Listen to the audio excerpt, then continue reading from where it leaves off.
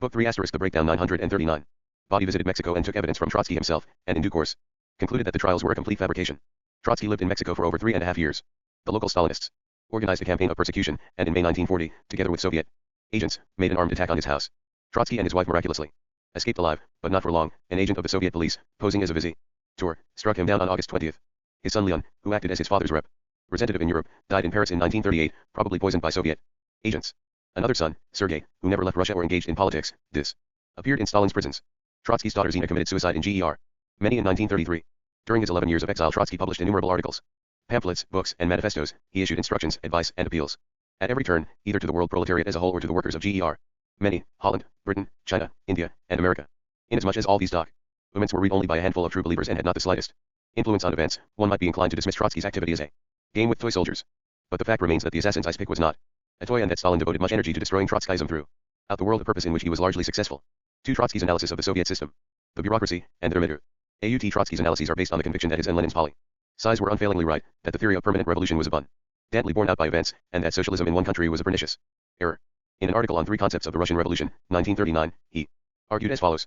The populists believed that Russia could bypass capitalism altogether. The Mensheviks thought the Russian Revolution could only be of a bourgeois character, so that there could be no question at that stage of a dictatorship of the proletariat. Lenin then put forward the slogan of a democratic dictatorship of the proletariat and peasantry in the hope that a revolution conducted under this banner would give the impulse for a socialist victory in the West, which would make possible a rapid transition to socialism in Russia.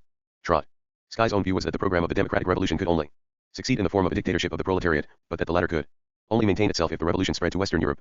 In 1917, Lenin took the same line, as a result of which the proletarian revolution was successful in Russia.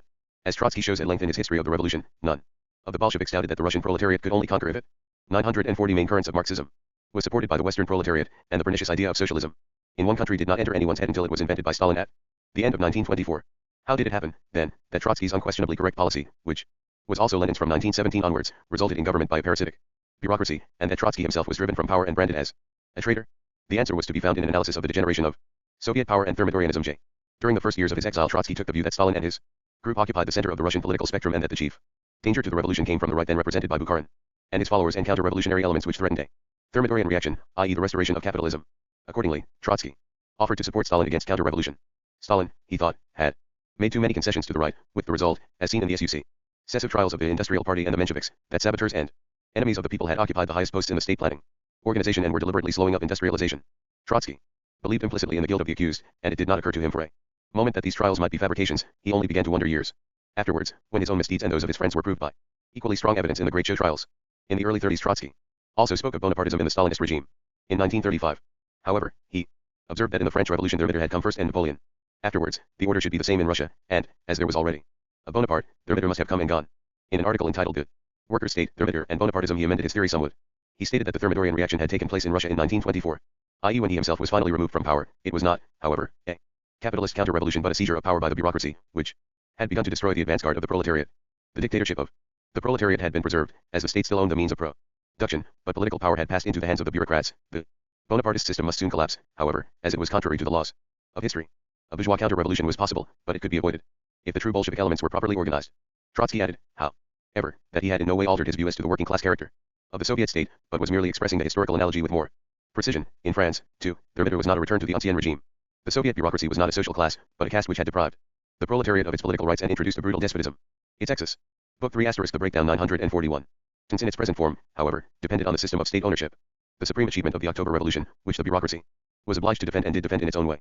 It was therefore the duty of the world proletariat to defend the Soviet Union unconditionally as the bastion of world revolution, while at the same time fighting against Stalinist degeneration. Trotsky did not explain in detail how these aims could be combined in practice.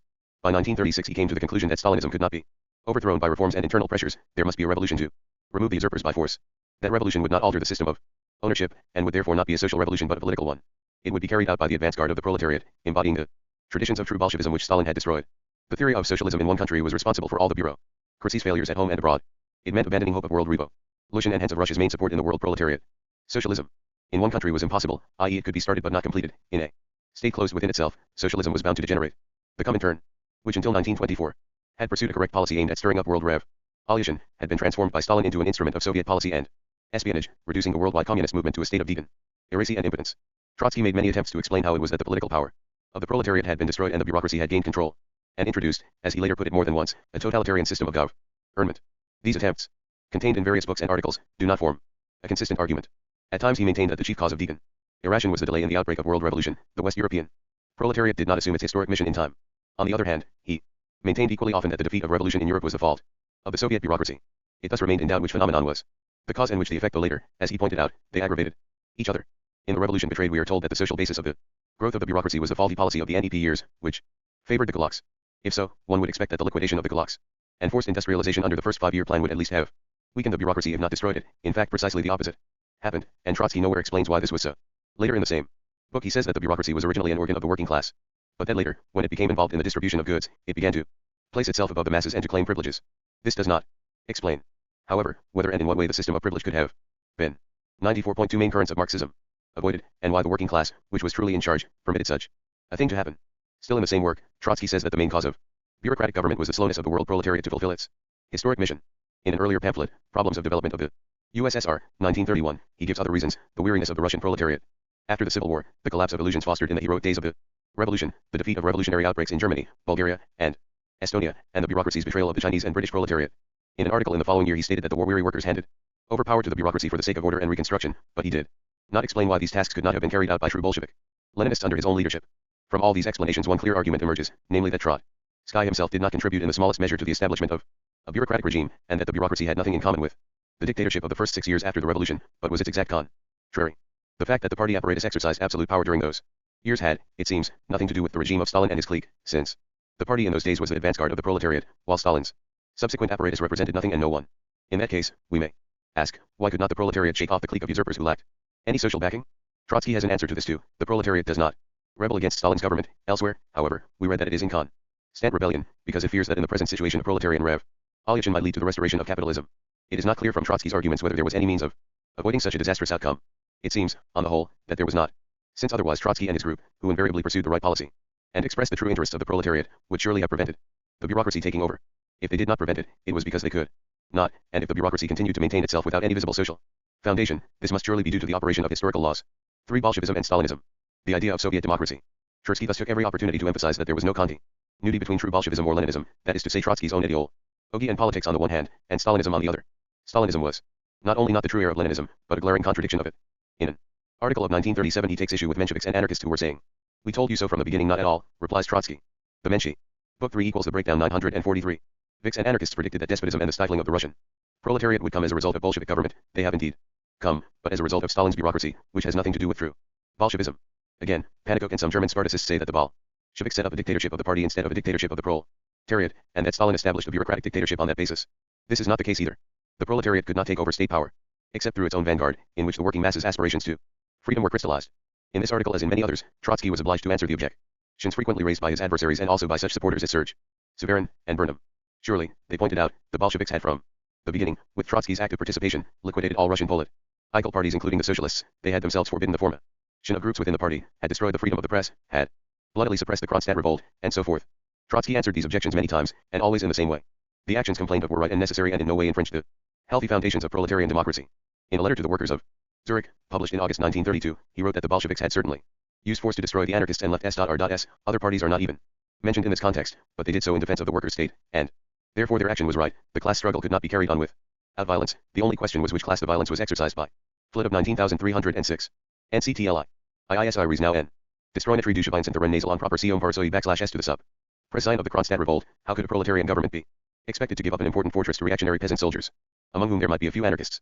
As to the forbidding of party groups, this was absolutely necessary, for when all non-Bolshevik parties were 94.4 main currents of Marxism liquidated, the antagonistic interests that were still present in society were bound to seek expression in different tendencies within the one party. It is clear from this that for Trotsky there was no question of democracy as a form of government, or of civil liberties as a cultural value. From this point of view he was faithful to Lenin and did not differ from Stalin.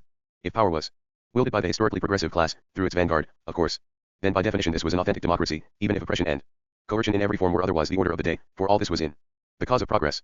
But from the moment that power was taken over by a bureaucracy that did not represent the interests of the proletariat, the same forms of government automatically became reactionary and therefore anti-democratic. In an article of 1931 entitled The Right-Left Bloc, Trotsky wrote, "What we mean by the restoration of party democracy is that the real revolutionary proletarian core of the party win the right to curb the bureaucracy and to really purge the party of the Thermidorians in principle, as well as their unprincipled and careerist cohorts who vote according to command from above, of the tendencies of tailendism as well as the numerous factions of toadyism, whose title should not be derived from the Greek or Latin, but from the real Russian word for toady in its contemporary, bureaucratized, and Stalinized form. This is the reason we need democracy. Writings of Leon Trotsky, 1930-1931, ed. G. Brightman and S. Lovell, 1973. p. 57. It is thus clear that by democracy Trotsky means government by Trotskyists, expressing the historical aspirations of the proletariat. In an article of December 1939, Trotsky again answers the question whether he himself was not responsible for the liquidation of all political parties except the Bolsheviks. Certainly, he replies, and it was quite right to do so. But, he goes on, one cannot identify the laws of civil war with the laws of peaceful periods, and then, it clearly having occurred to him that in that case the liquid parties should have been relegalized after the Civil War, he adds, for the laws of dictatorship or the proletariat with the laws of bourgeois democracy. Writings of Leon Trotsky, 1939-1940, ed. N. Allen and G. Brightman. 1973, p. 133. In a statement dating from the end of 1932 we read, every regime must be judged first and foremost according to its own rules. The regime of the proletarian dictatorship cannot and does not wish to hold back from infringing the principles and formal rules of democracy. It has to be judged from the standpoint of its capacity to ensure the transition to a new society. The democratic regime, on the other hand, must be judged from the standpoint of the extent to which it allows the class struggle to develop within the framework of democracy. Writings of Leon Trotsky, 1932-1933, 1972, ed. G. Brightman. N. S. Lovell. p. 33. Book 3 equals the breakdown 945. In short, it is right to be indignant and to attack democratic states when they infringe the principles of democracy and freedom, but one must not treat a communist dictatorship in this way, because it does not recognize democratic principles. Its superiority lies in the promise to create a new society in the future. In the revolution betrayed we are even told that Stalin's constitution, by proclaiming universal suffrage, made it clear that there was no longer a dictatorship of the proletariat. Trotsky also remarks that by introducing the secret ballot Stalin evidently wished to purge his regime of corruption to some extent. Incredible as it may seem, he evidently took Stalin's elections at face value. Thus, while Trotsky constantly attacked Stalin and his regime and demanded a return to Soviet democracy and party democracy, it is clear in the height of his general principles that democracy signifies the rule of those whose policy is right. It does not mean that the rightness of a policy is determined as the result of different groups contending for popular support. In the revolution betrayed he writes of the need to regain freedom for Soviet parties, starting with the Bolsheviks, i.e. Trotsky and his followers, but it not clear which other parties qualify as Soviet. Since only the genuine vanguard of the proletariat is to exercise power, that vanguard must also have the right to decide which parties are Soviet and which are counter-revolutionary. In Trotsky's eyes, the upshot seems to be that socialist freedom means freedom for Trotskyists and no one else. The same arguments apply to cultural freedom. Trotsky sometimes expressed indignation at the gagging of art and science by Stalin's regime. In the revolution betrayed he recalled that in 1924 he himself had formulated rules for the dictatorship of the proletariat in art and literature. The sole criterion was to be whether a work was for or against the revolution, and beyond that there should be perfect freedom. In July 1932 he wrote that there should be freedom in art and philosophy, eliminating pitilessly only that which is directed against the revolutionary tasks of the proletariat. Writings 1932-1933 p. 279. This, however, is the same principle that prevailed under Stalin. The party authority ties decide what is directed against the revolutionary tasks of the proletariat, and must therefore be pitilessly eliminated. Freedom thus defined has never been infringed in the Soviet state. Of course, under such a general formula the degree of repression and regimentation of culture may be greater or less according to various political circumstances, and in the 20s it was certainly less than in the 30s. Since, however, the principle is that the rulers decide in every case what manifestations of culture are in accordance with their political code, no degree of repression and enslavement can possibly offend against the dictatorship of the proletariat. The whole question reduces once again to the same pattern. If Trotsky had been in charge he would not, of course, have allowed 946 main currents of Marxism, freedoms that he thought dangerous to his authority. Stalin behaved in the same way, and in both cases it was a matter of self-interest. The whole difference comes down to this, that Trotsky believed himself to represent the historical interests of the proletariat, while Stalin believed that he, Stalin, did so. In their morals and ours Trotsky endeavored to refute the objection of those of his followers who claimed that his rule of morality was simply what is good for me is right, and that in his view the end justified the means. First, ADOC or the Punk Nemar Ornaments or Morals and Ours, 1942. p. 34. In other words, if a policy is conducive to technical progress, the power of man over nature, any means which furthers that policy is automatically justified. It is not clear, however, why Stalin's policy should in that case be condemned, since it certainly raised the country's technical level. Centis testa viciat.etni. Paumatamar over mat maets jlam autir the rated stridlin ci jable, whi chassis. Phi oists. Eee dante. Lider eep. Future things will be if an NEP historical aim is embodied in the proletarian party, which therefore decides what is moral and what is immoral. As to Severan's remark that, as Trotsky's party does not exist, he must regard himself alone as the embodiment of morality, the prophet replies once again by pointing to Lenin's example. He too stood alone in 1914, and what happened after that? In a sense the critic's objection was invalid. Trotsky did not maintain that what served his party's interests was morally good, and what injured them was morally bad. He held simply that there were no such things as moral criteria, but only criteria of political efficacy, probable necessity morally. R. A only PEA. T was meaningless to ask, for instance, whether it was right in itself to murder the children of one's political oppo. Book 3 equals the breakdown 947. Hence, it had been right, as Trotsky says elsewhere, to kill the Tsar's children, because it was politically justified. Why then was it wrong for Stalin to murder Trotsky's children? Because Stalin did not represent the proletariat. All abstract principles of good and bad, all universal rules of democracy, freedom, and cultural values were without significance in themselves. They were to be accepted or rejected as political expediency might dictate.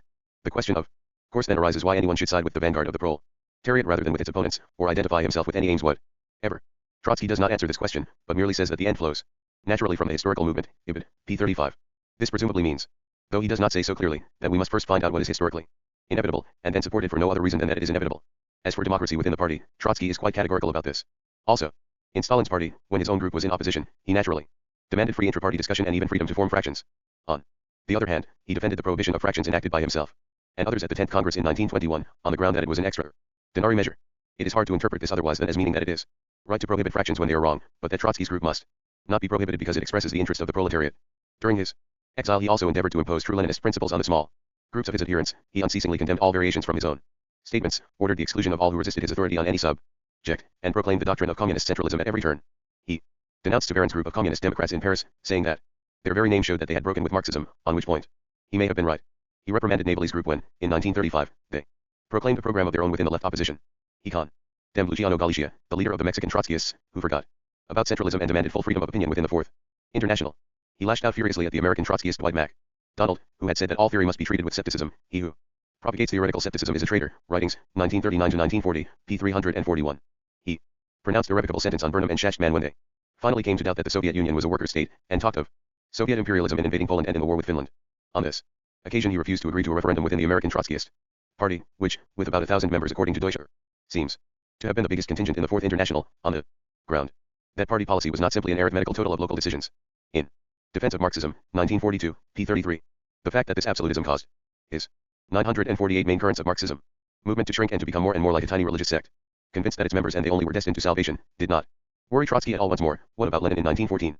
He also shared Lenin's dialectical view that the true or underlying majority did not consist of those who happened to be in larger number but of those who were right or stood for historical progress.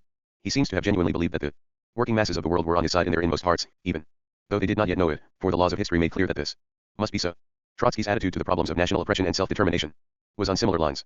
His writings contain a few references to Stalinist suppression of the national aspirations of the Ukrainians and other peoples. At the same time he emphasized that no concessions must be made to Ukrainian nationalists, and that true Bolsheviks in the Ukraine must not form a people's front with them. He went so far as to say that the Ukrainians, divided as they were among four states, constituted an international problem no less crucial than, in Marx's opinion, the Polish question had been in the 19th century.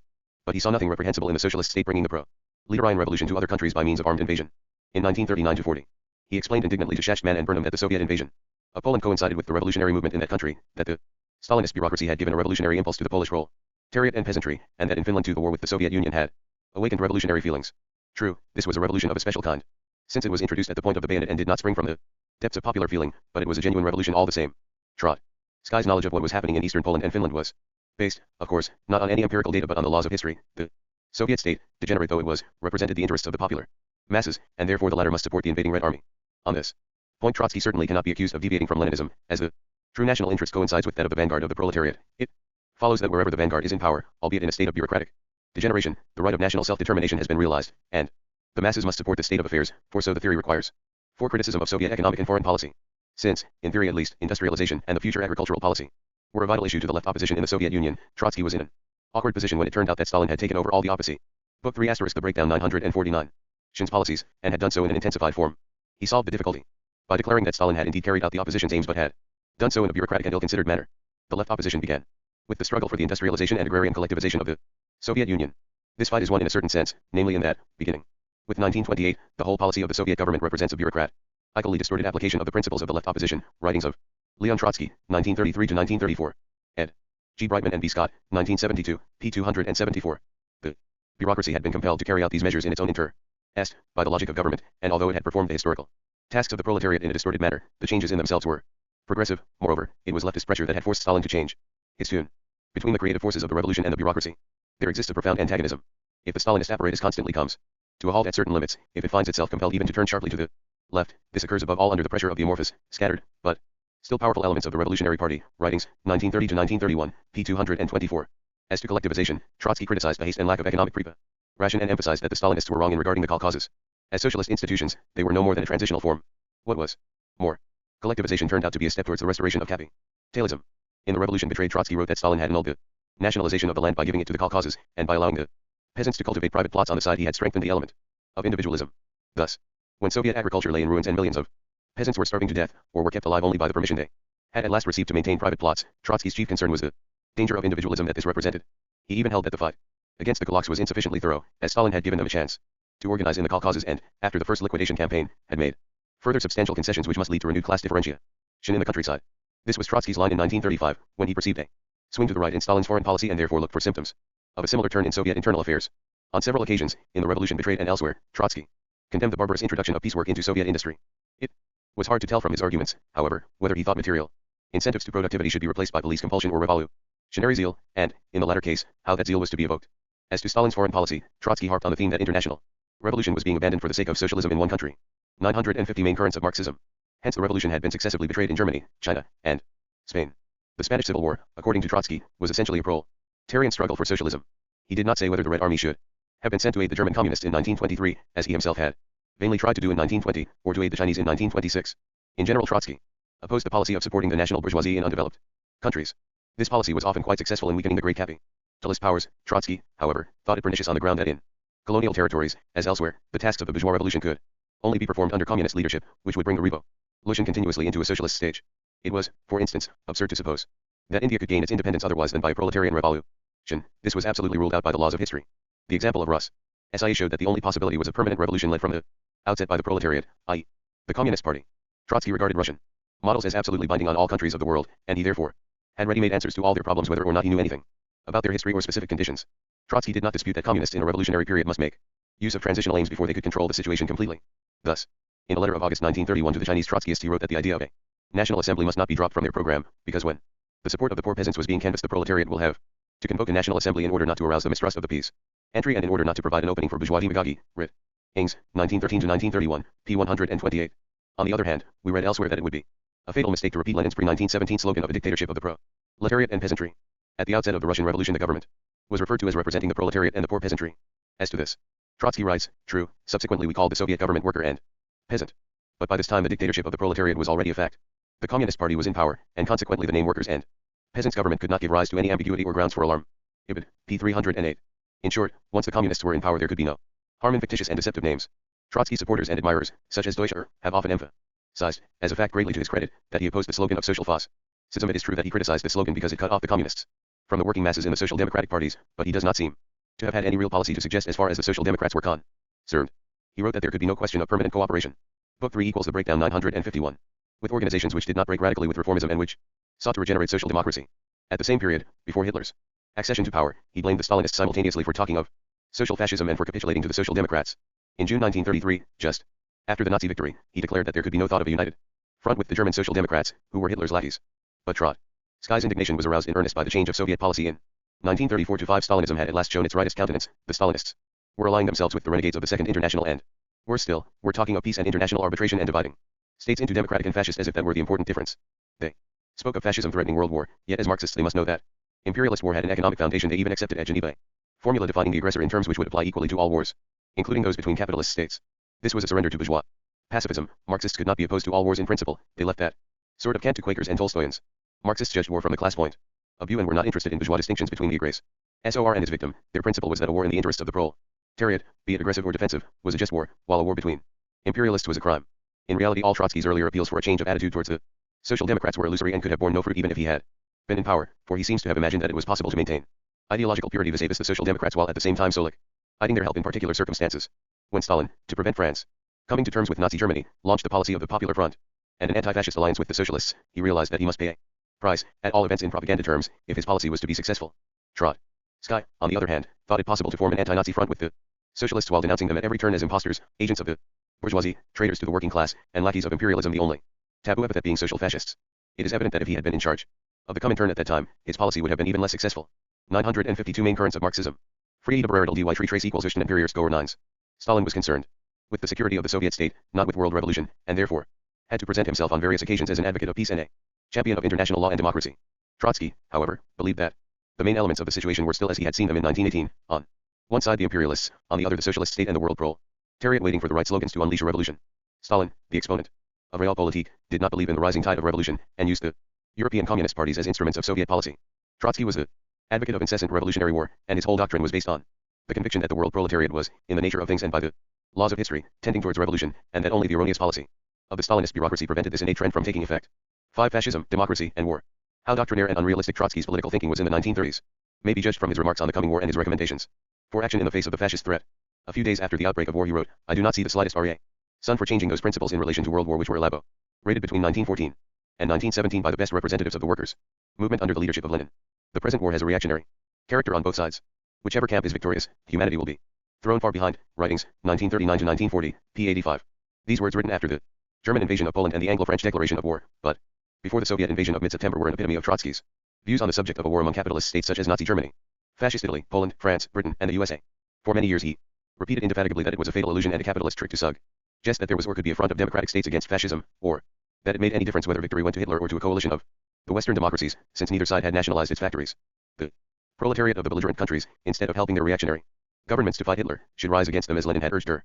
In the First World War, the area of national defense was in the degree reactionary and anti-Marxist. What was at issue was a PRC de Seveheder, not the defeat of one bourgeoisie by another.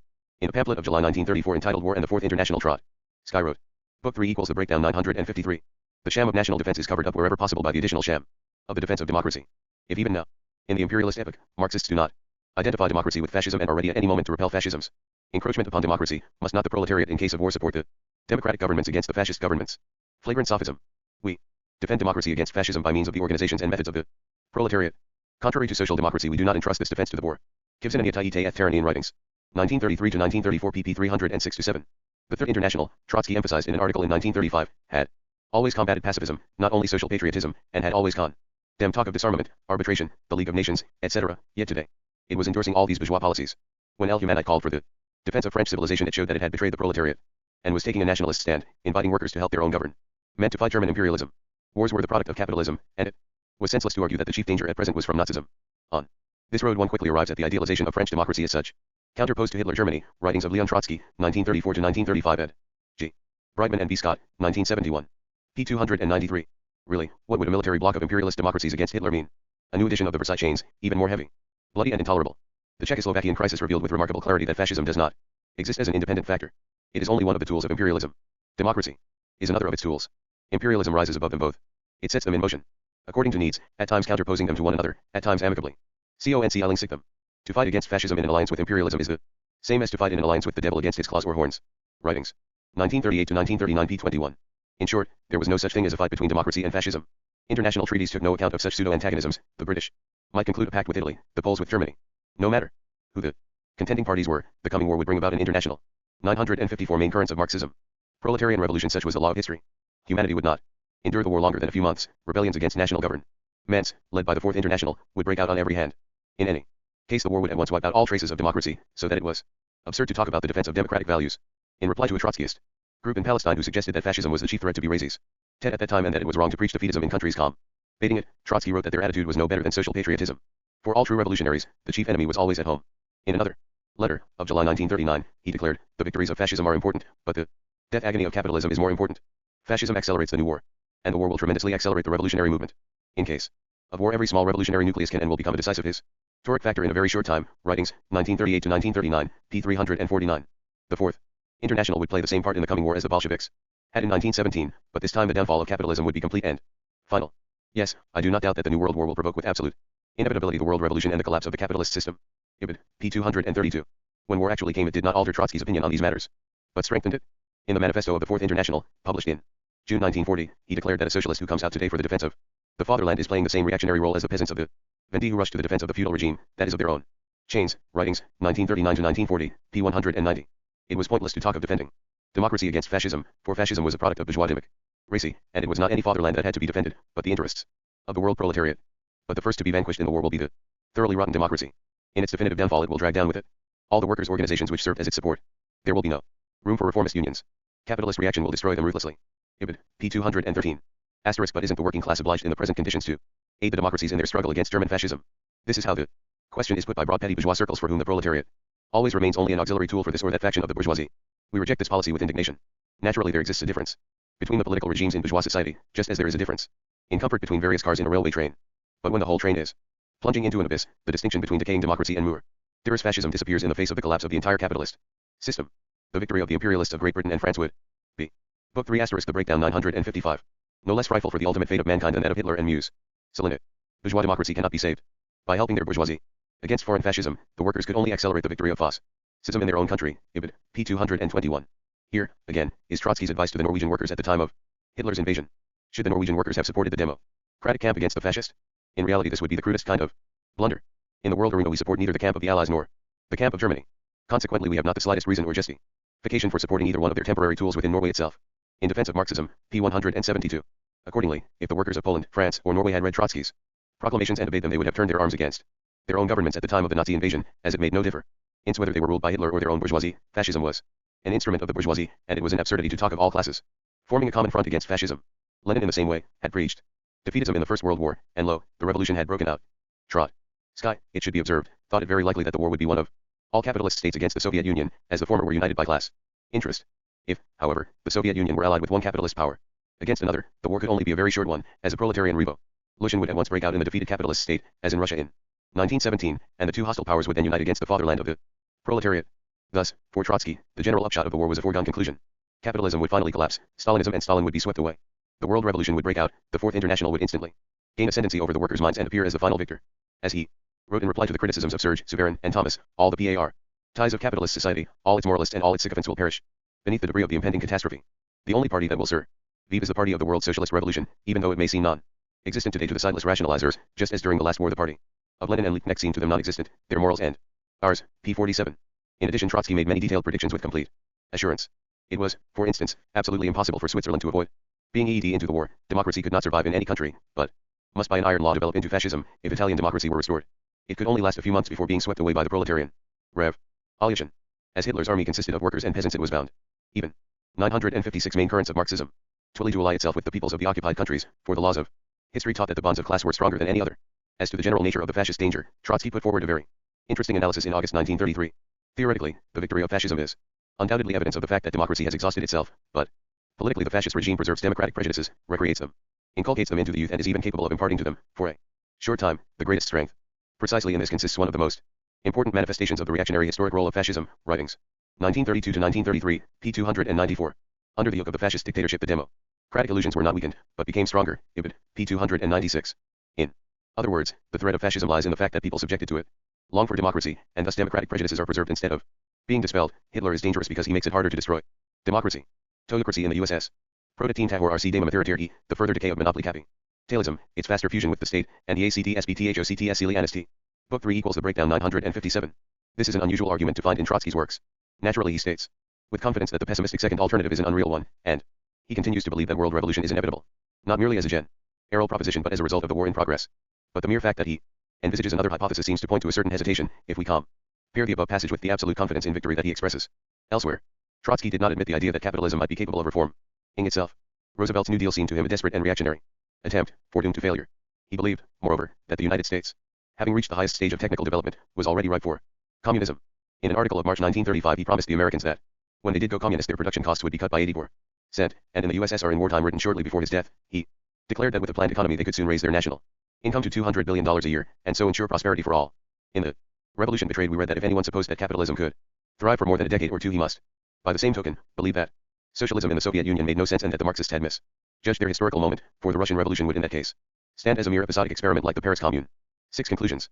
From the perspective of today, Trotsky's literary and political activity in the 1930s gives an impression of extreme wishful thinking. It is an unhappy mixture of unfulfilled prophecies, fantastic illusions, false diagnoses, and unfounded hopes.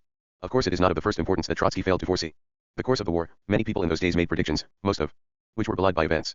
What is important and characteristic, however, is that he invariably presented his speculations as scientifically exact prognosis, based on a profound dialectic and understanding of great historical processes. In fact, his prophecies were partly founded on hopes that history would vindicate his judgment, and partly on doctrinaire deductions from supposed historical laws which he believed must come into play sooner rather than later. One wonders what would have happened if Stalin had foreseen the outcome of the war and had taken his revenge on Trotsky not by killing him but by letting him live to see the collapse of all his hopes and prophecies, not a single one. OT 958 Main currents of Marxism, which came true. The war was an anti-fascist war. No proletarian revolution took place in Europe or America, apart from the Soviet conquest of Eastern Europe. The Stalinist bureaucracy was not swept away, but became immeasurably stronger, as did Stalin himself. Democracy survived, and was restored in West Germany and Italy. Most of the colonial territories gained their independence without a proletarian revolution, and the Fourth International remained an impotent sect. If Trotsky had seen all this, would he have admitted that his pessimistic hypothesis had proved to be the right one and that Marxism was an illusion?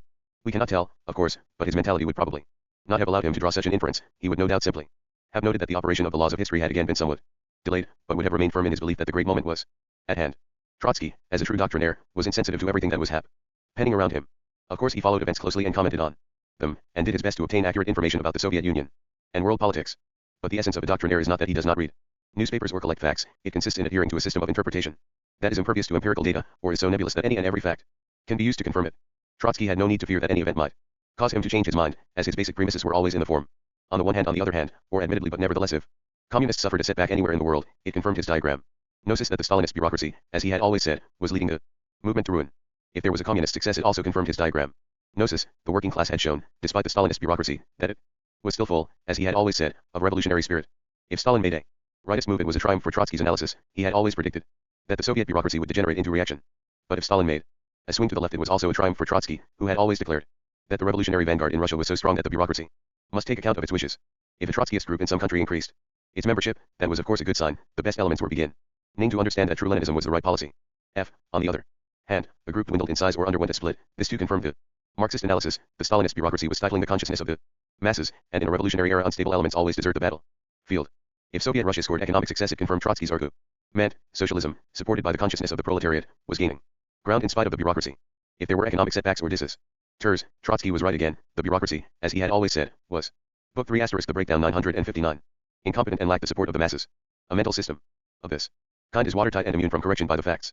Obviously, various forces and conflicting tendencies are at work in society, and different ones prevail at different times. If this commonplace truth is erected into a philosophy, there is no danger of its being empirically refuted. Trotsky, however, like many other Marxists, imagined that he was conducting scientific observations with the aid of an infallible dialectical method. OSEOTNSIELT. Conus worth and proper truth. Statum as time went on, more and more of Trotsky's adherents left him on account of this dogma. Some, noting the obvious analogies between Soviet communism and Nazism, had pessimistic forebodings as to the inevitability of totalitarian systems throughout the world. The German Trotskyist Hugo Urbans concluded that state capitalism would become universal in one form or another. Bruno Ruzzi, an Italian Trotskyist, who in 1939 published a book in French on world bureaucratization, held that the world was moving towards a new form of class society, in which individual ownership was replaced by collective ownership vested in a bureaucracy, as exemplified by the fascist states and the Soviet Union. Trotsky opposed such ideas furiously. It was nonsense to suggest that fascism, the organ of the bourgeoisie, could expropriate its own class in favor of a political bureaucracy. Similarly, Uadlan Bila Anti Iben Tet TPH Janani TPM and even Asenio. This, of course, no one denied. The dispute was psychological rather than one of the ori, to recognize that Russia had created a new form of class society. And exploitation would have meant admitting that Trotsky's life work had been in main currents of Marxism vein, and that he himself had helped to bring about the exact opposite of what he intended. This is a kind of inference that few are prepared to draw. For the same reason Trotsky maintained tooth and nail that when he was in power the Soviet Union and the Comintern had been above reproach in every way. It was a true dictatorship of the proletariat, a true proletarian democracy, with genuine support from the working masses. All repressions, cruelties, armed invasions, etc. were justified if they were in the interest of the working class, but this had nothing to do with Stalin's later measures. In exile, Trotsky maintained that there was no religious persecution in Russia. The Orthodox Church had simply been deprived of its monopoly power, which was right and proper. On this point he was obliged to defend the Stalinist regime, as it had not deviated in any way from Lenin's policy. Trotsky never suggested that the armed incursions carried out by the newborn Soviet state in Lenin's day might have been wrongful. On the contrary, he repeated many times that the revolution could not alter geography. In other words, the Tsarist frontiers ought to be preserved or restored, and the Soviet regime had every right to liberate Poland, Lithuania, Armenia, Georgia, and the other border states. He maintained that, if it had not been for bureaucratic degeneration, the Red Army in 1939 would have been welcomed as a liberator by the working masses of Finland, but he did not ask himself why in that case, when he was in power and there was no degeneration, the working masses of Finland, Poland, or Georgia had failed to greet their liberators with enthusiasm in accordance with the laws of history. Trotsky did not concern himself with philosophical questions. Towards the end of his life he did try to expound his views on dialectics and formal logic. But it was clear that all the logic he knew consisted of fragments recollected from high school and from youthful studies of Plekhanoi, all of whose absurd ideas he repeated. Burnham advised Trotsky to drop the subject, pointing out that he knew nothing of modern logic, nor did he attempt any theoretical analysis of the foundations of Marxism. It was sufficient for him that Marx had shown that the decisive feature of the modern world was the struggle between the bourgeoisie and the proletariat, and that this was bound to end in the victory of the proletariat, a worldwide socialist state, and a classless society. He did not concern himself to discover on what these prophecies were based, being convinced of their truth, however, and of the fact that he as a politician embodied the interests of the proletariat and the deep-seated trend of history. He maintained unswervingly his faith in the final outcome. At this point we should answer an objection. It may be said that the complete inefficacy of Trotsky's efforts and of his international do not invalidate his analysis, since a man may be right even if most or all of his fellows disagree with him, and force majeure is not an argument. Here, however, we may recall Oscar Wilde's remark, in The Soul of Man Under Socialism, that whether force, Book 3 = The Breakdown 961, is an argument depends on what one wants to prove, and we may add, in the same line of thought, that force is an argument if the point at issue is whether one is strong or not. The fact that a theory is rejected by everyone or almost everyone, as has happened more than once in the history of science, does not prove that it is wrong. But it is a different matter with theories that happen inbuilt self-interpretation to the effect that they are an expression of great historical tendencies, or of the will of providence, that they embody the true consciousness of the class which is destined soon to triumph, or that they constitute a revelation of truth, and that therefore, simply as theories, or as theoretical consciousness, they must inevitably prevail over all others. If a theory of this kind fails to secure recognition, its failure is an argument against it on its own premises. On the other hand, success in practice is not necessarily an argument in its favor. The early victories of Islam were not a proof that the Quran was true, but a proof that the faith inspired by it was a powerful full rallying point because it corresponded to essential social needs. In the same way, Stalin's successes did not prove that he was right as a theorist. For this reason, the failure of Trotskyism in practice, unlike the rejection of a scientific hypothesis, is also a theoretical failure, that is to say a proof that the theory as Trotsky conceived it was wrong. Trotsky, with his dogmatic cast of mind, did not contribute to the theoretical elucidation of any point of Marxist doctrine. But he was an outstanding personality, endowed with immense courage, willpower, and endurance. Covered with obloquy by Stalin and his henchmen in all countries, persecuted by the most powerful police and propaganda machine in the world, he never faltered or gave up the fight. His children were murdered, he was driven out of his country and hunted down like an animal, and was finally done to death. His amazing resistance to every trial was the result of his faith and by no means conflicted on the contrary with his unshakable dogmatism and inflexibility of mind. Unfortunately, the intensity of a faith and the willingness of its adherents to undergo persecution for it are no proof that it is intellectually or morally right. Deutscher says in his monograph that Trotsky's life was the tragedy of the precursor, but there is no good reason to maintain this, and it is not clear what he is supposed to have been the precursor of. He contributed, of course, to unmasking the forgeries of Stalinist historiography, and to refuting the he's of Soviet propaganda concerning conditions in the new society. But all his predictions as to the future of that society and of the world turned out to be wrong. Trotsky was not unique in criticizing Soviet despotism, nor was he the first to do so. On the contrary, he criticized it much more mildly than the democratic socialists, and he did not object to it qua despotism but only to its ultimate aims, which he diagnosed on ideological principles. The opposition that has 962 main currents of Marxism found expression in communist countries since Stalin's death has no connection with Trotsky's writings or thoughts, either factually or in the minds of the critics themselves. His ideas play no part at all in the dissident movement in those countries, even among the dwindling band of those who attack the Soviet system from a communist viewpoint. Trotsky did not offer any alternative form of communism or any doctrine different from Stalin's. The main thrust of his attack against socialism in one country was merely an attempt to continue a certain tactical line which had become unfeasible for reasons that had nothing to do with Stalin. Trotsky was not a forerunner but an offshoot of the revolution, thrown off at a tangent to the course which it followed in 1917 to 21, but which it subsequently had to abandon for both internal and external reasons. It would be more exact to call his life the tragedy of an epigone, rather than that of a forerunner, but this is not an adequate description either. The Russian Revolution changed course in certain respects, but not in all. Trotsky advocated ceaseless revolutionary aggression and endeavored to convince himself and others that if he had been running the Soviet state and the Comintern, the whole world would have been set ablaze without delay. His reason for so believing was that Marxist historiography taught him that such were the laws of his story. However, the Soviet state was obliged by events to alter course on this point, and Trotsky did not cease to upbraid its leaders on that account. As far as the internal regime was concerned, however, Stalinism was the natural and obvious continuation of the system of government established by Lenin and Trotsky. Trotsky refused to recognize this fact and persuaded himself that Stalin's despotism bore no relation to Lenin's, that coercion, police repression, and the devastation of cultural life were due to a bureaucratic coup d'etat and that he himself bore no vestige of responsibility for them. This desperate self-delusion is psychologically explicable. What we have here is not merely the tragedy of an epigone, but that of a revolutionary despot entangled in a snare of his own making. There was never any such thing as a Trotskyist theory only. A deposed leader who tried desperately to recover his role, who could not realize that his efforts were vain, and who would not accept responsibility for a state of affairs which he regarded as a strange degeneration, but which was in fact the direct consequence of the principles that he, together with Lenin and the whole Bolshevik party, had established as the foundations of socialism. 6. Antonio Gramsci. Communist revisionism. EAE is probably the most original political writer among the post-Lenin generation of communists. His EAE to Leninism was and still is a subject of controversy. Ferdium Kumrenik such represent. Although Gramsci's writings do not amount to a coherent theory but rather to a vague and embryonic sketch, some aspects of them are clear and original enough to justify the view that they constitute an independent attempt to formulate a communist ideology, and not merely an adaptation of the Leninist schema. An indirect confirmation of this is Tre equals Triquin May equals with Wick seekers. 9. Anisticoticum Ronicism to Metoti histodotans mationy, and also the acute difficulties and resistance that occur when attempts are made to introduce his ideas to communist parties outside Italy, especially ruling parties. G. A. SEEQD. P. Into the articles he published up to 1926. 963. Go for main currents of Marxism. Before his imprisonment, their significance is only apparent in the light of his prison writings.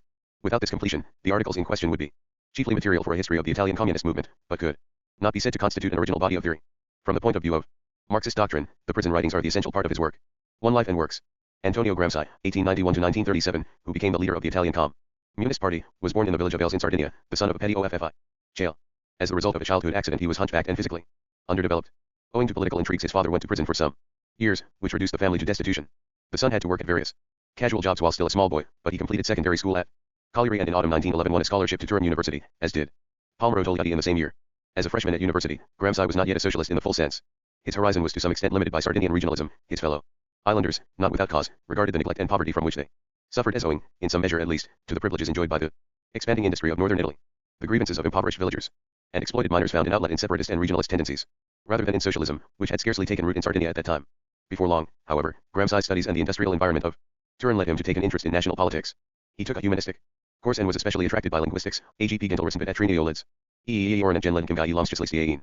Illicoipso Cassier and so trademark CCH Avitz and no doubt joined the social his party around the end of 1913, as did his Turin friends Angelo Tosca, Umberto Terracini, and Palmiro Togliatti, who were in due course to play a key part in the formation of the Communist Party.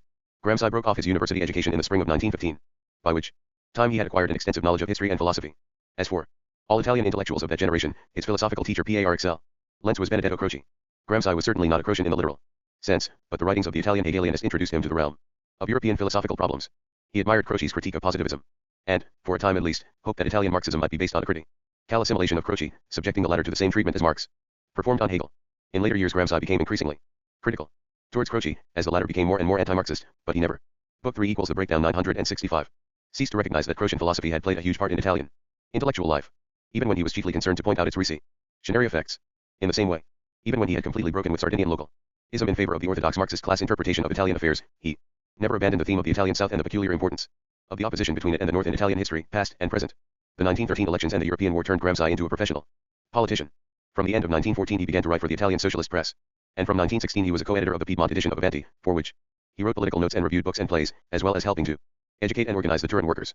Although it is hard to ascribe to him a definite philosophical attitude at this time, it is clear from various occasional remarks that he did not share the faith, then popular among socialists, in the beneficent operation of historical laws that would assure humanity of a social his future. He did not believe in the natural inevitability of progress, but was inclined to place more reliance on human willpower and the force of ideas than was permitted by the orthodoxy of his day. No doubt he was already to some extent influenced by the activism of Searle, with whose views he never identified himself but to whom his interpretation of Marxism owed a great deal. By 1917, when revolutionary riots broke out in Turin, Gramsci was already one of the city's socialist leaders. Lot adjacent Somtel in El Leslie PCTS P52 like Lam. Jet in DL era, P. Audidia and Idealism. In May 1919 there appeared the first number of El Orde Nuovo, a weekly, edited by Gramsci, Togliatti, Tosca, and Terracini, which was to play an important part in the ideological training of the future Italian Communist Party. On October of that year the Socialist Party held a congress at Bologna at which it decided by a large majority to join the Third International.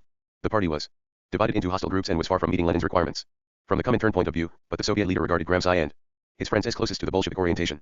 An extreme left faction led by Amadeo Bordiga held that the party should eschew all parliamentary active ity, which only dulled the revolutionary will of the working class. Communists must have nothing to do with bourgeois institutions and must prepare for an 966 main currents of Marxism.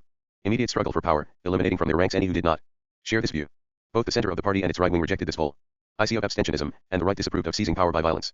In these controversies the Orde Nuovo group was chiefly distinguished by its advocacy of workers' councils. This became the dominant idea of the movement, and Gramsci its most eloquent exponent. Diagram il ss taliatea Maslishig would bring about the spiritual transformation of the working class. Gamenoia proletarial com this point of view, though not in its avowed anti-parliamentarian, it agreed with Lenin. Ches righted intellectum militat, i.e., the reformists wanted representative democracy with a socialist majority, while the left called for a dictatorship of. Book 3 equals the breakdown 967.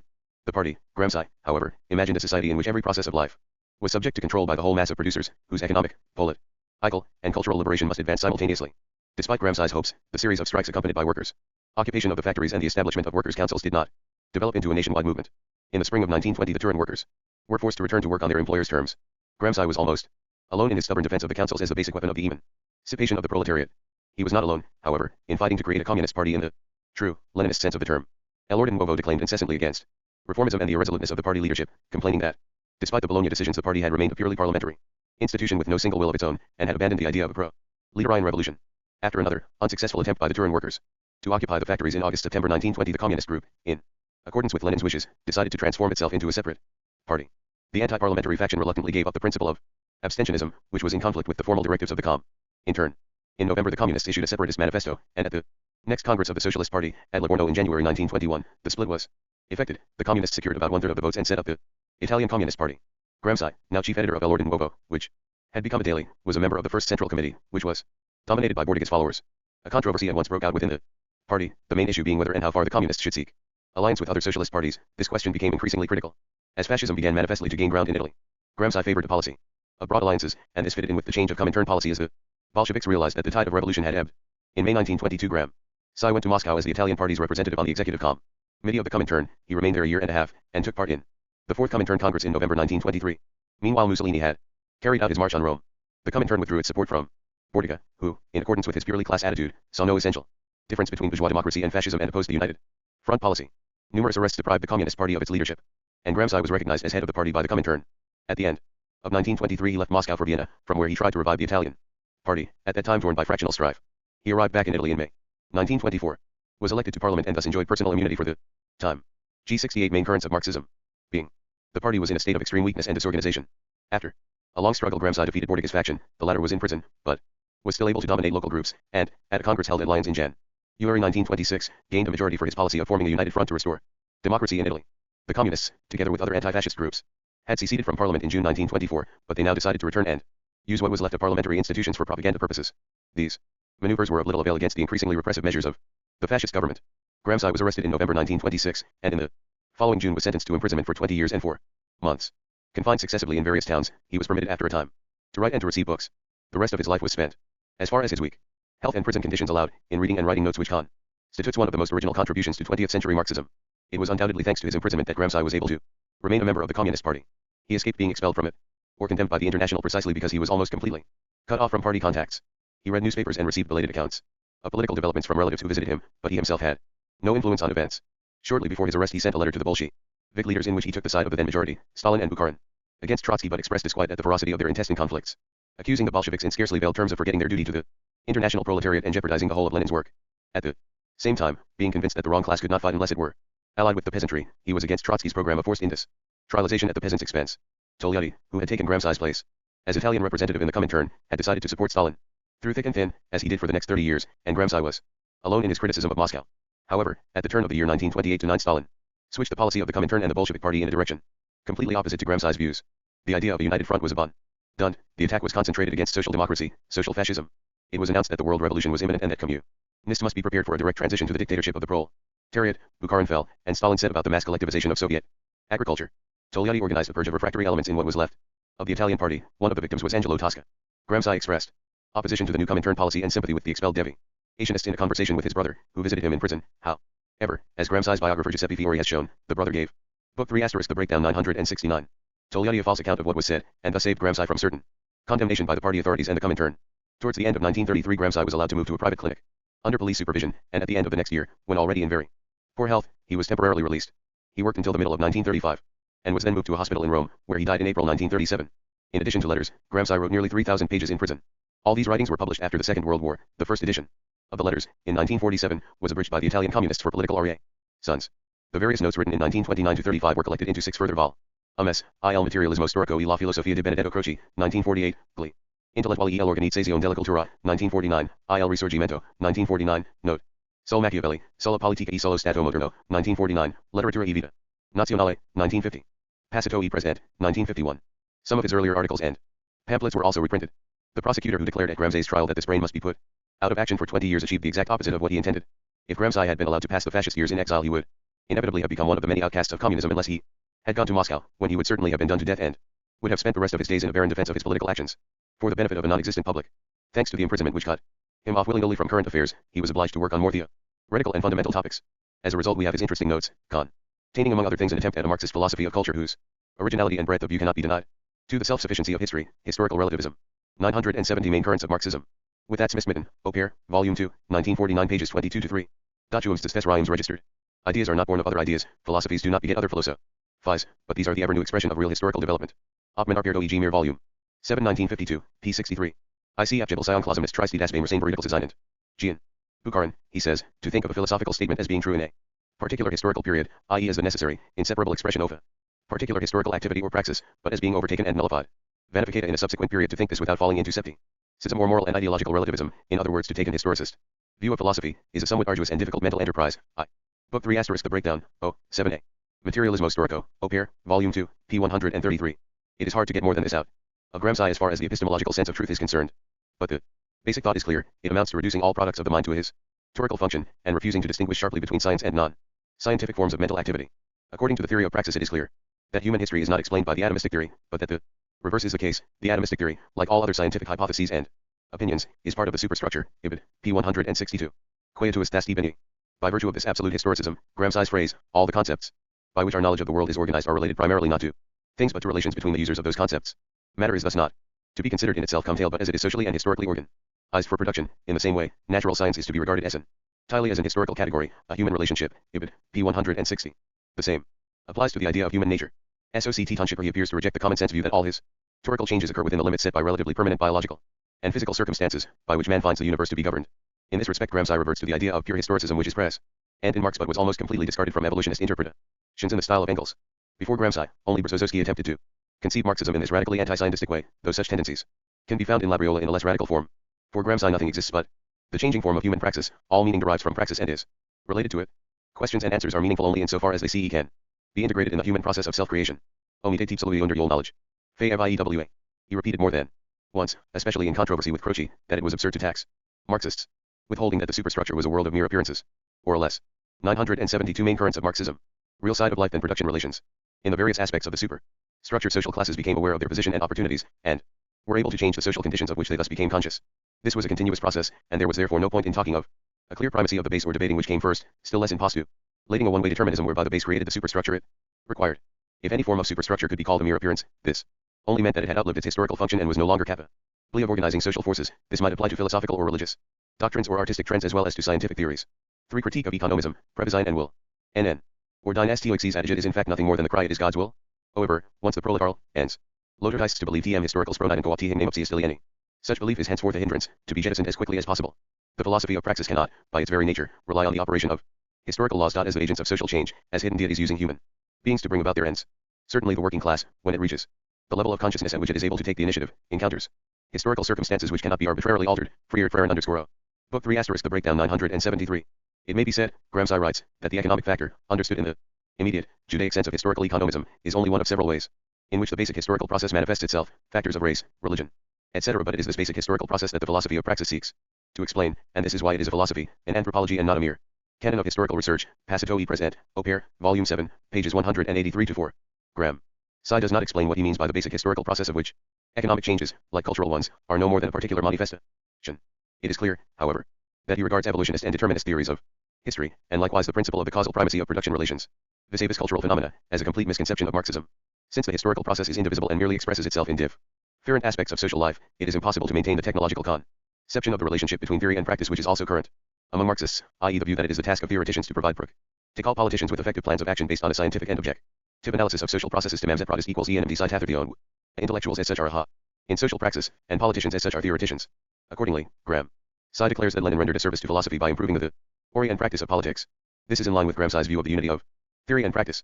But at the same time it appears to deny Lenin the title of a philosopher in the strict sense. Gramsci in fact makes no mention of Lenin's philosophical views. The act of foreseeing coincides with the act of realizing what is foreseen. In reality we can predict scientifically only the struggle but not its concrete phases, which are bound to be the result of conflicting forces in constant movement. These can never be reducible to fixed quantities, because quantity in them is always transforming itself into quality. In fact we foresee to the extent that we are active, bringing a conscious effort to bear and thus contributing materially to the result foreseen. Prebesein is thus not an act of scientific cognition but the abstract expression of an effort, the practical way in which a collective will is created. How, indeed, could Prebesein be an act of cognition? We can only know. 974 Main currents of Marxism. What is or has been, not what will be, for this does not exist, and is therefore, by definition, unknowable. Thus Prebesein can only be a practical act, il mate. Realismo storico, p. 135. Thus, in Gramsci's view, we do not know social processes by observing them from outside. There is in fact no such observation. Cognition is an aspect or expression of social development, on the same footing as economic changes. Gramsci expressly denies that economic development can be reduced to the improvement of productive forces. In his notes on Machiavelli, Opere, Volume 5, he joins issue with Achille as the spokesman of this pseudo-Marxist economism, in the same way he rejects the traditional distinction between is and ought, as it was found in Kant and the Neo-Kantians, but also among Marxists of positivist tendency. Ought is the form in which men express their desires, hopes, and wishes. It is therefore a part of social real ity, as good as any other. It is as real as that which is, it is in fact inchoate action. Just as all cognition is a form of practical action. Indeed, from the point of view of a philosophy in which praxis is the most general category, the distinction between is and ought does not arise, any more than it does in pragmatism. It does not follow, however, and this is an important point in Gramsci's argument, that people's thoughts are simply a perfect, unblemished reflection of their social position and practical activity. If this were so, one could not speak of false consciousness, ideological mystification, or the gradual development of class awareness, for consciousness would always be absolutely transparent, but we know that matters are otherwise. Gramsci frequently points out that there is a contradiction between what people profess and what they implicitly acknowledge, as revealed in their behavior, and this contradiction is the rule rather than the exception, that people have etc. two coelecting attitudes. I think the two bonitensis odds split sur in one showed at h as far as the unity of theory and practice is concerned, real consciousness is expressed in deliberate social behavior, whereas any utterances to the contrary are merely verbal and superficial. Gramsci does not discuss particular instances, but we can see what he is driving at. An outstanding example is the situation in which the dependent classes verbally acknowledge the principles inculcated by church and education and tending to uphold class domination, in particular the principle of the sanctity of property, but at the same time behave in practice as if they did not take these principles seriously. For instance, when facto rise are occupied by the workers. Gramsci did not develop or particularize these observations, however, and their exact purpose is not clear. That people say one thing and do another is a fairly commonplace truth, even in the form which accepts that they are not act. Book 3 * The Breakdown 975. Out of hypocrisy or bad faith, but are really incapable of understanding their own motives, the reasons for their acts, and the extent to which they conflict with acknowledged principles. This kind of inconsistency is in no way a prerogative of the oppressed, but is at least equally characteristic of the privileged classes, as 17th-century moralists pointed out. Nor does it follow from the divergence that the principles governing actual behavior are more real than those that are professed but not practiced. Indeed, it is not clear what this statement would mean. The most we can infer from the fact that the inconsistency tendency is so prevalent is that moral rules are chiefly a means of compelling PLE to behave in ways contrary to their natural inclinations, a state of things which applies to all fields of moral behavior and not only those related to the class struggle.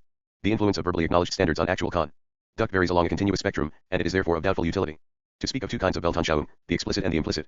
Least of all, however, should we assume that in case of divergence it is the implicit view expressed in action that deserves approval, and not the other. The sanctity of property is violated in practice not only by the oppressed but just as much by the privileged, not only in acts pertaining to the class struggle, but in individual cases of theft and extortion. No doubt Gramsci's real point was imply that social classes often pursue their interests in ways contrary to the accepted norms of the culture to which they belong, but to establish this undoubted fact there is no need to invoke a theory of two Weltanschauungen. As we have seen, in Gramsci's view Marxism was not a scientific account of social reality from which practical rules can be deduced for effective political action, but was an expression of the class consciousness of the proletariat and an aspect or component of its practical struggle. Accordingly, he argued, there was no point in dividing it into philosophical, sociological, and political aspects. Philosophy, he frequently stated, might either be synonymous with history or the social process, or it might be the theoretical awareness of that process and thus an inseparable part of it. Sociology as such was a foredoomed attempt to apply characteristic modes of scientific thought to social phenomena, in the hope that these would prove amenable to law and would be as predictable as the revolutions of the planets. But this idea was no more than a relic of mechanism. There was no Marxist sociology and there were no sociological laws. What people thought about social phenomena was itself a social phenomenon, an expression of their initiative or passivity towards the world. The philosophy of praxis, in particular, was an act of self-knowledge of the proletariat as it assumed the role of an initiator of great historical processes. It was thus not a mere description of reality, but a practical act. In this respect, though not in all others, Gramsci's critique of mechanism coincides with Leszek's. Gramsci endeavored by all possible means to minimize or obliterate the 976 main currents of Marxism. Distinction between thought and behavior. Since specifically human behavior was always more or less conscious, and since, on the other hand, the most refined forms of philosophical, theoretical, and scientific thought were nothing but ways in which human beings became socially aware of their own practice, and were consequently themselves part of that practice, it followed that everything in human behavior was in some way philosophical. Every one had a philosophy of his own, though he could not necessarily express it properly. An F1 view would lead to complete theoretical nihilism, which Gramsci in fact disavowed, thus showing himself to be inconsistent. His concern was to present theory as a mere aspect of behavior, with no special status. But it is impossible to argue from behavior to theoretical consciousness. The fact that a snail's behavior obeys biological laws does not mean that the snail is aware of them. Human behavior, indeed, is always more or less conscious, but because human beings are very often unaware of their true motives or the causes of their actions, they are not essentially different from snails in this regard. The notion of theoretically implicit consciousness turns out to be self-contradictory. For critique of materialism, avert here on this point of view Gramsci was consistent, and his aim was to restore the original Marxist intuition which had been obscured by the naive ties of Engels and Lenin. His anti-metaphysical standpoint is most clearly seen in an extended critique of Bukharin's theory of historical materialism, first published in 1921 and later translated into French, but he repeated the same ideas many times on other occasions. Up indeed, everything we have Toto with TS. Book 3 * the breakdown OTE. Practical activity. ERSE stanti, in SE. For SE Brewer historic relations Yoshimantatiyo model in it, Opere. Volume 2. P23. Elsewhere we read. Spat OEOSCE sa ways since men all satavi which may correspond exactly to historically subjective, i.e. objective would mean universal. Subjective. Man possesses objective knowledge insofar as knowledge is real for the whole human race historically unfied in a unitary cultural system. The concept of objectiveness in metaphysical materialism is apparently intended to mean an objectivity that exists outside us as well as within us, but when we say that a certain reality would exist even if man did not, we are either using metaphor or falling into a kind of mysticism. Where Gapchmo equals Rehitman being 1 Clation to Smamelson EDI since meet is registered. McGinnis at Eno Cray. Volume 2, pages 142-3. There is no need to demonstrate that these ideas are the precise contrary of the materialist metaphysics of Engels and Lenin. Gramsci, however, occasion. Ally appeals to Engels and specifically to his statement that the materiality of the universe is proved by the historical development of science and philosophy. Phy. According to Gramsci, the statement somehow incorporates the history of science into the very concept of materiality, that is to say, the development of knowledge did not so much prove the materiality of the universe as created. Ito el val. Iso el the unilacat. In Gramsci's eyes materialism, far from being the contrary of religion, is the direct outcome of religious superstition. It is like primitive common sense, the apparent obviousness of which only conceals a lack of critical thought. 976 main currents of Marxism. The broad public does not even believe that there can be such a problem as whether the outside world exists objectively. One has only to put the question thus to be greeted by an outburst of irrepressible, gargantuan laughter. The public believes that the outside world is objectively real, but the question arises, what is the origin of that belief, and what is the critical value of the term objectively / hiatai jamit diotines? One core transtilinion names Dhamma belief has become a cast iron tenet of common sense and lives on as sturdily as ever, even though religious feelings have become dulled or extinguished. And consequently, to appeal to common sense experience in order to laugh subjectivism out of court is a kind of reactionary device, an implicit return to religious sentiment, as we see Catholic writers and speakers resort to the same means to bring about the same effect of corrosive ridicule. Opere, Volume 2, p. 138. Gramsci's allusions are clear. He grew up at a time when Catholic philosophy was dominated by the battle with modernism and its idealist doctrines. When the easiest way to rout an adversary for the benefit of an uneducated audience was to claim that the idealist held that that table there did not exist, or was a mere appearance, whereas any child could see that they were wrong. Lenin's polemic against idealism was on the same level, and it is not surprising that analogies presented themselves. Gramsci was well aware of the crudeness of the forms in which Marxism was most commonly taught and preached. To some extent he regarded this as unavoidable or at any rate understandable. Marxism was, after all, a worldview. For the proletariat, who were a socially dependent group, and in its everyday forms it could not rise far above the level of popular superstition and everyday common sense. But in this shape it could not effectively challenge the ideolo peace of the educated classes, it could only score cheap, illusory victories against its most primitive adversaries. If Marxists wanted to make real headway in the intellectual field they must tackle opponents of substance and make a genuine attempt to understand the latter's views. Gramsci was one of the few Marxists who attempted to restore historical immanentism or anti-metaphysical collective subjectivism as the true philosophical content of Marxism, at a time when corroborative evidence was sparse. Marx's early writings, above all the 1844 Paris manuscripts, were published while Gramsci was in prison, and he cannot have read them. The theses on Feuerbach were the chief available material for the philosophical interpretation of Marxism. In this respect his ideas are completely incompatible with Lenin. His orthodoxy. Book 3 ** The Breakdown 979. 5 Intellectuals and the Class Struggle. Sent H. Tony Preufelrich. In the search for forms in which the new class, striving to dominate social life, might or should organize its own culture, Gramsci frequently addressed himself to the history of the Roman Church.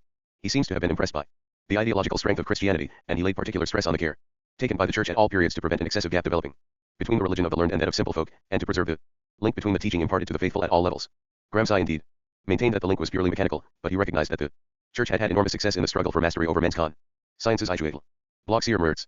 The victory of the working class was impossible without a cultural victory, and for this it needed to evolve an intellectual stratum which could express the actual experiences of the masses with conviction and in educated language.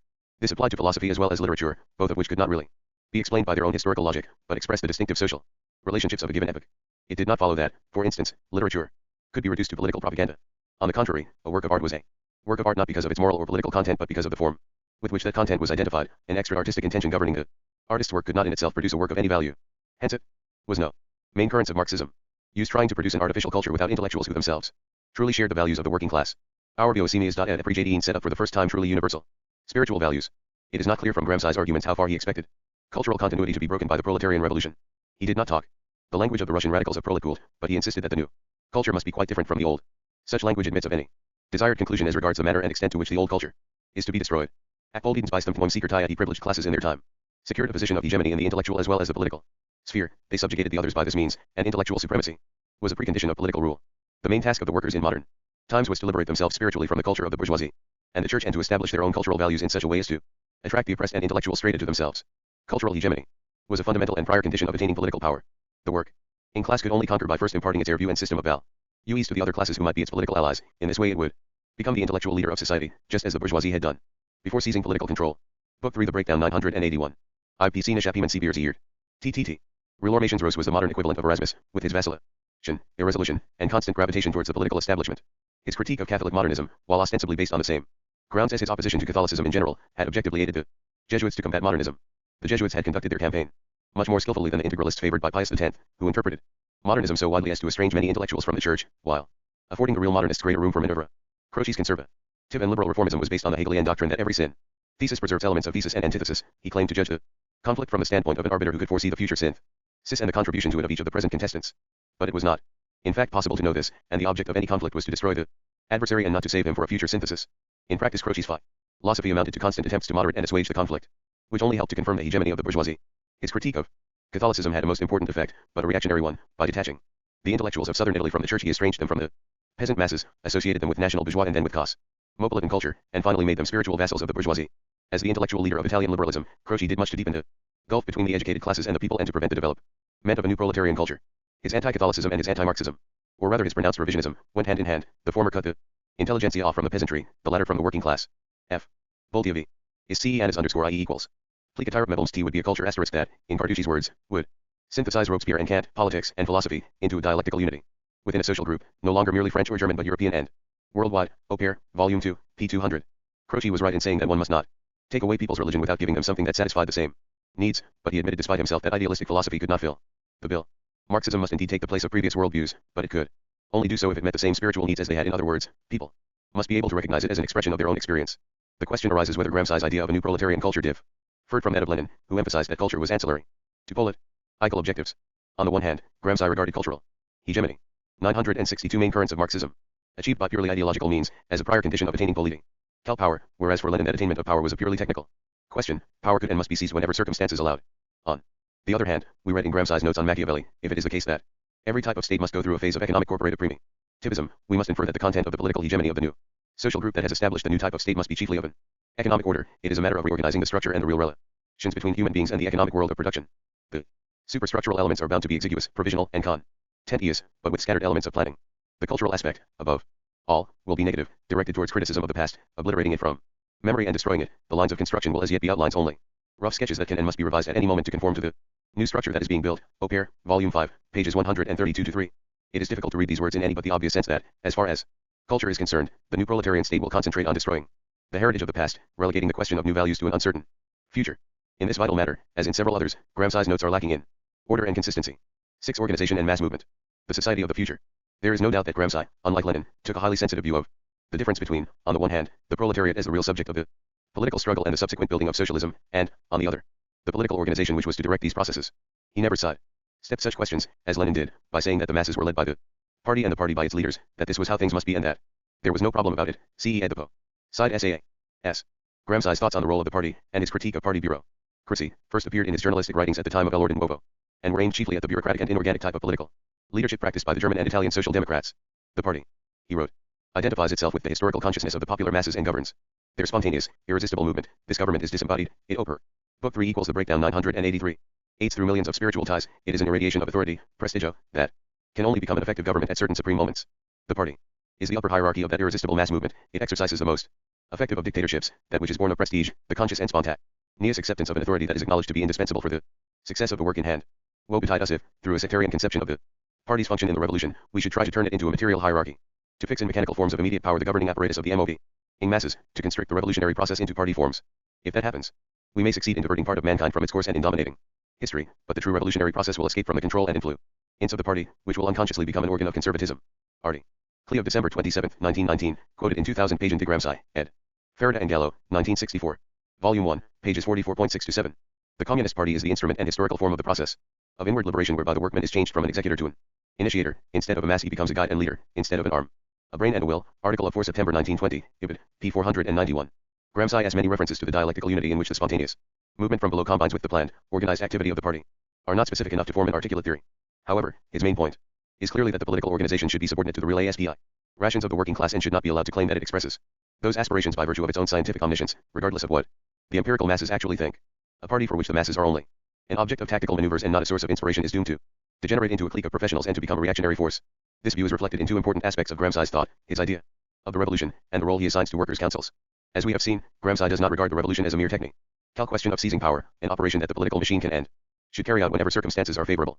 The proletarian revolution is not only a question of political opportunity but also of cultural and technical conditions, the spiritual emancipation of the working masses and the attainment of a level of social development such that a socialist transformation can be effective. Jine. 984 Main currents of Marxism. In this context, the Communist Party must be a party of the masses spontaneously seeking to throw off their bonds, and not a Jacobin-type party using the masses for its own ends. Gramsci's attitude in this matter was certainly that of a communist and not a reformist social democrat. When he spoke of economic maturity he did not mean, as did orthodox members of the Second International, that socialists must wait until the state of productive forces developed to a point at which the working class could attain power by parliamentary means. He was of course convinced, like all Marxists, that socialism grew out of the conflict between the level of technology and existing production relations which barred the way to further technical progress, so that socialist revolution could be effective only in a state of highly developed capitalism, but he did not try to define the situation more closely, and probably did not think it possible to do so in the abstract. He did not believe, however, in the attainment of power by parliamentary means. The political revolution must, he considered, be a movement of the masses, aware of their desire for liberation and intellectually mature enough to take charge of the whole machinery of production, not through a political apparatus but of their own accord. Lig. Iv Ormenrian Athesa Deo of workers ahe. His the acts abstinence on he could not, he argued, be replaced by the party or the trade unions, but were the true form of the organization of a communist to CPT producers and were the principal organ of liberation of the proletariat. IEEE. Series equals REEAE. Organ, 0. Thunderators Hierothan proletariat rising in a capitalist society, they were a model of the proletarian state of the future, and thus opened a new era of human history. The party was not to be their ready-made superstructure, nor was its function to supervise them. Its task was to aid the liberation of the proletariat and bring the day of revolution closer. In short, Gramsci believed literally in government by councils as distinct from government by the party. He thus shared the view which Lenin set out in State and Revolution but repudiated immediately after seizing power, and which oppositionists in the Bolshevik party vainly tried to reassert for some years afterwards. Like all communists, Gramsci was convinced that the parliamentary system of government was done for and could not provide a model for the state of the future. However, he emphasized in his notes on Machiavelli that this did not, Book 3 The Breakdown 985, mean he favored bureaucratic government. It remained a question whether a representative system could be devised which was neither parliamentary nor bureaucratic. In the notes on Machiavelli, as opposed to his articles in El or Di Nuovo, Gramsci does not appear to think that workers' councils provide the answer. They are not mentioned in his prison writings. While Gramsci's critique of bureaucratic centralism in 1919-20 was apparently chiefly directed against the parties of the Second International, his prison writings on the subject seem clearly to be aimed against communism in its Leninist form.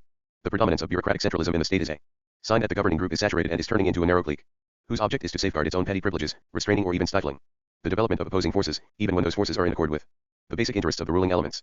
The pathological manifestations of bureaucratic centralism are due to a lack of initiative and responsibility at the base, that is to say the political backwardness of peripheral forces, even when these are homogeneous with the dominant territorial group. Opere, Volume 5, pp. 70-7.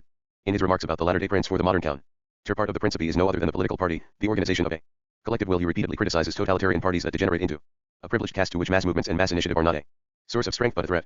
It is hard to know exactly how far Gramsci was aware of the course of events in Russia which led to absolute control by the party bureaucracy and the destruction of all democratic elements, whether political or industrial. But his criticism is so general and fundamental that it is hard to doubt that he had in mind not only fascism but Soviet communism. Noting that the ruling party also exercises police power, he observes, a party's police function may be either progressive or regressive. It is progressive when it aims at keeping dispossessed reactionary forces within the bounds of legal ity and raising the backward masses to the level of the new legality.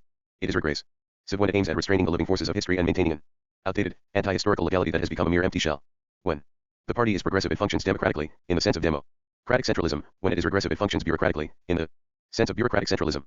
In the latter case the party is merely an executive, not a deliberating body. Accordingly it is technically a policing organ, and its title of a political party is no more than a mythological metaphor. Ibid.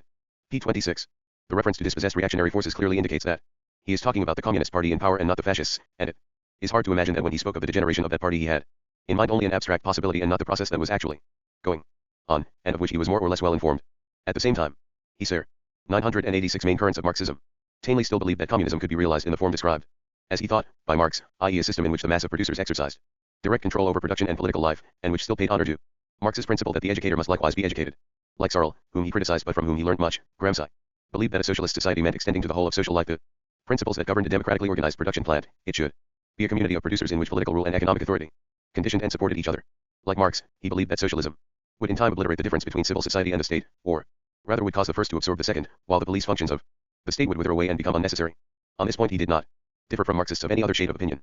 He speculated concerning the schools of the future, which on the one hand would not be based on the Jesuit, mechanical system of learning by rote, but on the other hand would not pretend that all learning was child's play. They would encourage pupils to show initiative and independence and would at the same time provide all-round education with emphasis on knowledge for its own sake, rather than prematurely forcing pupils into vocational specialization. 7. Summary. We compare Gramsci's communist doctrine with Lenin's. We find certain basic differences which are logically interconnected.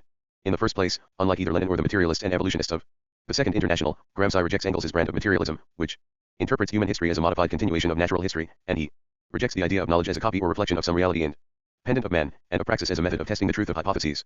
Gramsci's position is one of species subjectivism and historical relativism. All reality that can be meaningfully spoken of is a component of human history, including reality as observed by science. Consequently, human history is the impassable frontier of human knowledge. Not only are there no such things as universal natural laws of which history is a special case, but nature itself is part of human history, for it is known to us only in relation thereto. Thus human praxis determines the meaning of all components of knowledge, and, contrary to Leszek's view, there is no fundamental distinction between scientific and humanistic knowledge, for all knowledge is in fact humanistic. Secondly, it follows that all cognition is an expression of the actual historical consciousness of social groups, and no distinction can be drawn between social consciousness on the one hand and the scientific or objective null. Book 3 The Breakdown 987. Edge of Scholars on the other, although one can distinguish more and less primitive forms of consciousness. Consequently, and this is a crucial differ, Gramsci rejects the idea of scientific socialism, i.e. the doctrine accepted by both Kolakowski and Lenin, and in a modified form by Leszek, that socialist theory must be evolved by intellectuals outside the workers' movement, and then injected into that movement as its correct and authentic class consciousness. True, socialist theory does not come into being without the aid of intellectuals, who are a necessary element in socialism, but it is no better than a doctrinaire pastime unless it expresses the actual experience of the working class. Thirdly, it also follows that Gramsci takes a different view of the party. On pain of degenerating into a body of professional politicians fighting for jobs, it must not regard itself as the repository of a scientific worldview elaborated outside the empirical consciousness of the proletariat. It must not be a party of manipulators, using tactical and demagogical means to achieve a temporary advantage and finally grasping the opportunity to exercise dictatorial power.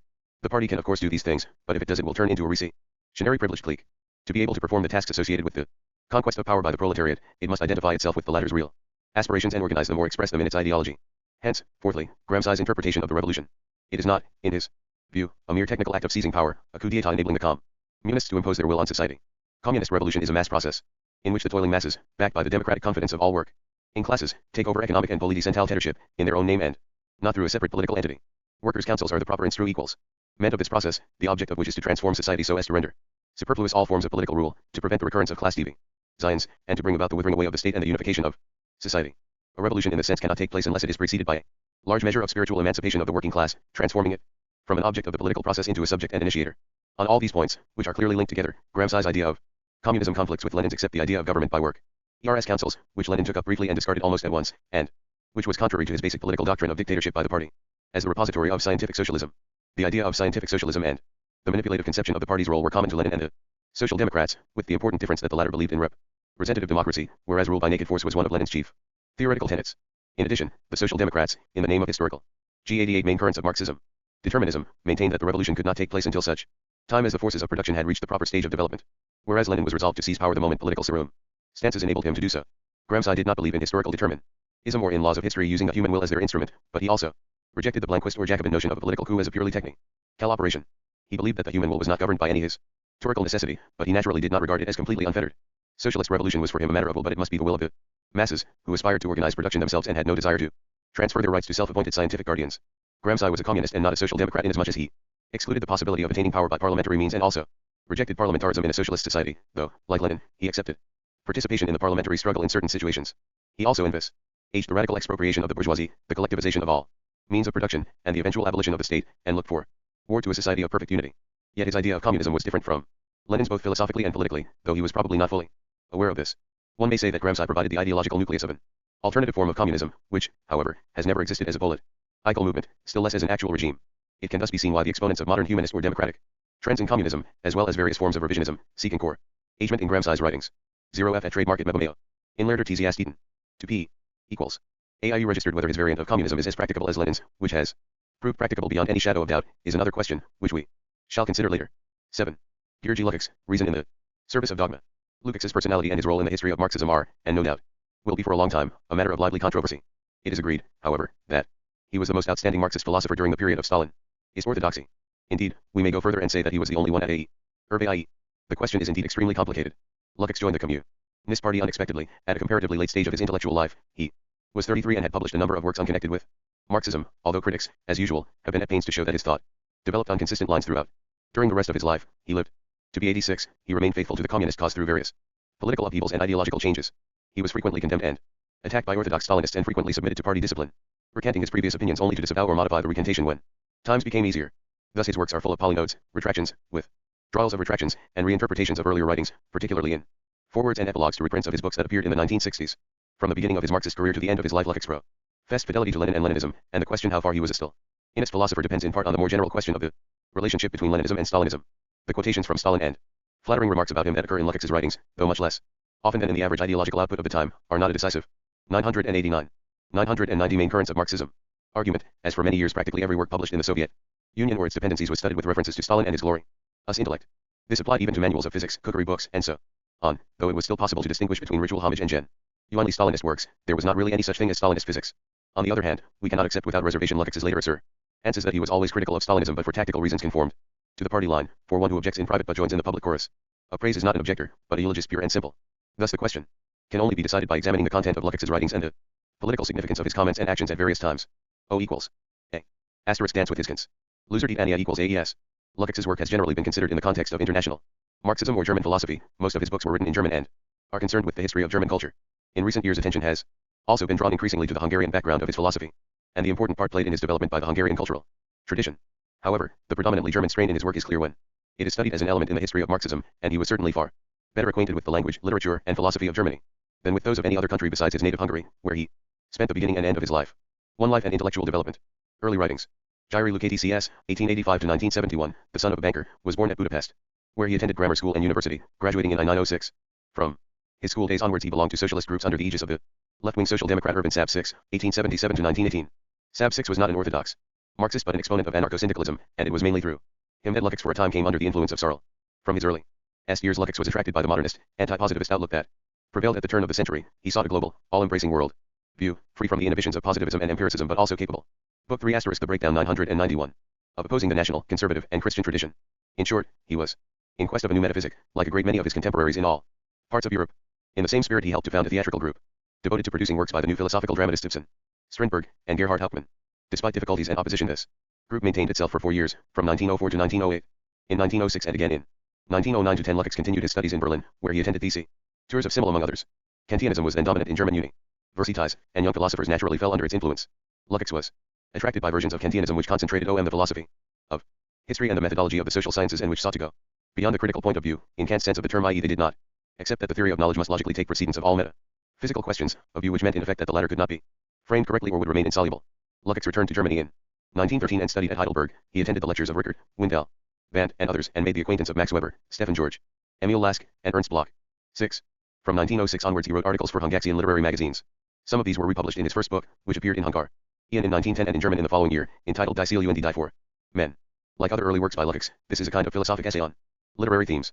Goldman discerns in it a tragic Kantianism with a phenomenological slant. Leszek's concept of form, he believes, corresponds to the significant structure of the phenomenologists, but the approach is one of static structuralism, i.e. the quest for meaning independent of any consideration of genesis or historical change. Leszek, in fact, argues that every literary work should be regarded as an attempt to give form to the author's soul or sense of life. The attempt is natural and inevitable, but the form itself connotes an acceptance of the imperfect, a limitation of the content that it aims to express. It is as though the very process of artistic creativity, the attempt to subdue the spirit to forms, reveals our basic inability to achieve a true synthesis of the internal and the external, subjectivity and expressi zero and et sapos esraldo. 992 Main Currents of Marxism. Depublished in 1916 in the Zeitschrift für Papier und von Kunstwissenschaft, and in book form in 1920, dit die Omi Pipererdos and Kakelfi Pisier. Asterisk. B. Amies as ACL Binjol. AAT equals Asmanisa equals Lismosi important Tachiv Minaset. Congdon in his study points out the profound effect that Leszek's reading of Dostoevsky and Kierkegaard had on his development during the 1914-18 war. A Behainin B. Shostini Ientmer Ditharanti Cox regards literary forms as the expression of changing historical totalities, each of which in turn seeks to achieve self-consciousness in artistic creation. In accordance with Hegel's philosophy of history, art is the realm of the objectivization of the spirit of the age, and its significance cannot be reduced to mere form. On the other hand, Book 3 asterisk the breakdown 993. The English between the sui tom dixidiatinica ormert equals tre equals so item. S. That make it unfissable. During the war, besides his unfinished essay on Dos Toevsky, Leszek wrote a study, also unfinished, of Kierkegaard as a critic of Hegel. As Congdon points out, Leszek's conversion to communism may itself have been the result of his seeing the situation in terms of Kierkegaard's either or, a state of conflict in which there is no possibility of synthesis between two sets of values, and in which the individual must therefore choose between them. After returning to Budapest in 1915, Leszek was among the leaders of an intellectual circle, and subsequently an independent study center, where young intellectuals seeking philosophical and moral answers to the problems of war torn Europe attempted to give expression to their feelings of despair and hope. Several of Leszek's comrades in this endeavor were to become eminent in different cultural spheres: Karl Mannheim, Zoltan Kodaly, Arnold Hauser, Bela Bartok, and Michael Polanyi. The general atmosphere was left-wing, but not such as to encourage Bolshevik sympathies. Consequently, Leszek's friends were surprised when he joined the Communist Party immediately after its foundation, at the end of 1918, especially as he had published an article a few days earlier asserting that the Bolsheviks had no rational ground for maintaining that the conflict-free society of the future could be brought about by dictatorship and terror. Apparently, however, he believed, as did many of those who became communists as a result of the war and the collapse of the Second International, that Bolshevism was the only practical alternative for those who refused to accept, actively or passively, the system which was responsible for the horrors of war and the threat to civilization itself. In any case, from then on Leszek accepted communism wholeheartedly as a moral, intellectual, and political solution. Despite various philosophical adventures, he completely identified himself with the communist movement for the rest of his life. He believed that Marxism was the final answer to the problem of history, that communism guaranteed the final reconciliation of all human forces and the free play on all human possibilities, that the conflict between the individual and society, between one person and another, between contingent existence and essence, morality and law, had in principle been resolved, and that it remained only to unite oneself in practice with the historical movement which promised that the synthesis would without fail be realized. For some time it looked as though the hope of a European communist revolution would come true at an early date. A few months after the overthrow of the dual monarchy, a Soviet republic was set up in Hungary under Bela Kun, who subsequently lost his life in a Russian jail, a victim of Stalin's terror. It lasted from the end of March to the end of July 1919. Leszek joined the government as deputy to the Commissar for Education, Zsigmond Kunfi, a social. 994 Main Currents of Marxism. Democrat and theoretician close to the Austrian Marxists. The brief communist dictatorship was followed by savage mass repression, but most of the leaders escaped abroad. Leszek, after a few weeks of clandestine activity in Budapest, reached Vienna, where he was arrested for a short time. He was saved from extradition, partly owing to a protest by a group of writers including Thomas and Heinrich Mann. Thereafter he led the life of a political émigré, carrying on theoretical and propaganda work and involved in the incessant quarrels of his Hungarian fellow exiles. These disputes had no practical effect on the situation in Hungary, but, as is usually the case, aroused bitter passions among the émigrés with their rival plans for revolution. Leszek belonged at this time to the so-called communist left. In 1920-1 he edited a journal Kommunismus, of similar tendency, which was once criticized by Lenin for its anti-parliamentary standpoint. Die GKGM to relate the war emo TCT pays published in book form in 1923 as Geschichte und die Klassen du Aussein, Idoliri alles. Surprise adultism /t all events. Among all his works it is this one which gave rise to most controversy and left the deepest traces on the Marxist movement, aiding besides the Iaporiosho el Lahijaton sources of Marxism. Okay. It was not surprising, for, at a period when communist ideology was hardening into dogmatic form, that Leszek's book was sharply attacked in the most official manner possible, namely at a session of the Third International, at the Fifth Comintern Congress in Moscow in July 1924. Zinoviev, then chairman of its executive committee, denounced Leszek's work as a harmful Zionist attack on Marxism. This view was endorsed by Bukharin. At the same time, Zinoviev attacked Antonio Graciete, who had recently published a book. Book 3 asterisk the breakdown 995. Criticizing Marx's theory of value, and also Karl Korsch. His condemnation of Leszek was expressed in general terms, without any specific charges, and it may be doubted whether he had in fact read the offending work. Soon, however, more reasoned attacks were delivered by philosophers such as A.M. de Boron, and Lupol, and L. Rudas. Leszek is not known to have performed any self-criticism at the time, but he did so in 1933. He also repeated in several later Works that he regarded history and class consciousness as erroneous and reactionary, at least on the 2 points mentioned above. The book disappeared without trace from communist annals and was only rediscovered after Stalin's death. It had its effect, however, on non-communist German Marxists, and today it is regarded as one of the most important theoretical documents in the history of Marxism. Other theoretical works by Leszek in the early post-war years include an article, Tactics and Ethics, published in Hungarian in 1919, and essays on Leszek, 1925, and Moses Hess, 1926, in Archiv der Geschichte Sozialismus und der Arbeiterbewegung. The former was occasioned by an edition of Lassalle's letters, the latter by the republication of Hess's writings and the appearance of A Life of Him by Theodor Zlotysty. In 1924, Leszek published a short book on Lenin, written immediately after the latter's death, Lenin. Study über den Zusammenhang seiner Gedanken. All these works were concerned with the same broad theme as history and class consciousness, the Marxist conception of history as an integral whole, and the resolution of the traditional dilemmas of freedom and necessity, what is and what ought to be.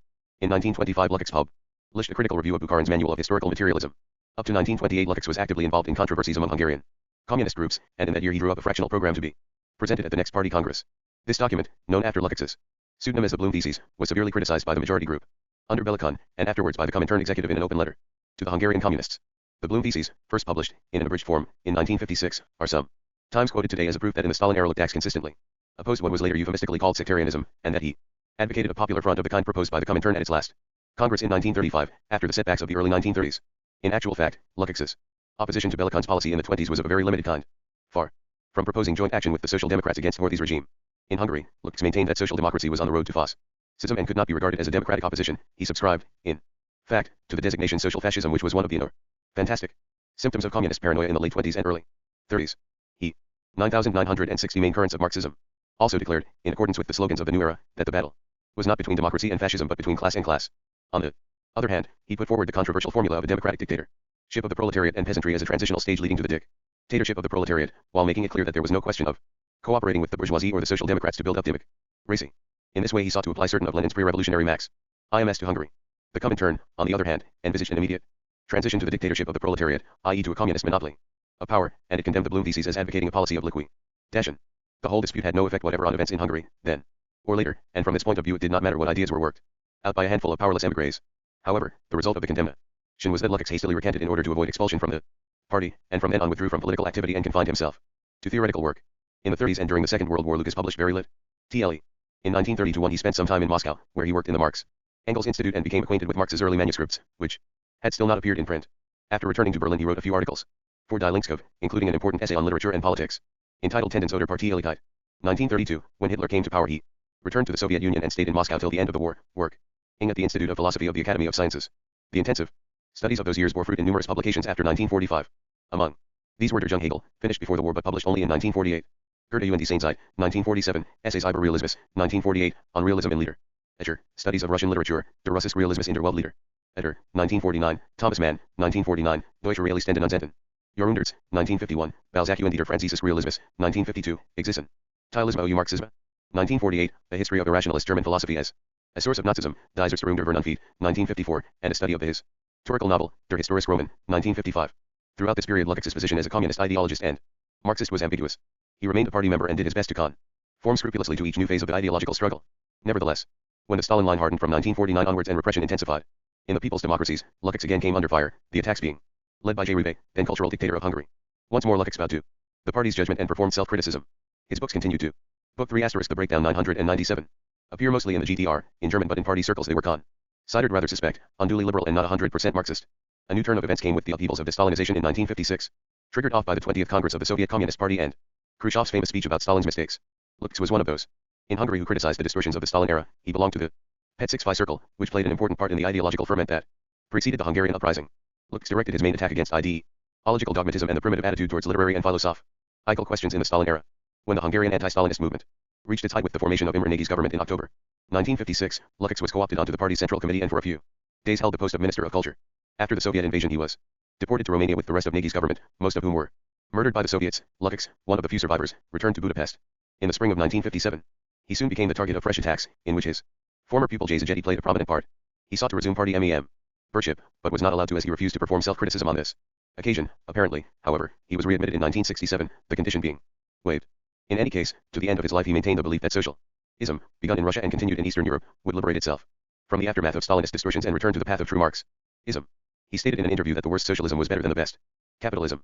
In the political field he wholeheartedly endorsed the Soviet policy of coexistence and opposed Chinese dogmatism. His scholarly activity after The uprising was mainly devoted to problems of Marxist aesthetics. In 1957 he published an essay über die Besonderheit als Kategorie der Ästhetik, and in 1963 a two-volume work Die Eigenart Ästhetisken. As the cultural press sure eased in Hungary in the 60s, he enjoyed more reasonable conditions of work and publication facilities. A volume celebrating his 80th birthday appeared in West Germany in 1965. In addition to his aesthetic studies, he embarked on a basic handbook of Marxist doctrine. This work, nearly completed, appeared posthumously under the title Zur Ontologie der Gesellschaftlichen Sens, as part of a 14-volume edition of his works published by the firm of Luchter Hand. Leszek died at Budapest in 1971. In the previous decade, interest in his ideas increased rapidly, as is shown by the number of books, articles, and discussions concerning them, and also by numerous translations and new editions of his works themselves.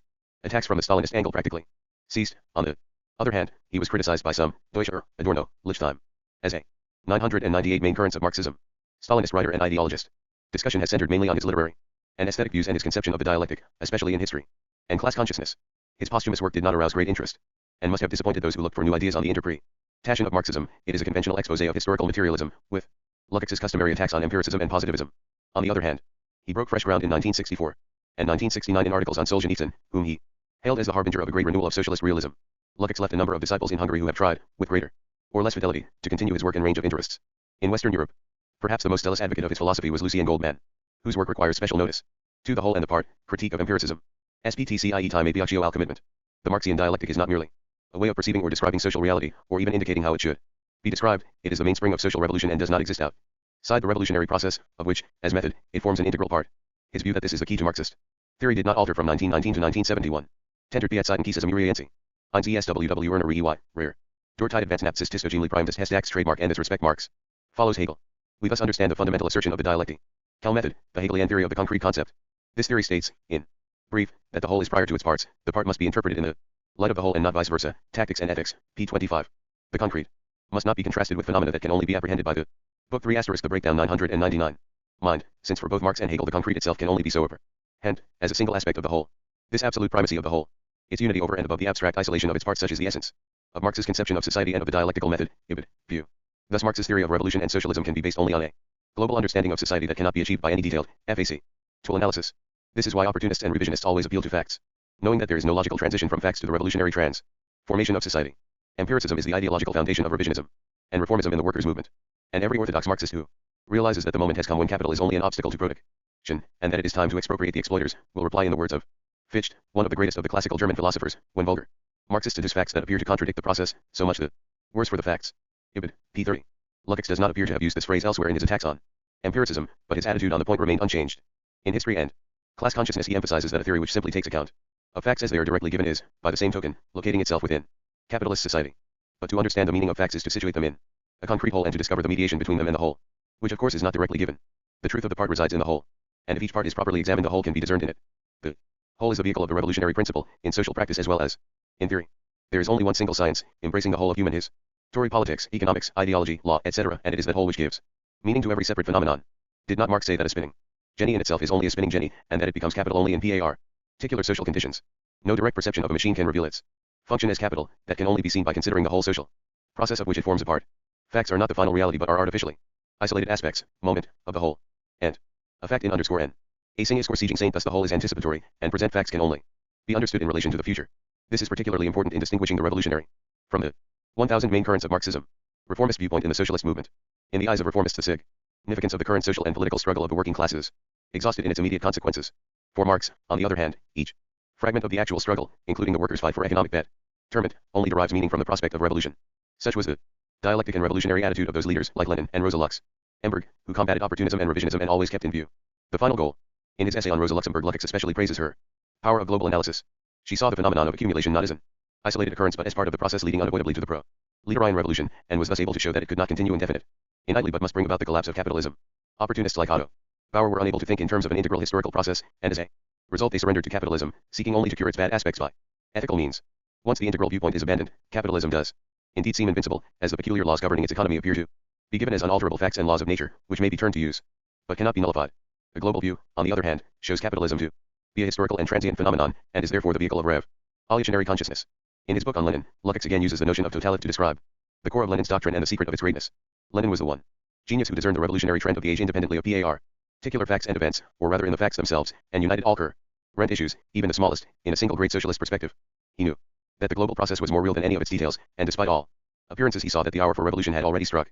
From the economic point of view, he added nothing to the theory of imperialism, but he surpassed Hilferding by his brilliant success in integrating economic theory with current political developments.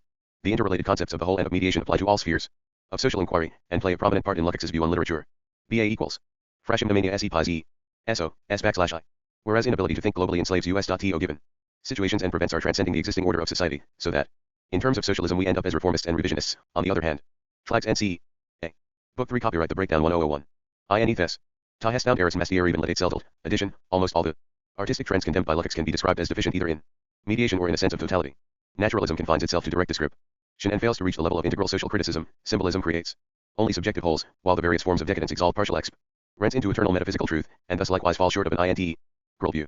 In socialism, the lack of a sense of mediation results in sectarianism, i.e. inability to grasp the particular functions of subordinate interrelations. For instance, the claim that the tasks of art in socialist society should be determined solely by its propaganda value overlooks the mediating eel of specifically AES. A special case, within Marxism, of failure to understand the nature of total ITY and mediation is afforded by all reductionist interpretations which take for granted the one-way determination of certain factors in history by other such factors. As the whole is always prior to its parts, so the determination of parts by the whole is more fundamental than that of some parts by others. In his last work, Lukács contends that the maxim social being determines consciousness has nothing to do with what is called economism. This maxim does not link the world of forms and the content of consciousness with the economic structure in a directly productive relationship, but links it with the whole of social being. The determination of consciousness by social being is thus of a purely general kind. Only vulgar Marxism, from the Second International to the age of Stalin and after, claimed to establish a direct, unqualified causal link between the economy, or even particular aspects of it, on the one hand and ideology on the other. Zur Ontologie der Gesellschaften sens, die Ontologischen Grundprinzipien von Marx B30, Sties 1 cent Bleibe Bems in Society. ARRRTT Objetit EC. 3. The subject and object of history. Theory and practice. What is and what ought to be. Critique of Neo-Kantianism and evolutionism. Nevertheless, and this is the next fundamental quality of dialectical thinking, emphasized by Lukács in his magnum opus Theme Eats RNP Ram.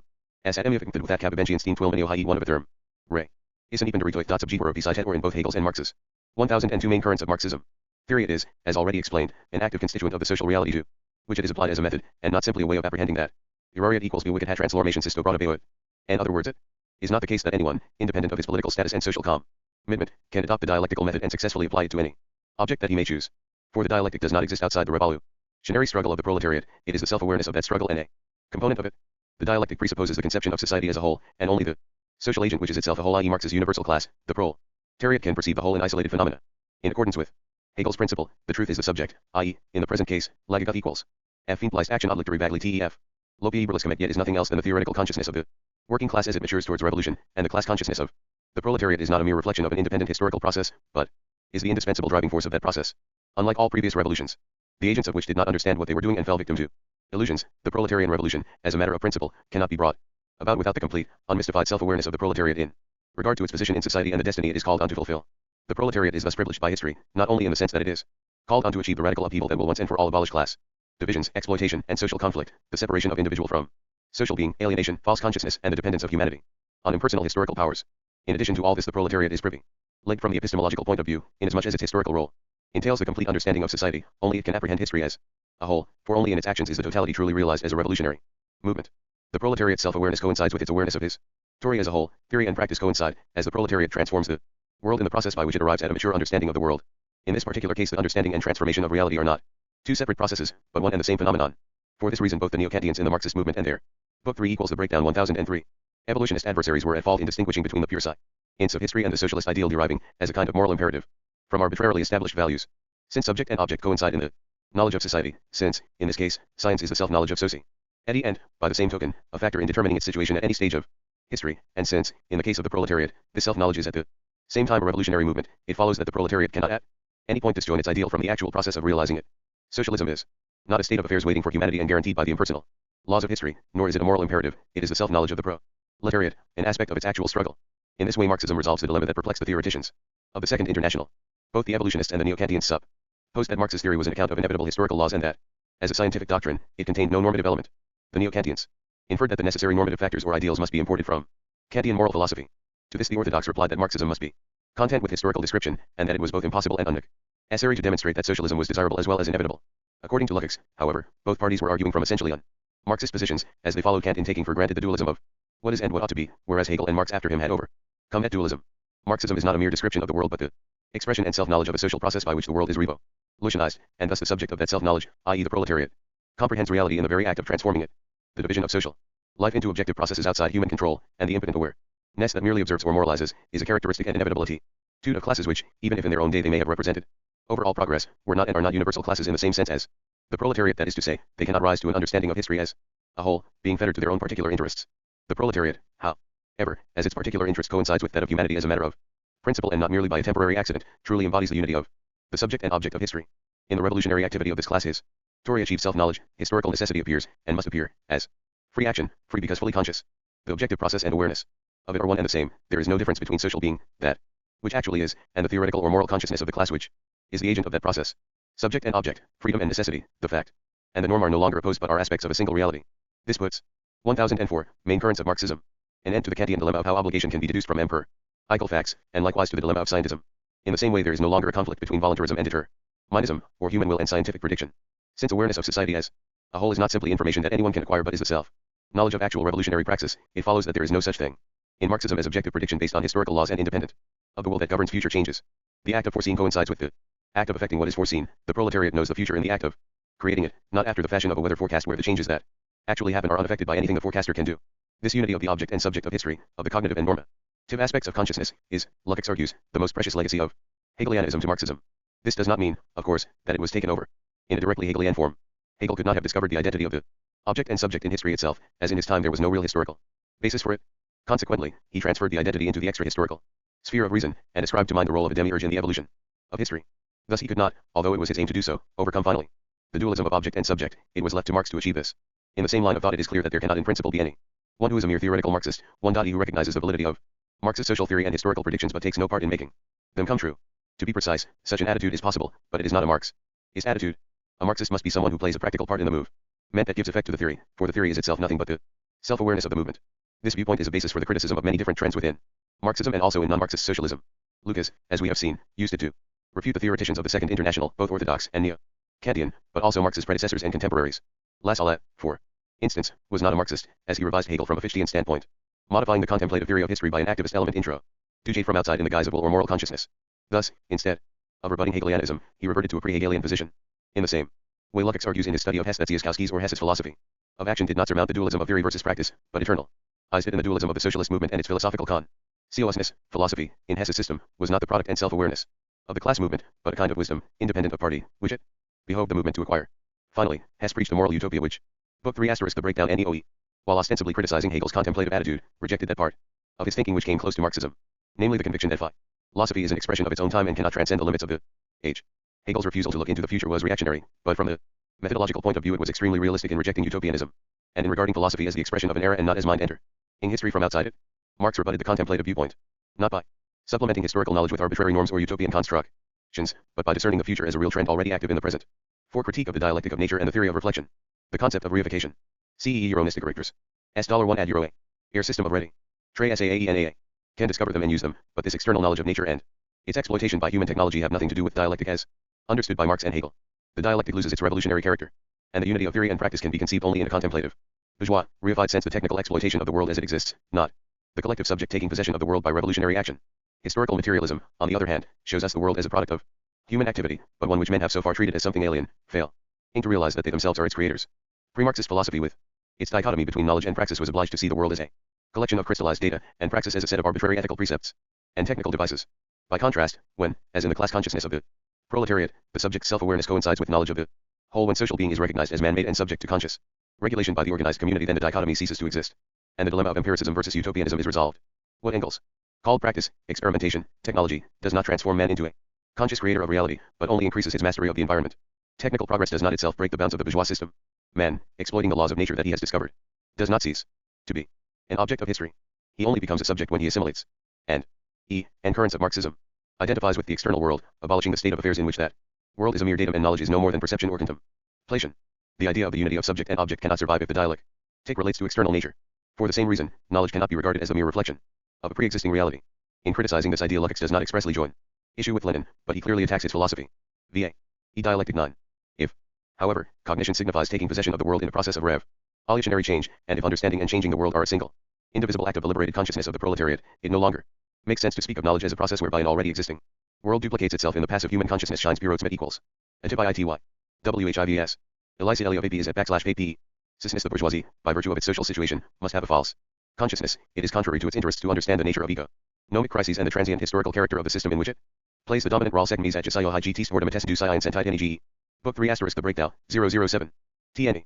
Jane Domers equals have equals nothing equals ton to dot with equals these bourgeois rationalism, which extols mathematics as the most perfect form of knowledge, has no interest in phenomena beyond what is calculable and predictable and can therefore be exploited technically. Anything that might symbolize the whole is banned from the domain of scientific knowledge and labeled an unknowable thing in itself. Uwagototi is the acquisition of self-knowledge by a commodity. In the proletariat situation, the process of reification, the transformation of men and women into things, takes on an acute form. When the proletariat becomes aware of itself as a commodity, it will at the same time understand and rebel against the reification of all forms of social TTS awakened subjectivity will copyright is not Elgar perception of the world as it is, but a historical movement of emancipation, and for consciousness of this kind there can be no question of a mere reflection of reality. Does this argument mean that from the point of view of liberated consciousness the problem of truth in the traditional sense, i.e. the correspondence of judgment with reality, no longer arises, or that truth is relative to social class or to the human species? Lukács's answer to this question is vague and ambiguous. He disclaims an anthropological or pragmatist conception of truth, since said, Ares T. Reoasma Metirania Castellano NACA in Marxism, on the other hand, does not declare truth to be relative to the individual or the species, but claims that the meaning of different truths is apparent only in the social process. Thought is a factor in the progress of history, and history is the development of forms of objectivity. This explanation is by no means clear. If, as Lukach says, truth is attainable. 1008 Main currents of Marxism. Only from a particular class point of view, we may still ask, is it nevertheless inherently true, i.e. the description of a given state of affairs independently of whether it is perceived or not? Lucas, however, appears to consider this a wrongly framed question, as it presupposes a contemplative and reified consciousness outside the object. Saying 8.7 Cinema scared. Plus DDH is of course more than saying that it is a Essenian of possessing the truth. If we accept Lukács's premises, how can we avoid concluding that truth is relative to class. Or that nothing is true at all without the qualification for the working class?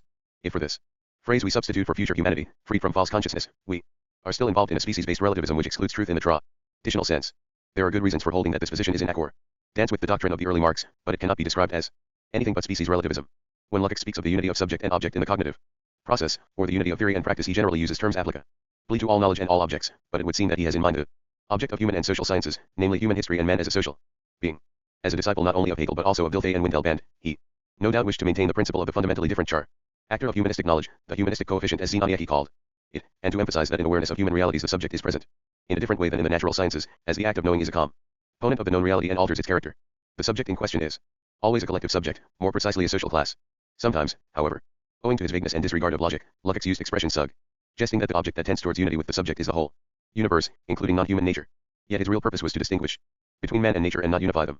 To treat the world of human behavior and historical processes as a reality no less given and objective than stones and stars is to permit one's consciousness to become reified. For the proletarian consciousness there is no such thing as a social universe that exists in itself and whose nature must first be learned like that of any other object, so that we may then apply technical devices to it for a purpose that must then be irrationally prescribed by moral imperatives.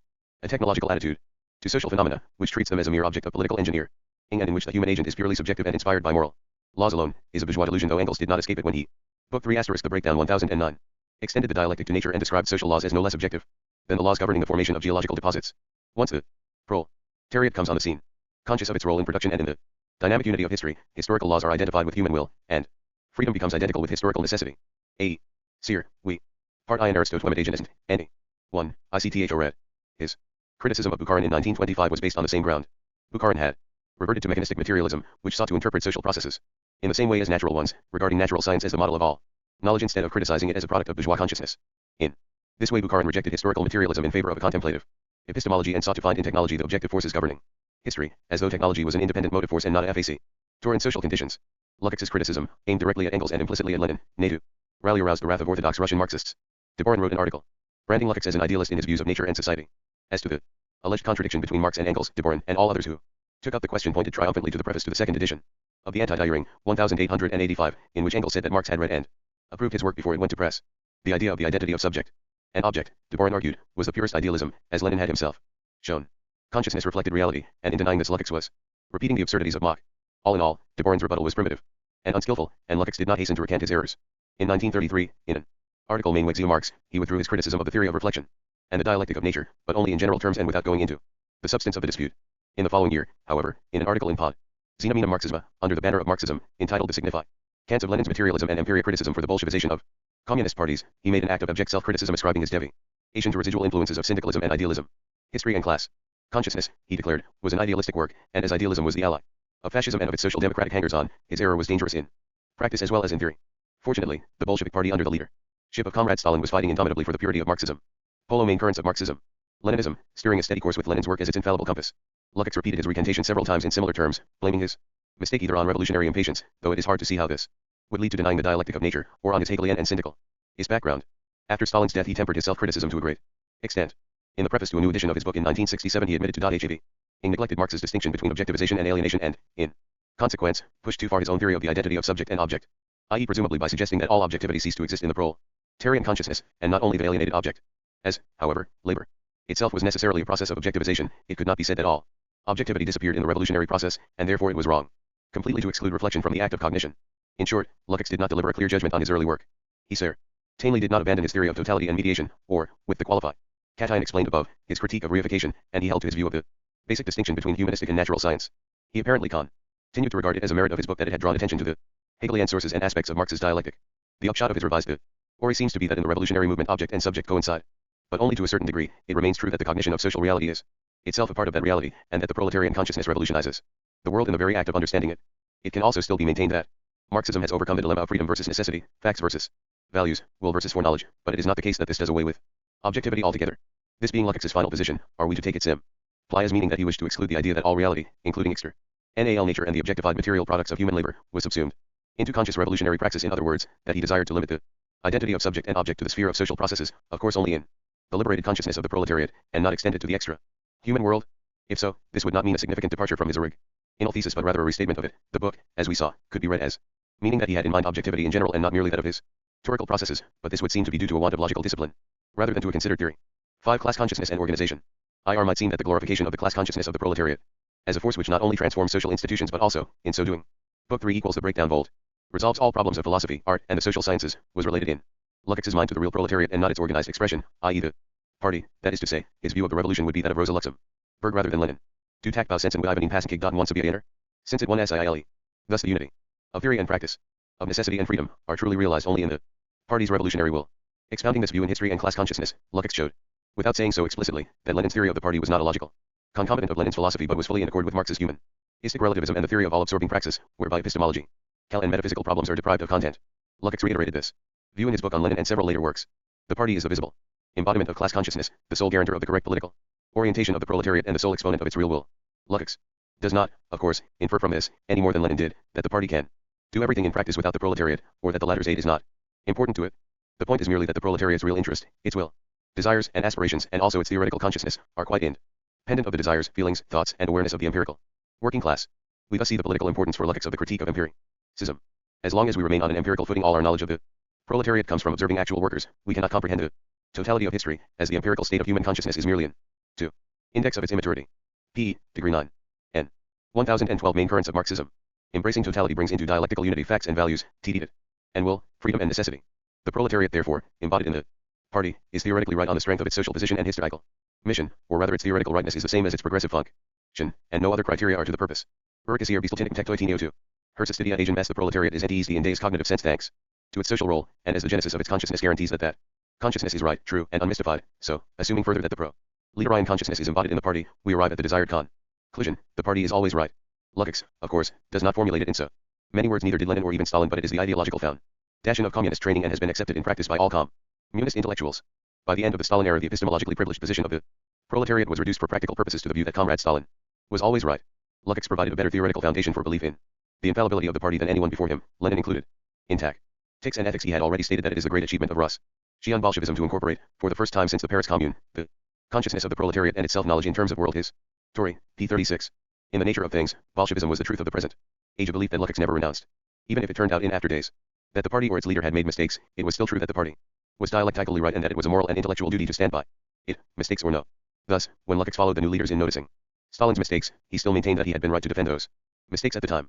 This was indeed the typical, classical standpoint of communist ideologists, backed up by Lucas's philosophy. The party might be formally wrong but not dialectically so. To oppose its politics and ideology was, in all circumstances, a political mistake and therefore a cognitive error, since the party embodied the historical consciousness in which the movement of his story and awareness of that movement were merged into one.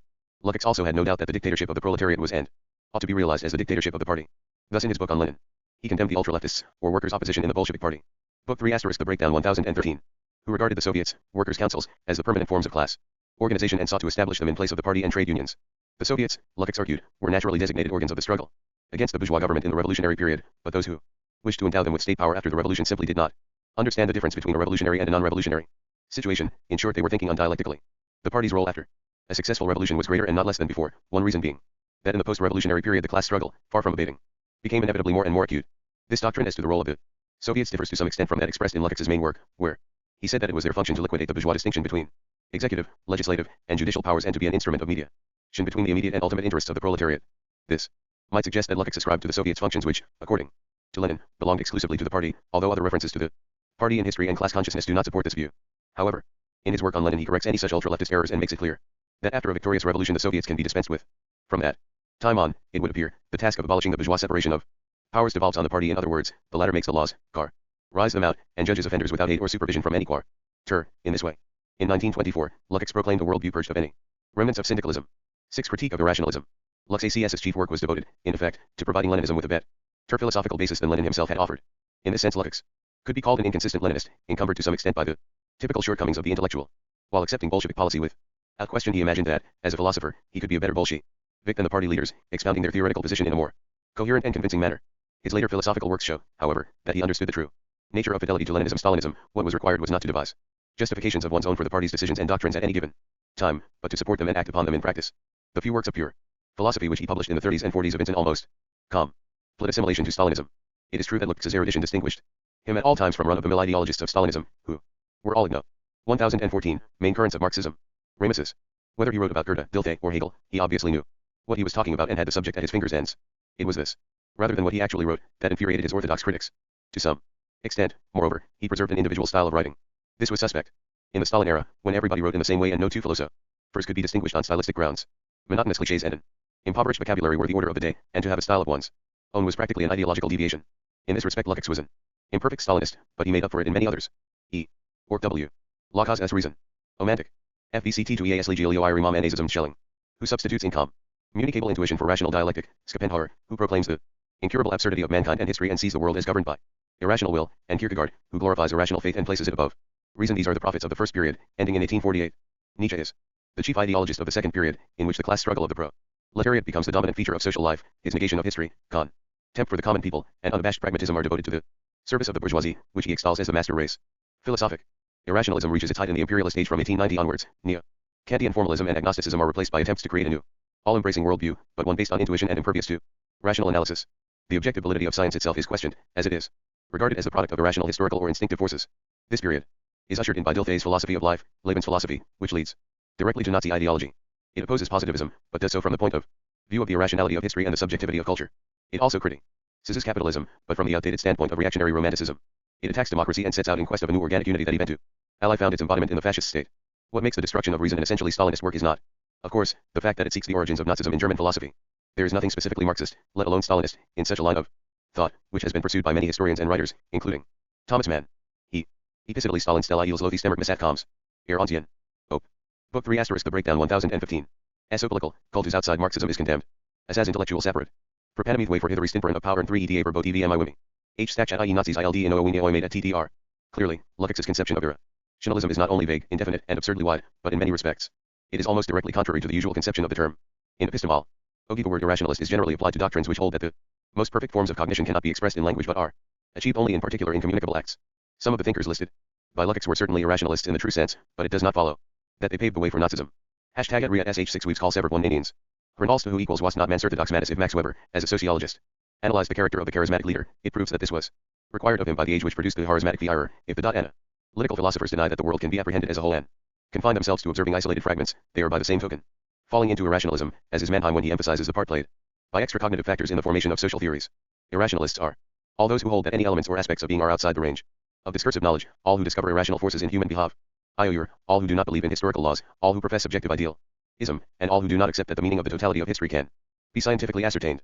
In other words, the irrationalists and, consequently, allies of Nazism are all who do not believe in the dialectical reason that Leszek took over from Hegel, reason being regarded as capable of comprehending the whole of history and human society, including its communist future, and thus giving significance to the present. Or, to put it in yet another way, all philosophers who do not profess communism in its current orthodox form, i.e. Stalinism, are irrationalists and therefore Nazis objectively if not by actual conviction. The whole history of German and indeed European culture, including Croce, Windelband, Bergson, and the analytic philosophers, is seen as imbued with the imminent purpose of ensuring Hitler's triumph. All non-Marxist philosophers of the 19th and 20th centuries were engaged in the destruction of reason, that is to say of the belief that there is a historic totality which includes the future and to which Marxism provides the key by predicting the expropriation of the bourgeoisie and a worldwide communist dictatorship. It would be hard indeed to find a more striking example of anti-rationalism than that afforded by Lukács's own philosophy of blind faith, in which nothing is proved but everything asserted ex cathedra, and whatever does not fit the Marxian schema is dismissed as reactionary rubbish. Lukács's polemic against existentialism, published in 1948, is another outstanding specimen of Stalinist philosophy, embodying all the main points of 1010 main currents of Marxism. The Lenin-Stalin Catechism. Philosophy must be either idealistic or materialistic. There is no third way. Subjective idealism leads to solipsism, the philosophy of madmen, while objective idealism invents imaginary ideas or spirits governing the world. Either spirit or matter must be primary. Those who claim to stand above the opposition between the two are deceivers or self-deceived.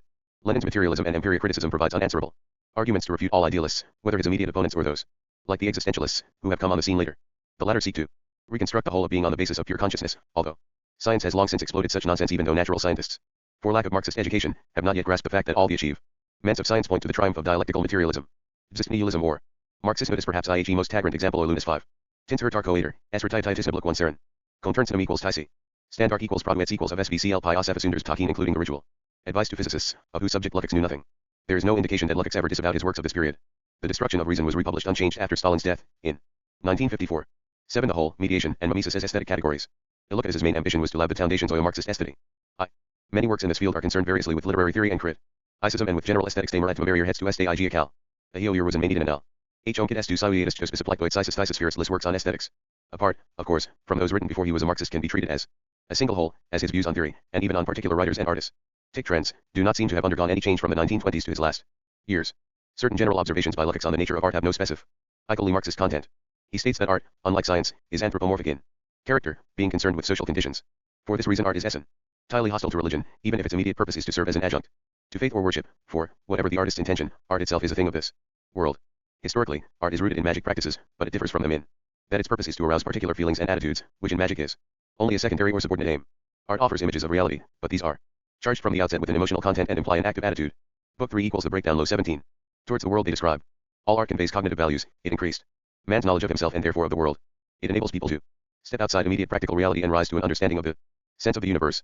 It should not therefore be treated as a mere entertainment or distraction. It plays a major part in man's spiritual evolution, being a means by which he creates himself and becomes aware of his own species nature. Hence, although art cannot be reduced to purely cognitive functions, since, unlike science, it presents the world in the form of images and in such a way that their transmission entails an act of evaluation, it is nevertheless a reflection of reality, based on a particular form of imitation or mimesis. This is not a mere passive copying of the world, but involves selection and a certain degree of universalization. By means of individual images, art presents a view of the world that lays claim to universality. In this sense, the individual and the universal are presented, in the work of art, as a single unity. Reismat s. Siasin in rela Re-Igmanan, on es.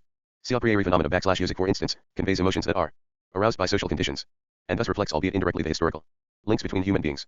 Architecture likewise expresses human attitudes and needs by organizing space in a particular way. Ornaments imitate natural figures and present them in a form that expresses human attitudes towards them.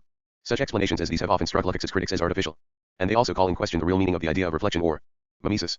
If a piece of music reflects the world by expressing emotions, and if these emotions must in some way be connected with social life, then to say that art reflects reality would seem to mean simply that it is influenced by the various phenomena and interconnections of social life, but this is so general and obvious a statement as not to be of much use. In any case, it is clear that when Lukács is talking about works of literature he uses the term reflection in a much stronger sense. Not only do social conditions affect artistic production, which nobody would deny, but works of art present an image of reality from which the reader or spectator can learn something about that reality and recognize its structure or its internal conflicts. ETS, mir. Eskindum. A. But again, it is not at all clear how music, architecture, or even lyric poetry can be judged from 1018 main currents of Marxism.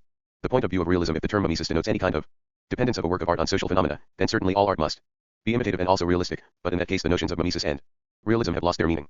Lukács's main concern is with drama and the novel, to which they are undoubtedly more applicable, but here again he seems to use mimesis in two different senses, a descriptive and a normative. In the former sense, any novel or play in some measure reflects the world, social conditions and conflicts, and every work of art is socially committed. It takes one side or the other in regard to the basic issues of the day, irrespective of how far the author is aware of his involvement or the real significance of his work. Often he does not understand it. In the normative sense, however, equals YG asterisk, this seems to be the sense in which Lukács uses the term mimesis most frequently. The same is true of the notion of totality as applied to literature. Every literary work reflects in some way the totality of social life, since when we adopt an attitude towards the world, even a reactionary one, it is necessarily related to the world as a whole, not because we so intend, but because all human affairs are linked together, and by engaging in a particular conflict we are also engaged, willingly, in a universal one. But, more often than not, Lukács also uses totality in a normative sense. Genuine works of literature are those which seek to mirror the world as a whole, and it is for the critic or ideologist to ensure, as far as he may, that the work embodies a true reference system, giving significance to its component parts and subordinating them to an overall artistic purpose. In this sense, totality is not simply an attribute of all literature, but an ideal to be aimed at in socialist art. Lukács, however, does not clearly formulate the distinction Essay report. Hi. CETA, IES. Underscore emit besser simo with IES this universality and sense of the whole. Requires a prior understanding of the nature of society such as only Marxism. Book 3 asterisk the breakdown 1019. Can provide, it follows that in the present age only a Marxist, in the sense in which Leszek understands this term, can possess the qualifications of a good writer. Immediate Sway will zero say that art is subject to the category of speciality does not mean that its place is in between the universality of science and the immediate AC of day-to-day experience, but that its universalitum takes Schiller. Imation these images the universal and the individual do not appear SIPA. Sod das stereoterity and it may thus be said that art subsumes the two elements, in Hegel's sense of Aufheben, or synthesizes them into aspects of a single phenomenon. The relative prominence of the individual and the universal varies in different and types of literature and different schools of art. Drama is, by its nature, more universal than the novel. Naturalism tends towards the individual, while allegory emphasizes the universal. As several critics have pointed out, the view that an artist, at least in some forms of art, makes use of images to present typical phenomena, i.e. not necessarily frequent or everyday ones, but such as reveal the salient features of their age or of this or that social milieu, is not specifically Marxist, and was often advanced by pre-Marxist or non-Marxist thinkers. Indeed, it seems to be a common-sense viewpoint as long as it is not applied to all kinds of art and is not directed into an arbitrary rule, so that art which does not typify in this way is stigmatized as not being art in the Zoid sense. Leszek, however, violates both these provisos. As to the specifically Marxist element in his theory, it consists in relating everything to the totality considered as a social system defined by Marxist categories, i.e. capitalism or socialism as the case may be. However, the category of totality figures in Leszek's aesthetics in other contexts also. Not only is art supposed to reveal the totality of society, but it is a means whereby man himself strives to achieve totality as his mode of being, i.e. to become a complete and harmonious personality, not impaired by any one-sided preoccupations. The kind of art which favors this aspiration, or 1020 main currents of Marxism, helps men to become conscious of it is truly humanistic art, but it can only be such if it aims to be in advance of its time. In other words, it is the business of art not only to describe reality but to foresee it. In an article Es Jet Real, Ismas Lucas says that Marx considered Balzac a prophetic writer as he created characters of a type that existed only in embryo in his time but developed later, under the Second Empire. In the same way, Leszek says, Gorky anticipate types that did not exist when he wrote his first novels. Writers have this faculty because they are able to perceive trends and foresee their outcome. It is not clear on this basis, however, in what way the Stalinist literature of social realism was at fault when it set out to describe not what was but what ought to be, as correctly anticipated by Marxist-Leninist science, for that literature presumably conformed to Leszek's ideal pattern in that it used scientific analysis to discern the shape of future events. 8. Realism, socialist realism, and the avant-garde. From several of Leszek's arguments, it may be inferred that the only literature that deserves to be called realistic is that which relates human fate to the whole as understood by Marxism. However, as at Q at Stes Hayes Orn, Oisialism, critical and socialist. To the Tormeyer category belong practically all. Racistly all asner TT memnodi or PTAS. Edema there was, according to Leszek, a contradiction between their leader, Ari performance and their political attitudes. It is not clear, however, in what this contradiction lay. On the contrary, it would seem that Balzac's legitimist and aristocratic outlook was fully in harmony with his critique of post-revolutionary society, just as Tolstoy's emphasis on the virtues of country life and undogmatic religion were fully consonant with his attack on the church and the privileged classes. The only contradiction, in fact, seems to be between these writers' world outlook and Marxist doctrine. ML Ogars. O achieve CT. Sestiais.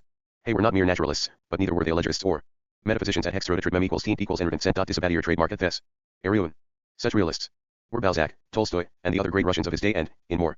Book 3 asterisk the breakdown 1021. Recent times, Anatole France, Bernard Shaw, Romain Rolland, Feuchtwanger, and, above all, Thomas Mann. Leszek observes more than once that realistic art generally comes to for in advanced countries or those that are going through a period of social and economic growth. In cases where this does not apply, he explains that backward countries may sometimes produce great literature as an attempt to break out of their very backwardness. These arguments are not peculiar to Lucas but are often found in Marxist writing. If advanced countries like 18th century France produce advanced literature, this is a clear confirmation of historical materialism. If backward countries like 19th century Russia produce advanced literature, it is again a confirmation of historical materialism, as in such cases ideology makes up for the deficiencies of the base. 2 Tis Alciamana Esri paints what is immediately before his eyes and fails to penetrate to the whole, which alone gives it meaning, and in this he resembles the naturalists. In the same way, the world may be realistically described as being in a state of chaos and panic, but only if this is shown to be due to the horrors of capitalism. If, as in Joyce, the hero's spiritual life and perception of time disintegrate without cause and without hope of remedy, the universe so depicted must be false, and the work of art a bad one. Equals, trademark Cine, none, SIAY. On Tower P with Marantz and Mike Diatti. It may be remarked that Leszek uses terms like transcendental and mystic in an arbitrary and vaguely pejorative way, regardless of their meaning in philosophical tradition. All we can gather is that they denote something bad. The great characters of literature, from Achilles and Oedipus to Werther and Anna Karenina, are all social beings, for man himself is a social being, as Leszek reminds us with a reference to Aristotle, but the heroes of modernist literature are wrenched from their social and historical background. The narrative becomes purely subjective, or else, as with Beckett and Motherland, animal man is contrasted with social man. This corresponds to Heidegger's condemnation of society, Das Man, and leads to Nazi racism of the Rosenberg type. All these examples are in the Meaning of Contemporary Realism, first published in 1958, English. Trans. 1022 Main Currents of Marxism. 1963, Modernist Literature, in short, is not an enrichment of art but a negation of it. EEUE Ital. TOWSSSOC Ta ERT 1 Ring 11 C Meaning of Contemporary Realism, p. 93, critical realists have from time to time depicted contemporary political struggles and created socialist heroes, but socialist realists portray these from within and identify with the forces of progress. The greatness of socialist real Ism lies in the fact that the historical totality of the movement towards social ism is evident in every facet of the work. Some spismita bet on best. To avoid misjudgment, it should be pointed out that Leszek had a thorough knowledge of European literature and was perfectly well aware of the difference between great and mediocre works. His aversion to modernist writers, such as Proust, Kafka, and Musil, in fact almost everyone later than Thomas Mann does not have to be explained by ideology. Most people find it hard to come to terms with literature radically different from what they were used to in their youth. His dislike of the avant-garde was certainly genuine, though it was sometimes based on amazingly primitive arguments. As to socialist realism, the examples he cited were all outstanding or at least meritorious. He did not refer to hack writers of the Stalinist period whose works have long since been pulped. The result is that it is not easy to find citations by him of works of socialist realism dating from the 1930s and after, though he frequently speaks in general terms of the flourishing state of Soviet literature under Stalin, at a period when literature was in fact completely crushed, when many prominent writers died in concentration camps and when almost the only works published were servile panegyrics in honor of the great leader, written by mediocrities and devoid of literary merit. Leszek accounted as follows for the absence of modernist art in Russia, as proletarian rule became stronger, as socialism penetrated the Soviet economy more deeply and universally, and as the cultural revolution affected the toiling masses on a broader and deeper front, so avant-garde art has been driven out by an increasingly conscious realism. The decline of expressionism is due in the last analysis to the maturity of the revolutionary masses, es jedom den realismus. In other words, Leszek ascribed to revolutionary maturity what he well knew to be the work of police repression. It is worth noting that although Leszek does not quote much from Stalin as a rule, he indulges in many interpretations of this kind. Typical examples can be found in the article Tendenz oder Partieligkeit, in which he objects to the Book 3 equals the breakdown 1023. Description of socialist art as tendentious. Literature should not be tendentious, but it should be true to the party. By tendentious literature we mean a kind which eclectically mingles pure art with alien political elements intro to from without. This procedure, to be observed in Mering, signifies the primacy of form over content. It is a Trotskyist view of art, which opposes the purely aesthetic components of a work to political ones which are essentially non-aesthetic. True revolutionary writers, however, refuse to distinguish between art and its political message. Their works are imbued with party spirit, which means that they convey a correct Marxist understanding of the movement of reality towards socialism and present a harmonious integration of individual description and historical perspective. Leszek continued to be involved with socialist realism till the end of his career as a critic. During the thaw after Stalin's death he wrote a few essays touching on the literature of the previous period. He observed that Stalinism suffered from a lack of mediation in culture as in other fields. Stalinist literature had become abstract and schematic instead of describing the real conflicts of socialist society. It attempted to portray general theoretical truths directly, instead of through the medium of images based on reality. It had overlooked the specific nature and claims of art and had subordinated it to propaganda. Optimism had become schematic instead of historical. The heroes of Stalinist fiction displayed no qualities typical of the new society. Lenin's article of 1905 on party literature, which as Krupskaya had testified was concerned only with political writings, had been applied to all literature and turned into a general code of conduct for artists. Critical realism had been buried prematurely, and the notion of decadence had been so widened as to condemn all the more recent products of that school. Despite these criticisms, however, Leszek never renounced the view that socialist realism was basically and historically a higher form of art than any of its predecessors, nor did he revise the criteria for defining it, relationship to the whole, optimism, partyism, Partieligkeit, Marxist orthodoxy, and identification with the forces of revolution. There is no reason to suppose that his book on realism, a purely Stalinist work, did not reflect his later views with equal accuracy. The most astonishing expression of Leszek's ideas on socialist realism, however, is contained in his articles on Solzhenitsyn. He greeted the latter's novels as the first signs of a renaissance of socialist realism because, he said, the accounts of life in the camps presented day-to-day events as symbols of a whole era. Solzhenitsyn was not a mere naturalist, but related phenomena to the social whole, and, Leszek adds for good measure, he could not be accused of intending to restore capitalism in Russia. His weakness was, however, that he criticized Stalinism from a plebeian and not a communist viewpoint, and his 1024 main currents of Marxism. Art would suffer if he did not overcome this. In short, Leszek advised Solzhenitsyn to become a communist for the sake of his literary development, but he failed to cite any example of a good writer who had become still better as a result of embracing communism. It seems a pathetic end to Leszek's aesthetic doctrine that in his closing years, after Russian culture had been devastated by 2 decades of Stalinism, of which he had been an eminent spokesman, he should have discovered socialist realism in the work of a convinced and passionate adversary of communism, for there could be no doubt that this was Solzhenitsyn's position from the beginning. It is irrelevant that Leszek did not live to read the Gulag Archipelago. Leszek's verdict on Solzhenitsyn is a symbol of the nullity of his whole theory of literature. G. The exposition of Marxist mythology. Commentary. Leszek was, beyond doubt, an outstanding interpreter of Marx's doctrine, and rendered great service by reconstructing it in a completely different way from that followed by the previous generation of Marxists. Besides emphasizing Marx's profound debt to the Hegelian dialectic as the interplay of subject and object-seeking identity, she was the tears to shut Alirid Iot IHE Live among Marxist Velosenuio 7 Hantians and evolutionists. Both sides were argu. Whereas Canois BSO that the dilemmas of freedom versus necessity, facts versus values, and will versus prediction lost their meaning. GHESF Tonstad theorists. However, the fact that Leszek interpreted Marx afresh and more accurately than anyone before him does not mean that he was right to adopt Marx's belief in the unity of theory and practice, freedom and necessity. Despite his intention, his work had the effect of revealing the mythological, prophetic, and utopian sense of Marxism which had eluded Marx's more scientific followers. The blurring of the distinction between descriptive and normative elements is, in fact, characteristic of the way in which a myth is apprehended by believers. Narration and precept are not distinguished, but are accepted as a single real. Book 3 * the breakdown 1025. ITY. That which the myth commands, or holds up to be worshipped and IMI. Tate, is not presented as a separate conclusion but is directly perceived as part of the story. Horde ACRE titirgeetoeomb /VANUM since diatate selactol. Comi etoa cope te vashes 111 prethysers pe to sympheniads. Sturmulus thrin rive ICHPEPHE front and seti weir tet o mamulapol 0. CISTOPSOCONOMT he understands he mutants DA cell comutum case. At the same time Lux pointed out the prophetic character of that consciousness, in that it does away with the distinction between will and prediction. A prophet does not speak with his own voice but with the voice of God or history, and neither God nor history foresees anything in the way that human beings foresee events over which they have no influence. With God, the act of foreseeing is identical with the act of creating the thing foreseen, and the same is true of the ultimate history in which the subject and object of action are identified with each other. God never acts from without, but always immanently. The historical subject that has identified its own consciousness with the historical process no longer distinguishes between the future it foresees and the future it creates. The historical subject, as understood by Leszek, embodies the utopian consciousness par excellence.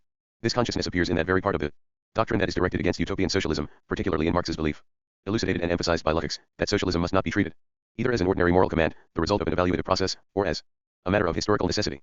If the distinction between facts and values, between an act of pure cognition and one of moral affirmation, is not present in the proletarian consciousness, it is because socialism is not simply desirable, or simply necessary, nor even both at once. It is a unity of the two, a state of things that realizes the essence of humanity but an essence that already exists, not the arbitrary precept of a moralist. The socialist future of the world is not something that we desire as a matter of preference or that we foresee on the basis of a rational analysis of historical tendencies. It is something which 1020 main currents of Marxism already exist as a Hegelian reality of a higher order, which cannot be empirically perceived but is more real than all empirical facts. In the same way, Leszek's totality is real but non-empirical. Thus when speaking of the socialism of the future we need not use either normative language or the language of scientific prediction. Socialism is the meaning of history and is therefore already present in today's events. The typical utopian ontology presents the future not as something desired or expected but as the modus of being of the present day. It is Leszek's undoubted merit to have revealed this ontology, of Hegelian and Platonic origin, as a basic feature of Marxism. A. Hal ers. Sidolfi. Aae fi sadli lati. Of facts or empirical arguing neither and the tax appear to be contrary to it. It is. Jithamametong. This being so, it may be asked how we can possibly know the totality, or know that we know it. Leszek replies that we can know it by means of a correct dialectical method, but on investigation it proves that this method consists precisely in relating all phenomena to the whole, so that we must know the latter before we can start the method, and knowledge of the whole presuppose each other. We are in an elementary vicious circle, the only way out of which is to assert that the proletariat possesses the whole truth by virtue of its privileged historical position. But this is only an apparent escape. For how do we know that the proletariat is thus privileged? We know it from Marxist theory, which must be right because it alone comprehends the whole. So we are back in the vicious circle again. The only recourse is to say that the whole is not to be discovered by pure scientific observation but only by active participation in the revolutionary movement. This, however, involves a genetic criterion of truth. Marxism is true because it expresses the proletarian consciousness, and not the other way about. But this is merely a criterion of authority. The truth must be recognized as such not because it is supported by ordinary scientific arguments but because it emanates from a historically privileged class, and we know that class to be so privileged because we are told so by the theory of which it is the exponent. Moreover, the mythology of the proletariat as an infallible class is reduced in Leszek's theory to pure party dogmatism. The content of class consciousness is decided not by the class itself but by the party in which its historical interest is embodied, so the party is the source and criterion of all truth. QED. 3. A sister RTT. At. Assurance of assortedness over member stays highs possess. The strength high virtuous all belong I need the Leszek's Marxism implies. Book 3 * the breakdown 1027. The abandonment of intellectual, logical, and empirical criteria of knowledge. And as such it is anti-rational and anti-scientific. 10. Leszek as a Stalinist, and his critique of Stalinism. As already mentioned, Leszek always considered himself a true disciple of Lenin, and his criticisms of Stalinism after 1956 were made on the basis that Stalin had distorted Lenin's principles. His speeches, interviews, and articles on the subject give a fairly exact idea of his opinions on the Stalinist past. On a postscript of 1957 to Mainweg Marx he wrote, at the beginning of the imperialist era Lenin developed the question of the significance of the subjective factor and in so doing extended the bounds of classical theory. Stalin turned this into a system of subjectivist dogmas. It was a tragedy that with his great talent, rich experience, and unusual quickness of mind he did not break out of the vicious circle or even perceive clearly the error of subjectivism. It also seems to me tragic that his last work begins with a well-founded criticism of economic subjectivism, while at the same time it does not occur to him that he himself was the spiritual father and patron of that subjectivism. Schriften zur Ideologie und die Politik, ed. Lodge, 1967, pages 652-3. Stalin, then, was a tragic subjectivist, and, as we have seen, Leszek elsewhere states that the Stalin era suffered from a lack of mediation in cultural policy. It was wrong to lump together all non-communist forces, the theory of social fascism, and to say that there was no longer any place in literature for critical realism. It was wrong, too, to stifle all discussion within the party, and to subject oppositionists to police repression. However, as Leszek stated in a letter to Alberto Corici published in 1962, it did not follow that the victims of Stalin's purges, such as Trotsky and his followers, should be rehabilitated politically. In principle, Stalin was right as against Trotsky, but Stalin himself subsequently pursued a Trotskyist policy instead of a Leninist one. It was a mistake to subordinate the whole of culture to propaganda aims, regardless of its intrinsic values. An especially pernicious effect of Stalinism was the degradation of Marxist theory. The task now was to restore confidence in Marxism, to reconstruct its intellectual values, to overcome dogmatism and subjectivism, and to re-establish Leninist principles of socialist organization and Marxist thought. As to the causes of Stalinism, Leszek confines himself to generalities about the backwardness of Russia and the havoc wrought by the years of war, revolution, and civil war. Leszek at no time questioned the Leninist foundations on which the whole edifice of Stalinism was reared. He did not question the principle of one-party dictatorship and the abolition of the bourgeois division of authority into Leg. 1028 main currents of Marxism. Legislative, executive, and judicial. In other words, he accepted that the governing party should be subject to no form of public control and that socialism ruled a competition between independent political forces. In short, he accepted despotism in principle, although he later criticized some of its extreme manifestations. He was one of those communists, numerous in the late 1950s, who believed that democracy could exist within the ruling Communist Party, although it had been abolished for the rest of the community. This delusion, however, did not last long, and the experience of Stalinism showed clearly that the liquidation of democracy in the state was bound to lead, in a short time, to the liquidation of democracy within the ruling party. The process, indeed, began under Lenin and with his encouragement. Die resonates in at one state. O remain all power with. Elok Lal Bjl. The same holds good in the field of culture. In an interview published in Sabadnep on 14 October 1956, a few days before the Hungarian uprising, Leszek stated that different artistic trends should be allowed to exist in a socialist state, but that there could be no question of ideologies freely competing, and that, for example, the teaching of philosophy in universities must be exclusively carried on by Marxists. Schriften, p. 634. But this is precisely the Stalinist principle of government, for if it is laid down that only Marxists have the right to teach, there must be an authority to decide who is and who is not a Marxist, and this authority can only be the ruling party, i.e. the party bureaucracy. If the party says somebody is not a Marxist, then by definition he is not. Hence the principle of a Marxist monopoly is identical with the Stalinist SYS. And from this point of view it is not clear how that system was at fault in its cultural policy. In the late 1950s, when the political and ideological ferment in Eastern Europe was at its height, Leszek was one of the most timid and cautious critics of Stalinism, never questioning its basic principles but only certain manifestations. However, phenomena such as mass terror and the extermination of political adversaries are not a necessary feature of totalitarian communism. It may resort to such means in case of need, but it may also do without them. Nor is it incompatible with the system for ideological discussions to take place. Within Marxism, as a matter of fact, such discussions took place even in the worst years, and Stalin often called for a frank discussion. All that the Stalin Book 3 * The Breakdown 1029. His system requires his acceptance of the principle that the limits of discussion and of cultural freedom are fixed at any given time by the party, i.e. the party bureaucracy, which cannot be subject to any higher authority. Leszek accepted this principle, and at no time called it in question. During the war, when Stalin played on anti-German nationalism and, among other things, described Hegel as the philosopher of the aristocratic reaction against the French Revolution, Leszek, we may believe, was unable to swallow such nonsense, and the publication of his book on Hegel was consequently held up for some years. There is no reason to doubt that he rejected Stalin's views on Hegel, but here again what counted with him was the political justification. In the postscript, already quoted, to Mainweg Marx he declared that although he thought Stalin wrong on many points he did not engage in opposition, not only because it was physically impossible to do so but because any opposition could easily have degenerated into support for fascism. In short, Stalin might have made mistakes, but he, Leszek, had been right not to oppose Stalinism. But this avowal, dating from 1957, is a clearer proof of Leszek's actual Stalinism than any glorification of Stalin during his lifetime. The argument is that it was right to support Stalin and Stalinism without reservation, even while harboring, internally and invisibly, objections to the party's current policy. But Stalinism demanded no loyalty other than that expressed in outward obedience, and the burden of Leszek's argument is precisely to justify such obedience. As long as the world is torn by the struggle between capitalism and socialism, and if socialism is assumed on philosophical grounds to be an essentially superior system irrespective of any empirical facts, then clearly any internal opposition to socialism as it exists at a given time is a blow struck in favor of the enemy. Any public criticism, however mild, of the system and its leaders is exploited in some way by the adversary, a fact which, ever since Soviet Russia came into existence, has been effectively used to silence real, imaginary, or potential critics by branding them as allies of imperialism. What is notable in Leszek's case is not that he submitted to this form of blackmail, but that he provided a theoretical justification for it, in full accord with his rule of thinking in terms of the whole and of comprehensive systems. This rule of Leszek's, in fact, is tantamount to a general justification of the typical communist contempt for facts. Communism is defined in theoretical terms as a higher form of society which will do away with the division of labor, introduce true freedom and equality, abolish exploitation, lead to a blossoming of culture, and so on. All these truths are valid a priori, whatever the actual face of communism may be. The most repellent forms of totalitarian despotism, oppression, and exploitation cannot detract from its superiority. At most, it may be conceded in after years, when the party allows a measure of criticism, that there have been occasional mistakes or that survivals of capitalism were 1030 main currents of Marxism at work. The superiority of socialism is absolute and is not susceptible to empirical proof or disproof. Leszek's achievement is to have elevated the price of contempt for facts as compared with systems to the dignity of a great theoretical principle, of which Marxism can be justly proud.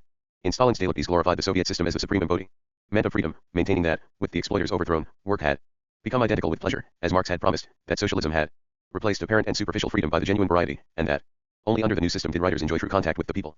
All this is in no way surprising. These are the regular clichés of Stalinist propaganda. A good example is the article Freude Gelinkt, published in 1947, which abounds in stock phrases contrasting Soviet freedom with capital is corruption. But even in Leszek's later writings there is no suggestion that his views on these matters had changed. In the meaning of contemporary realism, he wrote, in socialist society the individual will enjoy greater freedom to choose a place for himself in society than under capitalism, freedom being understood here, of course, as conscious acceptance of historical necessity, a necessity which subsumes much that is apparently arbitrary, p. 112. Thus, true, superior socialist freedom is still made to consist in accepting historical necessity. On this definition it may be wondered whether the mind of man could conceive a system, under Communist Party rule, of course, so despotic, that it did not qualify to be regarded as an embodiment of the highest freedom. In the same way Leszek's aesthetic doctrine, at least in its specifically Marx, his features and especially in regard to socialist and critical realism and avant-garde literature, is a perfect theoretical justification of Stalin's cultural policy. Lucas, in fact, forged the conceptual instruments of cultural despotism. If socialist realism is basically the highest form of art for historiosophical R.A. Sons, and if its characteristic feature is that the author relates particulars to the whole, i.e. the battle for socialism, and identifies with those who are fighting that battle, then clearly the socialist state must foster and encourage the type of art in which its own interests are expressed. Literature and painting whose main function was to glorify Stalin are really in terms of Leszek's doctrine, true examples of socialist realism. In general he was well aware of the difference between good and bad art, but in the last resort what mattered was the content, i.e. in this case ideological values or the relation to the whole. Lucas also helped to popularize the deplorable misuse of the term dialectic, either to express a commonplace, as that two phenomena interact on each other, or that in observing an object various circumstances should be taken into account, or that a certain judgment may be right in some conditions and wrong in others, or as a knockdown argument enabling the user to dismiss empirical facts and maintain that superficially things may appear thus. Book 3 * the breakdown 1031. And so, but dialectically the case is the exact opposite. In his book on Lenin, for example, he accuses the reformists of having an undialectic conception of the nature of a majority, from which it would appear that the dialectical sense of this term is the opposite of what common sense or common arithmetic understands by it. Since communism has never, in any situation, had a major ity of the people on its side, it is certainly convenient to maintain that it never thus commanded a majority in the deeper, dialectical sense, an irrefutable statement in the light of the theory that communism necessarily stands for the true interests of humanity. In this and similar cases the term dialectical is designed to convey that its user is in possession of a special, profound, infallible method of observing and understanding the world.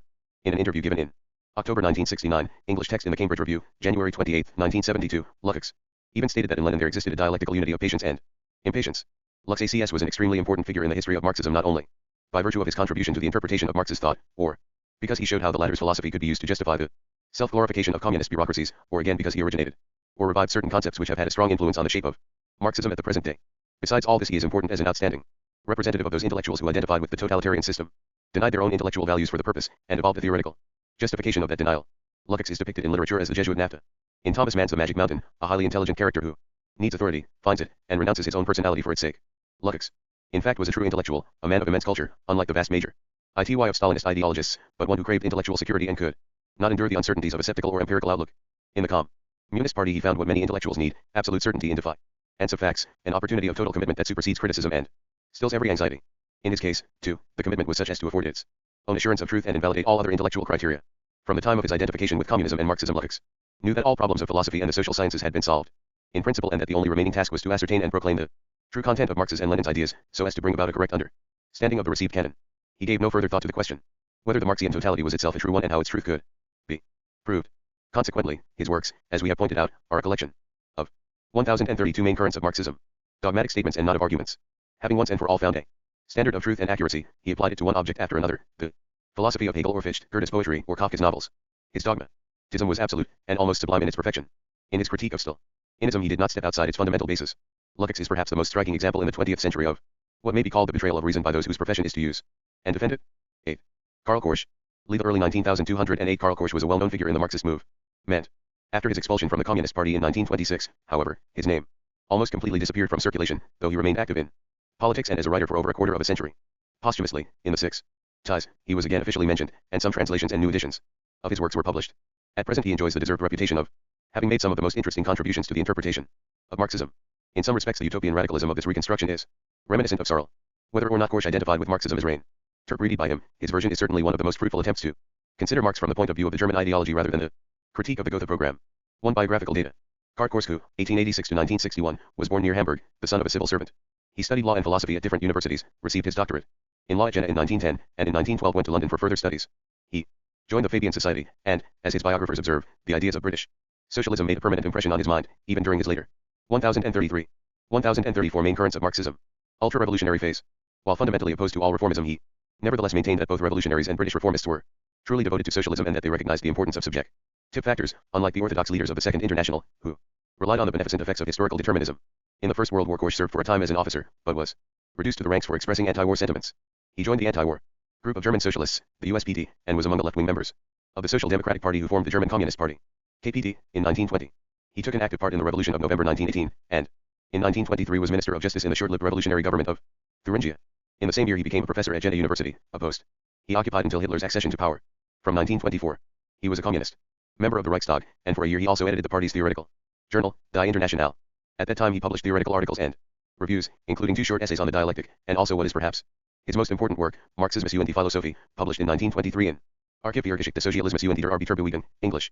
Trans, Marxism, and Philosophy, 1970. These writings caused him to be regarded within the party as an ultra-leftist, a revisionist and an idealist, for which errors he and Leszek were condemned by Zinoviev at the Fifth Intern Congress in July 1924. Later, in July 1926, he received a mention from Stalin himself, who described him at a plenum of the Central Committee as an ultra-leftist theoretician who believed that the Soviet state had reverted to capitalism and that Russia needed a new revolution. Walp stories SIE. Tamama Consolon TDS. At principles. Of bidatrinal, especially, T at trademark 3 T at emizations. No, MMC T hinat LEOMIM re 3. Lice ES roles. Sign apparatus attic 0 STRB6 rain 80 ride structure to the dict. Euro SOV pro dictatorship exercise not. Proletarian AS equals HTT of He was expelled from the party in the spring of 1926. After which time he wrote and spoke as an independent Marxist. In 1930 he republished Marxism and Philosophy with an extensive commentary, here.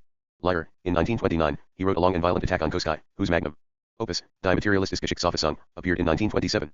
In 1932 he published an edition of Das Kapital with an introduction, and in 1931 he wrote an essay, not published at the time, on the crisis of Marxism. In the 1930s he still considered himself a Marxist, but continued to criticize Kolakowski and Book 3 * The Breakdown 1035. Lenin, whose philosophies, he believed, had much in common despite their political differences. He also insisted more and more strongly that Marxism in the form inherited from the 19th century did not adequately express the consciousness of the modern proletariat, and that there was need for a new theory which would be a continuation but also a revision of Marxist doctrine. He put forward these views in Karl Marx, 1938, and in articles entitled Why I Am a Marxist, 1935, and Leading Principles of Marxism, a Restatement, 1937. When Hitler came to power in 1935, Korsch emigrated to Denmark, where he lived for 2 years, and then to England. In 1936 he moved to the USA, where he spent the rest of his life. The first political writer to draw attention to his importance as an interpreter of Marx was no doubt Irving Fischer in the late 50s. In the next 2 decades he was the subject of a fairly large body of literature. To Theory and Practice. Movement and Ideology. Historical Relativism. The essence of Marxism, Korsch repeatedly emphasized, was the practical interpretation of human consciousness, but this had been completely eliminated from the positivist version of Marxism which dominated the Second International. If this advent sought serences and that people were deluded if they supposed that a disinterested thirst for information played any part in the extension of knowledge, this might be taken either as a historical judgment or as a norma. 2 opinions, which were logically independent of each other, were sown both to the natural and to the social sciences. A Hitchenipschitternerdinically diagram AO. 1030 Main currents of Marxism. In Korsch's view, however, the point of Marxism was not to supplement the traditional interpretation of cognition with observations regarding the motivation of cognitive acts and the verification of judgments, but to subject that interpretation to a radical change. Marxism was concerned particularly, though, as will appear, not exclusively with knowledge of the social universe. Theoretical knowledge was not a mere reflection of the social movement but a part, aspect, or expression of it. It must be interpreted as an essential component of the movement itself, and thus it was good or true insofar as it expressed the movement adequately and was aware that it did so. This applied above all to Marxism itself, which was an expression of the class struggle of the proletariat and not a science as understood by the positivists. This interpretation derived from Hegelian sources, for had not Hegel said that philosophy must be the intellectual expression of its own age? It was the essence of Marxism to have drawn the fullest possible conclusions from this point of view. Above all, as Korsch argued at length in Marxism and Philosophy, Marxism was not a new philosophical doctrine but the abolition of philosophy. To abolish philosophy, however, does not simply mean to despise or abandon it or dismiss it as an illusion, as Mering would have us do. For the very reason that philosophy was an expression of the historical process, it could not be done away with by ignoring it or by the exercise of philosophy itself, but only by means of a revolutionary and practical critique of society, whose existing philosophy dwelt in a mystified consciousness. For Geo's society was an indissoluble whole, Tijotalitet, and could only be attacked as such. Dinkamians hier promtoms ETS noia salient. MA 16 May ILJ Research OT registered. Cum hen sentiments to Toms registered. Marxism and Philosophy, P81, Curigi. Antigui. Ventuali, it aims at the concrete abolition of philosophy as part of the abolition of bourgeois social reality as a whole, of which it is an ideal component, Ibid, P68. This is the correct understanding of Marx's important concept of a critique of political economy, the subtitle of Das Kapital in the original, not merely an academic criticism of economic doctrines, but a practical attack on society through one of its main components, namely the economic ideologies which serve to perpetuate capitalist exploitation. If we consider social realities as a whole, we perceive the concurrence. Book 3 * The Breakdown L037. Zusammenfallen, of reality and the theoretical forms that express it. They can not exist separately, although the mystified bourgeois consciousness falsely imagines itself to be an external analysis of the social scene and not a part of it. Marxism, while unmasking this illusion, sees itself as a practical phenomenon, the expression and component of a social movement revolutionizing the present system. Although Korsch regards ideologies as a necessary element in the social whole, he emphasizes that they are by no means on a level with economic phenomena. On the contrary, he says, there are 3 degrees of reality. Firstly, economics, which are the one true reality. Secondly, the state and law, which are reality in an ideological disguise. And thirdly, pure ideology, pure non-sense, which is unreal and without an object. Ibid, P12. In social affairs, the act of investigation coincides with its object, such as the Hegelian interpretation adopted by Marxism. From this point of view, Korsch likens the Marxist theory of society to the view of Clausewitz, also a Hegelian, that the theory of war is not a matter of external subservation but is part of war itself. If we lose sight of this identity, we cannot grasp the Hegelian Marxist sense of the dialectic. The dialectic is not simply a method applicable at will to any object. It would seem that in Korsch's view it is altogether impossible to expound the materialistic dialectic as a collection of statements or precepts of investigation. As an expression of the revolutionary movement of the working class, it is part of that movement and not a mere theory or system. The realist dialectic of the proletariat cannot be learned in the abstract, or from so-called examples, as a separate science with its own subject matter. It can only be concretely applied in proletarian revolutionary practice and in the theory which is a real, immanent part of that revolutionary practice, Übermate. Realistic dialectic, in Marxism und Philosophie, p. 117. This approach, it may be noted, involves a radical epistemological relativism. If philosophy and theories of society are nothing more than the intellectual expression of practical social movements and interests, it must be inferred that they cannot be evaluated except from the point of view of whether they reflect those movements adequately, and whether the movements themselves are aggressive or not. In other words, no theory is true in itself in the sense of giving a correct description of the world, i.e. reflecting it accurately. The question of truth in the ordinary sense is meaningless, and the ordius renegade more m equals 1038 main currents of Marxism, but subsequently became reactionary and therefore false, and the same might one day be true of Marxism. Ecox Jennings D. Hack these trademark T1 Lugens D. Ug. SSWL, are where SOHCCTCTRQS equals word. Yard transient, Verg English, Arty. Kleeb 1922, Der Standpunkt der Materialistisken Geschichtsauffassung, in Marxismus und die Philosophie, p. 153. Entreble Saints Emnited Hello Pavman AC. Rem THCE Titis IAEES, _ Lord Errol. OT Uronswy and so on several occasions he joins issue with both Hilferding and Koski, who asserted that Marxism was only a theory of the laws of social development and did not, as such, involve any social commitment or value judgments, but could be accepted even by those who did not share the objectives of the socialist movement. In Korsch's view, the separation of theory from practice, of doctrinal truth from the revolutionary movement, was a complete distortion of Marxism. EMXVSTMEs equals substantive. SC1 lost isolated /I. 7. Be no such thing as purely theoretical Marxism. What is more, the doctrine of relativism, historicism, and the rejection of the idea of truth in the ordinary sense applies not only to the social sciences but also to natural science. There is no basic difference in this respect between our knowledge of nature and of society. Historical and natural reality are one and the same universe, both are part of the process of human life, and they are linked on the economic plane and specifically in material production. All natural circumstances, biological, physical, geographical, affect our lives not directly but through the intermediary of productive forces, and thus present themselves to us as social and historical phenomena. The whole universe as known to us is a social universe. As far as we are concerned, there is no such thing as nature independent of history and wholly external to us. Thus not only the social but the natural sciences are historical and practical expressions of a particular social totality and of class interests. The revolutionary movement, in abolishing society as we know it, abolishes not only its philosophy but all other sciences. Korsch maintains that when the present order is overthrown, even mathematics will have to be transformed, though he adds that it would be foolish for a Marxist to claim that a new Marxist mathematics can be put into operation at the present time. In general, he contends, the function of Marxism is chiefly negative. It is a component of the movement to destroy bourgeois society, not a collection of new sciences to replace the existing ones. Book 3 * The Breakdown 1039. While Korsch extends the class viewpoint to cover natural science, he does not share Lukács's view of the dialectic of nature. Since knowledge of nature, no less than knowledge of society, is part of a social, practical attitude, there is no ground for asserting that nature as we know it is not dialectical, for it too is a human creation. On this point Korsch's view appears to be the same as Gramsci's. Sen ESAE net SE. Source # at SE. He does not, however, explain exactly how the abolition of ethics or science is to come about, but confines himself to vague generalities for which he finds some support in equally general observations by Marx. Marx believed that in time to come there would be a single science embracing all aspects of reality, and that people would be so integrated as to express the whole of their social being equally in all forms of activity and thought, as in the utopias of Siaskowski and Hess. Thought and action would in some mysterious way coincide. One can imagine that in such a society there would indeed be no room for ethics as a collection of general norms regulating communal life, since every individual would experience himself immediately as a social being, that is to say, he would identify spontaneously with the whole, and would need no abstract norms or rules for this purpose. Pro or EI. Or SNE. Lenschtwinsi Hockey Oteling equals conduit. / we have shown earlier, this messianic era of the perfect integration of all human powers is the essence of Marx's utopia, and Korsch deserves credit for reviving awareness of it. Three phases of Marxism. The question arises, however, how is it that this essential feature of Marx's interpretation of the world was overlooked for decades and replaced by evolutionist, determinist, and positivist scientism? Korsch seeks to explain this aberration in terms of historical materialism, that is to say, 1040 main currents of Marxism. Thick view is that Marxism has SOH trademark through #TT3 Ditter Antiat. Spree or even into three phases of the development of the workers' movement. He defines this chronology in similar terms in several essays, and most fully in the introduction to the second edition of Marxismus und die Philosophik. Fantasia Fes Course Spens Lo. Deklimstium Bits Optifel Ration. Manx equals thought equals Tremisa Tom Pamil. TABORITONETY. Rio KMA taking shape as the consciousness of the proletariat directly based on an actable class. Struigeliatum of theory and Preta is not a mere slogan but a reality. Alter June 1848, however the Sid nation changed as capitalism entered a new phase OL development and expansion, or the rest of the 19th century. WF Marxism. Kudion High Developias Man Theory. IRID Spire the Adver. Events Marx on Angels, Irrentations near Iredison am honorare. AOD. Exist in the sense OL class consciousness actiately assimilated and errated vehi. Proletariat techli or came independent what the revolifying are mid end. This electric IE something TL spirit Varn's death, this idea cycling. Tita conti character _ of a system supposed pays, or permlirner IETRT retida.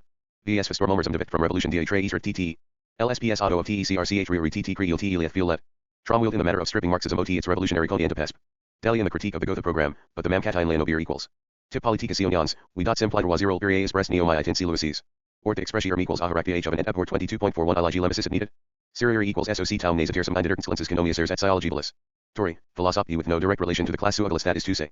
Thresfernes theorized about del atlases mupaleber were not himself espant. Oftant around the tur of the century me thelther faces with tatants. Tor be the subjective aspect of mamaziagel proletarianity or on their class. Struct. Pin's change was doomed in three-man development some Reformism. Revolutionary syndicalism. And Bolshevism the Tantini at all. See has Asmo Shire tie attention of theorists from the economic law Lohad Pidal. Ism to the subjective activity OL the working class and thus to restore Marxism to its proper function as the intellectual superstructure of the actual class. Movements _ Loninist commutidicitidi or Rednick. Not Rasig live versitic. Dogmatis nol CE on Permeto Malcori was Stibgen Chechem and TLEQS. Shinzamoy Titan and I'll work old Dirks Ol the Achille OL the proletariat. Barasier Teats Optocat. CVC Wethiatai Turnalik Myeno History. Independent intoyant work Chrismibo Viadman was the neediest still idiot. If true. Outer equals rendering me CO equal mighty theory simply as a practical tool in the T. And rare equals sensema equals statum sentidine truk 0 falses accordime as its sorvidini parties. Underscore teres dot igor self repeated st objection. Sexualitinx, thou equals to mizahian. Adler seat in what wave Lenin's utilitarian attitude towards theory differed. Book 3 equals the breakdown 1041. Ori S. Euro, a movement. And Forge S.J., ICI. However, as Korsch observed in 1931, none of the main forms of theoretical activity in which the subjective aspect of Marxism was revived was appropriate. 8 to the needs of the class struggle of the proletariat in its current phase. There was a clear divergence between Russian communism and the position of Western theoreticians of the revolution such as Leszek, Padakok, and Korsch himself. Leninism had proved to be an adequate theoretical form for the anti-imperialist struggle in countries on the periphery of the capitalist world, but the working class in the developed capitalist countries needed a new basis of theory which Marxism in its inherited form could not provide. Korsch, therefore, abandoned his original hope that it was sufficient to return to authentic Marxism to restore the revolutionary consciousness of the modern proletariat. He did not, however, formulate a theory of his own as a substitute, supplement, or revision of Marxism. It cannot be inferred from his writings what such a theory would have been like, or how it would have differed from traditional Marxism. For critique of Kolakowski. For it is quite understandable that from the point of view of Korsch's interpretation of Marxism the whole of Kolakowski's theoretical work must have seemed a perfect and classical specimen of the aberration into which Marxism fell when it lost touch with the revolutionary movement. Korsch's violent attack on Kolakowski's magnum opus is thus essentially a reaffirmation of his own position. He objected to Kolakowski not so much as a reformist. Reformism based on the actual struggle of the trade unions was in Korsch's view a higher form of Marxism than orthodox evolutionism, but rather as a naturalist and Darwinist who regarded historical materialism as the application to human history of the general principles of organic evolution. The main points of his attack are as follows. Firstly, he observes, Kolakowski treats Marxism as a purely scientific theory, the truth of which has nothing to do with its class function and can be established by universally recognized criteria of scientific accuracy. This, however, amounts to emptying Marxism of its revolutionary content and reverting to mystified bourgeois objectivism. Secondly, Kolakowski replaces the dialectic by a general epistemology bore 1042 main currents of Marxism, wrote from Mach and based on the principle that thoughts must correspond to facts and to one another. As for the dialectic of nature, which was of importance to Marx and Engels only insofar as it figured in the dialectic of history, Kolakowski presented it as a collection of universal laws of development, of which human history is a particular example. His standpoint is that of 19th century scientific materialism or popular Darwinism, summed up in the view that man is an animal and is subject to all the laws of species evolution. All his story is explained by adaptation to the environment, and all human behavior by biological instincts. Kolakowski, seeking to deduce eternal laws of history from biology, is really trying to perpetuate the specific features of bourgeois society, and is incapable of perceiving that society as a historical interrelated whole, which can only be, and must be, abolished as the totality of its component parts. It is not surprising that in treating society as an objective process subject to natural laws, and constructing his theory in isolation from its subjective base, Kolakowski is obliged, like the Neo-Kantians, to reassert the distinction which Marx resolved between what is and what ought to be, thus resorting to idealistic normativism as a complement to the materialism of natural science. Thirdly, Kolakowski's theory of the state is absolutely contrary to Marxism. He regards the state as the permanent and highest form of social existence, and democracy as the supreme achievement of history. The state, in his view, accounts for existing relations of production, and not vice versa. As to the origin of the state, Kolakowski, in opposition to Engels, invokes the hypotheses of violence and conquest. States, he says, were usually formed by warlike nomads raiding peaceful settlements. Today, however, democratic state forms are gradually prevailing everywhere. Thus Kolakowski abandons the whole theory of the state as an instrument of oppression and exploitation, in favor of a bourgeois theory of democratic progress. Instead of the revolutionary abolition of the state, he thinks only of its further democratization, and he is thus an advocate of bourgeois statehood. The abolition of the state, of money, and of the design of labor, all these ideas, which belong to the essence of Marxism, he treats as an anachronistic utopia. He believes that the class struggle of the proletariat can henceforth be carried on within the framework of the bourgeois state and its democratic institutions, and he rejects on principle the idea of revolutionary violence. All in all, Kolakowski is an example of a degenerate form of Marxism, perverted in such a way as to impose a brake on the class struggle. Korsch's analysis is itself typical of communist criticism. One can see from it why Korsch is outraged by Kolakowski, but it does not give reasons why we should agree with the former rather than the latter on any particular point. When, for instance, Kolakowski argues that as a matter of history states were generally created by conquest, and by a particular form of conquest, Korsch does. Book 3 The Breakdown 1043. Not dispute the statement or advance new historical facts, since facts do not interest him. He only remarks indignantly that Kolakowski is in disagreement with Engels, which Kolakowski was well aware of, and himself emphasized. Similarly, Kolakowski tried to give practical reasons why prophecies about the abolition of the state, law, money, and the division of labor were unreal. Korsch does not try to refute these arguments, but only repeats that Kolakowski's critique empties Marxism of its revolutionary content. The whole of his attack is devoid of argumentative force or theoretical substance, and is merely a restatement of his own interpretation of Marxism. Korsch's indifference to empirical argument is indeed admirably suited to his whole doctrine. Since a theory, as he constantly repeats, can only be the intellectual expression of a social movement, whether or not it is conscious of performing this function, it is pointless to judge it by any universal criteria of scientific accuracy. One either sides with the bourgeoisie or with the proletariat, and everything else follows automatically from that commitment ratio. NAL cognitive criteria cease to exist, and the act of political identification takes the place of theoretical reflection. By professing Marxism in this form, Korsch perhaps expressed more clearly than anyone else the latent anti-intellectualism of Marxism and communism. 5. Critique of Leninism. In the first half of the 1920s, Korsch was an avowed Leninist, as may be seen from his article Lenin und die Komintern, 1924, from his reviews of Leszek's book on Lenin and of articles by Stalin. In particular, he took Lenin's side against Rosa Luxemburg on the question of the party and spontaneity. His support was stated in general terms, however, and it is clear that from the beginning he was opposed to the substitution of party control for the Soviets. and believed in the direct dictatorship of the working class as a whole. It is also clear, though he did not say so at that time, that his whole reconstruction of Marxism as an expression of proletarian consciousness was incompatible with Lenin's theory of reflection. Soon after breaking with the Communist Party, Korsch made a clear statement of his disagreement with Leninism. He repeated several times that from the theoretical point of view there was little or no difference between the Leninists and the orthodox of the Second International. Both believed in Marxism as a science and as the true reflection of reality, whereas it was in fact the class self-awareness of the revolutionary movement and, as such, was an aspect of that movement and not merely an objective account of empirical facts. The separation of subject and object, theory and practice, was exactly the same in Lenin's case as in Kolakowski's. Lenin had also abandoned the Marxist 1044 main currents of Marxism idea of the abolition of philosophy and had tried to create a new doctrine which preserved Hegel's cognitive absolutism while substituting matter for spirit. This was no more than a terminological device. True Marxism knew nothing of any absolute or of any transcendental epistemology. Lenin had failed to understand the dialectic. He had situated the dialectical movement in the external world, nature or society, ignoring the fact that knowledge is not a mere copy or reflection of the objective process, but an active element in it. Hence pure theory and pure practice were as much divorced in his thinking as in any positivism, and so were the method and content of knowledge. As a result, the Leninists had created a system in which the doctrine invented by them independently of the class struggle was used as an instrument of ideological dictatorship over science and art. Aruelos winked between Penin's philosophical positivism and W. Groundsby. ESP. Korsch finally reached the conclusion that the Soviet state was a totalitarian, counter-revolutionary system, a form of monopoly state capitalism which had no more than verbal links with Marxism and was closer to fascist totalitarianism than to a proletarian dictatorship as understood by Marx. 6. A new definition of Marxism. In a brief essay or declaration of 1935 entitled Why I Am a Marxist, Korsch formulated the main features of Marxist doctrine in 4 points, as follows. Firstly, all the tenets of Marxism are particular, not general, as official Soviet doctrine would have it. Marxism does not comprise any general theory of the relation between the base and the superstructure. Engels' statements about mutual influence are valueless, as we cannot establish any quantitative criterion of measurement. The only statements that are valid are particular descriptions of particular phenomena at a given stage of history. Secondly, Marxism is critical and not positive. It is neither a science nor a philosophy, but a theoretical and practical critique of existing society, and is, therefore, itself a kind of praxis. However, the proletariat must be able to distinguish between true and false scientific claims, and therefore Marxism consists of exact, empirically verifiable knowledge, no less precise than that of natural science. Thirdly, the subject of Marxism is capitalist society in the period of its decline, including everything that throws light on the historical character of Book 3 *, the breakdown 1045. Existing relations of production. Fourthly, its purpose is not to contemplate the world but to change it, and theory is subordinated to revolutionary aims. The first of these points, it will be seen, is a drastic limitation of the scope of Marxism. It would be very hard to show that Marx never made general statements about the interdependence of various aspects of social life, but was content to observe particular historical phenomena. As to the second point, it is not clear how the general rule of empiricism can be reconciled with the notion of a theory which, as Korsch apparently continued to maintain, is only the expression of an actual social movement. If Marxism is subject to criteria of empirical verification in the same way as any other science, its validity must depend on whether it satisfies those criteria and not on how adequately it expresses a particular class interest.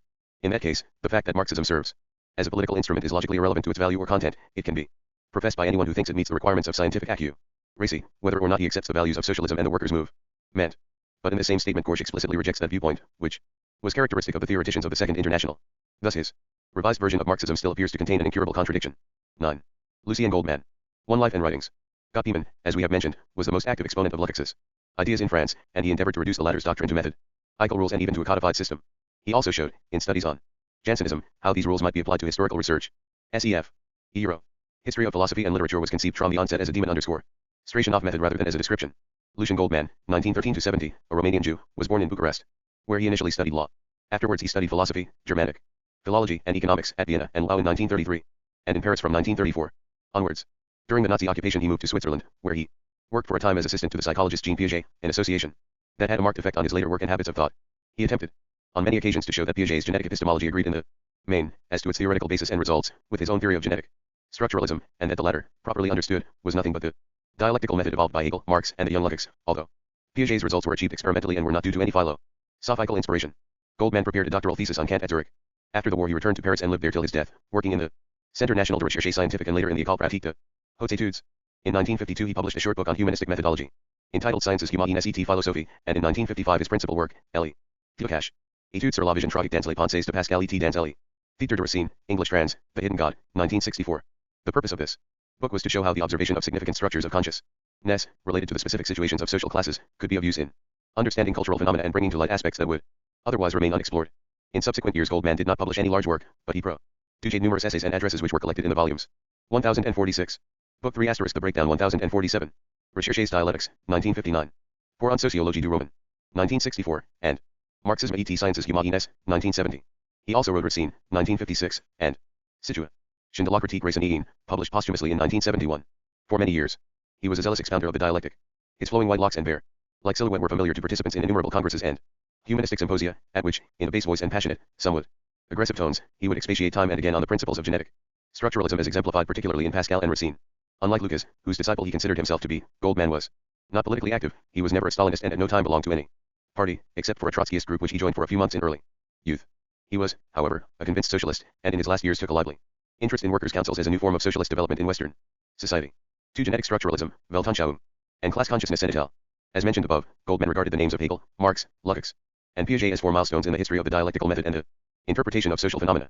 Thanks to the methods they had worked out, humanistic science was able to overcome the traditional opposition emphasized by the neo-Kantians between explanation and understanding, to free itself from the dichotomy of facts and values, and finally to combine the historical and genetic viewpoint with the structural one. The main ideas of genetic structuralism are as follows. The first task of humanistic science is to identify its object correctly.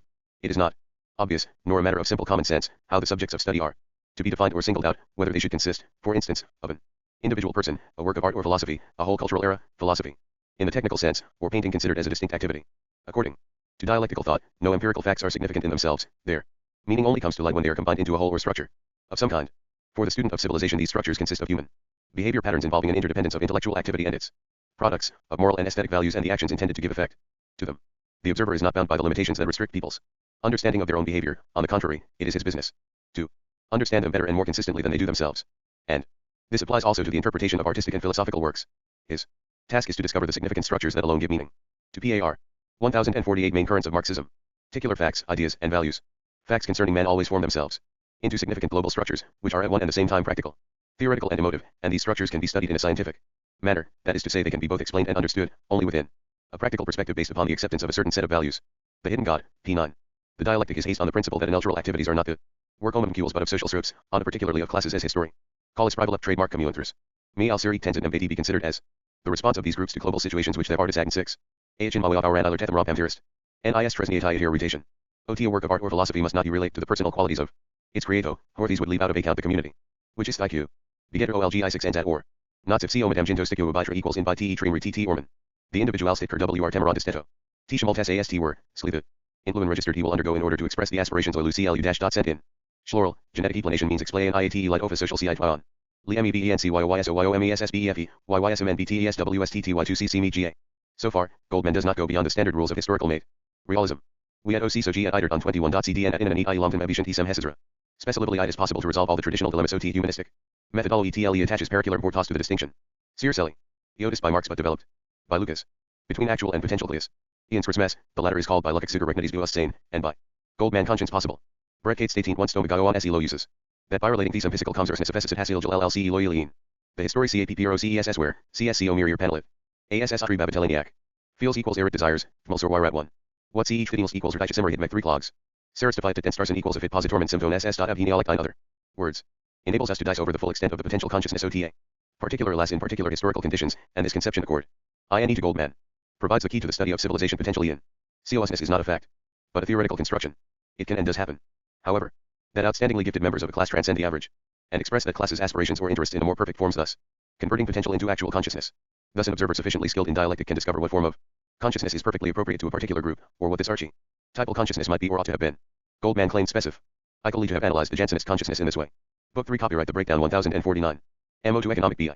If we accept that all human behavior has a meaning, but that it is revealed, not in the motives of individuals but only in the more or less conscious intive ours of large social groups, then, according to Goldman, we no longer need distinguish between explanation and understanding as two separate, independent modes of investigation.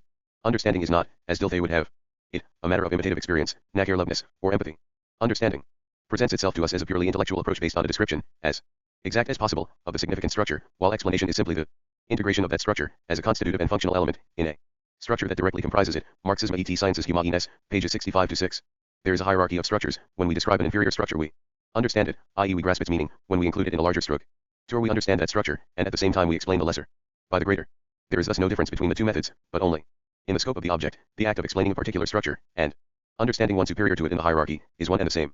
A structure is not necessarily a harmonious whole. On the contrary, it usu ally presents internal contradictions owing to the fact that the values pursued by a given class are mutually incompatible, or unattainable in the historical circumstances of the time, or that attempts to realize them bring about opposite results to those intended. A structure is thus not only an orderly system, but a complex of tensions as well.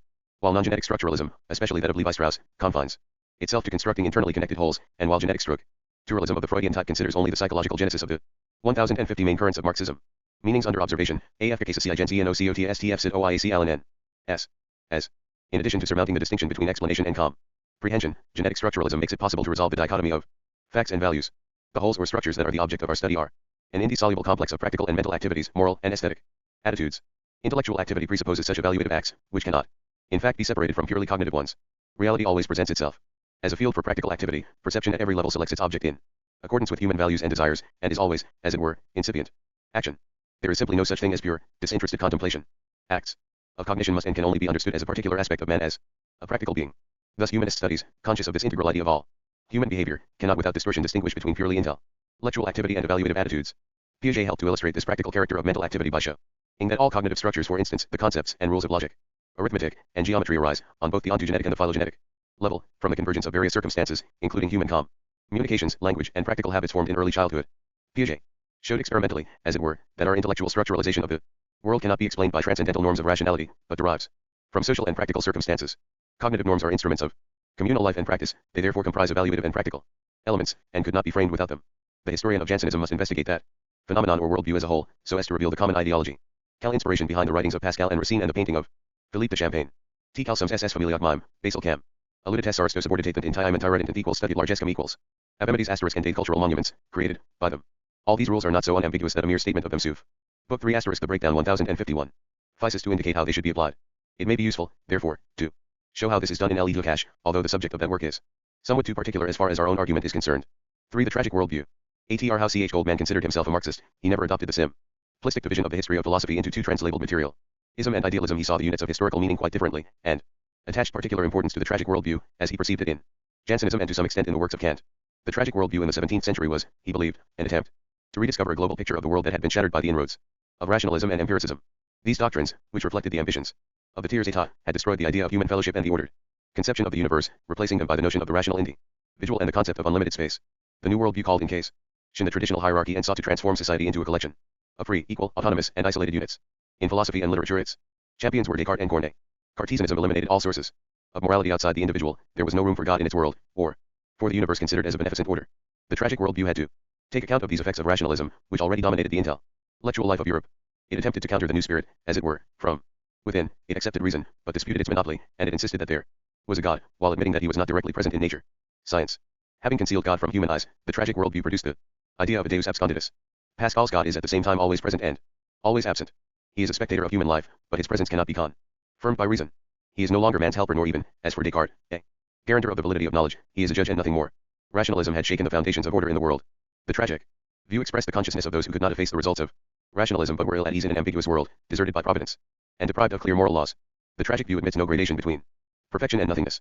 The eye of the hidden God deprives the world of all its value, but precisely since he is hidden, the empirical world is the only one we can perceive directly, and it is therefore everything to us as well as nothing. Those who hold this view are the victims of a constant inner conflict. They can neither flee from the world nor live in it so as to realize transcendent values. The only consistent attitude they can adopt is to live in the world. While 1052 main currents of Marxism, constantly refusing allegiance to it. This was the attitude of Pascal when he wrote the Pensées, and of Racine at the time of Phèdre. Jansenism was not a single unified movement, though its adherents shared certain characteristics and values: the doctrine of efficacious grace, anti-Molinism, rejection of the dieu de philosophes, aversion to mysticism, defense of Jansen, and the anti-historical rejection of the world. Goldman-Diston. He used four main variants of the Jansenist attitude. The first, Martin de Bar-Cos, Pavillon, the Racine of Andromache and Brighton accuse, stood for complete rejection of the world, from which it took refuge in contemplation. The second sought to reform the world by remaining in it and discriminating between good and evil, Arnauld, Nicole, Pascal in the Provincial Letters. The third attempted to compromise with the world, Choiseul, Arnauld d'Audeley. The fourth, and the most consistent, accepted the tragic situation. It remained in the world, while denying the world, and expressed man's uncertainty and helplessness in the extreme form of the peri, the wager that applied not only to salvation but to the very existence of God, Pascal's Pensées, Racine's Phèdre. In the tragic predicament in which God deprives the world of all value and, yet, by his absence, obliges man to regard it as his only good, the human outlook is reduced to a permanent paradox, constantly denying and affirming the same proposition, for man's life is lived among antagonistic values, none of which can eliminate the others. It is part of the tragic consciousness to feel that one lives for the realization of values that cannot be realized completely and, therefore not at all, for those who believe in all or nothing. Man can turn only to God, but God does not answer him. Thus the true utterance of the tragic consciousness is a monologue, a voice crying in the wilderness. The Pensées are a monologue of this kind, not an apologetic treatise. Pascal and Racine represent Jansenism in a consummate form, expressing fully what others say by halves, and thus they exemplify the maximum potential consciousness of the community to which they belong. It is a class consciousness, that of the noblesse robe during the transition to absolute monarchy, when the former was being more and more displaced from its social fastnesses by the new royal bureaucracy, while depriving it of its raison d'être.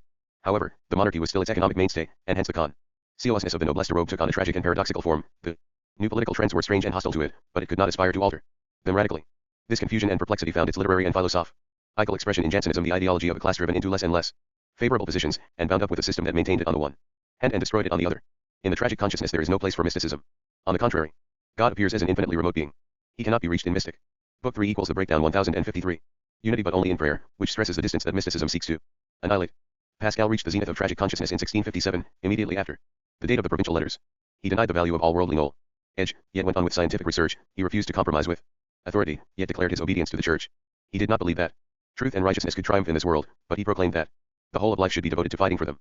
This attitude also constituted his literary style. In the world of tragedy no statement is true and no action is right unless accompanied by another which contradicts it. To this extent Pascal is also an exponent of dialectical thought, although his dialectic is static and tragic. There is no synthesis, no escape from the clash of opposites. In Pascal's world man lives between two extremes, but he does not feel this as a natural position, as in Thomist philosophy, because both extremes attract him equally and seem equally right, so that he lives in a state of constant tension. He cannot accept finitude, and he sees infinity as unattainable. He affirms himself only through his own weakness and incapacity for synthesis. He yearns for wholeness, but perceives that his yearning is in vain. In the last resort Pascal cannot recognize any basic principles of cognition, either the cogito or the rules of empiricism, but falls back on the raisons du cœur, on a practical faculty as the only trustworthy guide. In this respect too he anticipates dialectical thought. His dialectic reaches its acme in the Peri, where a question fundamental to human destiny, the existence of God, is decided not by theoretical reasoning but by a gambler's throw. Pascal knows that reason left to itself is helpless, and he thus knows, as it were, that cognitive activity is only an aspect of the complete man. Since not only God's will but his very existence are hid then from us, we are forced to take the risk of wagering on this cardinal question. And the situation that makes this necessary does not depend on our own will. The Peri is an act of hope, a practical act to decide a theoretical question. It is similar in this to Kant's practical reason, which decides metaphysical questions. In reliance on the possibility of a supreme good, and also to Marx's invocation of the classless society, it is by no means scientifically proved that there is bound to be such a society, but by believing in it we commit ourselves actively to its cause. Neither the past nor the future play a part in Pascal's dialectic, only the present, which is constantly passing away, and the nostalgic sense of eternity. Soci. Eddie is full of evil, and no rules of justice can be discerned in it, but we are condemned to live in the world of men, although we have no hope that it will change radically for the better. Pascal's social conservatism and his paradoxy, contempt for all the values of law, custom, and social hierarchy are both consequences of the tragic worldview. 1054 Main currents of Marxism. In this analysis of Goldman's we have an example of the construction of historical categories which explain structures of consciousness in relation to the class situation. Such categories, if properly devised, make it possible to give a uniform sense to phenomena without isolating them from their historical sources, and thus they satisfy the demands of both structuralist thought and genetic interpretation. By constructing such conceptual aids we provide ourselves with the means of interpreting a wide range of phenomena. Having seen Jansenism to be the ideology of the noblesse robe, we can also see libertinism as the ideology of the noblesse cour, expressed for example in Moliere's plays. Le Misanthrope is an attack on Jansenism, Dom 1, while accepting libertinism in principle is also a partial critique of it and a reassertion of la misère. For Goldman and Luke's comment on genetic structuralism. Golpmann, as already mentioned, regarded himself as a disciple and contemporary of Lukács's work, especially the early Lukács of Die Seele und die Formen, and history and class consciousness. In Goldman's view the basic elements of the dialectic as Lukács subsequently developed them can already be found in his pre-Marxist work. In fact, however, Goldman adopted only part of Lukács's theory, omitting other features which Lukács himself regarded as fundamental. Goldman attempted to put into effect the concept of historical totality. He believed that scientific observation must lead to the discovery of class consciousness as it ought to be, were it fully consistent, that the dialectical method made it possible to resolve the dichotomy of facts and values, understanding and explanation, that cognitive acts were always involved in practical attitudes, so that it was impossible to isolate an element of pure theoretical contemplation in human behavior, and, accordingly, that there were no absolute criteria of knowledge, no basic judgments. In all these ideas he was faithful to Lukács. But he was not interested in what Lukács regarded as an essential point, namely the mythology of the proletariat as the repository of the liberated absolute consciousness, nor did he hold that perfect consciousness was embodied in the Communist Party. All these questions were quite alien to him, and consequently in all specific matters he was much less dogmatic than Lukács. His general view, which he repeated many times, was that the Marxist critique of reification in capitalist society was fully applicable at the present day. The transformation of all human products and individuals into goods comparable in quantitative terms, the disappearance of qualitative links between people, the gap between private and public life, the loss of personal responsibility and the reduction of human beings to executors of tasks imposed by a rationalized system, the resulting deformation of personality. The Book 3 copyright the breakdown doors. Impoverishment of human contacts, the loss of solidarity, the absence of generally recognized criteria of artistic work, experimentation as a universal CRE. A tip principle, the loss of authentic culture owing to the segregation of the different spheres of life, in particular the domination of productive processes. Treated as an element independent of all others, these were all features of the consumption-oriented society. On the other hand, Goldman believed that his historical development had invalidated another part of Marx's analysis, namely the pauperization of the proletariat and the growth of revolutionary consciousness. Capitalism had managed to provide the workers with a relatively secure and satisfactory life, and there was therefore no reason to expect that their revolutionary mood and aspirations would reach an explosive pitch as forecast by the early Marxists. On this point Goldman disagreed with Lukács, and it is an essential one. Lukács would not have been Lukács without his faith in the revolutionary consciousness of the proletariat. For similar reasons Goldman did not fully accept Lukács's aesthetic theory. He did not believe in socialist realism as the highest phase of culture. Unlike Kolakowski was keenly alive to new trends in literature and art, and was a pathetic critic of such authors as Gombrowicz, Rob Grillet, Jean Genet, and Natalie Sarraute, whose work is diametrically opposed to anything that could be called socialist realism. In these writers too he looked for a structure which corresponded to particular social phenomena, whether or not they themselves intended or even perceived the correspondence. For instance, Rob Grillet's Legumes revealed the self-regulating mechanism of capitalist society, while the same author's La Jalousie was about reification. In this sense Goldman can be called a moderate Lecoqist, which is as much as to say that he was not a Lecoqist at all, he only adopted certain categories of Lecoq's which he thought useful in studying the history of the dialectic and of civilization generally. Goldman's political views also had little in common with communist dogmatism. As we have seen, he did not believe in a proletarian revolution taking place as the classical doctrine had predicted. He believed, however, that the most important need was for a new social order which would free the world from reified structures and restore a sense of authenticity and human solidarity. He was particularly interested in the movement for worker self-government, Autochtone ouvrière, which Serge Mallet sought to place on a theoretical basis, and in Yugoslav experiments in this sphere. He thought this movement might lead in time, without violent revolutionary shocks, to a reunification of economic and cultural life, that it might give the workers a new sense of responsibility and of belonging to the community, and reforge the links which capitalism had broken by quantifying all human values. But he did not define socialism in institutional terms, nor in terms of increased consumption. 1050 Main currents of Marxism. The main features of the socialist ideal were spiritual values, the directness of social ties, and the responsibility of the individual. He did not believe in any laws of history guaranteeing that the ideal would be realized. It was a duty to wager on it, but there was no certainty of a payoff. As Goldman was much less burdened with the dogmatic heritage of Marxism than was Lecoq's, his historical studies are a good deal less schematic. Lecoq is certainly an interesting investigation. Many points in it may be criticized by historians of the 17th century, but it nevertheless draws attention to aspects of Jansenism that may well repay further study. This does not mean, however, that we can accept Goldman's methodological rules without reservation, or that their meaning is absolutely clear. In particular, the doctrine of potential consciousness seems extremely doubtful. To accept it as a tool of historical research implies that we can deduce from the situation of a particular class what its consciousness would have been if it had corresponded perfectly to that situation. This, however, is a fantasy. Even if we suppose with Goldman, contrary to the evidence of history, to common sense, and even to Marx, that every worldview stands in a one-to-one correspondence with the class situation in which it arises, the deduction would still be impossible, for we should also have to know the general laws according to which particular class situations always produce particular forms of ideology, art, philosophy, or religion. We do not know any such laws, and we never shall, for the possibility of doing so is excluded by the nature of the subject under examination, which is the whole process of history, unique and unrepeatable.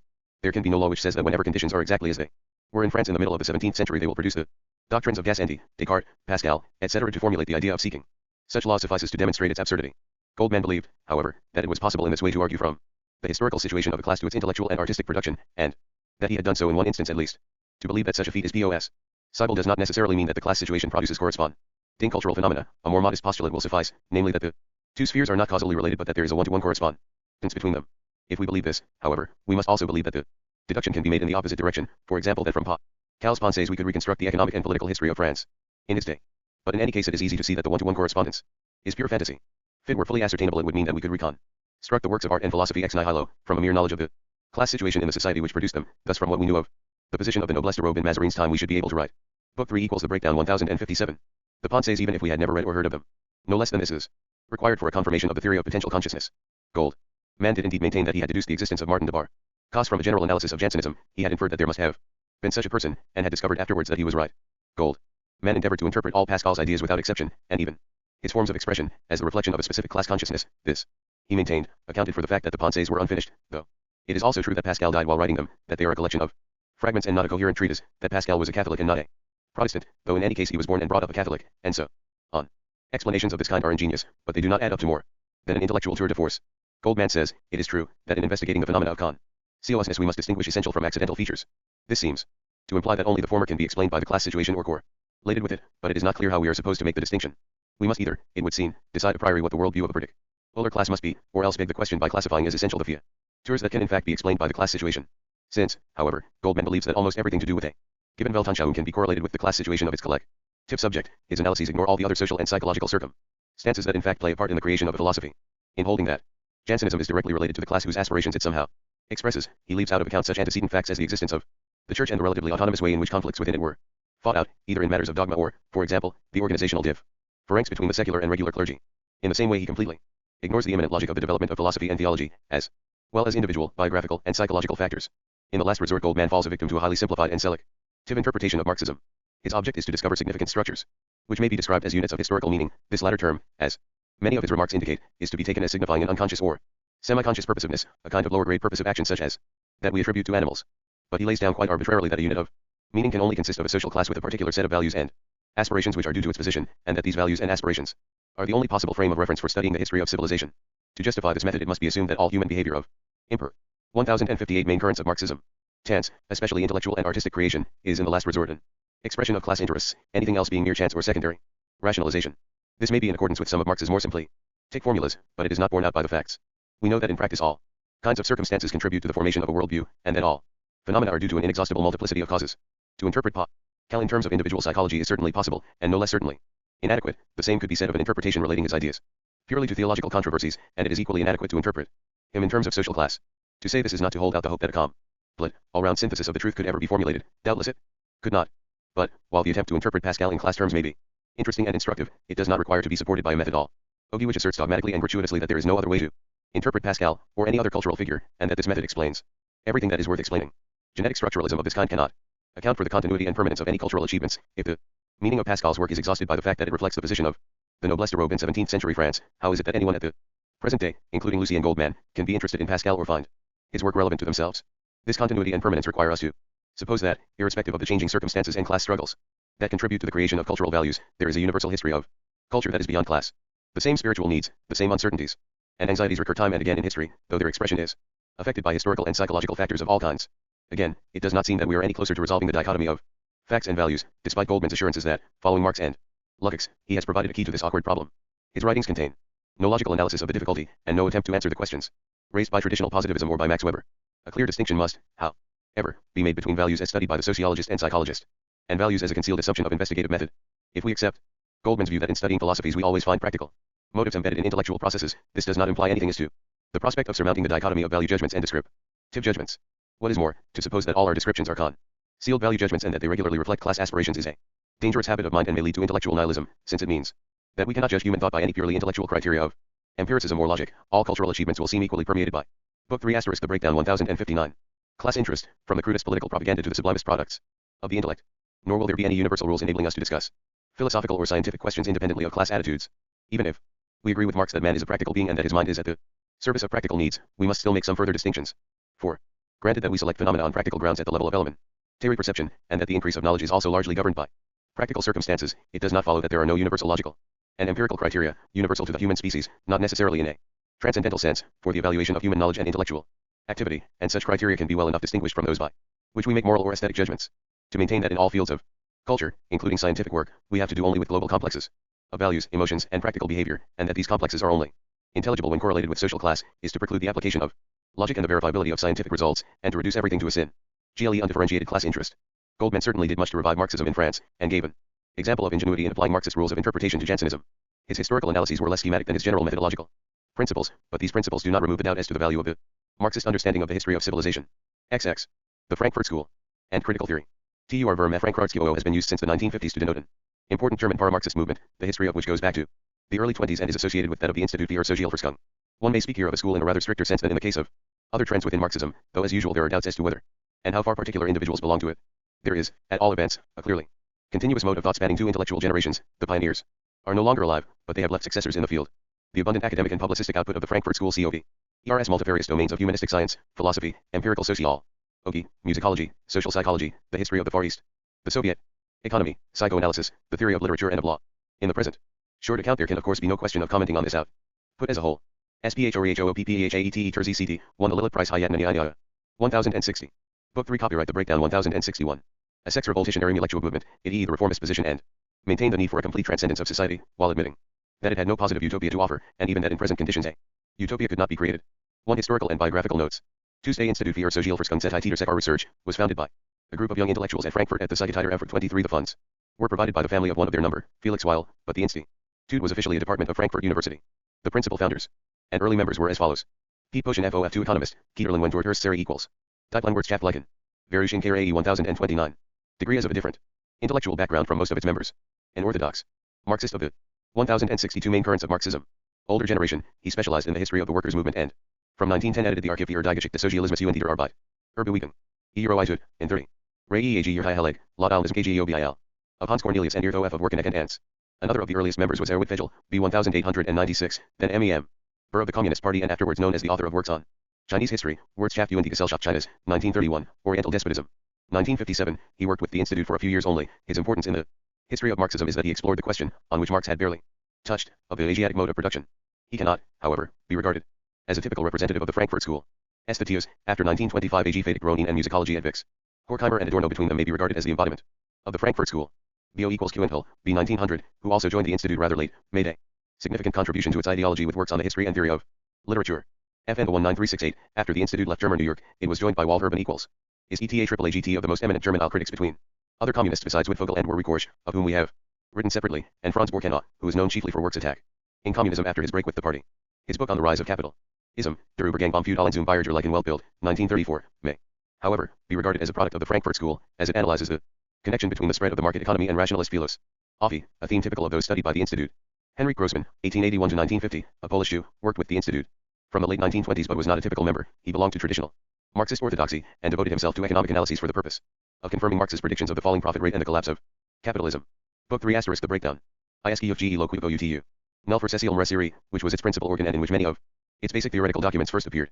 After the move to the United States, the journal was continued for 2 years, 1939-44, under the title Stud. IES in Philosophy and Social Sciences. U5 List ATCP-USSCU. When the Nazis came to power at the beginning of 1933, the institute was, of course, unable to continue functioning in Germany. A branch had previously been founded in Geneva, to which some of the German members now moved. Another branch was set up in Paris, where the journal continued to appear. Adorno spent the first few years of emigration at Oxford, and in 1938 moved to the United States, where almost all the institute's members arrived sooner or later, from being the first. Wittfogel was in a concentration camp for some months, but was finally released. The émigrés set up the International Institute for Social Research at Columbia University, which continued the Frankfurt projects and started new ones on similar lines. Walter Benjamin, who lived in Paris from 1935, fled from the Nazis in September 1940 and committed suicide on the Franco-Spanish border. Horkheimer and Adorno spent the war years in New York and Los Angeles. They returned to Frankfurt in 1950 and 1949, respectively, and took up professorships at the university there. From Marcuse, Lowenthal, and Wittfogel remained in America. Tuesday fundamental principles of the Frankfurt School, applying both to epistemology and to the critique of civilization, were formulated by Horkheimer in a series of articles in the journal, most of which were republished in 1968 under the title of Critic Theory, 2 volumes, edited by A. Schmidt. The most general and programmatic of these articles, written in 1937, was entitled Traditionelle und Critic Theory. Others discussed various philosophical questions, for example the relation of critical theory to rationalism, materialism, skepticism, and religion. We also find critiques of Bergson, Dilthey, and Nies. SCHE, and essays on the role of philosophy, the concept of truth, and the SPE. 9. Civic nature of the social sciences. 1004 main currents of Marxism. 7 AI, CAA. Pendently. OL each other, praxis cannot absorb theory, nor vice versa. In all these cases we have to do with mutual interaction. These thoughts are not so precise, however, as to provide a basis for methodological rules that would preserve us at once from all the temptations of reductionism, dogmatism, idealism, and vulgar materialism. In all cases of interaction we have to do with the partial autonomy of factors affecting one another, but the boundaries of this autonomy are not clearly drawn. By emphasizing the need for constant mediation, Horkheimer apparently seeks to guard his position against all reductionist traditions. It is also clear, both from Horkheimer and from other writings of the Frankfurt School, that the critical theory associated empiricist and positivist doctrines with the cult of technolo-ado and technocratic tendencies in social life. Book 3 The Breakdown 1005. CLSSAPPC Peniscan Y, Terrell May AETLE Me Kenley and must therefore be a matter of caprice. It does not appear, however, that Horkheimer or any other member of the Frankfurt School can explain how the same cognitive faculty can determine both ends and means, or how we proceed from observing phenomena to understanding the hidden essence which teaches us not only what man empirically is but also what he would be if he fully realized his own nature. In combating the phenomenalistic standpoint of the positivists, the Frankfurt School followed in the footsteps of the young Marx and were animated by the same interest. Their object was to ascertain what man really was and what were the requirements of true humanity, its essential aims, which could not be empirically observed nor yet arbitrarily determined, but must be discovered. The members of the school seem to have held that something is objectively due to man by reason of his very humanity, and in particular that he is entitled to happiness and freedom. However, they tended to reject the young Marx's view that humanity is realized in the process of work, or that work in itself, in the present or in the future, could reveal the essence of humanity and bring it to full perfection. It is nowhere clear in these arguments how faith in the par idem of humanity is to be reconciled with the belief that man is determined by his self-creation in history. Nor is it clear how the statement that intellectual activity cannot exceed the bounds of historical praxis is to be squared with the demand for a global criticism in which the totality of that praxis is opposed by theory or reason. All these elements of the critical theory are already present in the 1930s, in Horkheimer as in Marcuse or Adorno. The last named studied the question of subjectivity and the object, and the problem of reification, chiefly in the context of Kierkegaard's philosophy and of musical criticism. The commercialization of art under monopoly capitalism was a recurrent theme of his jazz music. As a whole appeared to him a symptom of this degradation. His main point was that in a mass culture art loses its negative function, i.e. that of representing a utopia above and beyond existing society. It was not so much the politicization of art that he objected to as, on the contrary, the replacement of its political function by passive, mindless enjoyment. As to the work of Walter Benjamin, this cannot be wholly summed up in terms of the history of Marxism. Among his many writings on philosophy and literary criticism, few can be described as showing a Marxist background. Nev. Nevertheless, he was for a long time an adherent of historical materialism in his 1000 Main Currents of Marxism own sense of the term, and went through a period of attraction towards communism, though he never joined the party. He seems to have tried to graft his historical materialism onto his own theory of culture, which had nothing to do with Marxism and which he had worked out beforehand. Gershom Scholem, his close friend and one of the greatest present-day authorities on the history of Judaism, emphasizes that Benjamin had at all times a strong mystical streak, and also that he had read very little Marx. Benjamin had a lifelong interest in the hidden meanings of words, which led him to study the language of magic, the Kabbalah, and the origins and functions of speech in general. He seems to have regarded historical materialism as a possible clue to the secret meaning of history, but his own speculations led to the view that it was a special case or application of a more general theory connecting human behavior with a general mimetic impulse in nature. In any case, his thoughts on history had nothing to do with the theory of universal progress or determinism. He was impressed, on the other hand, by the dialectic of uniqueness and recurrence in history, mythology, and art. What seems to have attracted him in communism was not the idea of regularity in history but rather that of discontinuity, hence his interest in Searle. In Theses on the Idea of History, Thesen Tiber den Begrifter, Geschichte, written a few months before his death, he remarked that nothing had been so disastrous to the German workers' movement as the belief that it was swimming with the stream of history. Especially harmful and suspect, in his opinion, were versions of Marxism that regarded history as the progressive conquest of nature, seen as an object of exploitation, a view which he thought redolent of technocratic ideology. History, he wrote in the same theses, was a construction, the scene of which was not empty, undifferentiated time but time, filled by the jet seat, the existence of bygone events, constantly revived in the present. This idea of unfading presentness recurs in several places in his work. Benjamin had a strong, conservative sense of the permanence of the past, which he endeavored to reconcile with a revolutionary faith in the discontinuity of history. He connected this latter idea with the Jewish messianic tradition, holding, contrary to Marxist doctrine, that purely immanent eschatology was impossible. The Eschaton could not manifest itself as a natural continuation of the course of events up to the present but, like the advent of the Messiah, presupposed a hiatus in time. But the discontinuous and catastrophic nature of history could not deprive the past of its meaning-generating significance. From Benjamin's various reflections, vague and ambiguous as they are, on the disappearance of the ancient links between art on the one hand and myth and ritual on the other, it can be seen that he did not by any means consider this rift to be a source of pure gain. He seems to have believed that something essential must be salvaged from the mythical heritage of mankind if culture was to survive. He also apparently believed that there was a pre-existing treasury of Book 3 * the breakdown 1067. The senses which human language and art did not create, but revealed, language, he held, conveys meaning not by virtue of convention and chance, but by a kind of alchemic affinity with objects and experience. In this connection, he was interested in mere speculations on the origin of language. The purely instrumental view of language, characteristic of positivism, seemed to him of a piece with the general breakdown of inherited meaning in a civilization heading towards technocracy. It does not seem that Benjamin had much in common with Marxism, despite his occasional professions. He was certainly linked with the Frankfurt School by his interest in various forms of cultural decadence resulting from the commercialization of art. He may for a time have believed more than other bears of the school in the liberating potential of the proletariat, but the latter was in his view not so much the organizer of new relations of production, as the standard bearer of a new culture which might one day restore the values that were perishing as the influence of myths declined. The triumph of Nazism, with its catastrophic effect on German culture, naturally turned the attention of the Frankfurt School to investigating the psychological and social causes of the astonishing success of totalitarianism. Both in Germany and later in the United States, the Institute carried out empirical studies for the purpose of investigating attitudes that found expression in the desire for authority and readiness to submit to it. In 1936, a collective work, Study and Liberator et the Family, was published in Paris, based on theoretical argument as well as empirical observation. Its main authors were Horkheimer and from Horkheimer sought to explain the growth of authoritarian institutions in terms of the decline and transference of family authority and the correspondingly increased importance of political institutions in the socialization of the individual. From interpreted the need for authority in psychoanalytical terms, the sadomasochistic character. He did not, however, share Freud's pessimism as to the inevitable conflict between instincts and the demands of communal life, or the permanently repressive role of culture. The Frankfurt writers sought to illuminate the phenomenon of Nazism from many sides and to discover its psychological, economic, and cultural roots. Pollock discussed Nazism in terms of state capitalism, of which he saw another example in the Soviet regime. Both systems presaged a new era of domination and oppression, based on state direction of the economy, autarchic tendencies, and the elimination of unemployment by coercion. Nazism was not a continuation of the old capitalism but a new formation in which the economy was deprived of its independence and subordinated to politics. Most writers of the school thought that the prospects of individual freedom and authentic culture were poor in view of contemporary trends, the growth of state control over the individual, and the bureaucratization of social relationships. Nazi and Soviet totalitarianism were 1008 main currents of Marxism. Not, they believed, historical aberrations but symptoms of a universal trend. Franz Neumann, however, in a book of 1944, took a more traditionally Marxist view. He held that Nazism was a form of monopoly capitalism and could not cope with the typical contradictions of that system, so that its duration was bound to be limited. In the United States, the school continued to produce studies of social psychology designed to elucidate the causes that brought about and maintained attitudes, beliefs, and myths characteristic of totalitarian systems. These included a volume on anti-Semitism and a collective work by Adorno and Oth.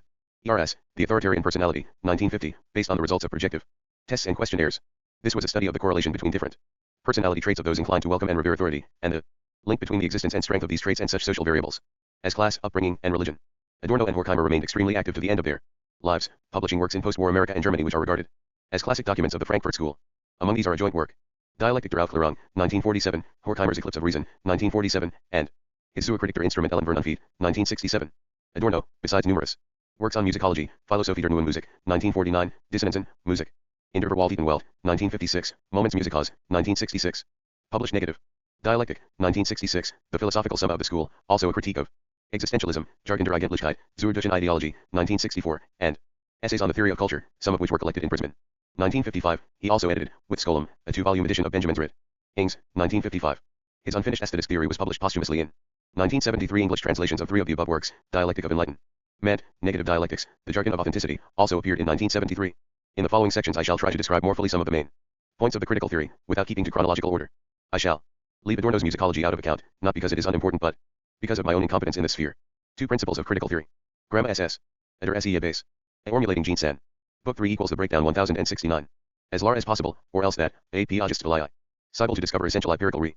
Nia hig under ober 1 pipa. Night facts ascertained are in part determined by the collective praxis of bisa beings who have devised the conceptual instruments used by the investigator.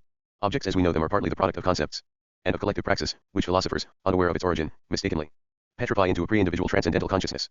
This is dot to dot zlies dot the alienation equals toi we hath subject critical thought is motivated today by the endeavor genuinely to transcend the situation of 10. Zion, to remove the opposition between the purposiveness, spontaneity, and rationality of the individual and the labor conditions on which society is. 1070 Main currents of Marxism. Based. It implies the conception that man is in conflict with himself until he recovers this identity. Critic Theory, ed.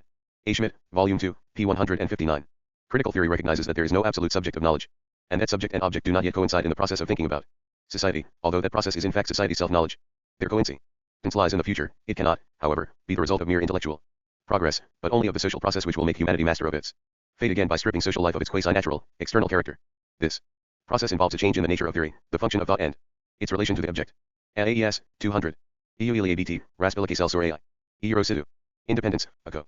Aryan viewpoints, otherwise it would turn into social psychology, a mere record of what the workers thought and felt at any given moment. Precisely because it is critical, theory must remain autonomous vis-a-vis every existing form of social consciousness. Theory conceives itself as an aspect of praxis devoted to creating a better society. It retains a militant character, but it is not simply acti-vat by the existing struggle. Its critical attitude to the totality of the social system is not a matter of value judgment superimposed on theoretical findings, but is implicit in the conceptual apparatus inherited from Marx. Such categories as class, exploitation, surplus value, profit, impoverishment, and crises are elements of a conceptual whole, the purpose of which is not to reproduce society as it is but to change it in the right direction. Ibid. p. 167. Theory thus has an active and destructive character in its own conceptual framework, but has to take account of the fact that it might be in opposition to the actual consciousness of the proletariat. Critical theory, following Marx, analyses society in the light of abstract categories, but it does not forget at any stage that, qua the ori, it is a criticism of the world it describes, that its intellectual act is at the same time a social act, that it is thus a critique in the Marxian sense. Its subject is a single, particular historical society, the capitalist world in its present form, which impedes human development and threatens the world with a return to barbarism. Critical theory looks forward to another society in which, Book 3 * the breakdown 1071, men and women will decide their own fate and not be subject to external necessities. Society, in so doing it increases the likelihood of such a society coming about, and it is aware of this fact. In the future society there will be no difference between necessity and freedom. The theory is in the service of human emancipation and happiness and the creation of a world fitted to human powers and needs, and it declares that mankind has potentialities other than those manifested in the existing world. VEPE do 7 interi _ biot also D1. IAT on the one hand, Horkheimer repeats, in Der Rationalis. Mustrate in der Gegenwärtigen Philosophie, 1934, Feuerbach's statement that it is man who thinks, and not the ego or reason. In so doing he emphasizes that both the rules of scientific procedures and the stock of concepts used in science are a creation of history, the outcome of practical needs, and that the content of knowledge cannot be divorced from its social genesis. In other words, there is no transcendental subject. On this basis it might seem that the theory is good or correct because it stands for social progress, or that intellectual value is defined by social function. But, on the other hand, the theory is supposed to retain its autonomy vis-a-vis reality. Its content must not be derived from any identification with an existing movement, and it must not be pragmatistic in terms even of the human species, let alone a social class advice. Ot cleary, in which sense _ I claims asterisk to be HUE, because it desire. DUCTVESCCOSIS. The clearest answer that Horkheimer offers is perhaps the following: the open dialectic does not, however, lose the imprint of truth. The discovery of limitations and one-sidedness in one's own thought and that of others is an important aspect of the intellectual process. Both Hegel and his materialist successors rightly emphasized that this critical, relativist approach is part of knowledge. But certainty and the affirmation of one's own conviction do not require us to imagine that the unity of concept and object has been achieved, and that thought can come to a stop. The results obtained from observation and 1072 Main currents of Marxism. Inference, methodical research, and historical events, everyday work and the political struggle, are true if they stand up to the cognitive means at our disposal. Den Verpiegbaren Erkenntnismitteln standhalten, Zoom problem der Wahrheit, Ibid, Volume I, p. 246. This explanation is far from being unambiguous. If it means that critical theory, whatever the social circumstances in which it is evolved, is in the last resort subject to the rules of empirical verification, and is judged as true or false accordingly, then it is no different epistemology. Cali from the theories it condemns as traditional. If, however, something more is meant, namely that in order to be true a theory must stand the emperor, Eichel test. And be socially progressive as well, then Horkheimer fails to tell us what to do if these two criteria conflict. He merely repeats generalities about truth not being superhistorical and about the social conditioning of knowledge, or what he calls the necessary social mediation between the concept and its object. He assures us that the theory is not static, that it does not absolutize either the subject or the object, and so on. All that is clear is that critical theory refuses to accept Lukács's party dogmatism and seeks to maintain its status as theory while also refusing to acknowledge empirical criteria of verification. In other words, it exists by virtue of its own ambiguity. Critical theory, thus understood, also comprises no specific utopia. Horkheimer's predictions are confined to trite generalities: universal happiness and freedom, man becoming his own master, the abolition of profit and exploitation, etc. We are told that everything must be changed, that it is not a matter of reforming society but of transforming it, but we are not told how this is to be done or what will be put in its place.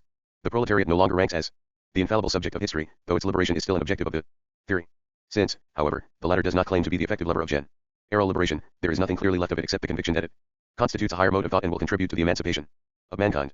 Horkheimer's remarks on the social preferences and interests involved in the conceptual apparatus used by various theories of society are certainly true, though they were not new even in his day. But the fact that the social sciences reflect different interests and values does not mean, as Horkheimer seems to think, following Lucas, Korsch, and Marx, that the difference between empirical and evaluative judgments has been transcended. In this sense, the critical theory is an inconsistent attempt to preserve Marxism without accepting its identification with the proletariat and without recognizing the class or party criteria of truth, but also without seeking a solution of the difficulties that arise when Marxism is truncated in this manner. It is a par-tile form of Marxism, offering no replacement for what it leaves out.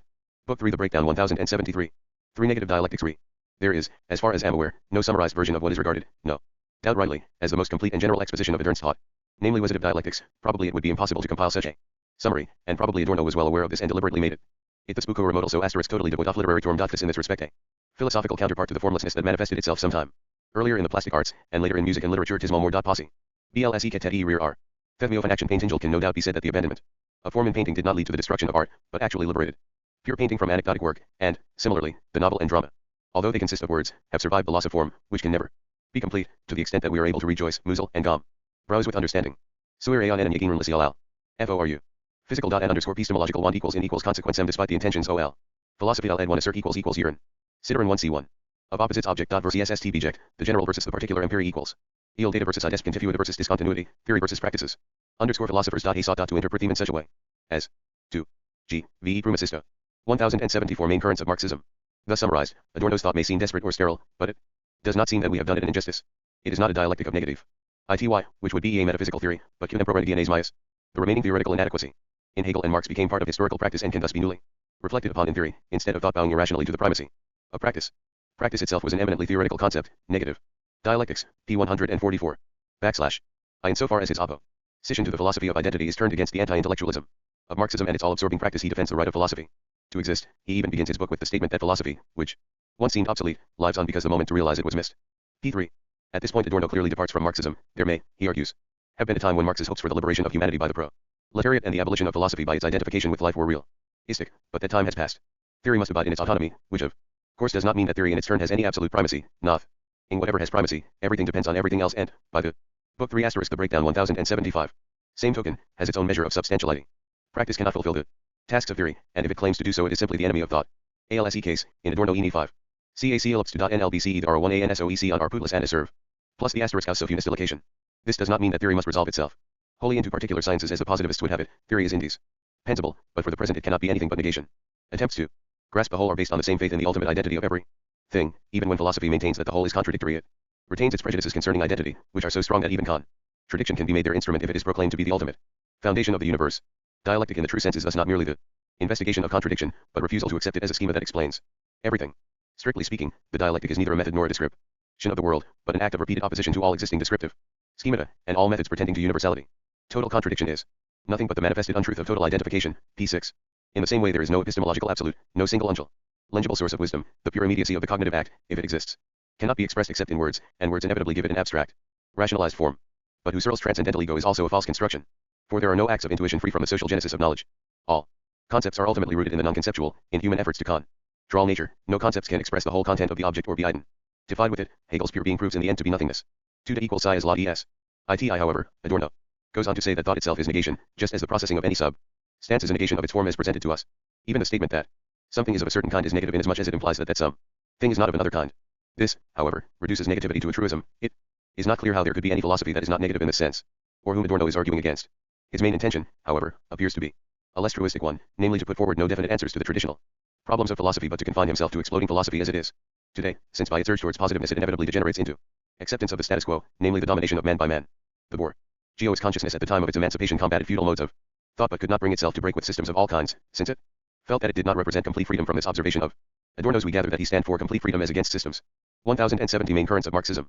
In his critique of identity and positiveness Adorno continues a traditional motif taken over by the Frankfurt School from Marx, the critique of a society which, being subject to the domination of exchange value, reduces individuals and things to a common level and a homogeneous anonymity. A philosophy which expresses and affirms that society cannot do justice to the variety of phenomena or the interdependence of different aspects of life. On the one hand it homogenizes society, on the other it reduces people and things to atoms. A process in which, Adorno observes, logic plays its part also. On this point he is faithful to the tradition of recent Marxist philosophy, which inveighs against logic while ignoring its modern developments. Science, too, it appears, is a party to the general's hypothesis of civilization. Against man, as it identifies rationality with measurability, reduces everything to quantities, and excludes qualitative differences from the scope of knowledge. Adorno does not suggest, however, that a new qualitative science is ready and waiting to take over. The upshot of his critique is not to defend relativism, for that too is part of bourgeois consciousness. It is anti-intellectual, just as feindlich, abstract, and wrong, because what it treats as relative is itself rooted in the conditions of capitalist society. The alleged social relativity of views obeys the objective law of social production under private ownership of the means of production. P. 37. Adorno does not say what law he refers to, and, true to his contempt for bourgeois logic, does not reflect on the logical validity of his criticism. Philosophy in the sense of a system is impossible, he argues, because everything changes. A statement he enlarges on as follows. The invariance, whose own invariance has been produced, unproduziert exist, cannot be peeled out of the variables as if all truth were then in our possession. Truth shas coalesced with substance, which will change. Immutability of truth is the design of prima philosophia. P. 40. On the one hand, concepts have a certain autonomy and do not emerge simply as copies of things. On the other, they do not enjoy primacy as compared with things. To agree that they do would mean accepting bureaucratic or capitalist government. The principle of dominion, which antagonistically rends human society, is the same principle which, spiritualized, causes the difference between the concept and its subject matter. Demim unterworfen. P. 48. Hence nominalism is wrong. The concept of a capitalist society is not a flatus vocis. P. 50n, and so is conceptual realism. Concepts and their objects subsist in a constant dialectical association, in which primacy is obliterated. In the same way positivist attempts to reduce knowledge to that which is simply given are misguided, as they seek to dehistoricize the contents of thought. P. 53. Anti-positivist attempts to reconstruct an ontology are no less suspect, for ontology as such, not any particular ontological doctrine, is an apologia for the Book 3. The Breakdown 1077. Status quo, an instrument of order. The need for an ontology is genuine enough, since the bourgeois consciousness has replaced substantial by functional concepts, treating society as a complex of functions in which everything is relative to something else and nothing has a consistency of its own. Nevertheless, ontology cannot be reconstructed. At this point, as at many others, the reader may well wonder how Adorno intends his propositions to be applied. What are we to do if ontology and the lack of it are both bad and are both likely to involve us in the defense of exchange value? Perhaps we should not think of these questions at all, but declare ourselves neutral in philosophical matters. But Adorno will not have this either. It would be a surrender of another kind, an abandonment of reason. Science, just because it puts faith in itself and refuses to seek self-knowledge by any methods other than its own, condemns itself to being an apologia for the existing world. Its self-exegesis makes a causasui of science. It accepts itself as given and thereby sanctions also its currently existing form, its division of labor, although in the long run the insufficiency of that form cannot be concealed. P. 73. The humanistic sciences, dispersed in particular inquiries, lose interest in cognition and are stripped of their armor of concepts.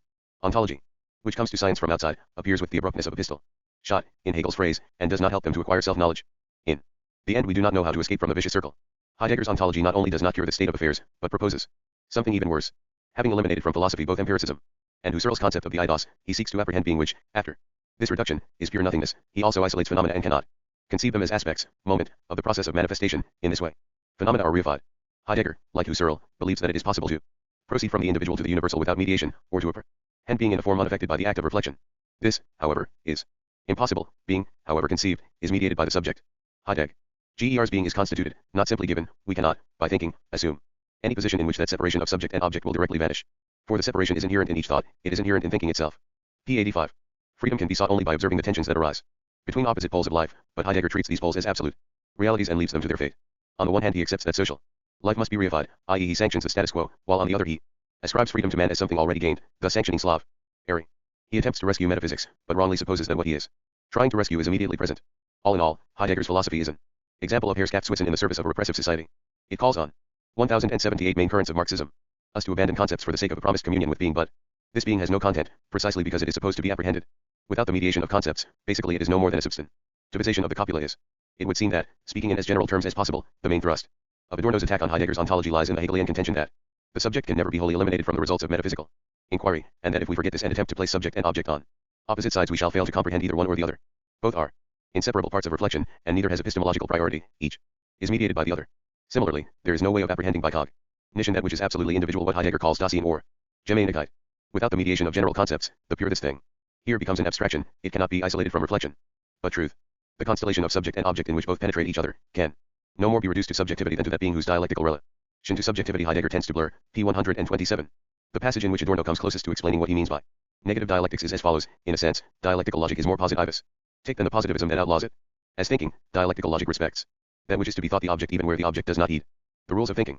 The analysis of the object is tangential to the rules of thinking. Thought need not be content with its own legality, without abandoning it. We can think against our thought, and if it were possible to define dialectics, this would be a definition worth suggesting. P. 141. It does not appear that we can infer more from this definition than that the dialectic need not be cramped by the rules of logic. In another passage we are indeed told that it is Freer still, for philosophy consists neither in veritas de raison nor in veritas de fate. Nothing it says will bow to tangible criteria of any being the case, its ses on conceptualities are no more subject to the criteria of a logical state of facts than its theses on factualities are to the criteria of empirical science. p. 109. It would be hard indeed to imagine a more convenient position. The neg. Ative dialectician declares, firstly, that he cannot be criticized from either the logical or the factual point of view, as he has laid down that such criteria do not concern him, secondly, that his intellectual and moral superiority is based on his very disregard of these criteria, and thirdly, that disregard is in fact the essence of the negative dialectic. The negative dialectic is simply a blank check, signed and endorsed by history, being, subject, and object, in favor of Adorno and his followers. Any sum can be written in, anything will be valid. There is absolute liberation from the positivist fetishes of logic and empiricism. Thought has transformed itself dialectically into its opposite. Anyone. Book 3 and the Breakdown 1079. Who denies this is enslaved to the identity principle which implies acceptance of a society dominated by exchange value and therefore ignorant of qualitative differences. The reason why the identity principle is so dangerous, according to Adorno, is that it implies, firstly, that each separate thing is what it is empirically, and secondly, that an individual object can be identified by means of general concepts, i.e. analyzed into abstractions, an idea of Bergson's whom Adorno, however, does not mention. The task of the dialectic, on the other hand, is firstly to ascertain what a thing is in reality, not merely to what category it belongs. Adorno does not give examples of an analysis of this kind, and secondly to explain what it ought to be according to its own concept, although it is not yet an idea of Bloch's, to whom Adorno also does not refer in this context. A man knows how to define himself, while society defines him differently. In accordance with the function it assigns to him, between the two modes of definition there is an objective contradiction, again no examples given. The object of the dialectic is to oppose the immobilization of things by concepts. It takes the position that things are never identical with themselves. It seeks out negations, without assuming that the negation of a negation signifies a return to the positive. It recognizes individuality, but only as mediated by generality, and generality only as an aspect, moment, of individuality. It sees the subject in the object and vice versa, practice in theory and theory in practice, the essence in the phenomenon and the phenomenon in the essence. It must apprehend differences but not absolutize them, and it must not regard any particular thing as a starting point par excellence. There cannot be a point of view that presupposes nothing, such as Husserl's transcendental subject. The delusion that there can be such a subject is due to the fact that society precedes the individual. The idea that there can be a spirit which comprises everything and is identical with the whole is as nonsensical as that of a single party in a totalitarian regime. The dispute as to the primacy of mind or matter is meaningless in dialectical thinking, for the concepts of mind and matter are themselves abstracted from experience, and the radical difference between them is no more than a convention. All these precepts concerning the dialectic should, in Adorno's opinion, serve definite social or political ends. It even appears that criteria of practical action can be deduced from them. For the right practice, and for the good itself, there really is no other authority than the most advanced state of theory. When an idea of goodness is supposed to guide the will without fully absorbing the concrete rational definitions, it will unwittingly take orders from the reified consciousness, from that which society has approved. p. 242. We thus have a clear practical rule. Firstly, there must be an advanced, forecascertain, theory, and secondly, the will must be influenced by concrete rational definitions. The 1080 main currents of Marxism. Object of practice, thus enlightened, is to do away with reification which is due to exchange value, for in bourgeois society, as Marx taught, the autonomy of the individual was only apparent, an expression of the contingency of life and the dependence of human beings on market forces. It is hard to gather from Adorno's writings, however, what non-reified freedom is to consist of. In describing this complete freedom we must not, in any case, use the concept of self-alienation, as it suggests that the state of freedom from alienation, or the perfect unity of man with himself, has already existed at some former time, so that freedom can be achieved by going back to the starting point, an idea which is reactionary by definition. Nor is it the case that we know of some historical design that guarantees us a joyful future of freedom and the end of reification. Up to now there has been no such thing as a single process of universal history. His story is the unity of continuity and discontinuity. p. 320. Crucial statement is not clearly formulated by Adorno, nor does he support it by any analysis of his concepts and maxims. As with many other Marxists, his work contains no arguments but only ex cathedra statements using concepts that are nowhere explained. Indeed, he condemns conceptual analysis as a manifestation of positivist prejudices to the effect that some ultimate data, empirical or logical, can provide philosophy with a starting point. In the last resort, Adorno's argument boils down to an assortment of ideas borrowed uncritically from Marx, Hegel, Nietzsche, Lucas, Bergson, and Bloch. He 5 statement that Joel society shall store the domination of exchange values reducing all equals. Itative differences to the common denominator of money is marnestorned. Philosophy for subjecting history to an history old is asserting the primea of asterisk that would tries general dash dot over human individual substituting abstractions for realities and thus perpetuating human enslavement. Again. OMSSE 9. H. Book 3 asterisk the breakdown 1081. UC util SS no 2 p each little OBNE. Attained, both the Promethean and the scientific motif of Marxism are discarded, and there remains only a vague romantic utopia in which man is himself and does not depend on mechanical social forces. Asterisk Troma block. Adorno. The view says, the view that there is no absolute basis for human reasoning can certainly be defended, as is shown by skeptics and relativists who have propounded it in various forms. But Adorno not only adds nothing to this traditional idea but obscures it by his own phraseology. Neither subject nor object can be absolutized, perceptions cannot be abstracted from concepts, there is no absolute primacy of practice, etc., while at the same time imagining that this negative dialectic can lead to some practical consequences for social behavior. Registered. Ilu. The fact that we can say nothing positive is not our fault and not Adorno's, but is due to the domination of exchange value. For the present. Therefore, we can only negatively transcend existing civilization as a whole. In this way the negative dialectic has provided a convenient ideological slogan. 1082 main currents of Marxism. For left-wing groups who sought a pretext for root and branch destruction as a political program, and who extolled intellectual primitivism as the supreme form of dialectical initiation. It would be unjust, however, to accuse Adorno of intending to encourage such attitudes. His philosophy is not an expression of universal revolt, but of helplessness and despair. 4. Critique of existential authenticism. A. K. Of reification, Engel as AP. F. German thinkers rarely used the term, but on the face of it the intention of their anthropological theories was the same, to express in philosophical land. Gauge the contrast between the self-determining consciousness of the individual and the anonymous world of social ties conforming to rules of their own. Thus, in the same way as the attacks on Hegel by Marx, Kierkegaard, and Stirner contained a common element, namely their critique of the pria of impersonal generality over real subjectivity, so Adi with media GT is the purpose of Jargender. Figentlichkeit, zur deutschen Ideologie, 1964, in which he joins issue Princi. Paley with Heidegger but also with Jaspers and occasionally Buber, Bollnow, and others. Adorno accepts the idea of reification and the Marxist view that it results from the subjection of human beings to exchange value, but he rejects the idea of the proletariat as the savior of humanity and does not believe that reification can be done away with simply by nationalizing means of production. BZCCTOA. Book 3 ** The Breakdown 1083. Hickel, Leteli, Sentienerissen and Ebe. 1010 Dasmerly designed to make Sit. Appear profound. The magic of words is supposed to take the place of an analysis of the true sources of reification and to suggest that it can be cured simply by incantations. One Ria Shelver's words. Jigbing, it is quite possible to adopt the watchword of authenticism and believe that one has escaped from reification, while in fact remaining subject to it. Lore over and. This seems to be the essential point. Authenticism is a one. Se Sir cum Ixen Emil con Beliminabat. Paste Tina Nifit Malt Itripolita. Oppressor. And. Murderers doing his study by being just that in short, though. Adorno does not put the point in these words. Authenticism does not imply any specific values and can be expressed in any behavior whatsoever. Another deceptive concept is that of authentic communication as opposed to the mechanical exchange of verbal stereotypes. By talking of authentic community, Katai and the existentialists seek to persuade people that they can cure social oppression simply by expressing thoughts to one another, and conversation is thus turned into a substitute for what should come after it. Adorno does not explain what this is. It suggests that anyone can make his own life authentic, while society as a whole continues to be under the spell of reification. This is a sick case of distracting people's attention from the real causes of air slavery, by conjuring up the illusion that freedom can be realized in the individual consciousness without any change in the conditions of communal life. William one's idea of authenticity, which consists of willing to possess oneself, reducing it to a tautological state of being oneself, unrelated to the world outside. 1084 Main currents of Marxism. Adorno also attacks Heidegger's attempts to investigate the roots of land gauge, which he regards as part of a general tendency to glorify bygone times, Arcadian rusticity, etc., and consequently as related to the Nazi ideology of blood and soil. Adorno's criticism follows the main lines of conventional Marxist attacks on bourgeois philosophy. Existentialism makes a pretense of fighting reification, but in fact aggravates it by leaving social problems out of account and promising the individual that he can have true life by simply deciding to be himself. In other words, the objection is that the jargon of authenticity contains no political program. This is true, but the same could be said of Adorno's own jargon of reification and negation. The proposition that we must constantly set our faces against a civilization subject to the leveling pressures of exchange value does not itself imply any specific rule of social behavior. The case is different with orthodox Marxists, who maintain that reification with all its painful consequences will cease when all factories are taken over by the state, but Adorno specifically rejects this conclusion. He condemns society based on exchange value without giving any indication of what an alternative society would be like, and there is something hypocritical in his indignation at the existentialist's failure to provide a blueprint for the future. Adorno is certainly right in saying that authenticism is a purely formal value from which no conclusions or moral rules can be deduced. It is dangerous, moreover, to set it up as the supreme virtue, since it affords no moral protection against the idea that, for example, the commander of a concentration camp can, by behaving as such, achieve perfect fulfillment as a human being. In other words, Heidegger's anthropology is immoral inasmuch as it contains no definition of values, but is critical theory in any better case? True, it includes reason and freedom among its basic concepts. But we are told little of R.A. Sun in its higher dialectical form except that it is not bound by the trivialities of logic or the cult of empirical data, and as regards freedom we are chiefly told what it is not. It is neither bourgeois freedom, which enhances reification, instead of curing it, nor is it freedom as promised and realized by Marxism, Leninism, for that is slavery. Clearly, it must be something pettier than these. But it is hard to say what.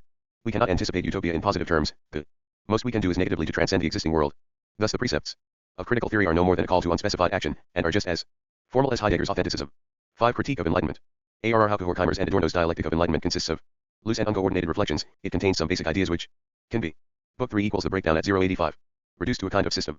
Wait and. Towards the end of the Second World War, the spook is dominated by the question if nautism. We send the author's views was not simply a monstrous freak but rather a drastic manifestation of the universal barbarism into which humanity wastes all. They attributed this to Keen, to the consistent operation of the very same values ideals and rules that bad only ad altid and ind out of barbarism and asterisk that were summed up in the concept of inconvenient by his stated not underscore mean the speculative 18th equal century movement toe will fester is usually applied to this most general sense of progressive thought registered aimed at liberating men from fear and establishing their sovereignty. Dialectic of Enlightenment P3. The dialectic consisted in the fact that them women which aimed to conquer nature and emancipate reason from shackles of mythology had, by its own inner logic, turned into its opposite. Dad treated as positivist pragmatist utilitarian theology and, by reducing the world to its purely quantitative aspects, had annihilated meaning, barbarized the arts and sciences, and increasingly subjected mankind to commodity fetishisms. The dialectic of enlightenment is not a historical treatise but a collection of haphazardly chosen and unexplained examples to illustrate various forms of the debasement of enlightened ideals. After some introductory remarks on the concept of enlightenment, it includes chapters on Odysseus, the Marquis de Sade, the entertainment industry, and anti-Semitism. Nelfsteinment, seeking to liberate union from the press of essence aside my sequels. Interior world, simply declared that what was mysterious did not know existed. Aspired to a form of knowledge that would enable men to rule over mature and therefore deprived knowledge of significance, yet assigning such notions as substance, quality, and causality, and to preserve ingenially what might serve the purpose of manipulating things. It aimed to give unity to the whole of knowledge and culture, and to reduce all qualities to a common measure. Thus it was RNPONSIBLEFO are the imposition of mathematical standards on science, and for eradicting an economy based on exchange value, transforming goods of every kind into many units of abstract labor time. Increased dominion ever. Nature and alienation from natures, and likewise increased domination over human beings. The theory of knowledge produced by enlightenment implied that we know things in so far as we have power over them, and this ways true. Both asterisk of physicality and equals test social world underscore also signified that reality had no meaning. It itself butanly took its meaning from the subject, while at the same time subject and object were completely separate from each other. Science ascribed reality only to what might occur more than once, as if in imitation of the repetition principle that governs mythological thinking. It sought to contain the world within a system of categories, turning individual things and human beings into abstractions, and thus creating the ideological foundations of totalitarianism abstracti. So thought went hand in hand with the 1086 main currents of Marxism. MNEC Tie 0.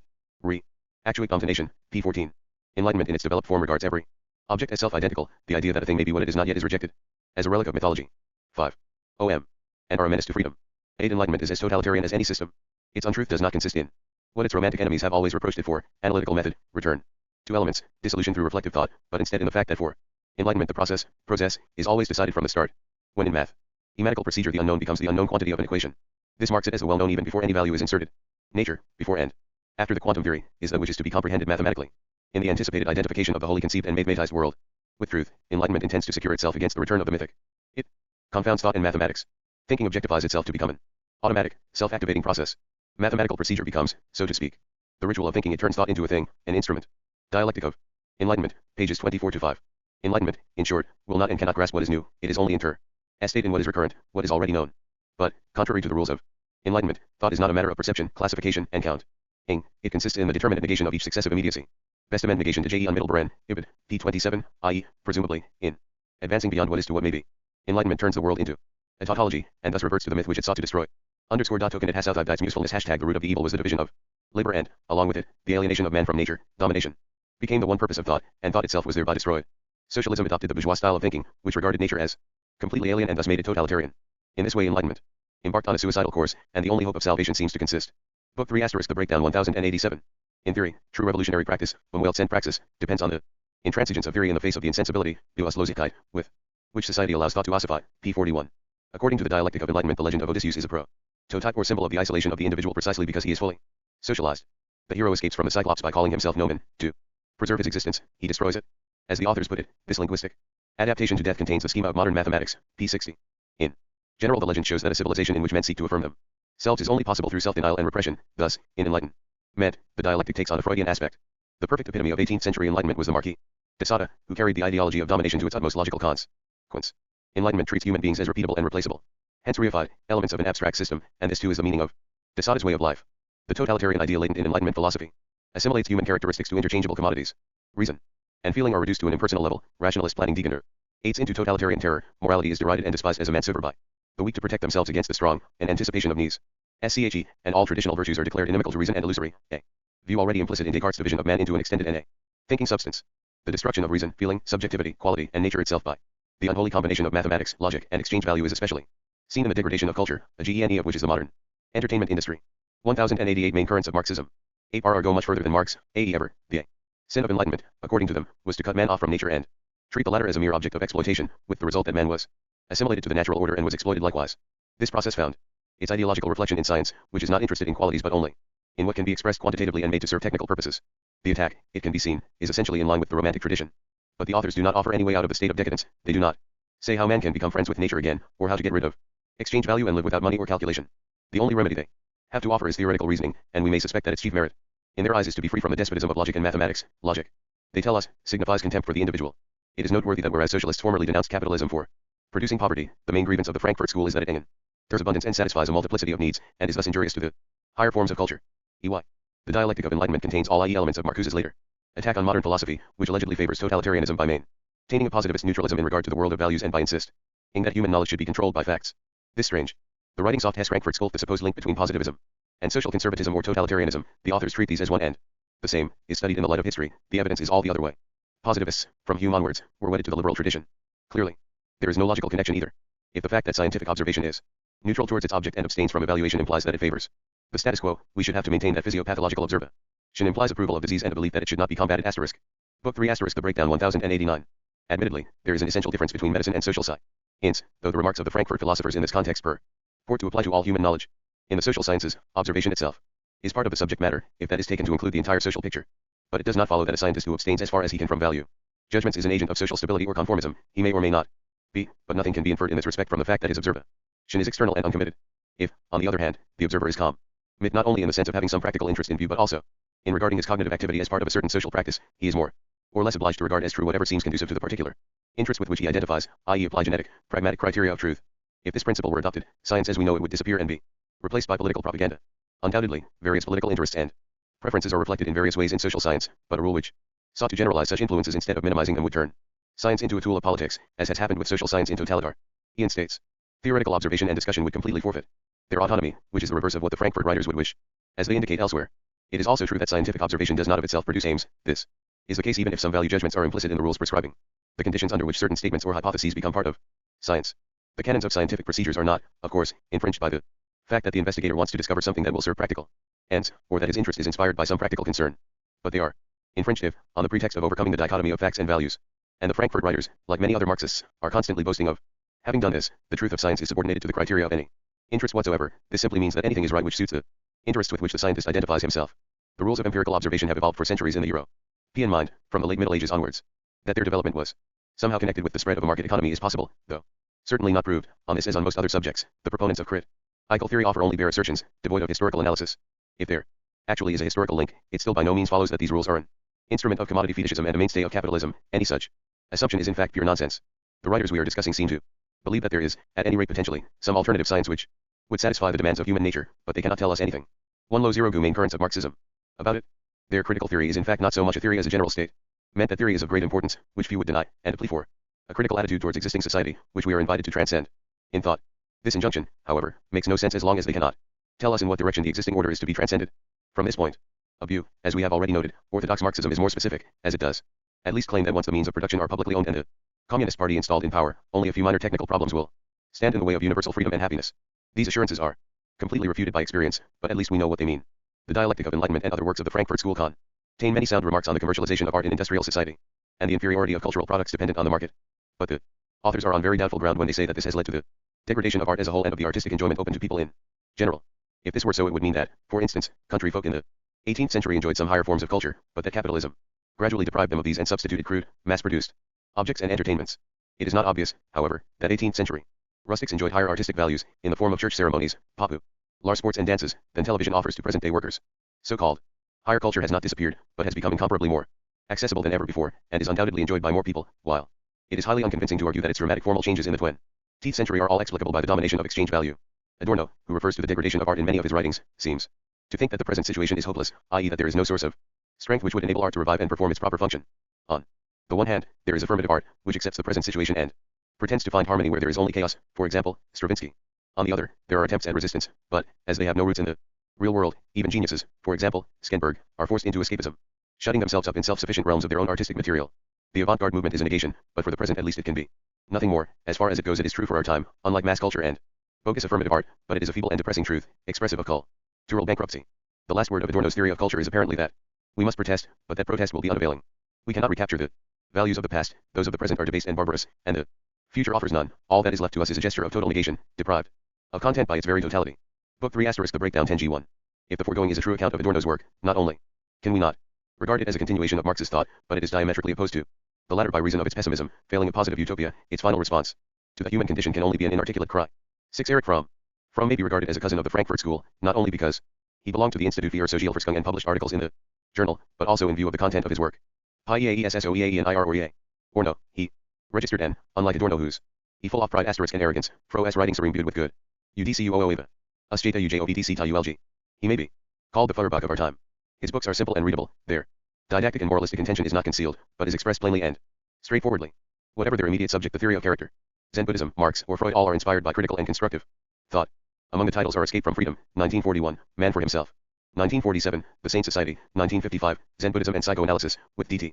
Suzuki and R. DiMartino, 1960, and Marx's Concept of Man, 1961. Asterisk chess aledial he that QEEY2+. Why is D most koji y ko oaccao? 10Q2 main currents of Marxism. Tyrer, Fidehel depth human individual can be defined by instinctual energies that inevitably oppose him to others. The individual is antisocial by nature, but society exists to give him a measure of security in return for the limitation and repression of his instinctive desires.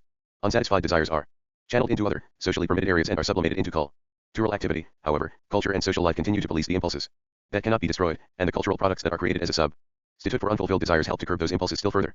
Man's position in the world is hopeless inasmuch as the satisfaction of his natural cravings would mean the ruin of civilization and the destruction of the human race.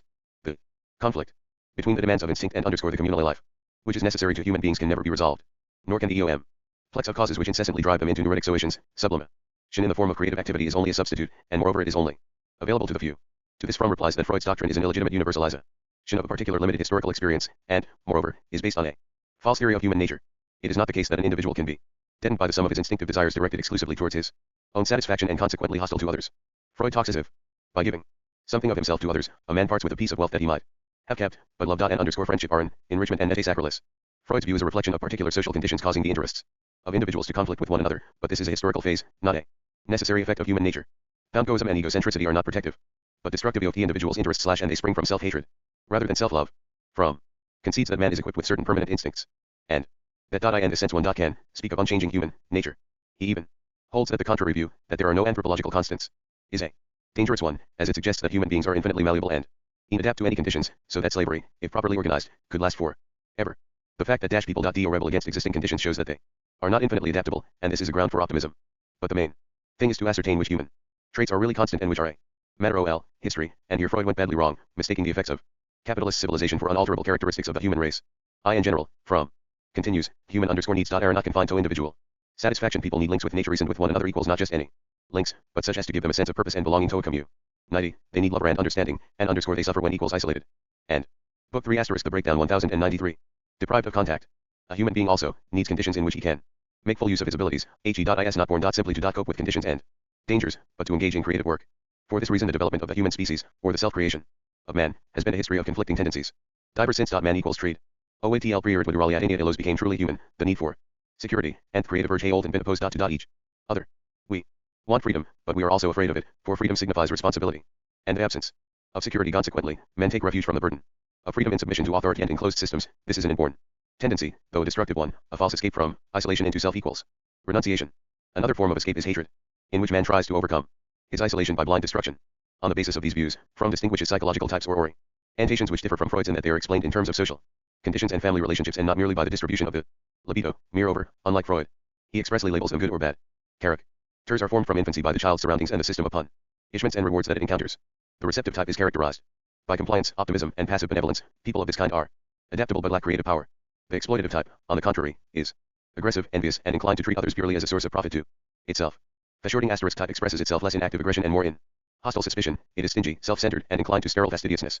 Another unproductive type is the marketing orientation, which derives satisfaction from adapting itself to prevailing fashions and customs. Grade of char. _actors on the other hand, are neither aggressive nor conformist, but seek contact with others in a spirit of kindness combined with initiative and a measure of nonconformity. This is the best combination of all, as their nonconformity does not degenerate into aggression, while their desire for cooperation and capacity for love does not sink into passive adaptation. These various characters correspond to the typology previously worked out by Freudians, especially Abraham, but Fromm's explanation of their origin emphasizes not the infant's successive sexual fixations but the part played by the family circle and the values current in society. Capitalist society as developed in Europe in the last few hundred years has liberated huge creative possibilities in human beings, but also powerful destructive elements. Men have become aware of their individual dignity and responsibility, but have found themselves in a situation dominated by university or style competition and conflict of interests. Personal initiative has become a decisive factor in life, but increased importance also attaches to aggression and 10,904 main currents of Marxism. Exploitation. The sum total of loneliness and isolation has grown beyond measure, while social conditions cause people to treat one another as things and not as persons. One of the delusive and dangerous remedies against isolation is to seek protection in irrational authoritarian systems such as fascism. In Fromm's view, his radical revision of Freudianism has a Marxist complexion, both because it explains human relationships in terms of history and not of defense mechanisms and instinctual energy, and because it is based on value judgments in harmony with Marxist thought. Fromm regards the Scripts of 1844 as the fundamental exposition of Marx's doctrine. He insists that there is no essential change between that work and Capital, on which point he joins issue with Daniel Bell, but he considers that the law of the early texts is somewhat lost in the later works. The central issue, he contends, is that of alienation. Representing the sum of human bondage, isolation, unhappiness, and misfortune. Totalitarian doctrines and communist regimes have in his view nothing in common with Marx's humanistic vision, the chief values of which are voluntary solidarity, the expansion of man's creative powers, freedom from constraint and from irrational authority. Marx's ideas are a revolt against conditions in which men and women lose their humanity and are turned into commodities, but also an optimistic profession of faith in their ability to become human once again, to achieve not only freedom from poverty but freedom to develop their creative powers as well. It is absurd to interpret Marx's historical materialism to signify that people are always actuated by material interests. On the contrary, Marx believed that they forfeited their true nature when circumstances compelled them to care for nothing but such interests. To Marx, the main problem was how to free the individual from the shackles of dependence and enable human beings to live together in amity once more. Marx did not hold that man must be eternally the plaything of irrational forces beyond his control. On the contrary, he maintained that man could be the master of his fate. In practice, the alienated products of human labor turned into anti-human forces, if people were enthralled by false consciousness and false needs, and if, as both Freud and Marx held, they did not understand their own true motives, all this was not because nature had so ruled forever. On the contrary, a society dominated by competition, isolation, exploitation, and enmity was a contradiction of human nature, which as Marx believed no less than Hegel or Goethe found its true satisfaction in creative work and fellowship, not in aggression or passive adaptation. Marx wanted men to return to unity with nature and among themselves, thus bridging the gulf between subject and object. From, who especially stresses this motif from the 1844 manuscripts, observes that Marx is in agreement here with the whole tradition of German humanism and also with Zen Buddhism. Of course Marx wanted to see an end to poverty, but he did not want Book 3 * the breakdown boon consumption to increase indefinitely. He was concerned with human dignity and freedom. His socialism was not a matter of satisfying material needs but of creating conditions in which men could realize their own personalities and be reconciled with nature and one another. Marx's themes were the alienation of labor, the loss of meaning in the labor process, the transformation of human beings into commodities. The basic evil of capitalism, in his view, was not the unjust distribution of goods but the degradation of mankind, the destruction of the essence of humanity. This degradation affected everyone, not only the workers, and accordingly Marx's message of emancipation was universal and did not only apply to the proletariat. Marx believed that human beings could understand their own nature rationally and, by so doing, free themselves from false needs that conflicted with it. This they could do for themselves, within the historical process, without any help from extra historical sources. In maintaining this, Fromm believes, Marx was in line not only with utopian thinkers of the Renaissance and Enlightenment but also with chiliastic sects, the Hebrew prophets, and even Thomism.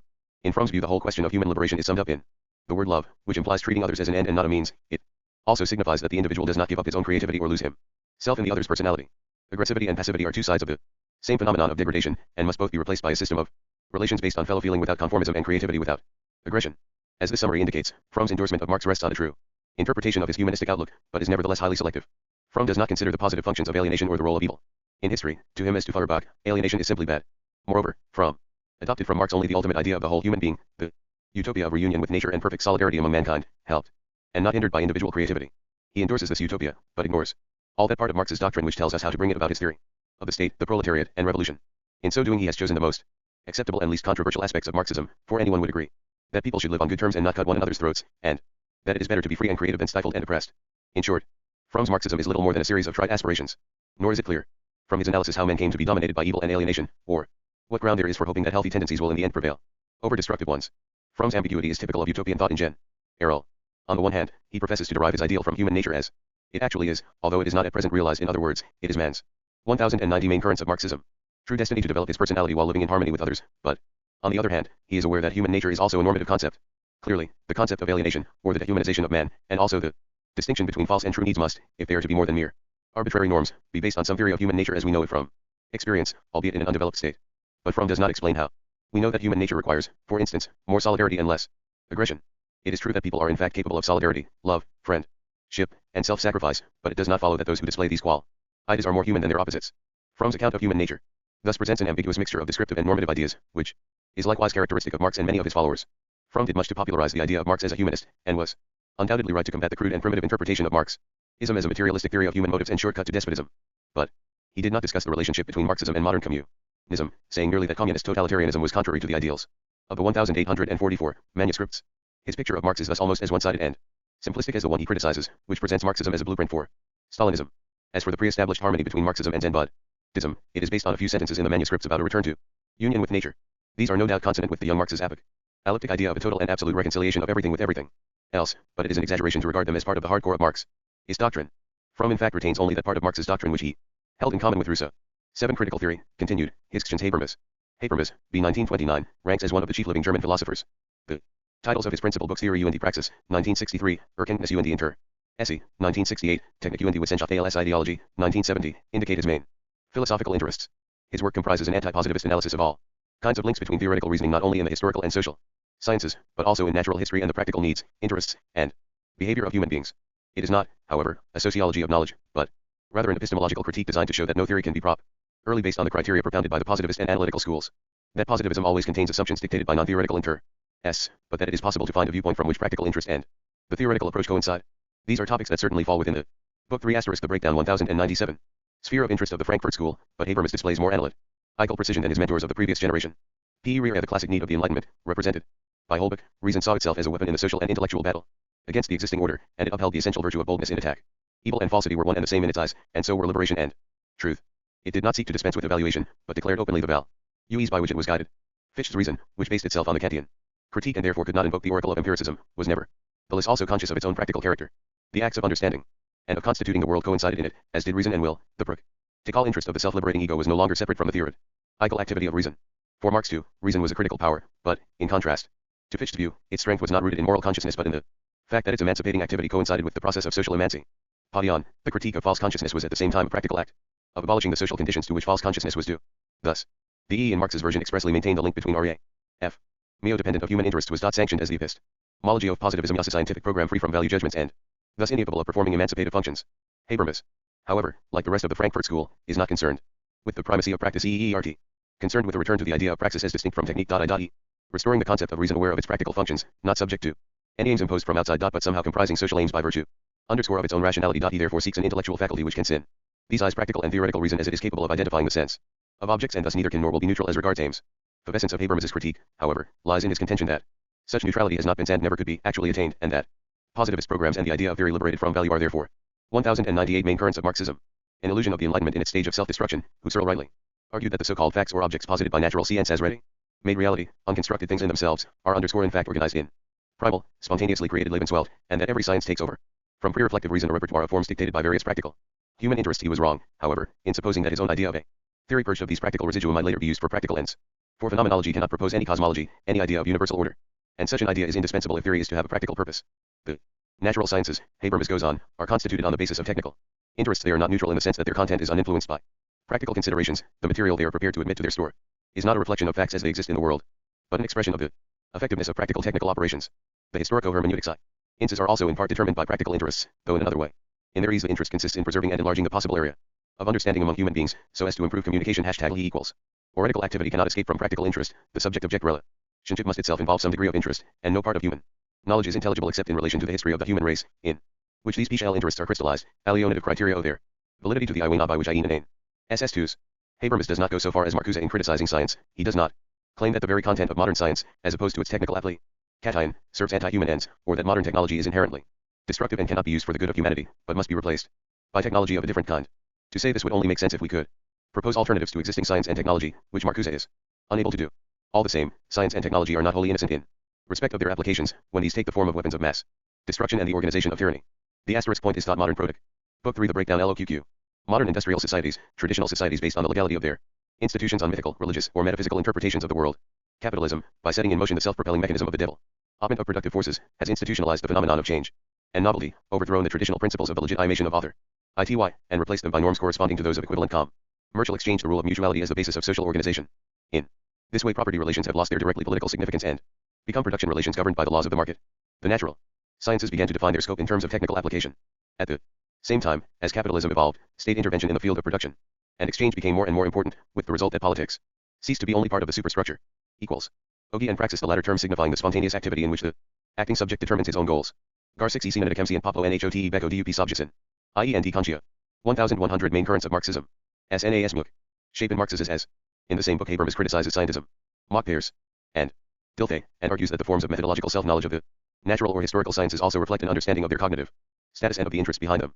He points out, however, the emancipative potential of psychoanalysis, which in his opinion makes it possible to attain a viewpoint in which the operation of reason and the interest and emancipation coincide in self-reflection, or, to put it otherwise, the cognitive and the practical interests become identical. Marx's schema cannot provide a ground for such unity, as he reduced the specific characteristic of the human species to the capacity for instrumental, as distinct from purely adaptive action, which meant that he could not interpret the relations between ideology and authority in terms of distorted communication, but reduced them to relations stemming from human labor and the battle with nature. Habermas's thought is not quite clear on this point, but he apparently has in mind that in psychoanalysis, auscultation is also therapy. The patient's understanding of his own situation is at the same time a cure for it. This is not correct. However, if it suggests that the act of understanding is the whole cure, for according to Freud the essence of the therapeutic process consists in transference, which is an existential and not an intellectual act. In Marx's theory the coincidence does not take place, the interests of reason and emancipation do not combine to form a single practico-intellectual faculty. If this is Habermas's argument. Book 3 * The Breakdown EOL. His interpretation of Marx is at variance with Leszek's judgment, which, believed to be correct, that the essential feature of Marxism consists in the doctrine that the act of understanding the world and the act of transforming it achieve identity in the privileged situation of the proletariat. Habermas does not clearly define his key concept of emancipation. It is heavy dash. For a point at which practical and theoretical reason, cognition, and will, nalio and any movement change ije come. IDI. IIE is right in saying that the criteria of epistemological evaluation must be understood as an element in the history of the human species, in which the processes of technical progress and the forms of communication both appear as independent variables, that none of the rules by which we determine what is cognitively valid is grounded transcendentally, in Husserl's sense, and that positivist criteria of the validity of knowledge are based on evaluation related to human technical abilities. But it does not follow that there is or can be a vantage point from which the distinction between knowledge and will can be seen as eliminated. It may be that, in some cases, acts of self-understanding by individuals or societies are themselves part of the practical behavior leading to emancipation, whatever this term means. But the question will always remain, by what criteria are we to judge the accuracy of that self-understanding? And on what principle do we decide that emancipation consists in one state of affairs rather than another? On the second point, we cannot avoid making a decision that goes beyond our knowledge of the world. If we believe that we can become endowed with some higher spiritual power which distinguishes between good and bad and, in the same act, determines what is true and what is false, we are not effecting any synthesis but are simply replacing the criteria of truth by criteria of an arbitrarily established good, i.e. we are returning to individual or collective pragmatism. Emancipation in the sense of a union between analytical and practical reason is, as we have seen, only possible in instances of religious illumination where knowledge and the existential act of commitment do indeed become one. But there is nothing more dangerous to civilization than to suppose that the operation of reason can be wholly founded on such acts. It is indeed true that analytical reason, or the whole body of rules by which science functions, cannot provide its own basis. The rules are accepted because they are instrumentally effective, and if there are any transcendental norms of rationality they are not known to us. Science can function without concerning itself with the existence of such norms, for science is not to be confused with scientific philosophy. Decisions as to good and evil and the meaning of the universe cannot have any scientific foundation. We are bound to 1102 main currents of Marxism make such decisions, but we cannot turn them into acts of intellectual understanding. The idea of a higher reason synthesizing these two aspects of life can only be realized in the realm of myth, or remain a pious aspiration of German metaphysics. An mature member of the younger generation of the Frankfurt School is Alfred Schmidt, whose book on Marx's concept of nature, 1964, is an interesting and valuable contribution to the study of this complicated question. Schmidt argues that Marx's concept contains ambiguities thanks to which it has been interpreted in conflicting ways: nature as a continuation of man, the return to unity, etc. Contrariwise, man as a creation of nature, defined by his attempts to cope with its alien forces. Schmidt contends that Marx's doctrine cannot in the last resort be interpreted as an unequivocally monistic system, but that Engels' materialism was in line with an essential aspect of Marx's thought. Fitzgerald, undoubtedly one of the most eminent historians of Marxism, can only be regarded as a member of the Frankfurt School in the very broad sense that his works show him to be receptive to those aspects of Marxism in which the writers of the school are interested.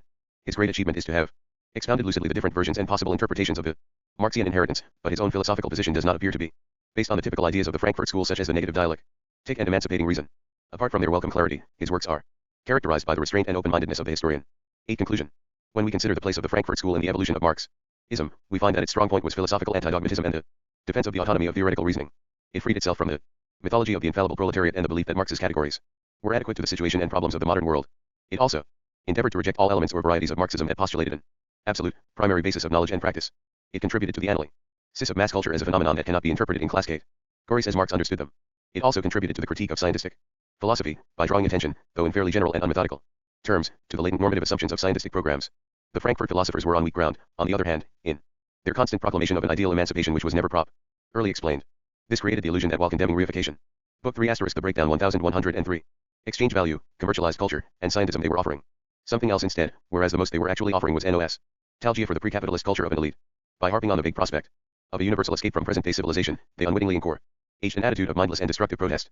In short, the strength of the Frankfurt School consisted in pure negation, and its dangerous ambiguity lay in the fact that it would not openly admit this fact, but frequently suggested the opposite. It was not so much a continuation of Marxism in any direction, as an example of its dissolution and paralysis. 11. Herbert Marcuse, Marxism is a totalitarian utopia of the new left. Marcuse did not become a well-known figure outside academic circles until the late 1960s, when he was acclaimed as an ideological leader by rebellious student movements in the USA, Germany, and France. There is no reason to suppose that he sought the spiritual leadership of the student revolution, but when the role devolved upon him he did not object. His Marxism, if that is the right name for it, is a curious ideological mixture. Originating in the interpretation of Hegel and Marx as prophets of a rationalist utopia, it evolved into a popular ideology of global revolution in which sexual liberation played a prominent part, and in which the working class was rudely displaced from the center of attention to make way for students, racial minorities, and the lumpen proletariat. In the 70s Marcuse's importance has faded considerably, but his philosophy is still worth discussing, less on account of its intrinsic merits than because it coincided with an important, though perhaps ephemeral, tendency in the ideological changes of our time. It also serves to illustrate the amazing variety of uses that can be made of Marxist doctrine. As far as his interpretation of Marxism goes, Marcuse is generally considered as a member of the Frankfurt School, to which he is linked by his negative dialectic and faith in the transcendental norms of rationality. Born in Berlin in 1898, he belonged in 1917 to 18 to the Social Democratic Party, but left it, as he afterwards wrote, following the murder of Liebknecht and Rosa Luxemburg. Since then he has not belonged to any political party. He studied at Berlin and Freiburg am Breisgau, where he took his doctor's degree, under Heidegger's supervision, with a dissertation on Hegel. His Hegel's Ontologie und die Grundzüge einer Theorie der Geschichtlichkeit was published in 1931. Before emigrating From Germany he also wrote a number of articles clearly indicating the future course of his thought. He was one of the first to draw attention to the importance of Marx's Paris manuscripts immediately after their publication. He emigrated after Hitler's accession to power, spent a year in Switzerland, and then moved permanently to the United States. He worked until 1940 in the Institute for Social Research set up by German emigres in New York, and during the war. 1104. Book 3 ** The Breakdown Lies. Served in the Office of Strategic Services, a fact which, when it became known in later years, helped to destroy his popularity with the student movement. He taught in various American universities, Columbia, Harvard, Brandeis, and, from 1965 San Diego, and retired in 1970. In 1941 he published Reason and Revolution, an interpretation of Hegel and Marx with particular reference to the critique of positivism. Eros and Civilization, 1955, was an attempt to erect a new utopia on the basis of Freud's theory of civilization, and also to refute psychoanalysis from within. Soviet Marxism appeared in 1958, and in 1964 he published perhaps the most widely read of his books, A General Critique of Technological Civilization, entitled One-Dimensional Man. Some minor writings also attracted much attention, especially Repressive Tolerance in 1965 and a series of essays dating from the 50s and 60s and published in 1970 under the title 5 Lectures, Psychoanalysis, Politics, and Utopia. 1 Hegel and Marx versus Positivism. M. Andrukascha's a range of perennial targets comprising positivism, defined in a highly personal way. T.O.E. Fe. Expression not defined more closely, we prevents us from discerning the negativity of history. But, unlike Leszek, whose Marxism concentrates on the dialectic between subject and object and the unity of theory and practice, Marcuse lays most stress on the negative, critical function of reason, providing Marxian dialectic, according to Marcuse, is not the movement towards the ER. In his articles published in the 1930s, Marcuse already took the view that reason is the fundamental category providing a link between philosophy and human destiny. This idea of reason developed on the basis of the conviction that reality is not directly reasonable but can be reduced to rationality. GER. Man idealist philosophy made reason the supreme court of appeal, judging empirical reality by non-empirical criteria. Reason in this sense presupposes freedom, as its pronouncements would be meaningless if men were not guards whereby any given social reality can be judged. 110,060 main currents of Marxism. Completely free to judge the world they live in. Kant, however, transferred reality to the internal sphere, making it a moral imperative, while Hegel in his turn find it within the bounds of necessity. But Hegel's freedom is only possible thanks to the operation of reason whereby man is aware of his real identity. Thus Hegel appears in the history of philosophy as a champion of the rights of reason, revealing to human beings their own truth. 1. The imperative demands of authentic humanity. The self-transforming operation of reason creates the dialectic of negativity which opens up new horizons at every stage of history, advancing beyond the empirically known possibilities of that stage. In this way, Hegel's work is a summons to perpetual nonconformity and a vindication of revolution. However, and this is one of the main contentions of reason and revolution, the demand that reason should rule the world is not a prerogative of idealism. German idealism rendered a service to civilization by combating British empiricism, which forbade men to go beyond facts or appeal to a priori rational concepts, and which consequently supported conformism and social conservatism. But critical idealism regarded reason as located only in the thinking subject, and did not succeed in relating its demands to the sphere of material social conditions. It was left to Marx to achieve this. Thanks to him, the postulate of the realization of reason became a postulate of the rationalization of social conditions in accordance with the true concept or true essence of humanity. The realization of reason is at the same time the transcendence of philosophy, its critical function being thus fully discharged. Positivism, which is not so much a denial of critico-dialectical philosophy as of philosophy altogether, for philosophy in the true sense has always been anti-positivist, is based on accepting the facts of experience and thus affirming the validity of every situation that actually occurs. In positivist terms, it is impossible rationally to designate any objectives. These can only be the result of arbitrary decisions, with no foundation in reason. But philosophy, whose business it is to seek the truth, is not afraid of utopias, for truth is a utopia as long as it cannot be realized in the existing social order. Critical philosophy must appeal to the future and therefore cannot base itself on facts but only on the demands of reason. It is concerned with what man can be and with his essential being, not his empirical state. Positivism, by contrast, sanctifies every compromise with the existing order and abdicates the right to judge social conditions. The spirit of positivism is exemplified in sociology, not of any particular school, but sociology itself, as a branch of knowledge governed by Kantian rules. Sociology of this kind deliberately confines itself to noting and describing social phenomena, and if it does go so far as to investigate the laws of communal life, it refuses to go beyond such laws as it finds actually in operation. Hence sociology is an instrument of passive adaptation, whereas critical ration. Book 3 ** The Breakdown 1107. Realism derives from reason itself the strength with which it demands that the world be subject to reason. What is more, positivism is not only equivalent to conformism but is the ally of all totalitarian doctrines and social movements. Its main principle is that of order, and it is ready at all times to sacrifice freedom to the order which authoritative systems provide. Phase ** Earlier that Marius's whole argument rests on the belief that we can know, independently of empirical data, the transcendental demands of rationality according to which the world must be judged, and also that we know what constitutes the essence of humanity, or that a true human being would be like, as opposed to an empirical one. Marcuse's philosophy can only be understood on the basis of the transcendentality of reason, with the proviso that reason manifests itself only in the historical process. This doctrine, however, is based on both historical and logical fallacies. Marcuse's interpretation of Hegel is almost exactly the same as that of the young Hegelians attacked by Marx. Hegel is presented simply as the advocate of superhistorical reason, evaluating facts by its own criteria. We have seen more than once how ambiguous Hegel's thought is in this respect, but it is a parody of his ideas to ignore the anti-utopian strain completely and reduce his doctrine to a belief in transcendental reason telling men how to achieve happiness. In addition, it is more than misleading to depict Marx as a philosopher who transferred the categories of Hegelian logic into the realm of polities. Marx's argument ignores all the essential features of Marx's critique of Hegel and of the Hegelian left and underscore his zeal to present Hegel as a champion of freedom against any kind of authoritarian regime. He makes no mention of Marx's criticism of Hegel's reversal of subject and predicate, whereby the values of individual life are made to depend on the requirements of universal reason. Yet, this criticism, regardless of how far it was based on a true interpretation, was the point of departure for Marx's utopia, and it is flouting history to ignore it. For the sake of depicting a harmonious transition from Hegel to Marx, the picture is further distorted by the suppression of Marx's critique of the young Hegelians and their Fichtean interpretation of Hegel. Marx's account of his own philosophical position was based first and foremost on his emancipation from the young Hegelian faith in the sovereignty of suprahistorical reason, the very faith which Marcuse seeks to ascribe to Marx. These distortions enable Marcuse to assert that modern totalitarian doctrines have nothing to do with the Hegelian tradition but are the embodiment of positivism. In what, however, does positivism consist? Marcuse is content with the label of fact worship, and lists as its chief proponents Kant, Friedrich Stahl, Lorenz von Stein, and even Schelling. This, however, is a confusion of ideas for the sake of an arbitrary, unhistorical exposition. Schelling's 1108 main currents of Marxism. Positive philosophy has nothing but the name in common with historical positivism. Stahl and von Stein were in fact conservatives, and so was Kant in a sense. But Marcuse sets out to depict as positivists all supporters of a given social order, and then to proclaim, in the teeth of obvious facts, that all empiricists, i.e. all who wish to subject theory to the test of facts, were automatically conservatives. Positivism in the historical sense as opposed to the sense in which Schelling and Hume can scarcely be distinguished embodies the principle, among others, that the cognitive value of knowledge depends on its empirical background, so that science cannot draw a line between the essential and the phenomenal, in the manner of Plato or Hegel. Nor can it enable us to say that a given empirical state of things is inconsistent with the true concept of those things. Positivism, it is true, does not provide us with a method for determining the norm of a true human being or a true society. But empiricism by no means obliges us to conclude that existing facts or social institutions must be supported simply because they exist. On the contrary, it expressly denies such a conclusion, regarding it as logically nonsensical on the same ground as that which forbids us to deduce normative judgments from descriptive ones. Italian politics, but his assertion of a zero and the value of individual freedom under the law. The 20th century positivists and empiricists, especially the analytical school and the so-called logical empiricists, not only had nothing to do with fascist trends but, without exception, opposed them in no uncertain terms. Thus there is no logical or historical link whatever between positivism and totalitarian politics unless, as some of Marcuse's remarks suggest, the word totalitarian is to be understood in a sense as remote from the usual one as the word positivism. Commendation of modern totalitarian states, but it would be less absurd than to say the same thing of positivism.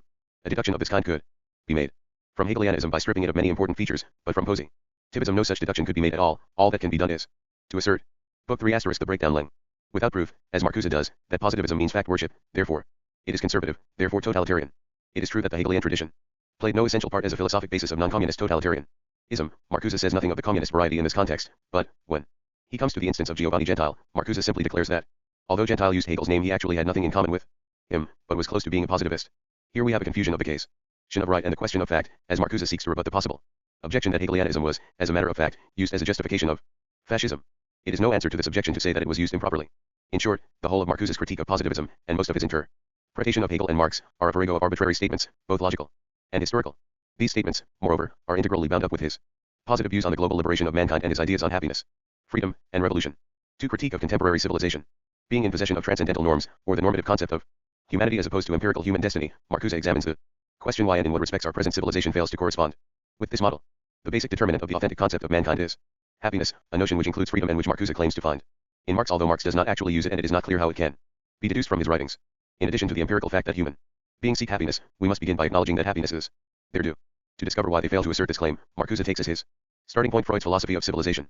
He accepts this to a large extent as far as the interpretation of past history is concerned, but calls it in question as regards the future. Freud, in fact, observed that there is no law which says that human beings are entitled to happiness or certain to obtain it. Freud's theory of instinct and the three levels of the psyche, the ID, the ego, and superego, explains the conflict between the pleasure principle and the reality principle which has governed the whole development of civilization. In Eros and Civilization and in 3 lectures analyzing and criticizing Freud's theory of history, Marcuse considers whether and how far that conflict is necessary. His arguments may be summarized as follows. According to Freud, there is an eternal, inevitable clash between civilized values and the demands of human instincts. All civilization has developed as a result of society's efforts to repress the instinctive desires of individuals. Eros, or the life instinct, was not originally limited to sexuality in the reproductive 1110 main currents of Marxism. Since sexuality was a universal characteristic of the human organism as a whole. But, in order to engage in productive work, which in itself gives no pleasure, the human race found it necessary to confine the range of sexual experience to the genital sphere and to restrict even this narrowly conceived sexuality to the minimum. The store of energy thus released was devoted not to pleasure but to the struggle with man's surroundings. In the same way the other basic determinant of life, thanatos, or the death instinct, was transformed in such a way that its energy, directed outwards in the form of aggression, could be used to overcome physical nature and increase the efficiency of labor. As a result, however, civilization necessarily took on a repressive character, as instincts were harnessed to tasks that were not natural to them. Repression and sublimation were conditions of the development of culture, but at the same time, according to Freud, repression gave rise to a vicious circle. As labor came to be regarded as good in itself and the pleasure principle was wholly subordinated to increasing its efficiency, human beings had to fight down their instincts unremittingly. For the sake of these values, and the sum total of repression increased with the advance of civilization. Repression was a self-propelling mechanism, and the instruments produced by civilization to lessen the suffering arising from repression themselves became organs of repression in a still higher degree. In this way the advantages and freedoms procured by civilization are paid for by increasing the loss of freedom, especially by the growing volume of alienated labor, the only kind of labor that our civilization permits. Marcuse takes note of this theory but modifies it in an essential respect, thus rebutting Freud's pessimistic predictions. Civilization, he says, has as a matter of fact developed by repressing instincts, but there is no law of biology or his theory which requires this to be so forever. The process of repression was rational in the sense that, as long as basic commodities were scarce, men could only live and improve their condition by diverting their instinctual energies into unnatural channels so as to further material production. But, once technology made it possible to satisfy human needs without repression, this became an irrational anachronism. Since unpleasant work can be reduced to a minimum and there is no threat of a scarcity of goods, civilization no longer requires us to thwart our instincts, we can allow them to revert to their proper function, which is a condition of human happiness. Free time can become the content of life and work can become the free play of human capacities. In this way the repressive structure of the instincts would be explosively transformed. The instinctual energies that would no longer be caught up in ungratifying work would become free and, as arrows, would strive to universalize libidinous relationships and develop a libidinous civilization. 5 lectures, p. 22. Production will cease to be regarded as a value in itself, the vicious circle of increasing. Book 3 and the breakdown 2227.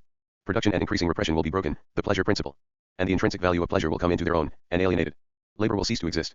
Marcuse makes it clear, however, that in speaking of libidinous civilization and the return of instinctual energy to its proper functions he does not have in mind pansexualism or the abolition of sublimation, whereby, according to Freud, men have found an illusory satisfaction of their frustrated desires in cultural creativity.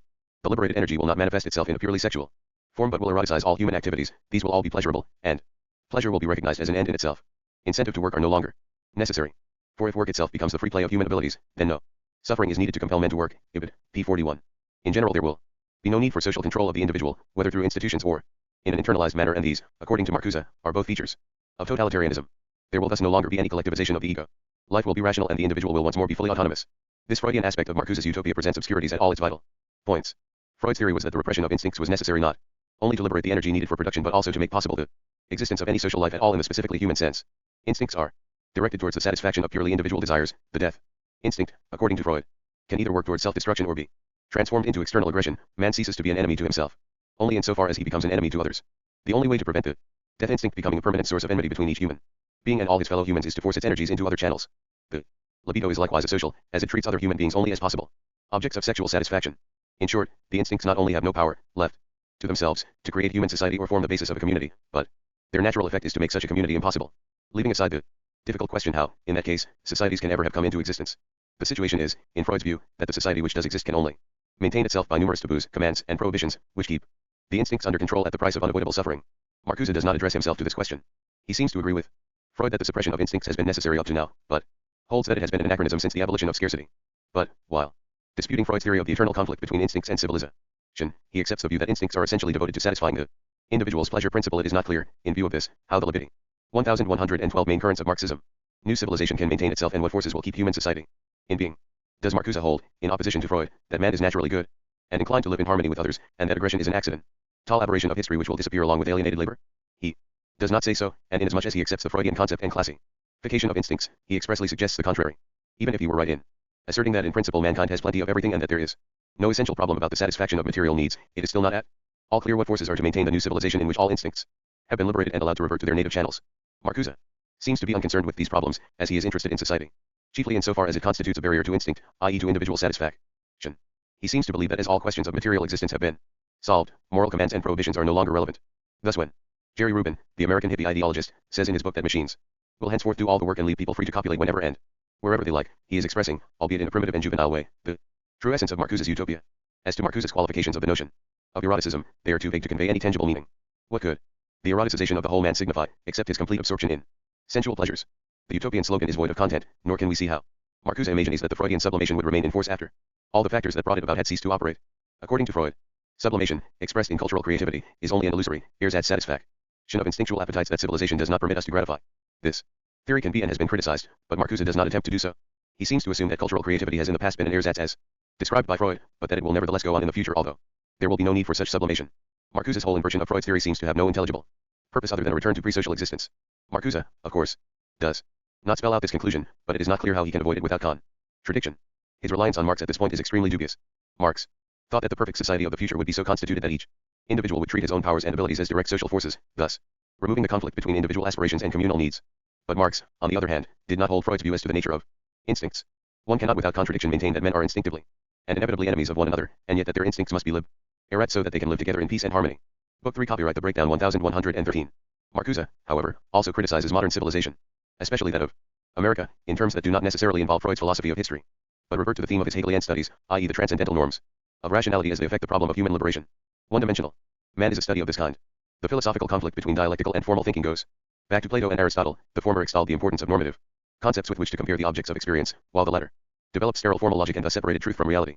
What we need now, according to Marcuse, is to return to the ontological concept of truth as being not merely a characteristic of propositions, but reality itself, not emperor, Eichel, directly accessible reality, but of a higher order, than which we perceive in universals.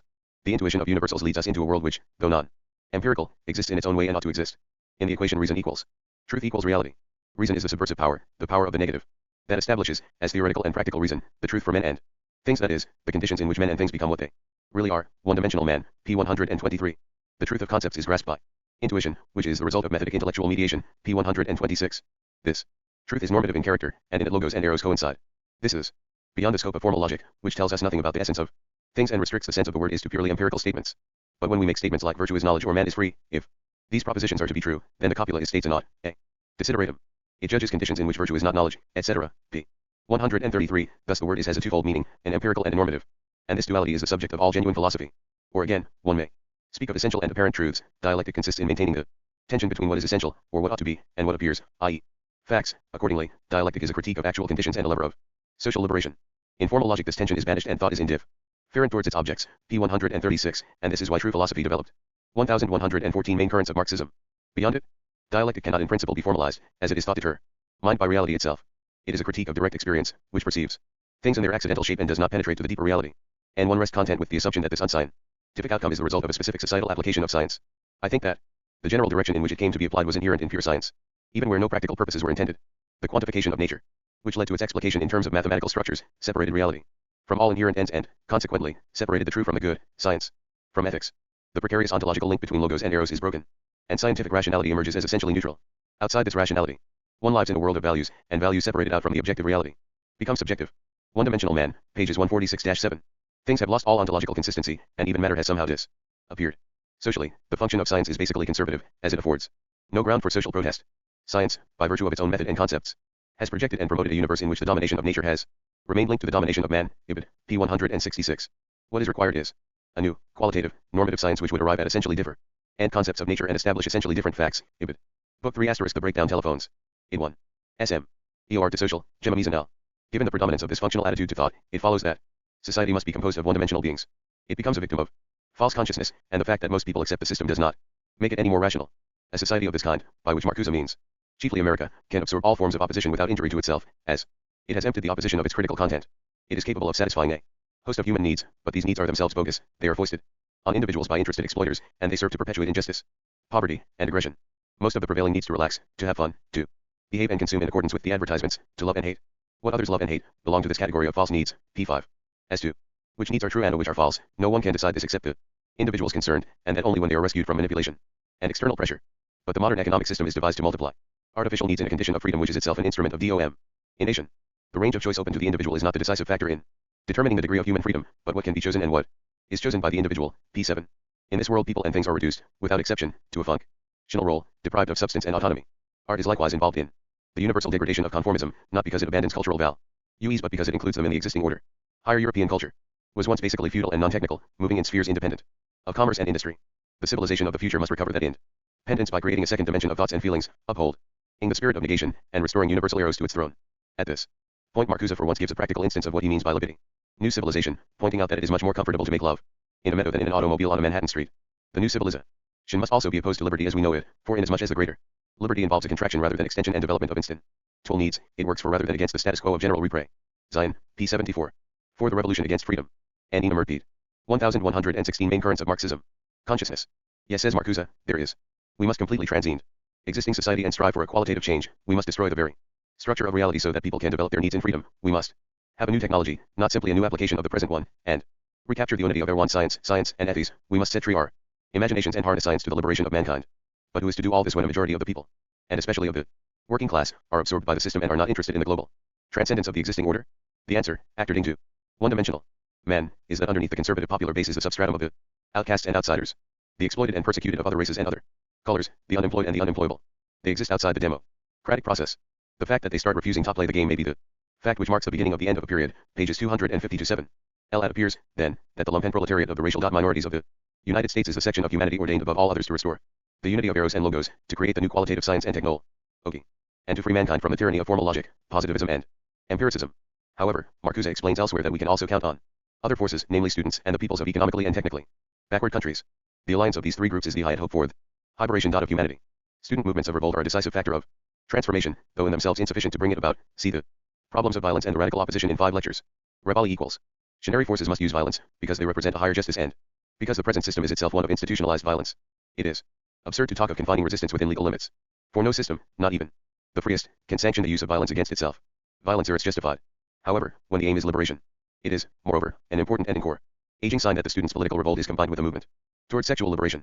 Violence is inevitable because the present system afflicts the majority with a false consciousness from which only a few can liberate themselves.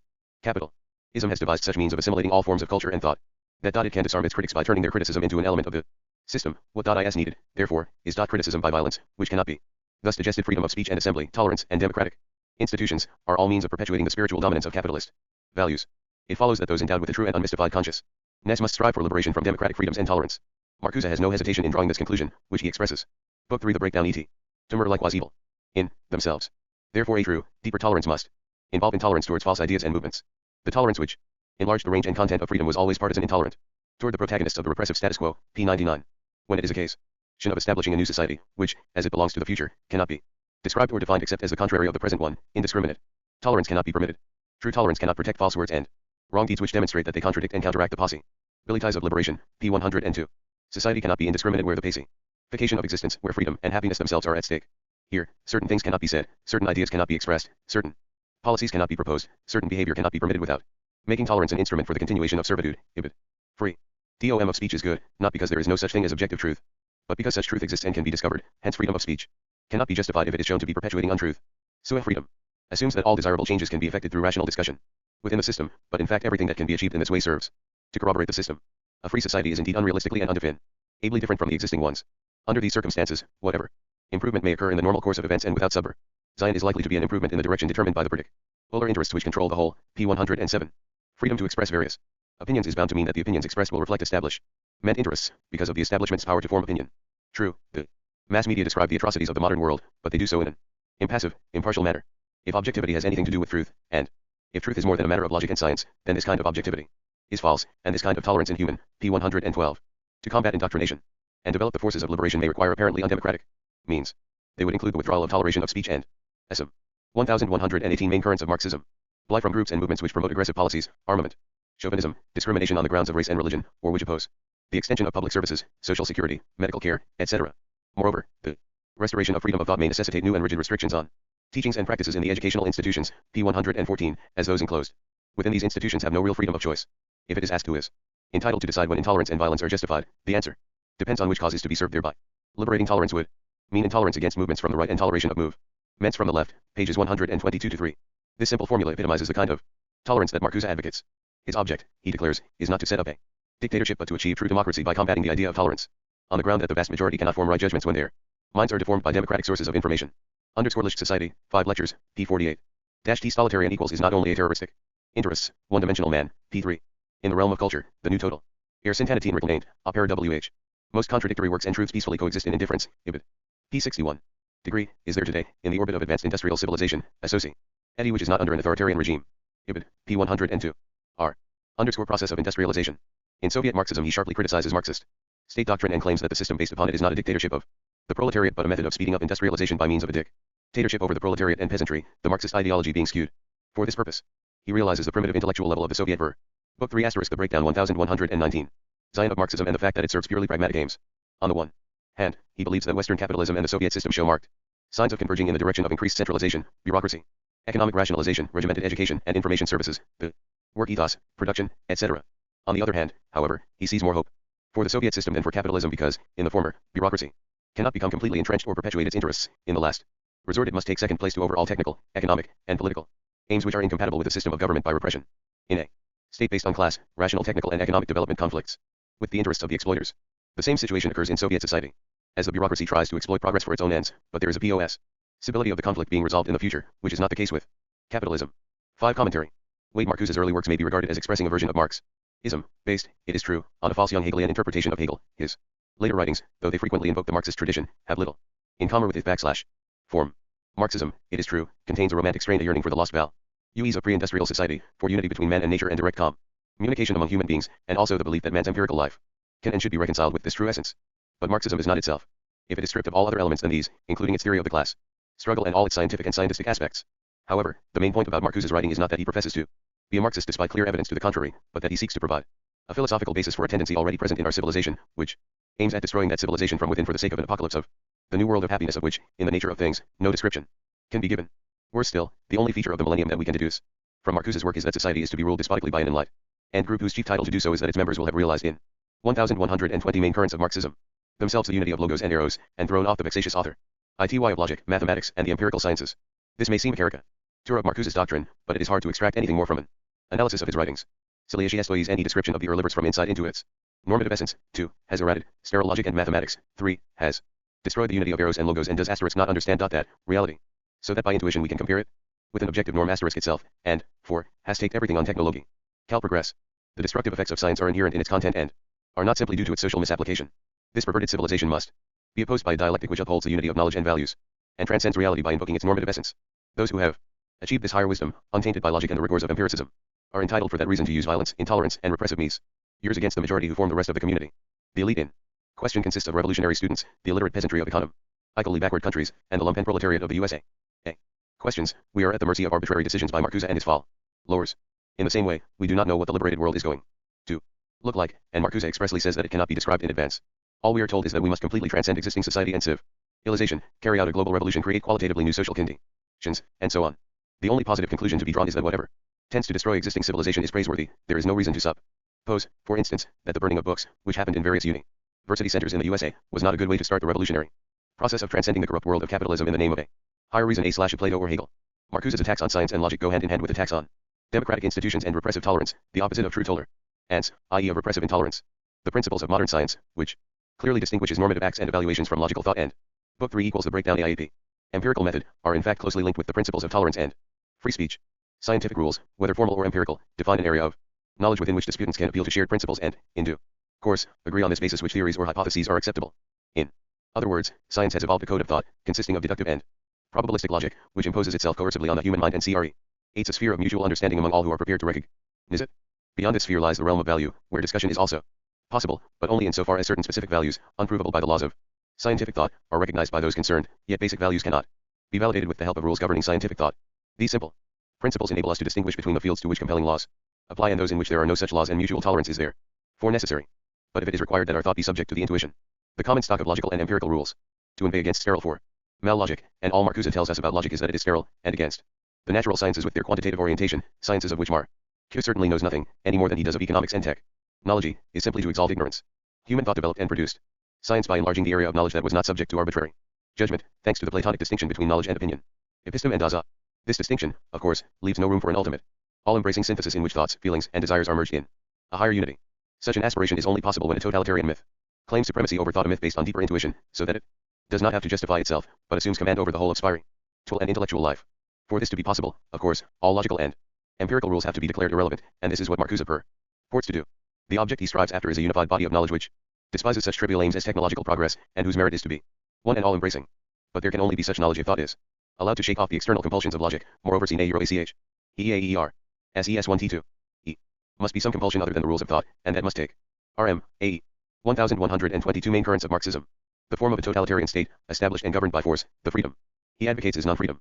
If true freedom does not mean freedom of choice but consists in choosing a particular object, if freedom of speech does not mean that people can say what they like, but that they must say the right thing, and if Marcuse and his followers have the sole right to decide what PLE must choose and what they must say, then freedom has simply taken on the contrary of its normal sense. In these terms, a free society is one that deprives people of freedom to choose either objects or ideas except at the behest of those who know better. It should be noted that Marcuse's demands go much further than Soviet totalitarian communism has ever done, either in theory or in practice. Even in the worst days of Stalinism, despite universal indoctrination and the enslavement of knowledge to ideology, it was recognized that some fields were neutral in themselves and subject only to logical and empirical laws. This was true of mathematics, physics, and also technology except for one or two brief periods. Marcuse, on the other hand, insists that normative essences must prevail in every domain, that there must be a new technology and a new qualitative science, of which we know nothing whatever except that they are new. They must be freed from the prejudices of experience and mathematization, i.e. attain able without any knowledge of mathematics, physics, or any other science, and must absolutely transcend our present knowledge. The kind of unity that Marcuse craves for and which he imagines to have been destroyed by industrial civilization has in fact never existed, even primitive societies, as we know, for example, from Malinowski's work, distinguished the mythical from the technical order. Magic and mythology have never taken the place of technique and rational effort, but only complemented them in spheres over which mankind has no technical control. The only possible runners of Marcuse are the theocrats of the Middle Ages and early Reformation who sought to eliminate science or deprive it of independence. Neither science nor technology, of course, offers any basis for a hierarchy of aims and values. Aims in themselves, as opposed to means, cannot be identified by scientific methods. Science can only tell us how to attain our ends and what will happen when we do attain them, or when a certain course of action is followed. The gap here cannot be bridged by any essential intuition. Book 3 *** The Breakdown 1123. Content for Shag and Organiza. Shin goes body in hand with a distaste for all forms of learning that are subject to regular rules of operation or that require vigorous effort, intellectual discus, plan, and a humble attitude towards facts and the rules of logic. It is much eas. Here to shirk the laborious task and to utter slogans about global revolution, transcending our present civilization and uniting knowledge and feeling.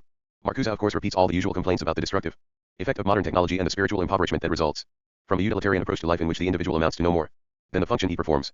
These are not his own invention, but are long-standing truisms. The important point, however, is that the destructive effects of technology can only be combated by the further development of technology itself. The human race must work out scientifically, with the aid of sterile logic, methods of social planning to neutralize the adverse consequences of technological advance. For this purpose it must foster and establish values that make life more endurable and facilitate the rational consideration of social reforms, namely the values of tolerance, democracy, and free speech. Marcuse's program is the exact opposite, to destroy democratic institutions and tolerance in the name of a totalitarian myth, subjecting science and technology, not only in practical application, but in their theoretical aspects as well, to a nebulous essential intuition which is the exclusive property of philosophers, hostile to empiricism and positivism. There could hardly be a clearer instance of the replacement of Marx's slogan either socialism or barbarism by the version socialism equals barbarism. And there is probably no other philosopher in our day who deserves as completely as Marcuse to be called the ideologist of obscurantism. 12. Ernst Bloch, Marxism is a futuristic gnosis.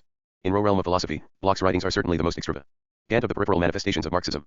He stands alone in his attempt to graft onto the inherited doctrine a complete metaphysic, cosmology, and speculative cosmogony in a Gnostic and Paine style, inspired by the most varied sources. EU Euro War II Fies. Literary tradition of German Expressionism.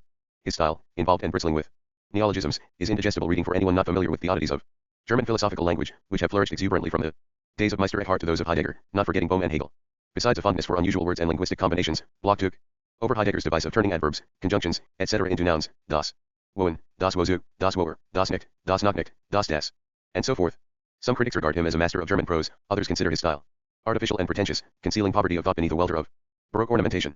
Certainly at times the reader feels as though he were amid the fumes of an alchemist's laboratory, and when he reduces the poetic verbiage to everyday terms he may find it sterile and commonplace. Nevertheless, Bloch's metaphysical constructions should not be ignored. Interest in his philosophy has tended to increase of late. Some theologians, even, have found inspiration in it, and, what is relevant to our own purpose, for most of his life, he considered himself to be a full-blown Marxist. 1124. Book 3 The Breakdown 1125. One Life and Writings. Ernst Bloch, 1885–1977. The son of assimilated Jewish parents, was born at Ludwigshafen. His intellectual development coincided with the modernist or neo-romantic revolt against positivism and evolutionism. This revolt took the form of both unorthodox variants of Kantianism and Lebensphilosophy, allied with Bergsonian trends and with an interest, fostered by Oriental lore, in the Hermetic, occult, and Gnostic tradition and in non-dogmatic, uncodified expressions of the religious instinct. From 1905 onwards Bloch studied under Lipps at Munich and Kiel at Weiertburg. His Dektoralph Assisian Rickards Philosophy, published in 1909 as Kritische Erörterungen über Rickard und das Problem der modernen Erkenntnistheorie, Eont equals the germ of important, even, according. The principle of identity and the formula S is P, but would address itself to the shins of fancy G. Thus provide for elements that are as yet wholly or partially latent in the human. Bloch continued his studies at Berlin, where his philosophical mentor was Simmel. He also studied physics and was interested in a wide range of humanistic subjects, poetry, painting, music, and drama. He absorbed socialist ideas, though as far as is known he did not join any political party. During the 1914–18 war he became a Marxist, but in a restricted sense. His utopian ideas on metaphysics and the theory of knowledge were not expressed at this time as a reconstruction of Marx's thought. Instead, he added Marxism to them as a separate political ideology. This is especially clear in the first important book on which he worked during the war, published in 1918 as Geister Utopie, a second revised edition Stipe in A.E. PCTS Tonien EEB of Bloch's next Spiel. Thomas Menzer als Theologische Revolution, 1921. His subsequent works, it does not itself define a utopia except in very general terms, but is a summons to utopian thought. Its argument is that man. Isa. 1120 Main currents of Marxism. Sophie, not M in Kant's sense but I'm a sense. Here SCRL is still latent and cannot be born without human initiative. Our souls contain straight up but not yet conscious, of our own hidden future and that of all being. We are not yet what we really and essentially are, and the universe itself has not yet attained its own essence and its own calling. Utopian philosophy is not eschatology in the sense of merely awaiting the Eschatten, but is a way of attaining it. It is not a contemplation but an action, an act of the will rather than of reason. Everything we were promised by the Messianism of past ages, there is a possibility of actuating by our own power. There is no God to guarantee that we shall succeed. God himself is part of the utopia, a finality that is still unrealized. In Geister Utopie Bloch followed the tradition of Jewish apocalyptic literature, which he combined with vague ideas of socialism and anarchism. It is not clear what the world which has attained salvation is to be like, except that it will be a realm of freedom with no need for mediating institutions such as The state and politics. Here Bloch conformed to Marx's ideas, but in so general a form as to preserve no more of Marxism than can be found in Thomas Menzer's sermons. The comparison, moreover, seems to be to Marx's disadvantage. He is reproached for putting too much faith in the impersonal mechanism of history, whereas the utopia can only be brought about by human will. Thus the early Bloch's respect for Marx's views is similar to that we have seen in Searle, and is basically different from any of the standard versions of Marxism. In the 20s and until Hitler's accession to power, Bloch lived in Germany as an independent writer, occupying no academic post. He was a friend of Walter Benjamin and also of Leszek, though he criticized the latter for the schematic and purely sociological interpretation of the world in history and class consciousness, and also for his dogmatic condemnation of expressionist literature. In these years Bloch also published a collection of essays entitled Durch die Weist, 1923, attacking the utilitarianism, nihilism, and pragmatism. Book 3 *, The Breakdown 1127, of Bourgeois Civilization, and Spuren, 1930, a rambling work inspired by various anecdotes and legends. Forced to emigrate in 1933, he spent some time in Switzerland, Paris, and Prague. In 1935 he published Erbschaft dieser Zeit, a critique of Nazism and an analysis of its cultural sources. In this work he identified himself wholly with Marxism and also with political communism, though he never joined any communist party or accepted the Stalinist version of Marxism which was then in force. He supported Stalin, however, at the critical period of the Great Purges and the Moscow trials. In 1938 Bloch emigrated to the United States, where he spent the war years writing for émigré German periodicals and preparing his magnum opus, Das Prinzip Hoffnung. Returning to Europe in 1949, he affirmed his solidarity with Stalinist socialism by accepting an appointment as professor of philosophy at Leipzig. He spent the next 12 years in East Germany and, especially in the early part of this period, repeatedly professed his absolute political loyalty to the regime. At this time he published a book on Hegel, Subject Object. Erbitterungen zu Hegel, 1951, a short essay on Avicenna, whose 1000th anniversary according to the Muslim calendar was then being celebrated, having sent und die Diaristit Link, 1952, an essay on Thomas Christian Thomas Ein deutscher Literatur an Himmelsehre, 1953, and 3 volumes of Das Prinzip Hoffnung, 1954-1955, 1959. A revision and enlargement of the text. As originally written. As a non-party Marxist whose political loyalty was unquestioned, Bloch received rewards and tokens of respect from the authorities. His idiosyncratic interpretation of Marxism was tolerated despite the strict Stalinist orthodoxy of philosophical teaching and literature in East Germany at that time. Every now and then, however, articles attacking him were published by official party philosophers, and the attacks were intensified after the 20th Congress of the Soviet Communist Party in 1956. This event gave rise to passionate discussions throughout Eastern Europe, and Bloch, albeit in cautious and fairly abstract terms, evinced a definite sympathy for liberal or Zionist ideas. Thus it was that, 2 years after a Festschrift in honor of his 70th birthday, a collective work was published denouncing him for Zionism, idealism, mysticism, flirting with religion, and voicing anti-Marxist demands for greater cultural freedom in the GDR. In 1956 a group of his pupils and collaborators were imprisoned for revisionist plans of party and political reform, and Bloch himself was forbidden to teach, though publication of the 3rd volume of Das Prinzip Hoffnung was finally allowed. Bloch had become increasingly disillusioned with East European socialism, and, happening to be in West Berlin in the summer of 1961, when the Berlin Wall was erected, he resolved to join the millions who were fleeing from the GDR to West Germany. Although 76 years old he was offered a university chair at Tübingen, where he lived till his death. Having broken politically with the 1128 main currents of Marxism Soviet system, he became the advocate of a renewal of communism. Besides republishing several earlier works he published in these years Naturrecht und die Menschliche Würde, 1961, an attempt to salvage the concept of natural law in Marxist terms, also Die Einleitung in die Philosophie, 2 volumes 1963-4, Atheismus am Christentum, 1968, and numerous articles and essays. He received many honors and awards, and the firm of Sir Camp embarked on a 16-volume edition of his works from 1959 onwards. Throughout his life Bloch was a typical example of what may be called an academic thinker, whose knowledge of political reality was mainly derived from books. He had a vast knowledge of literature and philosophy, but his powers of analysis were extremely poor. His frequent political statements, both during his Stalinist and anti-Stalinist days, were naive, vague, and stereotyped. Mere echoes of current slogans and clichés. It is clear that he had no conception of economics. Throughout his life he remained a literary man deeply versed in books, dreaming of a perfect world yet unable to explain how it was to be created, or even what form its perfection was to take. 2 basic ideas. Bioch's writings consist to a large extent of self-contained aphorisms expressed in one or a few sentences, and conveying in a concise form the essence of his philosophy. Here are some examples. Der Mensch ist das Genie, was nach Biels Vorsicht hat. Word insaner Arbeit und Dirk sie immer wieder umgebildet. Steht immer wieder vorn Grenzen, die kein mehr sind, in dem sie wahrnimmt, Tiberschreit sie. Das eigentlich ist. Ein Mensch wie in der Welt ausgehend, Wordhend, steht in der Fürst. Veritel zu. Worden, steht in der Hoffnung, zu Gelingen. Das Prinzip Hoffnung, Sir Camp ed. pp 284-5. Man is he who has much before him. He is constantly transformed in and through his work. He is always reaching boundaries that are boundaries no longer, as he perceives them, so he passes beyond them. That which is genuine in man and in the world waits and endures, in the fear of frustration and the hope of success. Von freie Ut will man Zusich. Aber wir wissen nicht, wir sind. Nur das Kinder. Ist, was sen Mecht, Skein klar. Von der Gemein Nade, namlich auf. Die Genigen, die Zuhaben, Sensinen, was ihnen zukommt. Von der aber. Auch die Lust, nu zu beginnen, das mit uns selbst antangt. Stets word übersucht. Uns gemis zu leben. Ibid, p 1089. From our earliest days we try to find ourselves. But we do not know who we are. All that seems clear is that no one is what he would like to be. Hence our usual envy of others who seem to have, or even to be, what is rightly ours. But hence also the joy. Book 3 *, The Breakdown 1129. Of starting something new that begins with us. We have always tried to live in accor. Dance with our own being. Ich bin. Aber ich habe mich nicht. Darum wurden wir erst. Das Ben ist innen. Als. Innen ist in sich dunkel. Sich zu sie hen die was es ist, muss es aus sich. Eros. Tai bin Einleitung, 11. I am, but I do not possess myself. Thus we are still in course of becoming. Bam. Is within us, and whatever is within is in darkness. In order to perceive itself and what is around it, it must come out of itself. This is a typical sample of Bloch's ideas, and of his characteristic lack of precision. Most of its imposing volumes consist of variations on the same theme. Their repetitiveness is almost without parallel. From the aphorisms quoted above, an outline of his doctrine may be constructed. Sidley Bart's is an effective quality, but it is also something more. It embodies a particular kind of knowledge, revealing to us the world as it is capable of being. Moreover, it is an attribute of the whole of being, as the urge towards goodness and perfection, which pervades the universe, is expressed in the orientation of the human mind.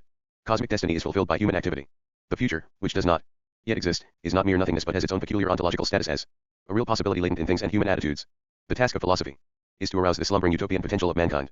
To indicate how Bloch develops this thought, we shall take Das Prinzip auf Nung as a basis, since this work appears to include all his important ideas and concepts.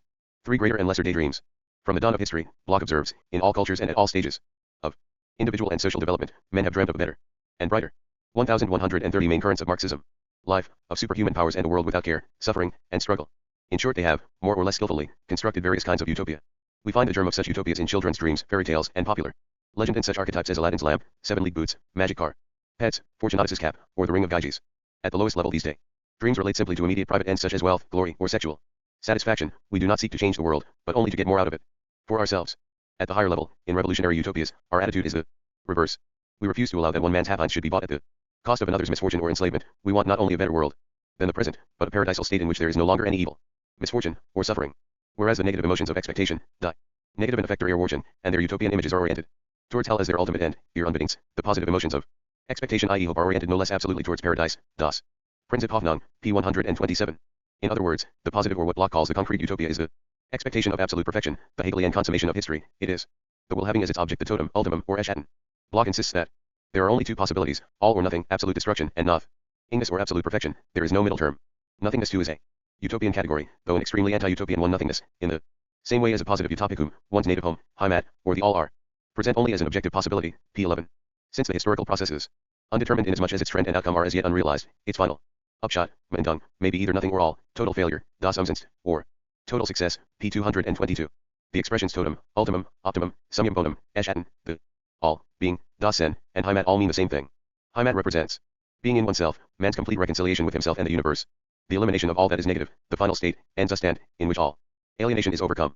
The utopian will, according to Bloch, is not a matter of endless endeavor or endless progress. It aspires to actual fulfillment within a finite time. The history of civilization is one of innumerable utopias, not only great all embracing ones but partial ones as well. All of them, however, have reflected the human desire for absolute goodness. Utopian dreams can be found in poetry and drama, music and painting. There are architectural utopias, geographical ones such as El Dorado or Eden, medical ones such as the dream of eternal youth or the final abolition of disease and physical disability. Sport is a kind of utopia, in which people try to overcome the natural limitations of the book 3 * the breakdown 134 pounds. Human frame. Dancing, fairs, circuses, even these are expressions of man's constant yearning for perfection, unconscious though it often is. Finally, there are the elaborate blueprints of a perfect world in utopian literature, in the chiastic visions of the Middle Ages and the 16th century, in the whole story of religion with its messianic expectations and ideas of salvation, the Savior, and heaven. In men, how to create it? It is not clear why philosophy distinguished itself thus negatively from other branches of culture.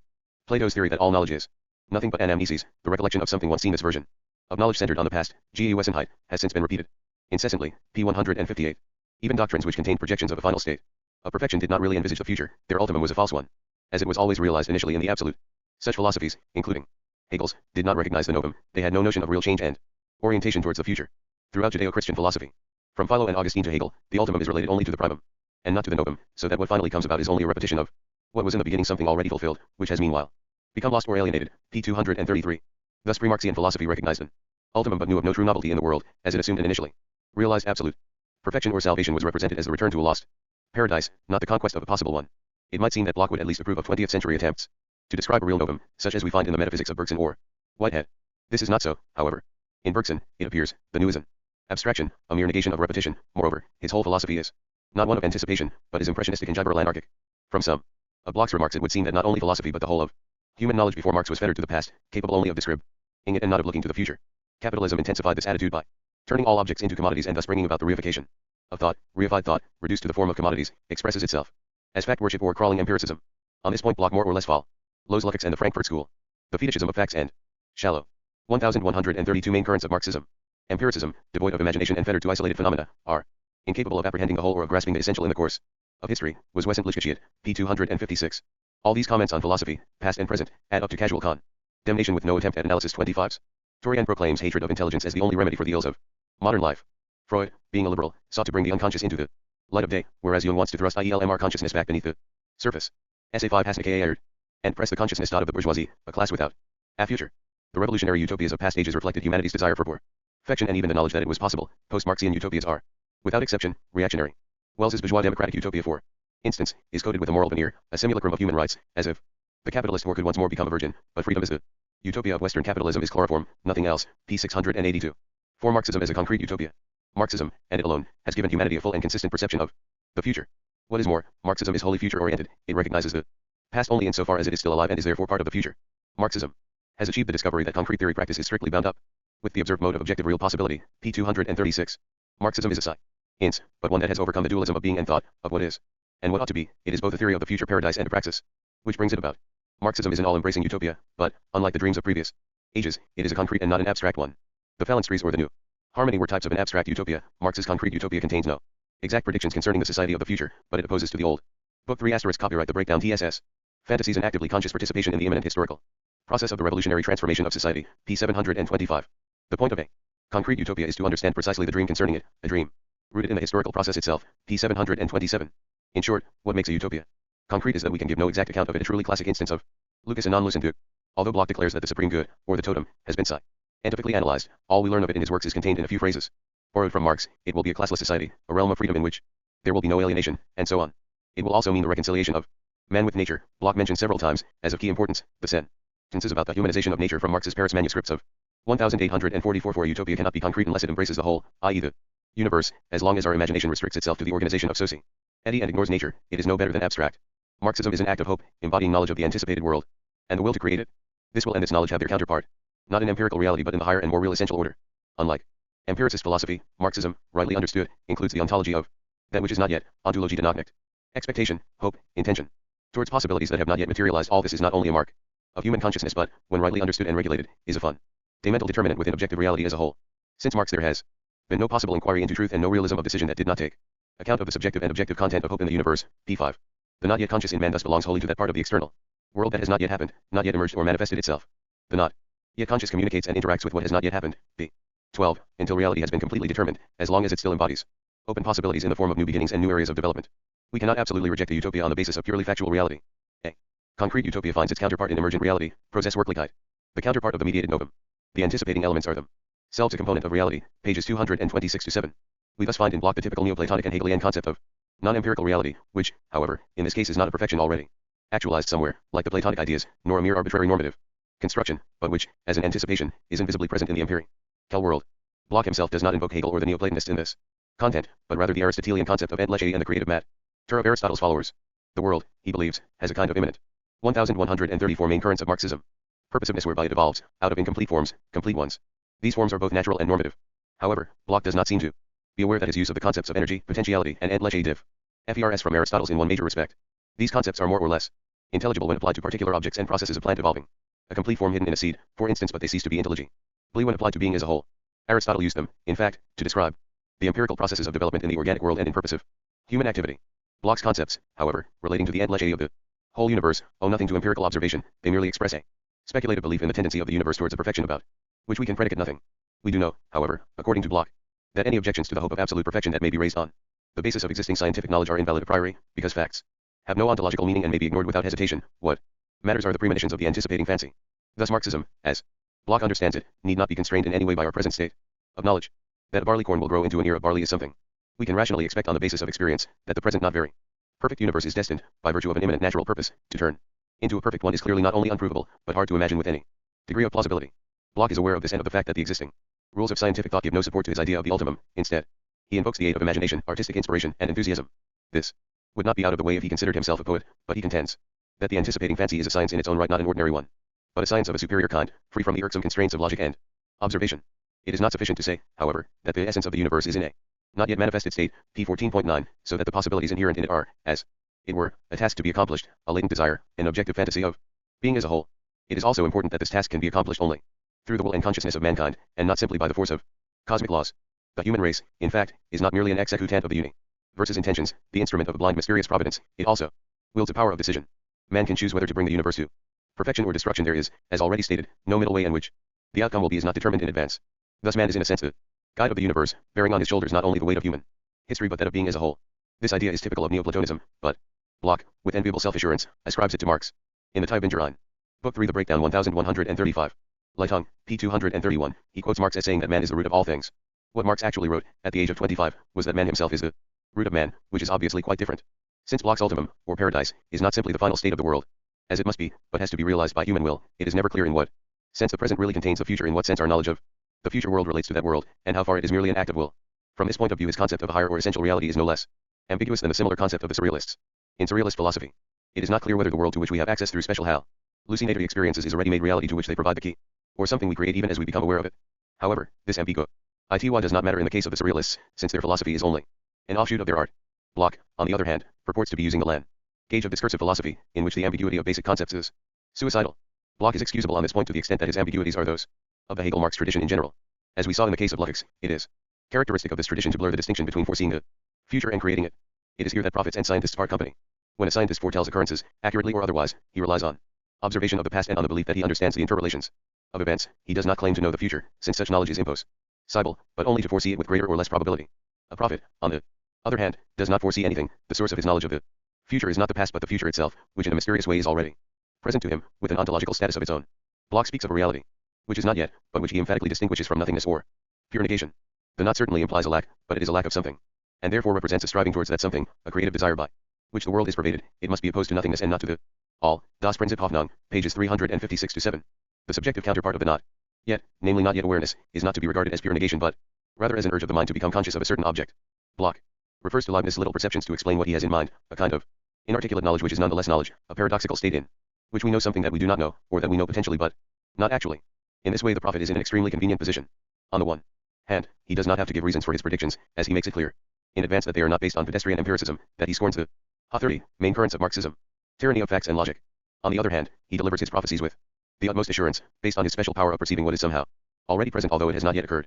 His knowledge is higher and far more certain than the scientists, and he does not have to explain its source or the reasons for it. Anyone who demands explanations is a self-confessed exponent of reified consciousness and a slave to crawling empiricism. Clearly, the self-styled prophet, enjoying this freedom of intellectual maneuver, can promise whatever comes into his head, while assuring us that his promises are based on a superior type of knowledge.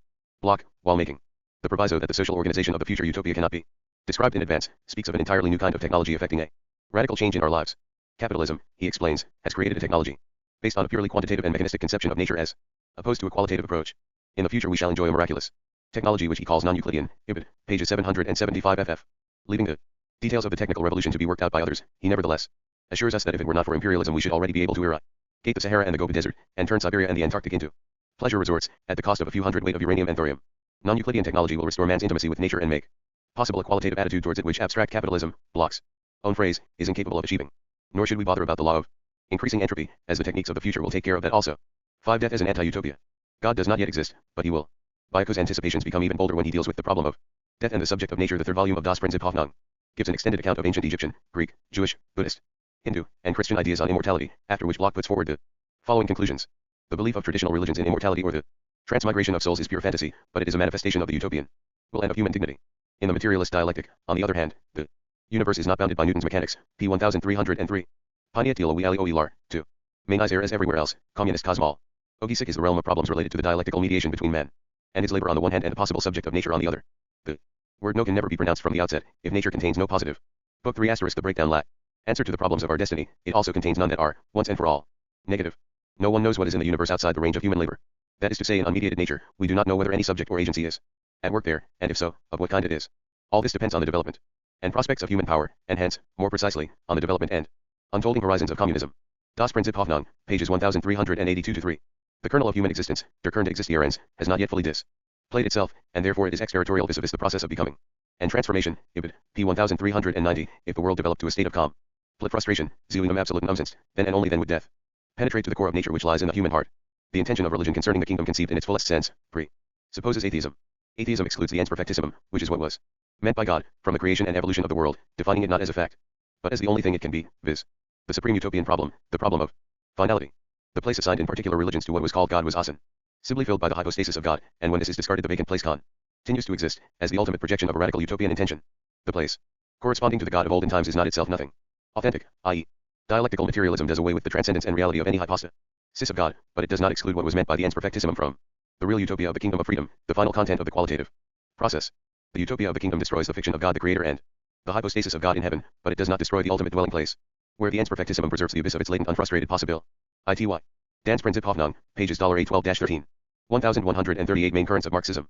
Thus religion, according to Bloch, does not simply terminate in the absence of religion but leaves a legacy in the shape of the final problem of perfected being. Instead of a ready-made heaven in the next world, we have the command to create a new heaven and a new earth. However, mindful of Lenin's scornful attitude to the God-builders in the Russian social democratic movement, Bloch makes it clear that he does not regard the world as a machine for the production of a supreme being, but that when God is removed we shall still possess the total content of the hope to which the name God was formerly given. This vague language seems to mean only that the perfect being will emerge under communism. Elsewhere this perfect being is called the possibly subject of nature or the Das Antrieb, urge towards thatness. To understand this last expression it should be realized that in Bloch's vocabulary, thatness represents either a state of things or a purpose, in order that he makes full use of this ambiguity, but it is probably simplest to read das as signifying a purposive process or the awareness of an aim.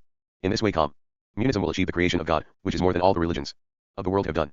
Bloch's philosophy is in the last resort a theogony, a fantastic projection of the God that is to be. The true genesis is not in the beginning but at the end. P 1628. 6. Matter and materialism. The picture of a world whose essence embodies a utopia or fantasy, and which is imbued with the purpose of attaining divine perfection, is on the face of it very different from traditional materialism, and it is understandable that it should be attacked by orthodox Leninists. Bloch himself maintains, however, that his philosophy is nothing but a continuation of dialectical materialism, and in particular, that it is based on materialism in Engels' sense, i.e. that it explains the universe in terms of itself and presupposes no other reality than what is material. In Avicenna and the Aristotelian left and in other works Bloch invokes the concept of creative matter which was present in the Aristotelian tradition, and was taken over, he claims, by Marxism. Strato, Alexander of Aphrodisias, Avicenna, of Burroughs, Avice Braun, David of Dennett, and finally Giordano Bruno, evolved the concept of matter as a process, containing a diversity of forms, and a permanent possibility of further development. Any new thing that happens is not due to a force outside the universe, but is the manifestation of a potentiality residing in matter itself. There is no distinction between matter and form. Forms are latent or manifest attributes of the single substratum, natura naturans. In his lecture Zur Ontologie der Nachnichtseins Bloch gives the following explanation purporting to be the definition of matter. Book 3 * the breakdown 1139. It is not a mere mechanical lump but in accordance with the implicit sense of Aristotle's definition it is both being according to possibility, kata dynaton, i.e. that which determines every possible historical phenomenon in accordance with conditions and with historical materialism, and also being in possibility, dynamion, i.e. the correlative of that which is objectively and really possible or, ontically speaking, the possibility substrate of the dialectical process. Sie ist Nichter. Mechanist Klotz, sondern Gemis dem Impisiert und Cinder Aristotelisken. Materie Definition Saul das nach Möglichkeit sind, kata dynaton, also. Das, was das Duals geschichtlich erschienen Entbindungsmaßig. Historisch materialistisch bestimmt, wie das in Möglichkeit sind, sen. Dynamion, also das Korrelate objective real Möglichen oder Reinsenschaft, das. Möglichkeit substrate dialectischen processes. He goes on to say that inorganic nature, no less than human history, has its utopia. This so-called inanimate nature is not a corpse but a center of radiation, the abode of forms whose substance has not yet come into being. Thus, according to Bloch, matter is not characterized by any physical properties but simply by the fact of creativity or immanent purpose. It is easy to point out that in that case materialism means no more than that the world is subject to change and may develop in many unexpected ways. Matter is merely used as a term denoting all that is, and has all the divine attributes except complete actuality. In these nebulous arguments we do indeed hear echoes of Giordano Bruno, as well as of Bohm and Paracelsus. Matter is the Urgrund, an indeterminate universum out of which anything may come, thus conceived. It is indistinguishable from the God of pantheism. To say that all is matter is a tautology, since matter is a synonym for all, not only all that is actual, but all that is possible as well. It is not surprising, therefore, when Bloch tells us that matter includes dreams, subjective images, aesthetic experiences, and the aesthetic qualities of the external world, which, it appears, are contained in nature but become actual through aesthetic perception. If God is possible, his coming into existence involves no threat to materialism, since by definition he will be material also. What we have here is really not an assertion of materialism but of monism, the doctrine that there is one single substratum of all possible phenomena, including human subjectivity and all its products. Since the substratum in question has no qualities of its own and all we know of it is that it is creative and contains all possibilities within itself, Bloch's monistic theory is likewise devoid of content. All that can exist, we are told, is material, and matter equals all that can exist. Nevertheless, on 2 points at least Bloch's cosmology and metaphysics are regarded by him as supporting Marxism and, more precisely, the Leninist version thereof. 114.0 Main currents of Marxism.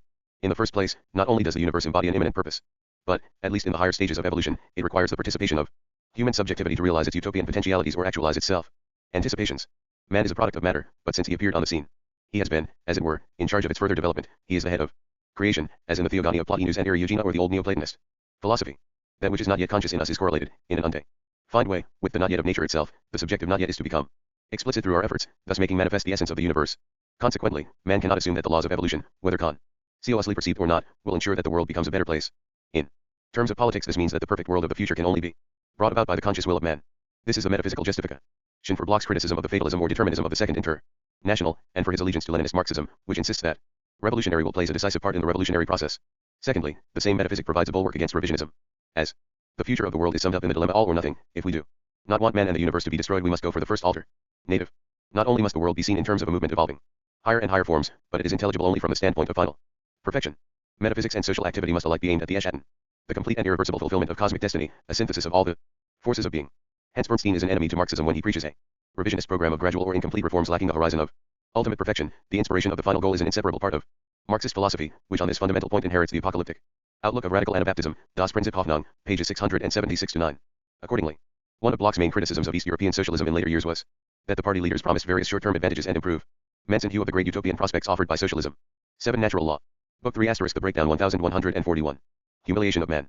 The theories of natural law also partook of utopianism, as they contained anticipations of the notion of a supreme good. Geo's freedom such as those of the press, assembly, and free speech.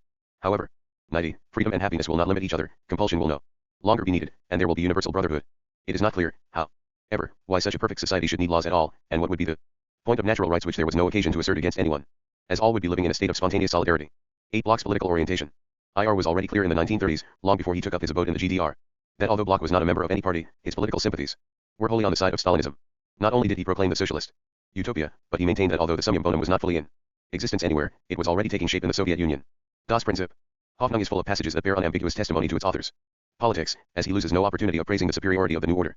His expressions of this kind are mostly clichés without any probative force, but they are embedded in his philosophy in such a way as to seem organically linked with it. In particular, he lays stress on the class interpretation of utopia. We are told, for instance, that the petty bourgeois idea of utopia is egoistic, while the proletarian one is disinterested, pages 33-4, concerning utopias of longevity. Bloch does not fail to point out that they are impossible under capitalism but will be realized under socialism. Monopolistic capitalism has degraded man's utopian aspirations by exploiting them in order to popularize record achievements out of which it derives profit. P. 54.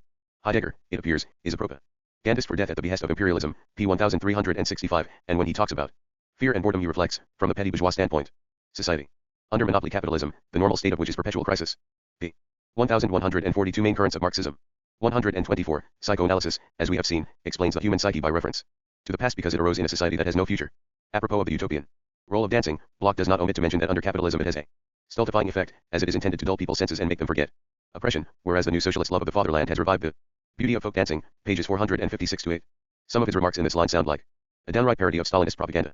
The book is full of ideological clichés such as socialism, as the ideology of the revolutionary proletariat, is nothing but true consciousness applied conceptually to the movement of events, and the rightly understood trend of reality, p. 177. Capitalist art and literature. We are told elsewhere, use the happy ending to make up for the hopelessness of life in conditions of exploitation, whereas socialism has and maintains its own kind of happy ending, p. 516. In the context of sport we hear about the degeneration of the human physique in an alienated society based on the design of labor, p. 525, as to the prolongation of life and combating the effects of age, the Soviet Union has made progress in this direction for reasons which capitalism cannot afford to acknowledge, p. 535. Bloch cannot mention Malthus without adding that his spiritual descendants are American murderers and that present-day Malthusianism is due to the imperialists' desire to practice genocide and exterminate the unemployed, p. 54.3. Capitalist freedom means free DOM for the worker to starve, while in the land where socialism is being built, every effort is directed towards the abolition of violence, p. 1061. Under capitalism, moreover, there can be no such thing as true friendship, since the whole of life is dominated by buying and selling, whereas socialism is paving the way for universal friendship among all peoples, pages 1132-3. It is quite possible that Bloch inserted these nonsensical and servile propaganda phrases when revising Das Prinzip Hoffnung in the GDR in the 1950s, and that they were a sine qua non of publication at the time. Nonetheless, we must suppose that he believed them then and later, as they also figure in reprints published after he settled in West Germany, in political speeches and articles written after 1961, some of which are col. Lect in a small volume entitled Widerstand und die Fried. Aufs zur Politik. 1968, Bloch took up a position in favor of democratic socialism, though in very big and general terms, he also condemned Stalinism in vague language, declaring that Marxism needs to be renewed, adapted to changing circumstances, and so on.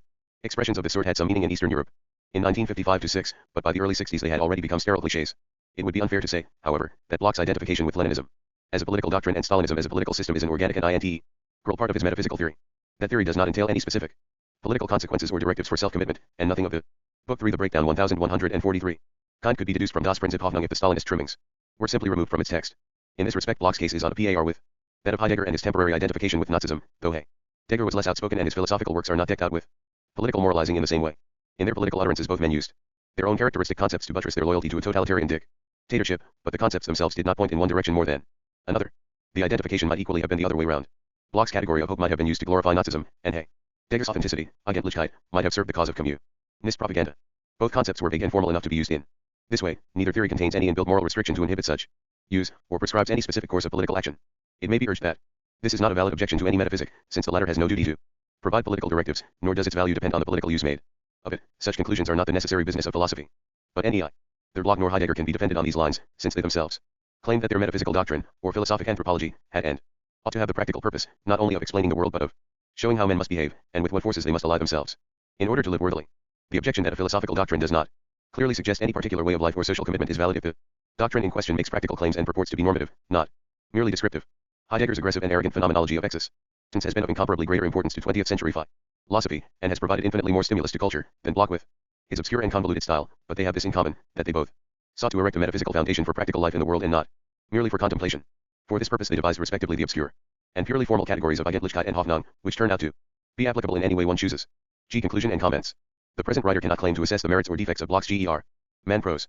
As a philosopher, Bloch must be termed a preacher of intellectual irresponsibility. He cannot be credited with inventing a utopia, still less a con. Creed 1. We turn with relief from his works to Fourier's abstract utopia with its quaint particularities. Bloch does no more than urge us to have utopian thoughts, and to speculate on a future that he himself makes no attempt to delineate.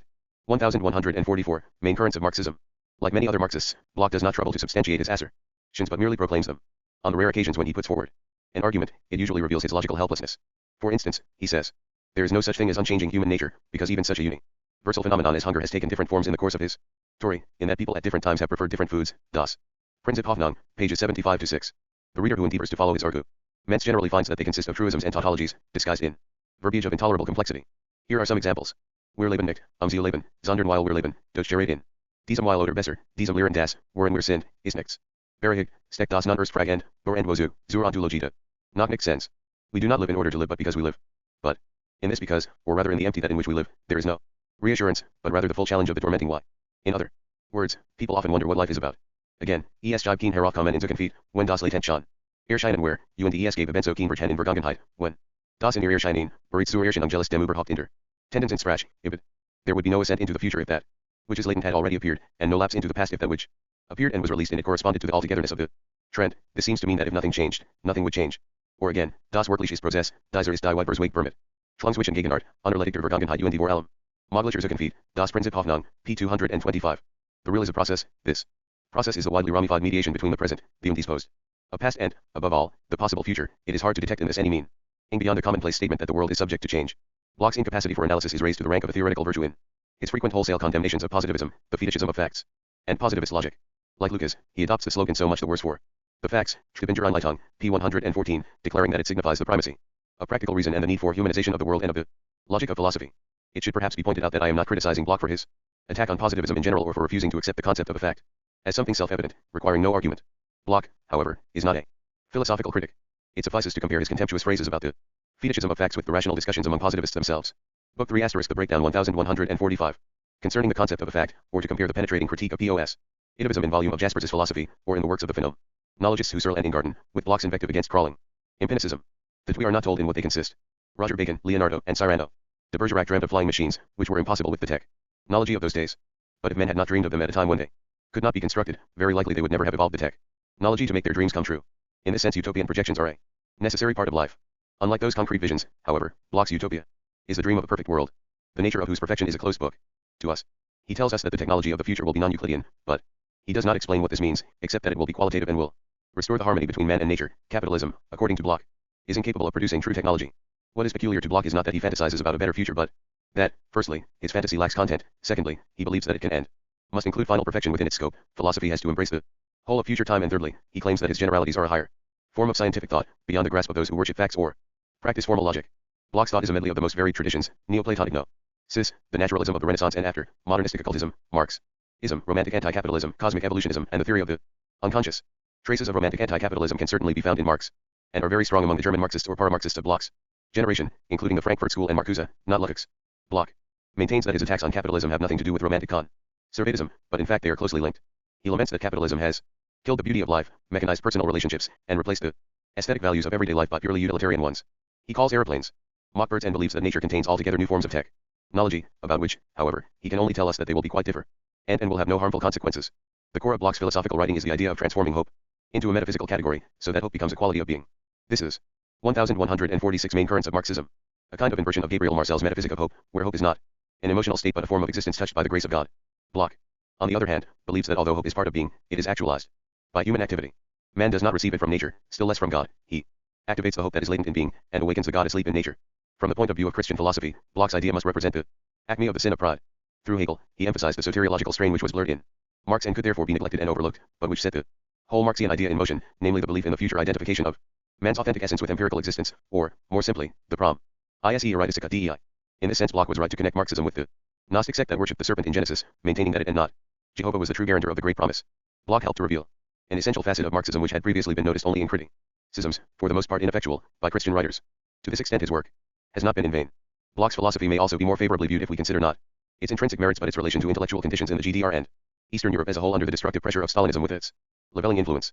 Bloch's thought is not only richer, more varied, and many-sided than the cardboard schema of Soviet dialectical materialism, it also has the virtue that one cannot imagine it being transformed into a party dogma or a worldview imposed by the state. Its very vagueness preserves it from being used as a rigid catechism. In some essential points it diverges so far from Marxist-Leninist schema as to be irreconcilable with official doctrine. Above all it implies a certain rehabilitation of religion, and this not only in the historical sense that certain forms of religion may in past ages have played a progressive role for their time. This formula is acceptable to Marxism-Leninism. But Bloch goes further. In his view religion has a permanent indestructible root, which in some undefined way must be preserved in futuristic Marxism. Religion therefore must not be treated as a mere collection of superstitions, arising from the ignorance of former times or the search of oppressed peoples for illusory consolation. Although Bloch, like all orthodox Leninists-Stalinists, condemned all non-Marxist philosophy of Marx's day and after, he sought to include in the Marxist tradition certain aspects of the intellectual culture of Book 3 *, The Breakdown 1147. Past ages which stood in very low repute with his orthodox fellow Marxists. Among these were several elements of Christianity and also Leibnizian philosophy, the doctrine of natural law and various strands of Neoplatonism. Philosophers in the GDR who had undergone Bloch's influence could no longer swallow Marxist-Leninist schema without question. In this respect, too, his ideas played a part in combating the dogmatic state ideology of East European socialism. 13. Developments in Marxism. Since Stalin's death. 1. Destalinization. Jozef Vissarionovich Stalin died of an apoplectic stroke on March 5, 1953. The world had scarcely assimilated the news when his successors, Jock, eyeing for power among themselves, inaugurated the process misleadingly known as Destalinization. This reached its peak almost 3 years later, when Nikita Khrushchev announced to the Soviet Communist Party, and soon to the whole world, that he who had been the leader of progressive humanity, the inspiration of the world, the father of the Soviet people, the master of science and learning, the supreme military genius, and altogether the greatest genius in history was in reality a paranoiac torturer, a mass murderer, and a military ignoramus who had brought the Soviet state to the verge of disaster. The 3 years that had elapsed since Stalin's death had been full of dramatic moments, of which we may briefly mention a few. In June 1953 a revolt of East German workers was crushed by Soviet troops. Soon afterwards it was officially announced that Lavrenti Beria, one of the key men in the Kremlin and head of state security, had been arrested for various crimes. News of his trial and execution did not come until December. Around the same time, though the West heard of this much later and unofficially, the inmates of several Siberian concentration camps rebelled, although brutally suppressed. These revolts probably helped to bring about a change in the repressive system. The cult of Stalin was much abetted within a few months of his death, in the theses proclaimed by the party to celebrate its 50th anniversary in July 1953. His name was mentioned only a few times and was not accompanied by the usual dithyrambs. In 1954, there was some relaxation in cultural policy, and in the autumn it became clear that the Soviet Union was preparing for a reconciliation with Yugoslavia, which meant recanting the charges of Tidwas conspiracy that had been the pretext for executing communist leaders throughout Eastern Europe. Since the cult of Stalin and his irrefragable authority had for many years been the linchpin of communist ideology throughout the world, it was not 1148. Book 3 *, The Breakdown 1149. Surprising that its reversal led to confusion and uncertainty in all communist parties and stimulated increasingly sharp and frequent criticism of the socialist system in all its aspects: economic absurdities, police repression, and the enslavement of culture. This criticism spread throughout the socialist camp. From the end of 1954 onwards, it was most vehement in Poland and Hungary, where the revisionist movement, as it was called, developed into a wholesale attack on all aspects of communist dogma without exception. Department. Among the communist countries, Poland seems to have been the only one where the text was distributed in print for internal use by trusted party members. The Western communist parties for a long time refused to acknowledge its authenticity. In it, Khrushchev gave a detailed account of Stalin's crimes and paranoiac delusions, the torture, persecution, and murder of party officials, but he did not rehabilitate any members of the opposition movements. The victims whose names he cited were irreproachable Stalinists, like Postashev, Gaymarnik, and Radzutak, not the dictator's former opponents, like Bukharin and Kamenev. Nor did Khrushchev make any attempt at a historical or sociological analysis of the Stalinist system. Stalin had simply been a criminal and a maniac, personally to blame for all the nation's defeats and misfortunes. As to how, and in what social conditions, a bloodthirsty paranoiac could for 25 years exercise unlimited despotic power over a country of 200 million inhabitants, which throughout that period had been blessed with the most progressive and democratic system of government in human history, to this enigma the speech offered no clue whatever. All that was certain was that the Soviet system and the party itself remained impeccable, pure, and bore no responsibility for the tyrant's atrocities. The bombshell effect of Khrushchev's speech in the communist world was not due to the amount of new information it contained. In the Western town, a good deal of literature was already available, both of an academic kind and in the form of first-hand accounts, describing the horrors of the Stalin system in fairly convincing terms, and the details cited by Khrushchev did not alter the general picture or add a great deal to it, while in the Soviet Union and its dependent countries, both communist and non-communist, knew the truth from personal experience. The disruptive effect of the 20th Congress on the communist movement was due to two important peculiarities of that movement: the communist mentality and the party's function in the system of government. Main currents of Marxism, not only in the socialist bloc, where the authorities used every means to prevent information seeping in from the outside world, but also in the democratic countries, the communist parties had created a mentality that was completely immune to all facts and arguments from outside, i.e. from bourgeois sources. For the most part, communists were victims of magic thinking, accord. Intuition and pure source contaminates the information that comes from it. Anyone who was a political enemy on fundamental issues must automatically be wrong on particular or factual questions. The communist mind was well armed against the incursions of fact and rational argument. As in mythological systems, truth was defined in practice, though not, of course, in ideological manuals, by the source from which it emanated. Reports which had caused no tremor as long as they appeared in bourgeois books or newspapers had the effect of a thunderclap when confirmed by the Kremlin oracle. What were yes? Today the despicable lies of imperialist propaganda suddenly became the appalling truth. Moreover, the fallen idol did not simply leave a pedestal to be occupied by someone else. Stalin's dethronement meant not only the collapse of one authority, but that of a whole institution. Party members could not pin their hopes on a second Stalin coming to repair the errors of the first. They could no longer take seriously the official assurances that although Stalin had been bad, the party and the system were immaculate. Secondly, the moral ruin of communism momentarily shook the entire SYStem of power. The Stalinist regime could not exist without the cement of ideology to legitimize party rule, and the party apparatus at this time was sensitive to ideological shocks. Since, in Leninist-Stalinist socialism, the stability of the whole power system depends on that of the governing apparatus, the confusion, uncertainty, and demoralization of the bureaucracy threatened the whole structure of the regime. Destalinization proved to be a virus from which communism never recovered, though it made shift to adapt itself, at all events in temporary fashion.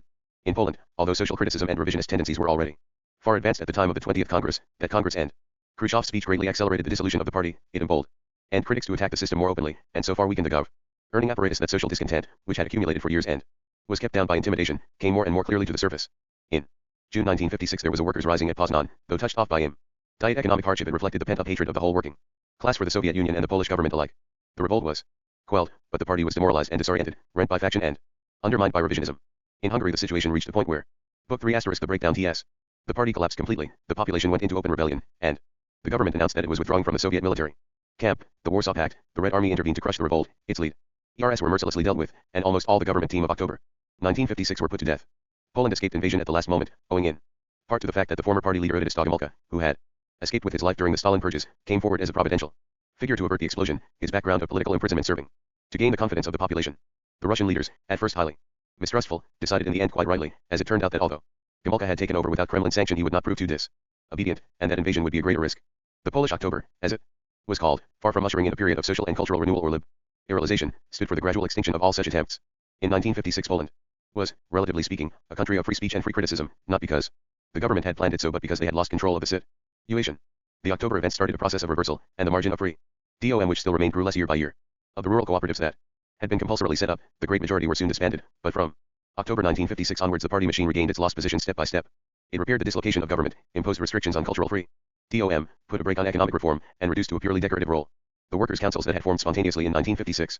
Meanwhile the invasion of Hungary and the wave of persecution that followed their structure roar into the other people's democracies. In East Germany a few of the more active revisionists were locked up. Destalinization led in the end to brutal repressions, but the devastation throughout the bloc was such that the Soviet system could never be the same as before.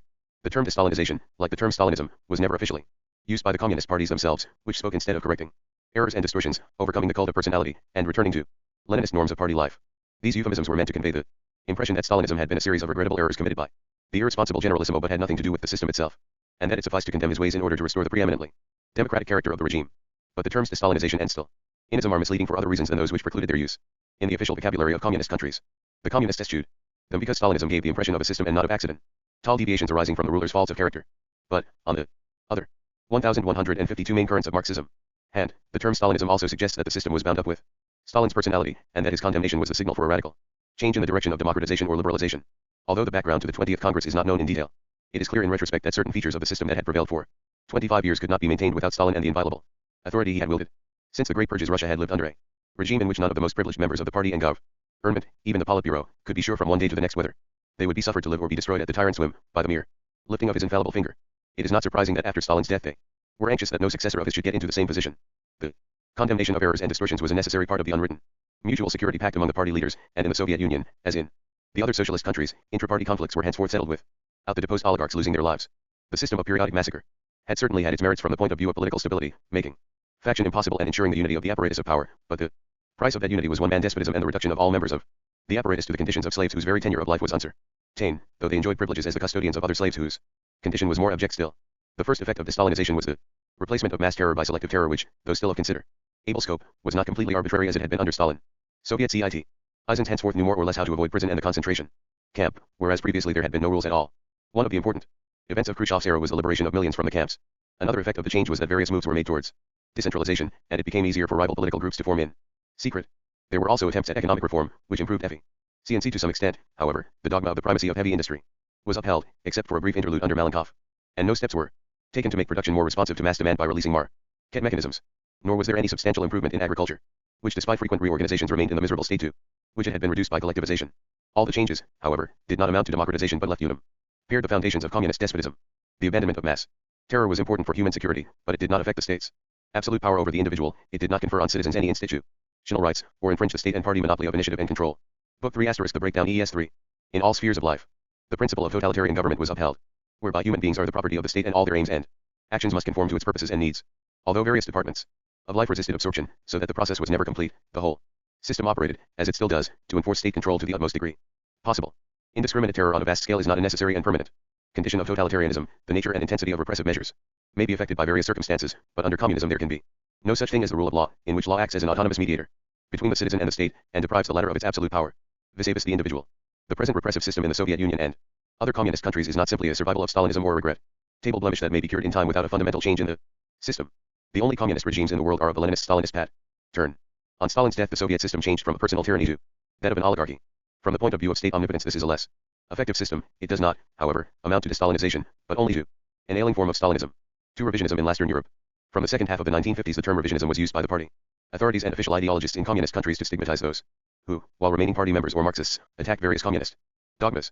No precise meaning was attached to it, or indeed to the label of dogmatism affixed to party conservatives who opposed the post-Stalin reforms. But as a rule the term revisionism connoted democratic and rationalist tendencies.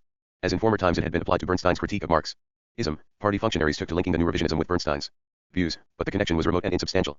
Few of the active scientists were especially interested in Bernstein. Many problems that had been at the center of ideological debate around 1900 were no longer topical. Some of Bernstein's ideas that had aroused furious indignation at the time were now accepted by orthodox communists, such as the doctrine that socialism might be achieved by legal means of purely tactical change, but nonetheless impertant ideologically. Revisionism did not come from reading Bernstein but from living under Stalin. However vaguely the term was used by party leaders. However, there was in the 50s and 60s a genuine, active political and intellectual movement which, operating for a time within Marxism or at least using Marxist language, had a highly disruptive effect on communist doctrine. 1154 Main currents of Marxism. In 1955-7, as communist ideology disintegrated, attacks on the system were widespread. The typical feature of this period was that communists, while not the only critics of existing conditions, were the most active and conspicuous ones, and on the whole the most effective. There were several reasons for this predominance. In the first place, as the revisionists belonged to the established, meant they had much easier access to the mass media and to unpublished information. Secondly, in the nature of things they knew more than other groups about communist ideology and Marxism, and about the state and party machine. Thirdly, communists were used to the idea that they should take the lead in everything, and the party did, after all, include a number of members endowed with energy and initiative.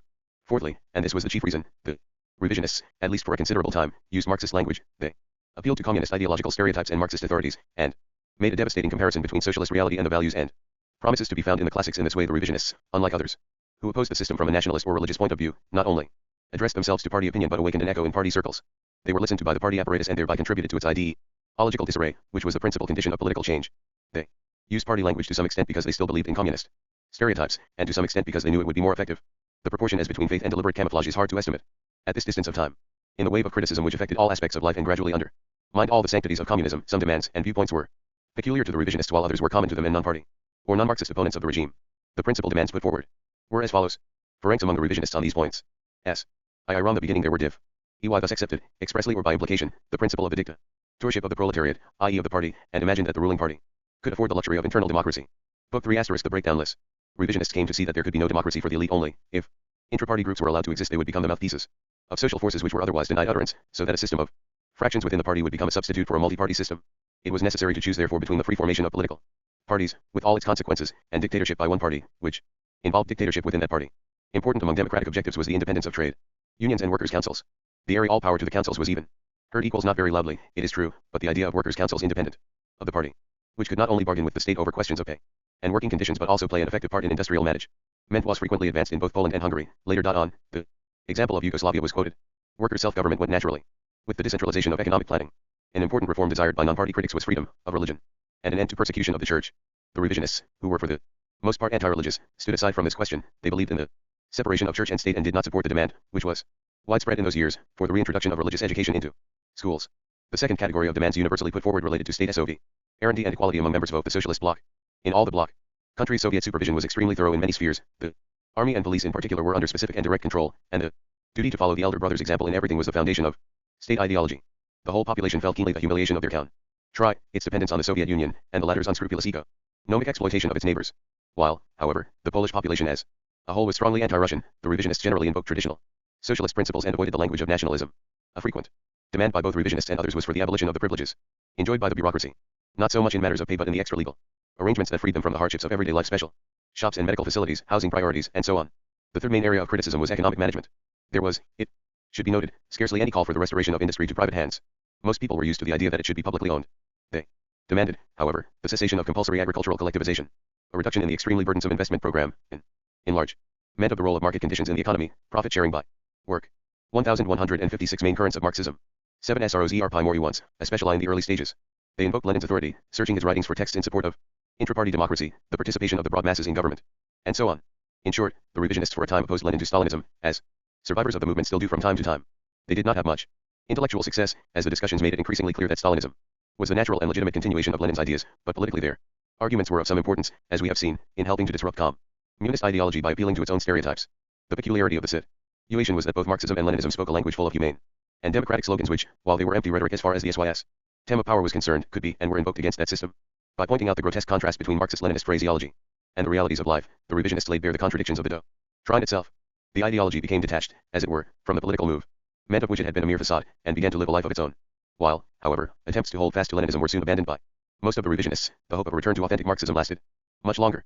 Restored or democratized without questioning its foundations, though it was far from clear what exactly were basic features and what were accidental ones. Book 3 * The Breakdown ELE 7. S. Amorin, 01. It appeared, however, for some time yet that Marxist socialism was possible without Leninist political forms, and that communism might be attacked within the framework of Marxism.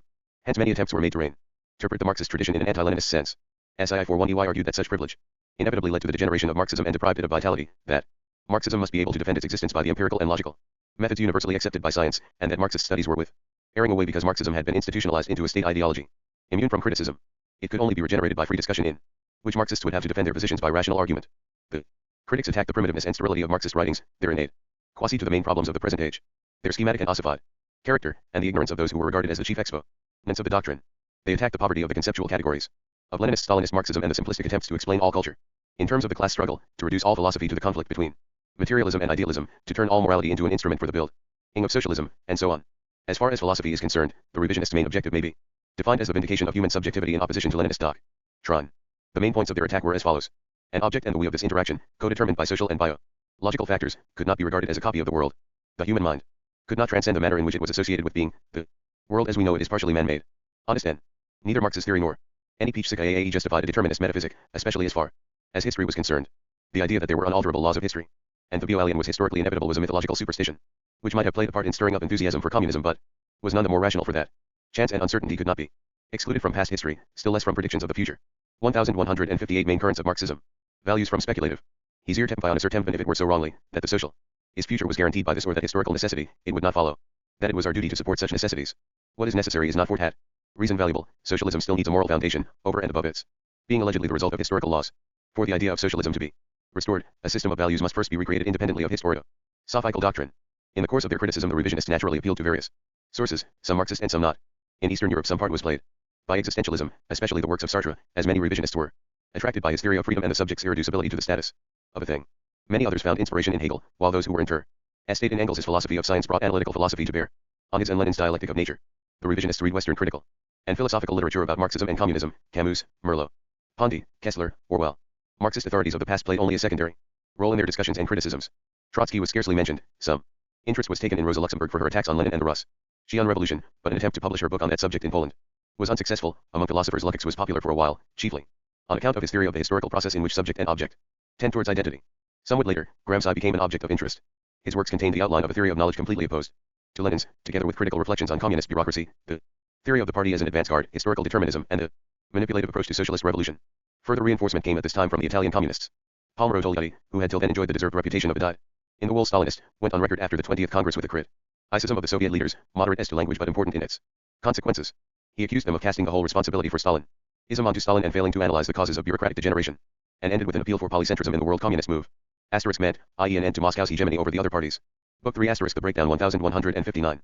Revisionism in Poland, where the critical movement in the 1950s went much further than in the rest of Eastern Europe, was the work of a numerous group of party intellectuals, philosophers, sociologists, journalists, men of letters, historians, and economists. It found expression in the specialized press and in literary and political weeklies, especially Poprostu and Now Kultura, which played an important part until they were suppressed by the authorities. Among the philosophers and sociologists who were frequently attacked as revisionists were B. Baxko, K. Pomian, R. Zemand, Z. Bauman, M. Bilariska, and the press. And Ryder, who was singled out as the chief culprit. Economists who advanced revisionist theories were M. K. Leckie, O. Lang, W. Bruss, E. Levinsky, and T. Kaulik. In Hungary, the chief center of revisionism was the Petit Circle in Budapest, which included some of Lukács's disciples. Lukács himself took a prominent part in its discussions, but both he and his followers emphasized their fidelity to Marxism much more strongly than the Polish revisionists. Lukács called for freedom within the framework of Marxism and did not question the principle of single-party rule. It may be this is only a supposition that the much more orthodox character of Hungarian revisionism was the reason why it became so detached from the movement of popular discontent that the revisionists were unable to keep the attack on the party within bounds. The result was a mass protest, expressly anti-communist in character, leading to the collapse of the party and to Soviet invasion. This caused a shock not only in Poland, where it became obvious at once that ideas of a democratized communist system were fairy tales, but also among Western communists. Some of the smaller parties split up, while others lost the support of many intellectuals. Among communists throughout the world, the invasion of Hungary provoked various dissident movements and attempts to reconstruct the movement and its doctrine on non-Soviet lines. In Britain, France, and Italy, many works were published on the possibility or otherwise of democratic communism. The new left of the Six Ties was largely inspired by these sources. The revisionist movement in Hungary was destroyed by the Soviet invasion. In Poland, it was combated over a period of years by various, relatively mild forms of repression, the closure of periodicals or enforced dismissal of contributors who refused to toe the line, the temporary banning of publication by individual writers, intensified censorship in all branches of culture. The main reason, however, why Polish revisionism gradually declined was not the use of such measures but the disintegration of party ideology, undermined by Zionist criticism. As an attempt to renew Marxism by returning to its sources, chiefly the young Marx and his idea of the self-creation of humanity, and to reform communism by curing its repressive and bureaucratic character, revisionism could be affect 1,100 main currents of Marxism. Tiv only as long as the party took the traditional ideology seriously and the apparatus was in some degree sensitive to ideological questions. Sense. Ralji. This way revisionist criticism, especially in Poland, cut the ground from under its own feet. Writers and intellectuals continued their manifestations, protests, and attempts to put political pressure on the authorities, but they were less and less inspired by truly revisionist, i.e. Marxist, ideas in the party and bureau. The importance of communist years was EES declining asterisk in CF. Revisionism itself, on a hand, i.e. a certain inner logic which, before long, carried it beyond the frontiers of Marxism. Anyone who took seriously the rules of rationalism could not be interested any longer in the degree of his own loyalty to Marxist tradition, or feel any inhibition about using other sources and theoretical stimuli. Marxism in its Leninist-Stalinist form was such a poor and primitive structure that on close analysis it practically disappeared. Marx's own doctrine certainly afforded more food for the mind, but in the nature of things it could not provide answers to questions that philosophy and the social sciences had raised since Marx's day, nor could it assimilate various important conceptual categories evolved by 20th century humanistic culture. Attempts to combine Marxism with trends originating elsewhere soon deprived it of its clear-cut doctrinal form. It became merely one of several contributions to intellectual history, instead of an all-embracing system of authoritative truths among which, if one looked hard enough, one could find the answer to everything. Marxism had functioned for decades almost entirely as the political ideology of a powerful but self-contained sect, with the result that it was almost completely cut off from the external world of ideas. When attempts were made to overcome this isolation, it generally proved too late. The doctrine lapsed, Hike mummified, remained suddenly exposed to the air. From this point of view, Orthodox Party members were quite right to fear the consequences of trying to breathe fresh life into Marxism. Revisionist appeals which seem to be the merest common sense Marxism must be defended in free discussion by the intellectual methods universally applied in science. Its ability to solve modern problems must be analyzed without fear, its conceptual apparatus must be enriched, historical documents must not be falsified, and so on, all proved to have catastrophic results. Instead of Marxism being enriched or supplemented, it dissolved in a welter of alien ideas. Book 3 * The Breakdown 1161. In Poland, revisionism lived on for a time but became less and less important ideologically as compared with other forms of opposition. It was represented in the early 60s by Kuro and Modzelewski, who put forward a Marxist and communist political program. Their analysis of Polish society and government, which led them to the conclusion that a new exploiting class had come into existence in the communist countries and could only be overthrown by a proletarian revolution, was arrived at on traditional Marxist lines. It cost them several years' imprisonment, but their resistance helped to form a students' opposition movement leading to fairly widespread riots in March 1968. This, however, had little to do with communist ideology. Most of the students protested in the name of civic and academic liberties, but did not interpret these in any specifically communist or even socialist sense. After the riots were crushed, the government launched an attack in the cultural field, closely linked with the struggle between rival party cliques at that time, and in so doing revealed that its main ideological principle was anti-Semitism. The year 1968, which was also that of the Soviet invasion of Czechoslovakia, virtually marked the end of revisionism as a separate intellectual trend in Poland. At present, the opposition, which articulates itself in various forms, makes scarcely any use of Marxist or communist phraseology, but finds fully adequate expression in terms of national conservatism, religion, and traditional democratic or social democratic formulas. Communism has ceased in general to be an intellectual problem, remaining simply a matter of government power and repression. Idolopsiinalik SIC Parsitnidaliling.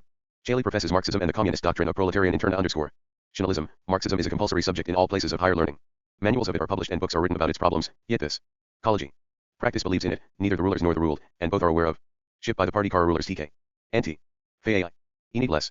And less to the ideology that exists only on paper, and instead use the language of raison d'etat and national interest. Not only is the official ideology lifeless, but it is no longer clearly formulated as it was in Stalin's day, since there is no authority competent to do so.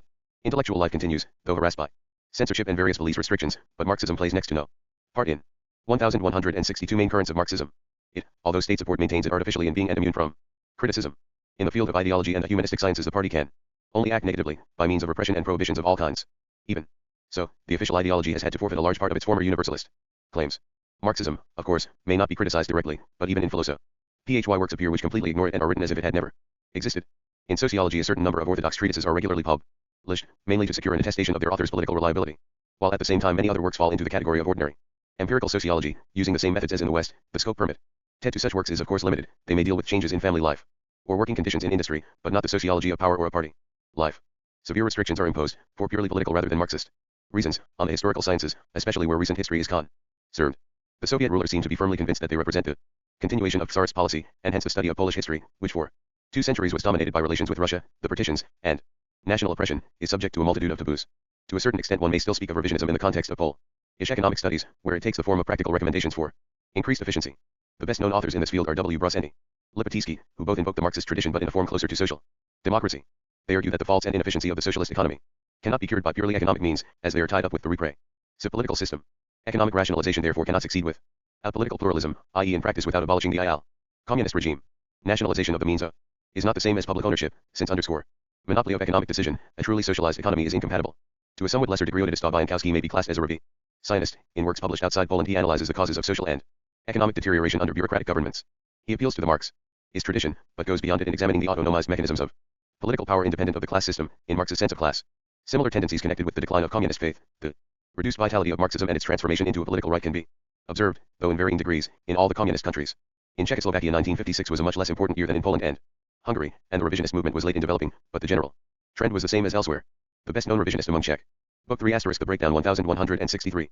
Economist is Leszek, who in the early 60s advanced a typical program of reform, increased influence of the market on production, greater autonomy of enterprises, decentralized planning, and analysis of political bureaucracy as the cause of socialist economic inefficiency. Although political conditions were more difficult than in Poland, a revisionist group of philosophers also came into being. Its best known member was Karol Kossak, who in Dialectics of the Concrete, 1963, put forward a number of typically revisionist issues, a return to the idea of praxis as the most general category in the interpretation of history, the relativity of ontological questions vis-a-vis anthropological ones, the abandonment of materialist metaphysics and of the primacy of the base over the superstructure, philosophy and art as co-determinants of social life and not merely its products. The economic crisis in Czechoslovakia at the beginning of 1968 precipitated political change and the replacement of the party leadership. This at once let loose an avalanche of political and ideological criticism, dominated by review scientist ideas. The proclaimed objectives were the same as they had been in Poland and Hungary: abolition of the repressive police system, legal guarantees of civic freedom, the independence of culture, democratic economic management. The demand for a multi-party system, or at least the right to form different and socialist parties, was not directly put forward by those of the revisionists, who were party members, but figured constantly in the discussions. The Soviet occupation in August 1968 and the mass repressions that followed had the effect of almost completely stifling Czechoslovak intellectual and cultural life, which still presents a highly depressing picture even in comparison with the other bloc countries. On the other hand, precisely because the reform movement in Czechoslovakia did not disintegrate of itself but was suppressed by force of arms, the country offers a more fertile soil for revisionist ideas.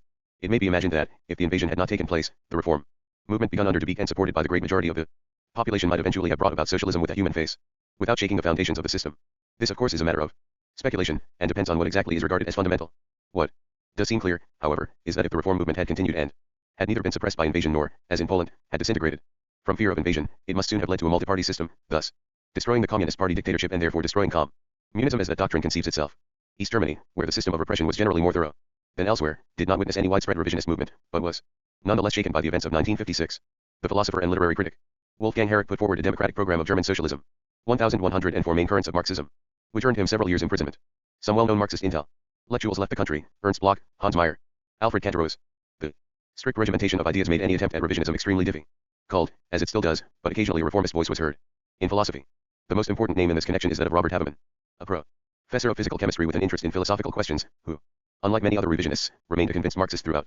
In essays and lectures, published of course in West Germany, he sharply criticized the party dictatorship in science and philosophy and the custom of deciding theoretical questions by bureaucratic decree. In addition, he attacked the doctrine of dialectical materialism and the official norms of communist morality. He did not, however, criticize Marxism from a positivist standpoint but, on the contrary, wished to return to a more Hegelianized version of the dialectic. He maintained that the chief enemy of Marxism was mechanistic materialism, which was generally taught under the name Marxism. He attacked the Leninist version of determinism as morally dangerous and incompatible with modern physics. Following Hegel and Engels, he postulated a dialectic that was not merely a description but an aspect of reality, including logical relations. In this way, like Bloch, he tried to justify a finalistic attitude within the terms of dialectical materialism. He condemned the Stalinist enslavement of culture, and declared that the philosophical negation of freedom in the mechanistic doctrine that Usu ally passed for Marxism went hand in hand with the destruction of cultural freedom under communism. He called for the rehabilitation of spontaneity as a philosophic category and as a political value, but at the same time emphasized his fidelity to dialectical materialism and communism. Haberman's philo. Sophical writings are less precise than one might expect from a chemist. In the USSR there was no revisionism to speak of in philosophy. But some economists proposed reforms aimed at the rationalization of management and distribution. Official Soviet philosophy was little affected by de-Stalinization, while the unofficial variety soon lost all contact with Marxism. In official philosophy the principal change was that the schemata of dialectical materialism were no longer taught after the exact pattern of Stalin's booklet. The textbook, published in 1958, followed Engels in distinguishing three laws of the dialectic, including the negation of the negation, not for, materialism was expounded. First and the dialectic second, a reversal of Stalin's order. The dozen or so egories of the dialectic enumerated in Lenin's philosophical notes provided the basis of a newly arranged schema. Soviet philosophers held several discussions on the time-honored theme of the relation of the dialectic to formal logic, the majority view being that there was no conflict between the two, as their subject matter was different. Some also challenged the theory that contradictions might occur in reality itself. Hegel ceased to personify the aristo.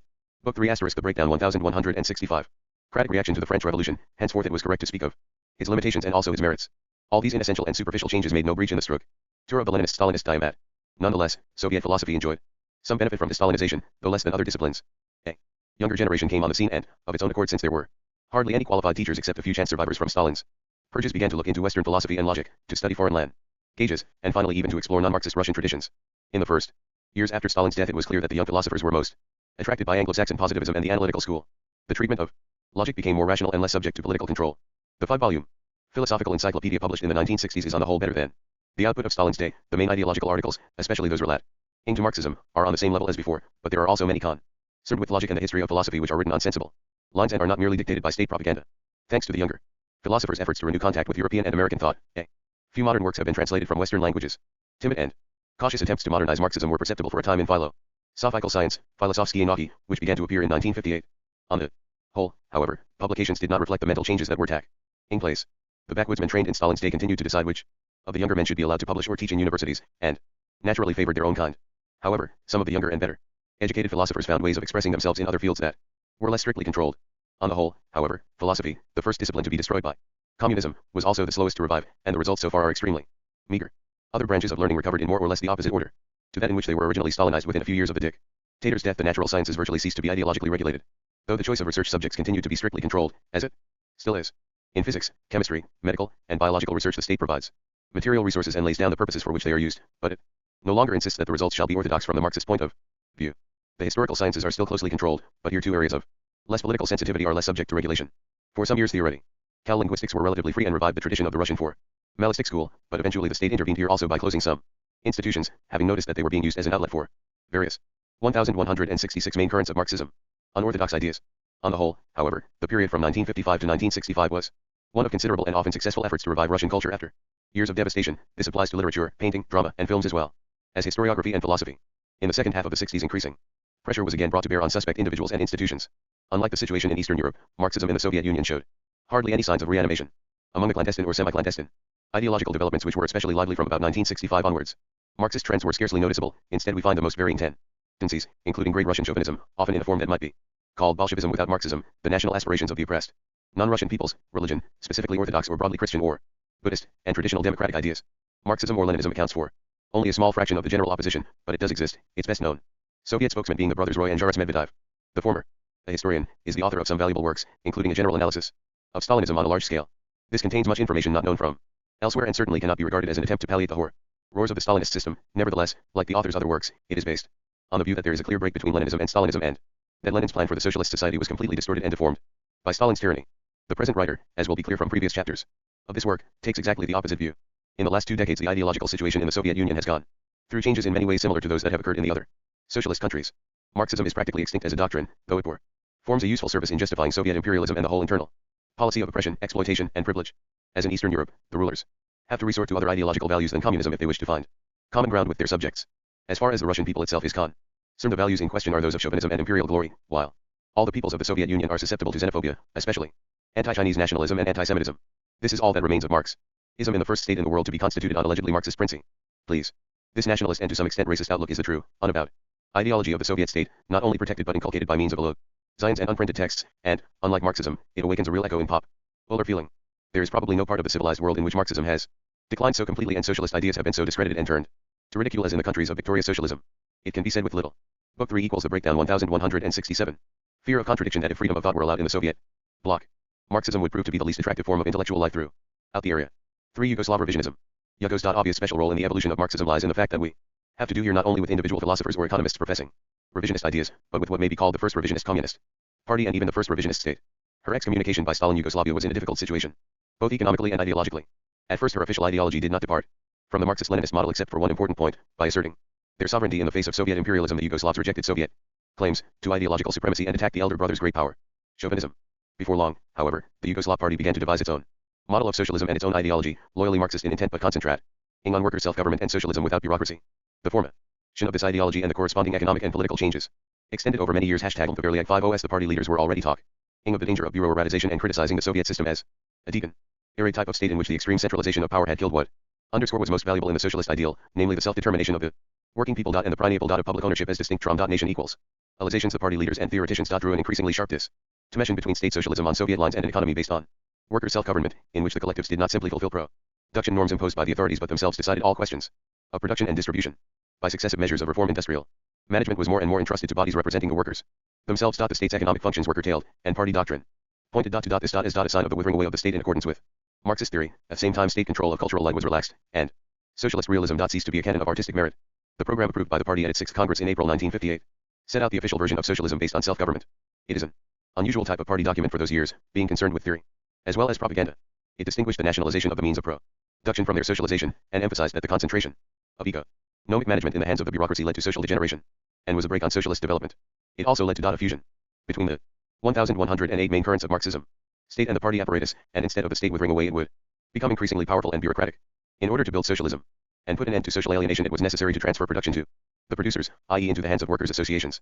_Videntrom equals the beginning to top workers. Councils were to have copyright, unlimited authority in each individual production unit. The result would be a system of free competition differing from the 19th century mode only in the ascription of ownership to particular concerns. No economic planning would be possible. Accordingly, the state reserved to itself various basic functions concerning the investment rate and the distribution of the accumulation fund. The reforms of 1964-5 further reduced the powers of the state without abandoning the idea of planning. The state was to regulate the economy immediately through the nationalized banking system. The economic and social effects of the Yugoslav model of worker self-government were and still are the subject of much discussion and lively disagreement, both in Yugoslavia and among economists and sociologists throughout the world. If the system is not to be a bureaucratic fiction, it requires a considerable extension of market relations and increased influence of the market on production, and this predictably soon led to certain undesirable consequences as the normal laws of accumulation took effect once more. The gap between more and less economically developed parts of the country tended to grow wider instead of narrowing. Pressure on wages threatened to push down the investment rate below what was socially desirable. Competitive conditions led to the appearance of a class of rich industrial managers whose privileges excited popular discontent. The market and competition caused an increase in inflation and unemployment. The Yugoslav leaders and economists are aware that self-government and planning tend to limit each other and can only be reconciled by compromise, but the terms of the compromise are a matter of constant dispute. It is true, on the other hand, that the Yugoslav economic reforms were accompanied by an expansion of cultural and even political freedom. Well, beyond anything that occurred in the rest of Eastern Europe, let alone the Soviet Union. To call this a sign of the withering away of the state, however, was at no UME anything but an ideological fiction. The state voluntarily restricted its own economic power equals an unusual event, but it did not give up its monopoly of political initiative or the use of police methods to deal with oppositions. The situation is a curious one. Yugoslavia still enjoys more freedom of the spoken and written word than other socialist countries, but it is also subject to harsh police measures. It is easier than elsewhere to publish a text attacking the official ideology, but it is also easier to be put in prison for doing so. There are many more political prisoners in Yugoslavia than in Poland or Book 3 *, the breakdown 1169. Hungary, yet in those countries the police control of cultural matters is more severe. Single party rule has not been infringed in any way, and to call it in question is a punishable offense. In short, the elements of pluralism in social extend as far as the ruling party thinks proper. Yugoslavia has gained much from its reforms and from being excluded from the Soviet camp, but it has not become a democratic country. As to workers' government, its pros and cons are still a matter of controversy. At all events, it is a new phenomenon in the history of communism. The question of self-government and bureaucratization also has a philosophical aspect. From the early 1950s there has been in Yugoslavia a large and dynamic group of Marxist theoreticians discussing questions of epistemology, ethics, and aesthetics, and also the political problems connected with changes in Yugoslav socialism. From 1964 onwards this group published a philosophy journal, Praxis, closed down by the authorities in 1975, and organized annual philosophical debates on the island of Korula, attended by many scholars from different countries. The group has concentrated on typically revision themes such as alienation, reification, and bureaucracy. Its philosophical orientation is anti-Leninist. Most of these philosophers, whose literary output is very large, were partisan fighters in the Second World War. Some of the principal names are G. Petrovic, M. Markovic, S. Stohanovi, R. Supek, L. Tati, P. Vranicki, D. Grulik, M. Kangragat, V. Kori, and Z. Pasigalyabovi. The main object of this group, who are perhaps the most active circle of Marxist philosophers in the world today, is to restore Marxist humanistic anthropology in its radical opposition to Leninist Marxist diemat.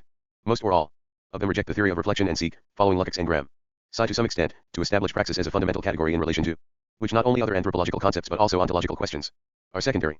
Their starting point is thus the early Marxian idea that man's Practical contact with nature determines the meaning of metaphysical problems, and that cognition is the effect of eternal interaction between subject and object. From this point of view, historical determinism cannot hold its ground. If it posits that anonymous laws of history in the last resort determine the whole of human behavior, we must take seriously Marx's saying that people make their own history, and not transform it, on evolutionist lines, into the statement that history makes people. The praesis of philosophers criticized Engels' definition of freedom as understood necessity, pointing out that it does not leave room for the active, spontaneous human subject. They thus took up the revisionist idea of the vindication of subjectivity, linking their analysis with the critique of Soviet state socialism and support for workers' self-government as the true path of socialist development in accordance with Marx's doctrine. At the same time, however, while emphasizing that socialism requires the active 1170 main currents of Marxism, management of the economy by producers and not by a party bureaucracy calling itself the advance guard of the working class, they were aware that economic self-government, if carried too far, produces inequalities which are contrary to the idea of socialism. Orthodox Yugoslav communists accused the Praxis group of wanting to have it both ways, by instituting full self-government but abolishing the market so as to avoid inequality.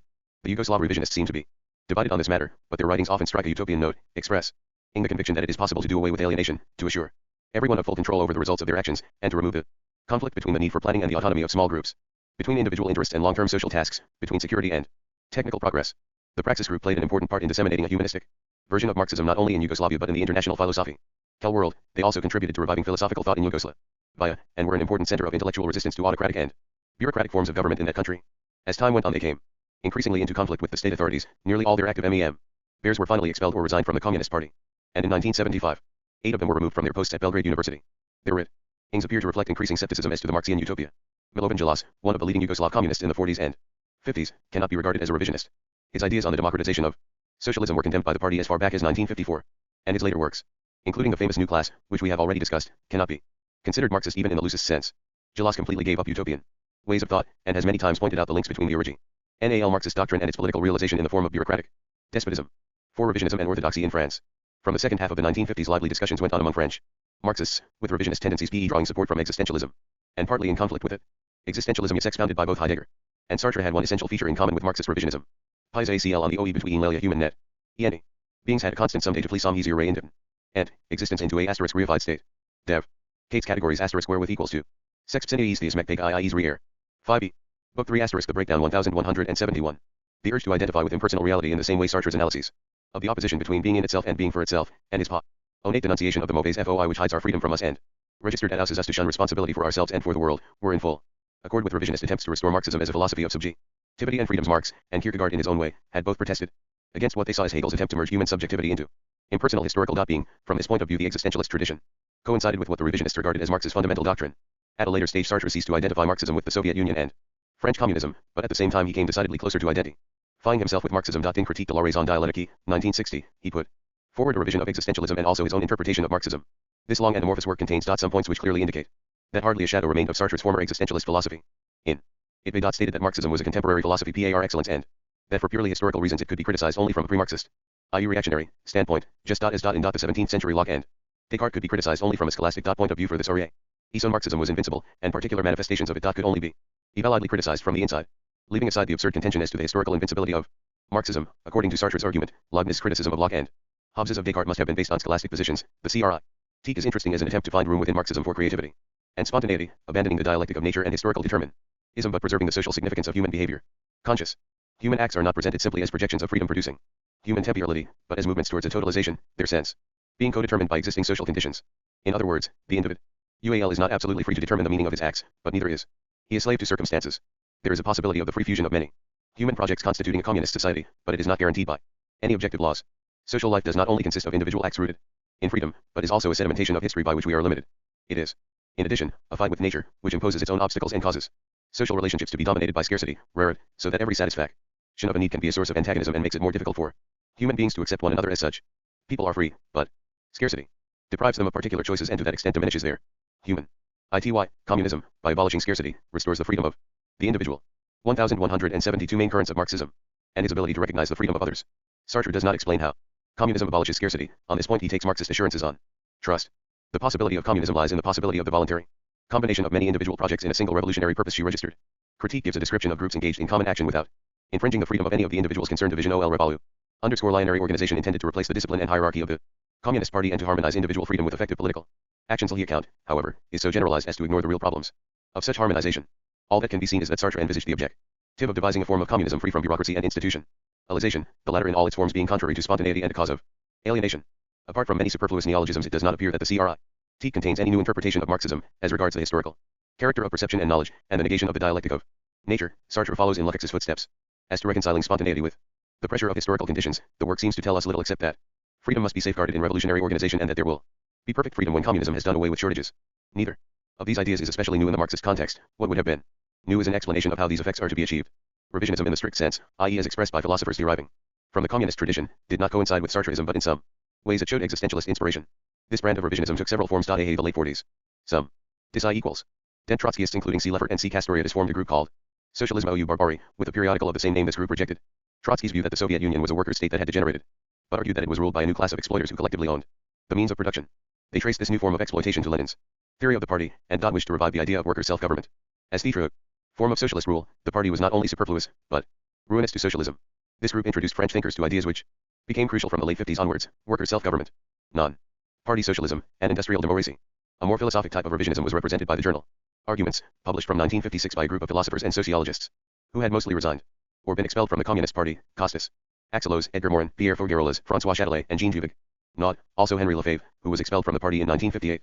This book 3 *, the breakdown SLE group did not use the typical language of communist philosophy, but sought to combine the Marxist themes of alienation and reification with categories drawn from psychoanalysis, biology, and modern sociology. None of them claimed to be true Marxists. Axelos, who was a kind of hybrid with Marxist tendencies, criticized Marx for interpreting human existence in terms of technology. Joseph Gable, in a book on false consciousness, pointed out similarities between the social and psychiatric symptoms of reification. Châtelet, in a book on early Greek historiography, discussed the connection between the urge to write history and awareness of making it. Faugerolas criticized Marx's reduction of alienation to class and economic conditions. #D general equals is registered. Group took the view that Marx's categories were inadequate for the analysis of society at its present technological level, and that they failed to reflect man's planetary situation, the biological conditions of existence, and non-economic sources of alienation. Lefebvre, without disavowing the Marxian utopia of the complete man, about which he had written much when a communist, turned his attention to the specific forms of reification which arise in a consumer society in conditions of relative welfare, increasing leisure, and increasing urbanization. Like many other neo-Marxists, he maintained that if emancipation has a meaning, it relates primarily to shaking off the oppressive rules of capitalist society as they are internalized in consciousness. He appears, however, to have ceased to believe that alienation could be completely overcome.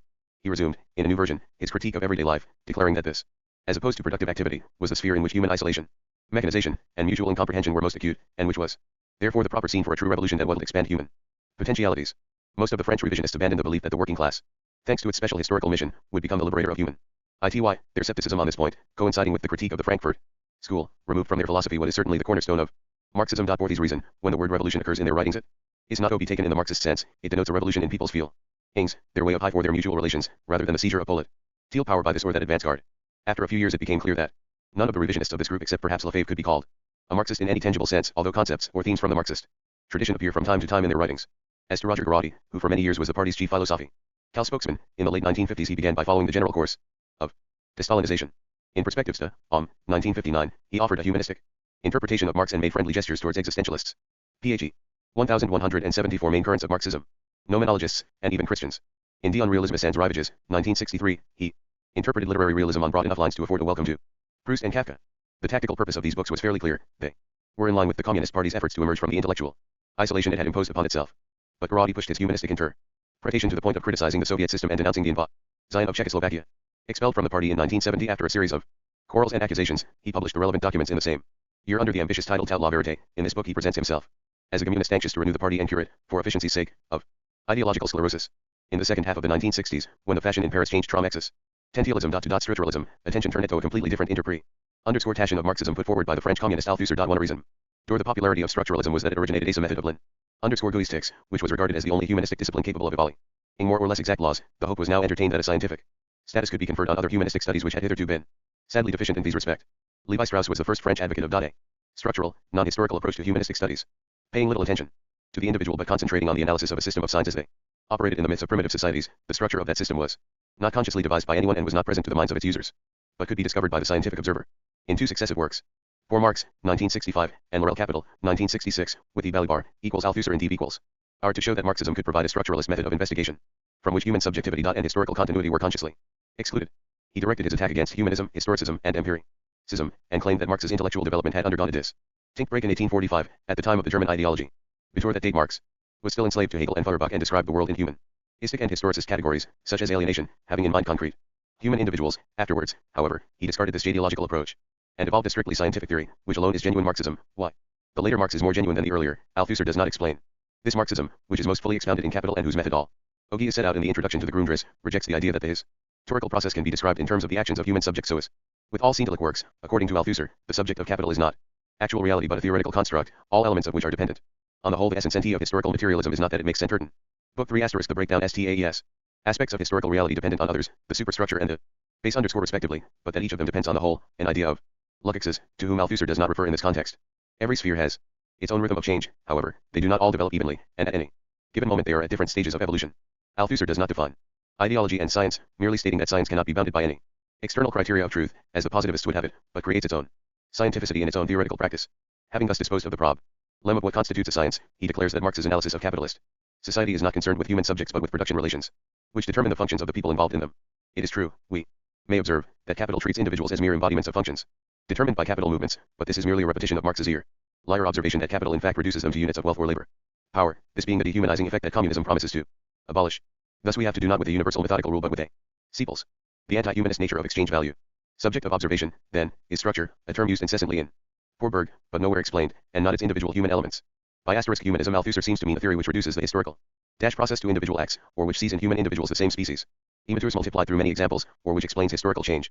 Fireman needs and not impersonal laws historicentism, though Althusser does yet explain this term either, apparently consists in treating all forms of culture, and science in particular, as relative to changing historical conditions Gramsci's matter, and thus belittling the special dignity and objectivity of science. In true Marxism, however, science does not belong to the superstructure, it has its own rules and its own evolution, it constructs objective conceptual wholes and is not an expression of class consciousness. Thus Lenin was right in saying that it must be brought into the working class movement from outside and cannot come into existence as a mere element or product of the class struggle. For it is an essential fact that the different aspects of social life develop unevenly, a point which Althusser claims to find in Mao Zedong, and do not all express the same zeitgeist in the same way. Each of them is relatively autonomous, and the social contradictions that culminate in revolution are always the product of conflicts arising from these inequalities. To this last phenomenon Althusser gives the name superdetermination, meaning apparently that particular phenomena are determined not only by an existing complex of conditions, for example, capitalism, but also by the developmental rhythm of the aspect of life in questions. Thus, for example, the state of science depends on the previous history of science as well as on the entire social 1176 main currents of Marxism situation, and the same is true of painting, etc. This seems a highly innocuous conclusion, a repetition of Engels' remarks about the relative independence of the superstructure. Althusser observes on occasion, again following Engels, that in spite of superdetermination the situation is always governed by production relations in the last resort, but he does not add anything to make Engels' vague statement more precise. The upshot is simply that particular cultural phenomena are generally due to a variety of circumstances, including the history of the aspect of life they belong to and the present state of social relations. We are not told what is so scientific about this obvious truth, why it is a revolutionary discovery of Marxism, or how it helps us to account for any particular fact, let alone predict the future. Nor does Althusser explain how we can compare two different fields, for example sculpture and political theory, in order to show that they are or are not at the same stage of development. This could only be done on the assumption that we can deduce from historical laws what conditions in the realm of sculpture would correspond to a given state of production relations, but Althusser does not suggest any way of making such a deduction. The idea that party leaders were capable of making it has always been highly convenient in communist countries, where ideological persecution was held to be justified because the existing state of social consciousness lagged behind production relations. The rulers, it was implied, knew what form that consciousness should take so as to be in conformity with the base. I aim to believe that the epistemological turning point in and ties was not so clearly defined as he had thought, since recredible traces of humanism, historicentism, and Hegelianism were still to be stabs in Capital. Only two of Marx's writings, the letter known as the Critique of the Gotha Program and some notes in the margin of Adolf Wagner's book on political economy, were completely free from the ideological taint. At these * point we begin to wonder if Marxism existed at all in Marx's day or whether it was left to Althusser to invent it. The popularity of Althusser's view, especially in the later 60s, was not a matter of politics, as his books do not lead to any specific political conclusion. A more important point was that he opposed the tendency among Marxists to make advances to existentialists, phenomenologists, or Christians, thus diluting their own philosophy and depriving it of its uniqueness. Althusser stood for ideological integralism and the assurance that Marxism was a self-sufficient doctrine, 100% scientific and needing no assistance from outside. The mythology of science has always played a tremendous part in Marxist propaganda. Althusser is constantly proclaiming how scientific he is, and many other Marxist writers do likewise. It is not a habit of real scientists, or of humanistic scholars. Apart from a few neologisms, Althusser did not make any fresh contribution to theory. His work is merely an attempt to revert to idea. Book 3 = the breakdown GTA. Logical austerity and doctrinal exclusivism, a belief that Marxism can be served from the contamination of other ways of thought. From this point of view it is a return to old-fashioned communist bigotry, but at the same time it bears witness to the directly opposite process which set in as a result of the post-Stalinist thought. Just as, before the First World War, the infection of Marxism by current intellectual fashions led to such phenomena as neo-Kantian Marxism, anarcho-Marxism, Marxist-Darwinism, empirical-critical Marxism, and so on, in the same way Marxists of the past 2 decades, desperately trying to make up for their long isolation, have resorted to various ready-made or popular philosophies, so that we have Marxism tempered by Hegelianism, existentialism, Christianity, or, as in Althusser's case, structuralism. Other causes of the vogue for structuralism which made itself felt in the humanistic sciences in the late 50s are a separate subject, which we shall not discuss here. Revisionism as we have described it was only one of several manifestations of the post-Stalinist disintegration of Marxism. Its importance was that by its critical attitude it contributed much to the decline of ideological faith in the communist countries and to showing up the intellectual as well as the moral destitution of official communism. At the same time it drew attention to neglect aspects of Marxist tradition, and gave an impulse to historical studies. The values and aspirations to which it gave currency are by no means extinct, and are still prominent in the democratic opposition in communist countries, but are not usually expressed in a specifically revisionist context, that is to say, the criticism of communist despotism is conducted more and more seldom, and with less and less effect, in terms of purging communism of abuses, reforming Marxism, or going back to the sources. To fight against despotic regimes it is not, after all, necessary to prove that they are contrary to Marx's or Lenin's ideas, and in the case of Lenin the contradiction is especially hard to prove anyway. Such arguments were appropriate to the particular situation of the 1950s, but they have now lost much of their importance. Similarly, in philosophy the vindication of human subjectivity against historical laws or the theory of reflection does not need to be based on Marxist authorities and can get on better without them. In this sense revisionism has largely ceased to be a live issue, but this does not affect the continuing value of some of its ideas and critical analyses. 5. Marxism and the New Left. Tuesday's so-called New Left is also a complex of phenomena witnessing, on the one hand, to the universalization of Marxist phraseology and, on the other, to the 1178 main currents of Marxism. Disintegration of the doctrine and its inadequacy to modern social problems. It is hard to define the common ideological features of all groups and sects, which claim to belong to the New Left or are considered by others to form part of it. A group of this name with revolutionary aspirations arose in France in the later 50s, the Parti Socialiste Unified grew out of it to some extent, and similar groups were formed in Britain and other countries. The movement was catalyzed by the Soviet 20th Congress and, perhaps to a still greater degree, by the invasion of Hungary and the Suez Crisis of equals. Organs in Britain were the New Reasoner and the University and Left Review, which later merged into the New Left Review, DHE New. Like condemned still. Inism. In general and the invasion of Hungary in particular, but its members differed among themselves as to how far the degeneration of the Soviet system was inevitable and whether there was any prospect of the political, moral, and intellectual renewal of the existing communist parties. At the same time they emphasized their fidelity to Marxism as the ideology of the working class, and some even professed allegiance to Leninism. They also took care to differentiate their criticism of Stalinism from that of the Social Democrats or the right, and to avoid being classed as anti-communist, they were at pains to preserve a revolutionary and Marxist ethos and to match their criticism of Stalinism with renewed attacks on Western imperialism, colonialism, and the arms race. The New Leftists contributed to the ferment in the communist parties and to the general revival of ideological discussion, but they do not appear to have worked out any alternative model of socialism except in very general terms. The designation New Left was claimed by various dissidents who sought to revive true communism outside the existing parties, as well as bigger and smaller Maoist, Trotskyist, and other groups. In France the name Gauchist is generally used by groups who emphasize their opposition to all forms of authority, including Leninist advance guard parties. The post-Stalinist years saw a certain revival of Trotskyism, and this led to the formation of numerous splinter groups, separate internationals, etc. In the 60s the term New Left was generally used in Europe and North America as a collective label for student ideologies which, while not identifying with Soviet communism and often expressly disavowing it, used the phraseology of worldwide anti-capitalist revolution and looked chiefly to the Third World for models and heroes. So far, these ideologies have not produced any intellectual results worth the name. Their characteristic tendencies may be described as follows. Firstly, they maintain that the concept of a society's ripeness for revolution is a bourgeois deceit. A properly organized group can make a revolution in any country and bring about a radical change of social conditions. Revolution here and new. There is no reason to wait. Existing states and governing elites must. Book 3 equals the breakdown 1179. Be destroyed by force, without arguing about the political and economic organization of the future. The revolution will decide these in its own good time. Secondly, the existing order deserves destruction. In all its aspects without exception, the revolution must be worldwide, total, absolute, unlimited, all embracing.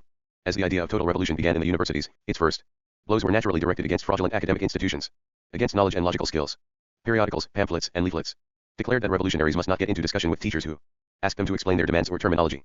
There was much talk of liberation from the inhuman oppression that required students to pass exams, or to learn one subject rather than another. It was also a revolutionary duty to oppose all reforms in the universities or in society. # The revolution must be universal, and all partial reforms were a conspiracy of the establishment. Kither. Yes or nothing must * be changed, for, as Leszek, Marcuse, and the Frankfurt School had taught, a capitalist society was an indivisible whole and could only be transformed as such. Thirdly, the working class could not be relied on, as it had been irredeemably depraved by the bourgeoisie. At the present time students were the most oppressed members of society, and therefore the most revolutionary. All were oppressed, however. The bourgeoisie had introduced the cult of labor, and the first duty was therefore to stop work. The necessities of life would be forthcoming in some way or another. One disgraceful form of oppression was the prohibition of drugs, and this too must be fought against. Sexual liberation, freedom from work, from academic discipline and restrictions of all kinds, universal and total liberation, all this was the essence of communism. Fourthly, the patterns of total revolution were to be found in the Third World. The heroes of the New Left were African, Latin American, and Asian political leaders. The United States must be transformed into the likeness of China, Vietnam, or Cuba.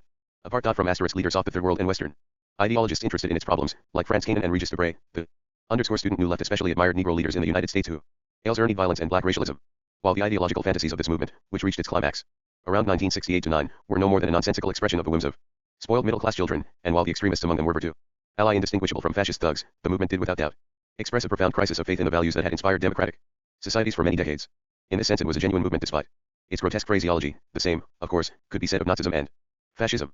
The 60s brought into the public view acute problems, which 1180 main currents of Marxism. humanity can only solve, if it can at all, on a worldwide basis, overpopulation, environmental pollution, the poverty, backwardness, and economic failures of the third world. At the same time, it has become clear that owing to predatory and contagious nationalism, the likelihood of effective global action is very small. All this, together with political and military tension and fears of a world war, not to mention various symptoms of crisis in the educational field, has brought about a general atmosphere of insecurity and a feeling that present remedies are ineffectual. The situation is one of a kind frequently met within history, where people feel they have got into a blind alley, they long desperately for a miracle, they believe that a single magic key will open the door to paradise, they indulge chiliastic and apocalyptic hopes. The sense of universal crisis is intensified by the speed of communication, whereby all local problems and disasters are at once known all over the world and merge into a general sense of defeat. The New Left explosion of academic youth was an aggressive movement born of frustration, which easily eradicted a vocabulary for itself out of Marxist slogans, or rather some expressions from the Marxist store, liberation, revolution, alienation, etc. Apart from this, its ideology really has little in common with Marxism. It consists of revolution without the working class, hatred of modern technology as such. Marx glorified technical progress and believed that one reason for the impending breakdown of capitalism was its inability to sustain such progress, a prophecy that could not be repeated today. With absurdity, the cult of primitive societies, in which Marx took scarcely any interest, as the source of progress, hatred of education and specialized knowledge, and the belief in the American lumpen proletariat as a great revolution. Force. Marxism, however, did have an apocalyptic side which has come to the fore in many of its later versions, and a handful of words and phrases from its vocabulary suffice to convince the New Left that it was possible at a stroke to transform the world into a miraculous paradise, the only obstacles to this consummation being the big monopolies and university professors. The chief complaint of the New Left against official communist parties was and is that they are not revolutionary enough. In general, we have a situation today in which Marxism provides ideological pabulum for a wide range of interests and aspirations, many of them unconnected with one another. This is a long way, of course, from the medieval type of universalism in which all conflicting human interests and ideas clothed themselves in the garb of Christianity and spoke its language. The intellectual panoply of Marxism is only used by certain schools of thought, but they are quite numerous. Marxist slogans are invoked by various political movements in Africa and Asia and by countries striving to emerge from backwardness by methods of state coercion. The Marxist label adopted by such movements or applied to them by the Western press often means no more than that they Book 3 Copyright The Breakdown 1181 receive war material from the Soviet Union or China, and socialism sometimes means little more than that a country is ruled despotically and that no political opposition is allowed. Scraps of Marxist phraseology are used by various feminist groups and even so-called sexual minorities. Marxist language is least frequently met within the context of defending democratic freedoms, though this does sometimes occur. Altogether, Marxism has achieved a high degree of virility as an ideological weapon. Russia's interests as a world power, Chinese nationalism, the economic claims of French workers, the industrialization of Tanzania, the activities of Palestine terrorists, black racialism in the United States all express themselves in Marxist terms. One cannot seriously judge the Marxist orthodoxy of every one of these movements and interests. The name of Marx is often invoked by leaders who have heard that Marxism means achieving a revolution and taking power in the people's name, this being the sum total of their theoretical knowledge. There is no doubt that this universalization of Marxist ideology is due first and foremost to Leninism, which showed itself able to direct every existing social claims and grievance into a single channel and use the impetus thus provided to secure dictatorial power for the Communist Party. Leninism raised political opportunism to the dignity of a theory. The Bolsheviks rose to victory. Denisorum stance is irrelevant to any Marxist schema of proletarian revolution. They prevailed because they used as a lever the aspirations and desires that were actually present in society, chiefly national and peasant interests. Although from the point of view of classical Marxism these were reactionary. Lenin showed that those who wish to seize power must take advantage of every crisis and every manifestation of discontent, regardless of doctrinal considerations. In a world situation in which, despite all Marxist prophecies, nationalist feelings and aspirations are the most powerful and active forms of ideology, it is natural for Marxists to identify with them whenever nationalist movements are strong enough to disrupt the existing power structure. Since, however, the various interests throughout the world which use Marx's language are often opposed to one another, the universality of Marxism, looked at in another way, amounts to its disintegration. In the holy war between the Russian and Chinese empires, both sides can invoke Marxist slogans with equal right. In this situation schisms are bound to occur, such as those which rent the international communist movement in the years after Stalin's death. It is noticeable, moreover, that the various schisms express tendencies which were already present in embryonic form in the 20s, but disappeared under the pressure of Stalinism or survived only in marginal forms. These included elements of what later became Maoism, Sultan Galiyev, Roy, communist reformism, represented today by various West European parties, especially those of Italy and Spain, the idea of workers' councils exercising the dictator. 1182 main currents of Marxism, ship of the proletariat, and the ideology of left-wing communism, Gorsh, pedagogue. All these ideas, in somewhat altered forms, have reappeared at the present day. An important manifestation of Marxism in the last 15 years or so is the ideology of industrial self-government. This is not genetically derived from Marxism, however, but rather from anarchist and syndicalist traditions represented by Proudhon and Bakunin. The idea of factory management by the workers was canvassed by British Guild socialists in the 19th century, without any impetus from Marxism. Socialists like anarchists already realized, underscore at that time, that the nationalization of industry would not in itself do away with exploitation, and, on the other hand, that the complete economic autonomy of individual firms would mean the restoration of capitalist competition with all its consequences. They therefore proposed a mixed system of parliamentary democracy and representative industrial democracy. Bernstein also concerned himself with the question, and after the October Revolution the cry for industrial democracy was raised by the communist left opposition both in the Soviet Union and in the West. After Stalin's death the issue was revived, partly on account of the Yugoslav experiment. One of the first to take it up in France was the ex-communist Serge Malat, author of La Nouvelle Classe Ouvrière. 1963, Malat analyzed some social consequences of the automation of industry, pointing out that skilled technicians were increasingly important as an advance guard of the working class, but in a new sense of this phrase, namely, that of carrying on the struggle for democratic control of production. In that struggle, the old distinction between economics and politics disappeared. The prospects of socialism were not connected with the hope of a worldwide political revolution prelude by the economic claims of the proletariat, but with the extension of democratic methods of organizing production, in which skilled wage earners could play an essential part. The question of the possibility and prospects of industrial democracy has come to be of key importance in discussions on democratic socialism. It has in itself nothing in common with the apocalyptic dreams of the New Left as inspired by Marcuse or Wilhelm Reich, and is historically and logically independent of Marxism. A byproduct of the revival of ideological discussion since Stalin's death has been the increased interest in the history and theory of Marxism, expressed in a profusion of academic literature. The 50s and 60s saw the production of many valuable works of this kind, by a wide variety of authors. These include declared adversaries of Marxism, Bertram Wolff, Zbigniew Jordan, Gustav Wetter, Jean Cavey, Eugene Kamenka, Innocenti Boshinsky, John Plamenitz, Robert Tucker, and others whose attitude to it is critical but favorable: Eyring, Fitzger, Shlomo Evinry, M. Rubel, Lucio Coletti, George Lichtheim, David. Book 3 ** The Breakdown 1183. McClellan, as well as a smaller number of orthodox Marxists of one school or another, Auguste Cornu, Ernst Mondale. Many studies were devoted to the origins of Marxism and particular aspects of its doctrine. There is a wealth of literature on Lenin and Leninism, Rosa Luxemburg, Trotsky, and Stalin. Some Marxists of an earlier generation, like Korsch, were rescued from oblivion. All the old interpretive problems were revived, and some new ones made their appearance. There was discussion of Marx's relationship to Hegel, that of Marxism to Leninism, the dialectic of nature, the possibility of a Marxist ethic, historical determinism, and the theory of value. Themes related to Marx's early views: alienation, reification, praxis continue to be the object of debate. The profusion of works directly or indirectly related to Marxism is such that of recent years a degree of satiety has become noticeable. 6. The peasant Marxism of Mao Zedong. Tuesday Chinese Revolution is indisputably one of the most important events of 20th century history, and its doctrine, known as Maoism, has accordingly become one of the chief elements in the contemporary war of ideas, irrespective of its intellectual value. Measured by European standards, the ideological documents of Maoism, and especially the theoretical writings of Mao himself, appear in fact extremely primitive and clumsy, sometimes even childish. In comparison, even Stalin gives the impression of a powerful theorist. However, judgments of this kind must be made with some caution. Those who, like the present writer, do not know Chinese and have only a scanty and superficial knowledge of China's history and culture doubtless cannot grasp the full meaning of these texts, the various associations and allusions perceptible to a reader acquainted with Chinese thought. In this respect one must rely on the views of experts, who, however, do not always agree. More than elsewhere in this book, the remarks that follow are based on second-hand information. Page 6W equals ever be stated at the outset that despite the theoretical and philosophical claims of Maoism, it is first and foremost a collection of practical precepts, which in some ways have proved highly effective in the Chinese situation. What is nowadays called Maoism, or in China the thought of Mao Zedong, is an ideological system whose origins date back several decades. Some characteristic features of Chinese as opposed to Russian communism were already visible in the late 1920s. It was only after the Chinese Communist victory in 1949, however, that their ideology, including in particular Mao's utopian vision, began to take on a definite form, and some very important aspects developed only in or after the late 50s. Maoism in its final shape is a radical peasant utopia in which Marxist phraseology is much in evidence but whose dominant values seem completely alien. 1184 Main currents of Marxism. To Marxism. Not surprisingly, this utopia owes little to European experience and ideas. Mao never left China except for 2 visits to Moscow when he was already head of the new state. As he himself declared, he knew next to nothing of any foreign language, and his knowledge of Marx was probably also fairly limited. For instance, while laying claim to Marxist orthodoxy, he was in the habit of saying that everything had 2 sides, a good and a bad. He would presumably not have done so if he had known that Marx derided this form of dialectic as petty bourgeois nonsense. Again, if he had known that Marx referred to the Asiatic mode of production, he would probably have discussed it too, whereas there is no mention of it in his works. His 2 philosophical essays on practice and on contradiction are a popular and simplified exposition of what he had read in the works of Stalin and Lenin, plus some political conclusions adapted to the needs of the moment. To put it mildly, much goodwill is needed to perceive any deep theoretical significance in these texts. This, however, is not the essential point. Fee important is com dash.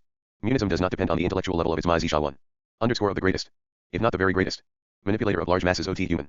Sainson, the 20th century, and the ideology he used toward the purposes signified by reason of its effectiveness, not only in China but in other parts of communism. In China was a continuation of the revolutionary events that began with the overthrow of the empire in 1912 and were the outcome of developments going back several decades, particularly the Taiping Rebellion of 1850-64, one of the bloodiest civil wars in history. Mao was the main architect of the second phase of the revolution, which, as in Russia, did not originate under communist auspices but what Lenin would have called bourgeois democratic ones: the sharing out of large estates to the peasants, the liberation of China from foreign imperialists, and the abolition of feudal institutions. Mao Zedong, 1893-1976, was the son of a well-to-do farmer in Hunan province. He attended a village school, where he learned the elements of the Chinese literary tradition and acquired a taste for learning that carried him on to secondary school. At an early age he joined Sun Yat-sen's revolutionary Republican Party, the Kuomintang. After fighting for a time in the Republican Army, he resumed his studies until 1917. During these years he also wrote poetry. Later he worked in the university library at Peking. At this time he was a nationalist and a Democrat with socialist leanings, but not a Marxist. The Kuomintang's objectives were to free China from Japanese, Russian, and British imperialism, to set up a constitutional republic, and to improve the peasants' lot by economic reforms. After a fresh outbreak of unrest in 1919, the first Marxist group was formed in Peking, and in June 1921, under the aegis of a Comintern agent, this group of a dozen members, including Mao, founded the Book 3 ** The Breakdown 1185 Chinese Communist Party. On the Comintern's instructions, the party at first operated closely with the Kuomintang and tried to gain support from China's Embryonic proletariat. In 1926, urban workers represented 1 in 200 of the population. After Chiang Kai-shek's massacre of communists in 1927, after unsuccessful attempts to stage an insurrection and to reach an entente with the breakaway left wing of the Kuomintang, the communists changed their policy and branded their ex-leader Chen Tucio as a right-wing opportunist. Though decimated, the party continued to concentrate its efforts, aching the workers, but Mao at an early stage advocated switching to the peasants and organizing a peasant army. Both groups within the party, however, emphasized anti-imperialist and anti-feudal objectives. There was scarcely any sign of a specifically communist outlook. Mao said about organizing an armed peasant movement in his native province of Hunan, and in the areas it conquered this force expropriated big landowners, liquidated traditional institutions, and set up schools and cooperatives. For the next 2 decades Mao lived in the countryside, away from urban centres. He soon became not only an outstanding organizer of peasant guerrillas, but also the unchallenged leader of the Chinese Communist Party and the only such leader in the world who did not owe his position to Moscow's endorsement. For 20 years, a period full of remarkable victories and dramatic defeats, he fought in extremely difficult conditions against the Kuomintang and the Japanese invader, siding for a time with the former against the latter. The communists organized the basis of their future state in the territory they occupied, but continued to emphasize the bourgeois democratic character of their revolution and to call for a popular front including not only all the peasants and workers but also the lower middle class and the national bourgeoisie, i.e., those who were not in league with the imperialists. The party continued to take this line for the first few years after its victory in 1949. DN1G37, during the period of guerrilla warfare, Mao delivered 2 philosophical lectures to the party's military school at Yenin, which at that present day constitute almost the whole of the philosophical education available to the Chinese *PEOP Luan. The lecture on practice he states that human knowledge springs from productive practice and social conflict, that in a class society all forms of thought without exception are class determined, and that practice is the yardstick of truth. Theory is based on practice and is its servant. Human beings perceive things with their senses and then form concepts by means of which they comprehend the essence of things they cannot see in order to know an object. One must bring practical action to bear. On.it, we know the taste of a pear by eating it, and we understand society only by taking part in the class struggle. The Chinese began by fighting imperialism on the basis of superficial perceptual knowledge, and only afterwards reached the stage of rational 1186 main currents of Marxism, knowledge of the internal contradictions of imperialism, and were thus able to fight it effectively. Marxism emphasizes the importance of theory precisely and only because it can guide action. 4 Essays on Philosophy, 1966, p. 14. Marxists must adapt their knowledge to changing conditions or they will fall into right-wing opportunism, while, if their thinking outstrips the stages of development and they mistake their imagination for reality, they will fall victims to pseudo-leftists as e. Mkov explain the law of the unity. See image for metal ESIs FOI Lenin and Engels. The meta-physical outlook sees things as isolated, static and one-sided, Ibid, p. 25, and regards movement or change as something imposed from without. Marxism, however, lays down that every object contains internal contradictions and that these are the cause of all change, including mechanical motion. External causes are only the condition of change, while internal causes are its basis. Each and every difference already contains contradiction, and difference itself is contradiction. p. 33. Different spheres of reality have their characteristic contradictions, and these are the subject matter of the different sciences. We must always observe the particular features of every contradiction, so as also to perceive the whole a thing turns into its opposite. For instance, the Kuomintang was revolutionary at first but then became reactionary. The world is full of contradictions, but some are more important than others, and in every situation we must discern the main contradiction from which the other, secondary ones derive. For example, in capitalist society, that between the bourgeoisie and the proletariat, we must understand how to unravel and overcome contradictions. Thus at the beginning of our study of Marxism, our ignorance of or scanty acquaintance with Marxism stands in contradiction to knowledge of Marxism. But by assiduous study, ignorance can be transformed into knowledge, scanty knowledge into substantial knowledge, pages 57 to 8. Things turn into their opposites. Landowners are dispossessed and turn into paupers while landless peasants become landowners. War gives way to peace, and peace again to war. Without life there would be no death, without death there would be no life. Without above there would be no below, without below there would be no above. Without facility there would be no difficulty, without difficulty there would be no facility. p. 61. A distinction must also be drawn between antagonistic contradictions such as those between hostile classes, and non-antagonistic ones such as that between a right and a wrong party line. The latter can be resolved by correcting errors, but if this is not done they may turn into antagonistic contradictions. 2 years later, in 1942, Mao delivered an address to his followers on art and literature. Its main points are that art and literature are in the service of social classes, that all art is class determined, that revolutionaries must Book 3 *, the breakdown 1187. _, forms of art that serve the cause of revolution and the masses, and that _artists and writers must transform themselves spiritually so as to help the masses in their struggle. Art must not only be good artistically but also politically. Silly right, all dark forces which endanger the masses of the people must be exposed, while all revolutionary struggles of the masses must be praised. This is the basic task of all revolutionary artists and writers. Mao Zedong, in Anthology of his Writings, ed. and Fremantle, 1962, pages 260-1. Writers are warned not to be led astray by so-called love of humanity, for there can be no such thing in a society divided into hostile classes. Love of humanity is a slogan invented by the possessing class. Such is the gist of Mao's philosophy. It is, as may be seen, a naive repetition. A few commonplaces of Leninist-Stalinist Marxism. Mao's originality, however, lay in his revision of Lenin's strategic precepts. This and the peasant orientation of Chinese communism were the essential causes of its victory. The leading role of the proletariat remained in force as an ideological slogan, but throughout the revolutionary period it meant little more than the leading role of the Communist Party in organizing peasant guerrillas. Mao not only emphasized that in China, unlike Russia, the revolution came from the country to the town, but he saw the poor peasantry as a natural revolutionary force. Opposition to both Marx and Lenin expressly stated that social strata were revolutionary in proportion to their poverty. He firmly believed in the revolutionary potential of the peasantry, not only because the proletariat in China was Such a small class, but for reasons of principle. His slogan of encirclement ot. Fecit country was opposed as far back as 1930 by the then party leader, Leszek. The Orthodox revolutionaries at that time, obedient to intern directives, pressed for the strategy followed in Russia, with the main emphasis on strikes and revolts by workers in big industrial centers, peasant warfare being regarded as a sideline. It was Mao's tactics that proved effective. However, and in after years he emphasized that the Chinese Revolution had been victorious in spite of Stalin's advice.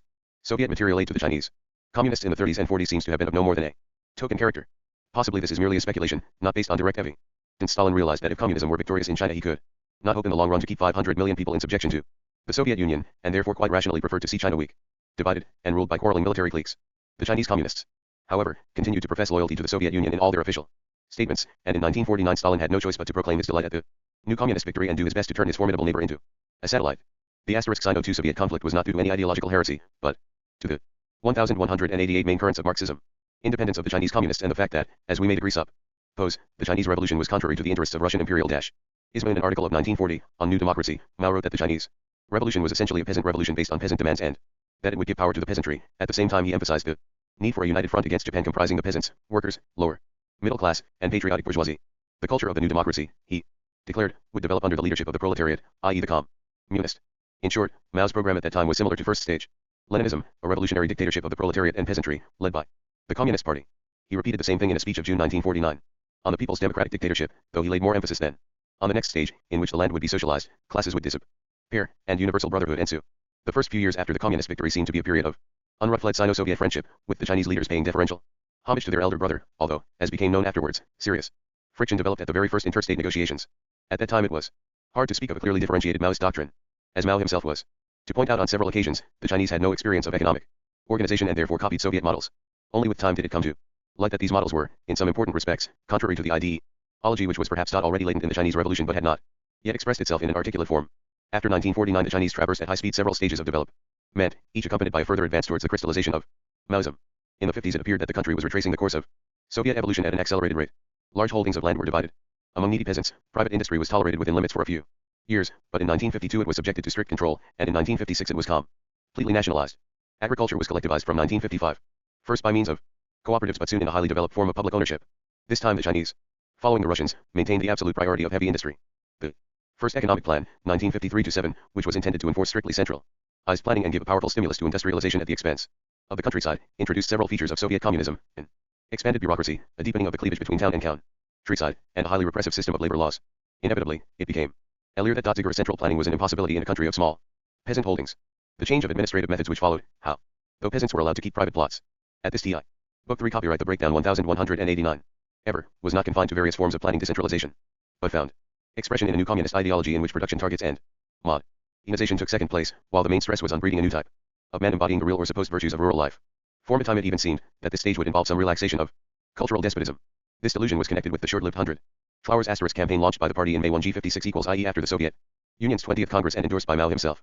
Artists and scholars were encouraged to exchange their ideas freely. All schools of thought and artistic styles were to compete with one another. The natural sciences, in particular, were declared to have no class character, and in other fields progress was to be the result of unfettered discussion.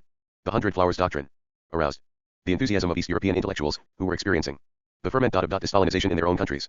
Many people thought, for a brief period, that the most backward country of the socialist bloc from the economic and technical point of view had become the champion of a liberal cultural policy. These illusions lasted barely a few weeks, however, as the Chinese intellectuals were emboldened to criticize the regime in no uncertain terms, and the party at once reverted to its normal policy of repression and intimidation. The inner history of the whole episode is not clear. From some articles in the Chinese press, and from a speech by Deng Xiaoping, the party's Secretary General, to the Central Committee in September 1957, it might be thought that the 100 Flowers slogan was a ruse to induce anti-party elements to come forward so that they might be more easily destroyed. Deng declared that the party allowed weeds to grow as a deterrent example to the masses. They would then be pulled up by the roots and used to fertilize Chinese soil. It may be, however, that Mao really believed for a time that the communist ideology could hold its own in a free discussion among Chinese intellectuals. If so, his illusion was clearly dispelled almost at once. China's failure to industrialize alter the Soviet pattern probably caused or precipitated the political and ideological changes of the next decade, which the world observed with some bewilderment. At the beginning of 1958 the party, under Mao's leadership, announced a great leap forward which was to work miracles of productivity in the ensuing 5 years. The targets for industrial and agricultural production, which were to multiply by factors of 6 and 2.5 respectively, put even Stalin's first 5-year plan in the shade. These fantastic results were to be achieved, however, not by Soviet methods but by inspiring the population with creative enthusiasm, on the principle that the masses could do anything they set their minds to and must not be hampered by objective obstacles invented by bourgeoisie. All sectors of the economy without exception were to undergo dynamic expansion, and the perfect communist society was just 1190 main currents of Marxism. Round the corner. Farms organized on the lines of Soviet causes were to be replaced by communes on a 100% collective basis. Private plots were abolished. Communal meals and housing were introduced wherever POS. Cybele, the press carried reports of special establishments where married couples attended at regular intervals and in due order of priority to carry out their patriotic duty of begetting the next generation. One celebrated feature of the Great Leap was the smelting of steel in a multiplicity of small village furnaces. For a short time the party leaders basked in a statistical paradise, a false one, as was later admitted, but soon the whole project proved a complete fiasco, as had been predicted both by Western economists and by Soviet advisors in China. The Great Leap resulted in a catastrophic fall in the standard of living. Because of the high accumulation rate, it involved enormous waste and filled the towns with workers from the countryside who soon proved redundant and had to go back to their fields amid general chaos and famine. The years from 1959 to 1962 were a period of setbacks and misery, owing not only to the failure of the Great Leap but to disastrous harvests and the virtual breaking off of economic relations with the Soviet Union. The sudden withdrawal of Soviet technicians brought many major projects to an abrupt standstill. The Great Leap reflected the development of the new Maoist tenet that the peasant masses could do anything by the power of ideology, that there must be no individualism or economism, i.e. material incentives to production, and that enthusiasm could take the place of bourgeois knowledge and skills.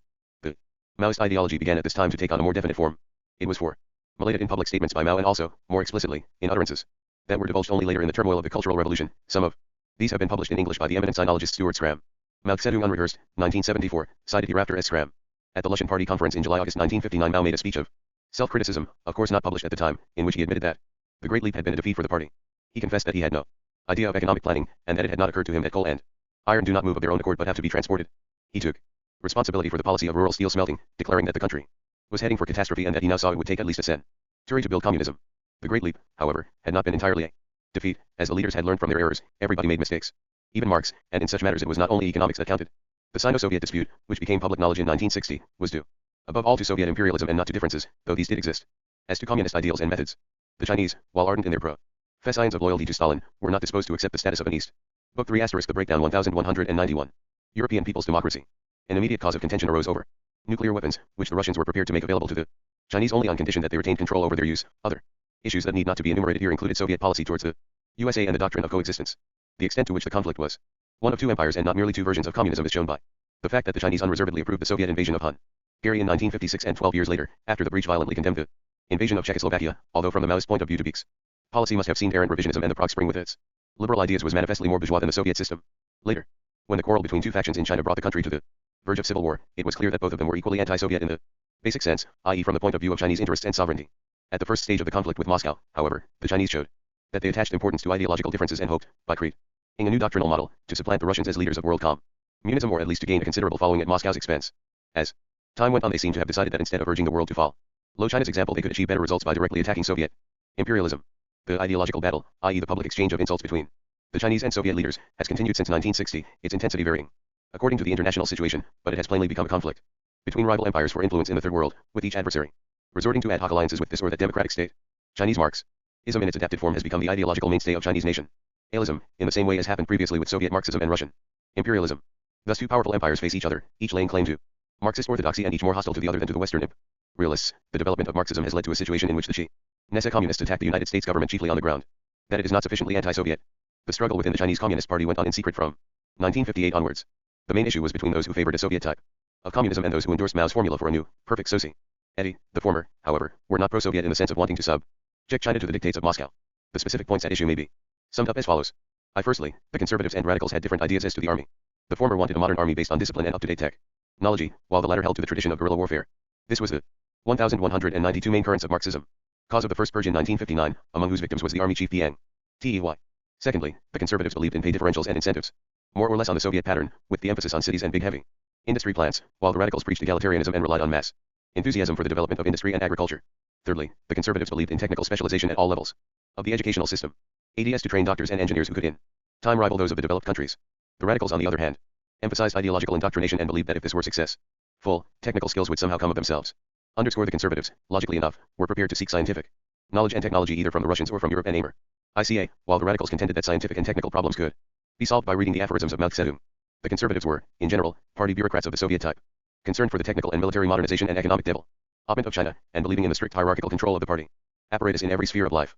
The radicals seemed to place considerable faith in utopian fantasies of an impending communist millennium. They believed in the omnipotence of ideology and direct coercion by the masses under party leadership, however, rather than by a professional apparatus of repression. As regards their geographical base, the conservatives were apparently centered in Peking and the radicals in Shanghai. Both groups, of course, appealed to Mao's ideological authority, which was unshakable from 1949 onwards. In the same way, all factions in the Soviet Union in the 1920s had invoked the authority of Lenin. The difference was, however, that in China the father of the revolution was still alive and not only favored the radical group but had in effect created it, so that its members were better off ideologically than their rivals. They did not, however, enjoy the advantage in all respects.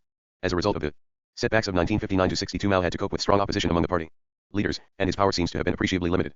Some, indeed, believe that he exercised no real authority from 1964 onwards, but the secrecy of Chinese politics is such that all assessments of this kind are uncertain. The principal conservative was Liu Xiaochi, who took over LS State AE Identity from Mao at the end of 1958 and who, in TH registered asterisk at ultra evolution 2 of registered 1965-6, was denounced and execrated as an archfiend. 6 Otophius Bag was the author of a work on communist education which, with 2 other booklets of his, was staple party reading from 1939 onwards. A quarter of a century later, this faultless exposition of Marxist-Leninist-Stalinist-Maoist doctrine side. Book 3 asterisk the breakdown 1193. Denley turned out to be a poisonous well of Confucianism and capitalism. The malign influence of Confucius, according to a host of critics, was visible in 2 main points. Liu had stressed the ideal of communist self-perfection instead of a merciless class struggle, and he had depicted the communist future as one of harmony and concord, whereas according to Mao's teaching tension and conflict were the eternal law of nature. The Streitleiter power which broke out with it the party at the end of 1965 and equals brought close to civil war was this not only one between rival cliques but underscore between two aversions of communism. The Yule of revolution is generally reckoned as beginning with an article inspired by Mao and published in Shanghai in November 19652 which condemned a play by W. Han, the vice mayor O.L. Pekinson. The year round to Thunder views asterisk of an historical allegory. It attacked Mao for dismissing PNTE Hua from the post of Minister of Defense. This unleashed a campaign against bourgeois influences in culture, art and education and a call for a culture of revolution to restore the country's revolutionary purity and prevent a return to capitalism. The conservatives, of course, echoed this objective, but tried to interpret it so as not to disturb the established order and their own positions. The radicals, however, managed to secure the dismissal of Piang Chen, the party secretary and mayor of Peking, and to gain control of the chief newspapers. In the spring of 1G60, Mao and his radical group launched a massive attack on the most vulnerable seats of bourgeois ideology, namely the universities. Students were urged to rise against the reactionary academic authorities who, entrenched in bourgeois knowledge, were opposing Maoist education. Mao, it was pointed out, had long proclaimed that in places of education all the time should be devoted to learning and have to productive work, that staff appointments and the admission of students should depend on ideological qualifications or links with the masses, not academic attainments, and that communist propaganda was the most important feature of the curriculum. The Central Committee now called for the elimination of all who took the capitalist road, as the bureaucracy paid lip service to his ideas but sabotaged them in practice. Mao took a step which no communist leader anywhere had ventured on before him, by appealing to the mass of unorganized youth to destroy his adversaries. Universities and schools began to form Red Guard detachments, storm troops of the revolution which were to restore power to the masses and sweep aside the degenerate party and state bureaucracy. Mass meetings, processions, and street fighting became a feature of life in all the bigger cities. The country side was largely spared. Mao's partisans skillfully exploited the discontent and frustration caused by the Great Leap and directed it against bureaucrats who were blamed for economic failure and accused of wanting to restore capitalism.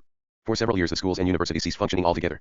As 11,904 main currents of Marxism, the Maoist groups assured pupils and students that by virtue of their social origin and fidelity to the leader they were the possessors of a great truth unknown to bourgeois scholars. Thus encouraged, bands of young people bullied professors whose only crime was their learning, ransacked homes in search of proofs of bourgeois ideology, and destroyed historical monuments as relics of feudalism. Books were burnt wholesale. The authorities, however, had prudently closed the museums. The battle cry was equality, popular sovereignty, and liquidation of the privileges of the new class. After some months the Maoists also directed their propaganda to the workers. This proved a more difficult target, as the better paid and more stable section of the working class were not anxious to fight for wage equality or to make further sacrifices for the communist ideal. However, some of the poorer workers were mobilized for the Cultural Revolution. The result of the campaign was social chaos and a collapse in production. Different factions among the Red Guard and the workers soon began to fight one another in the name of true Maoism.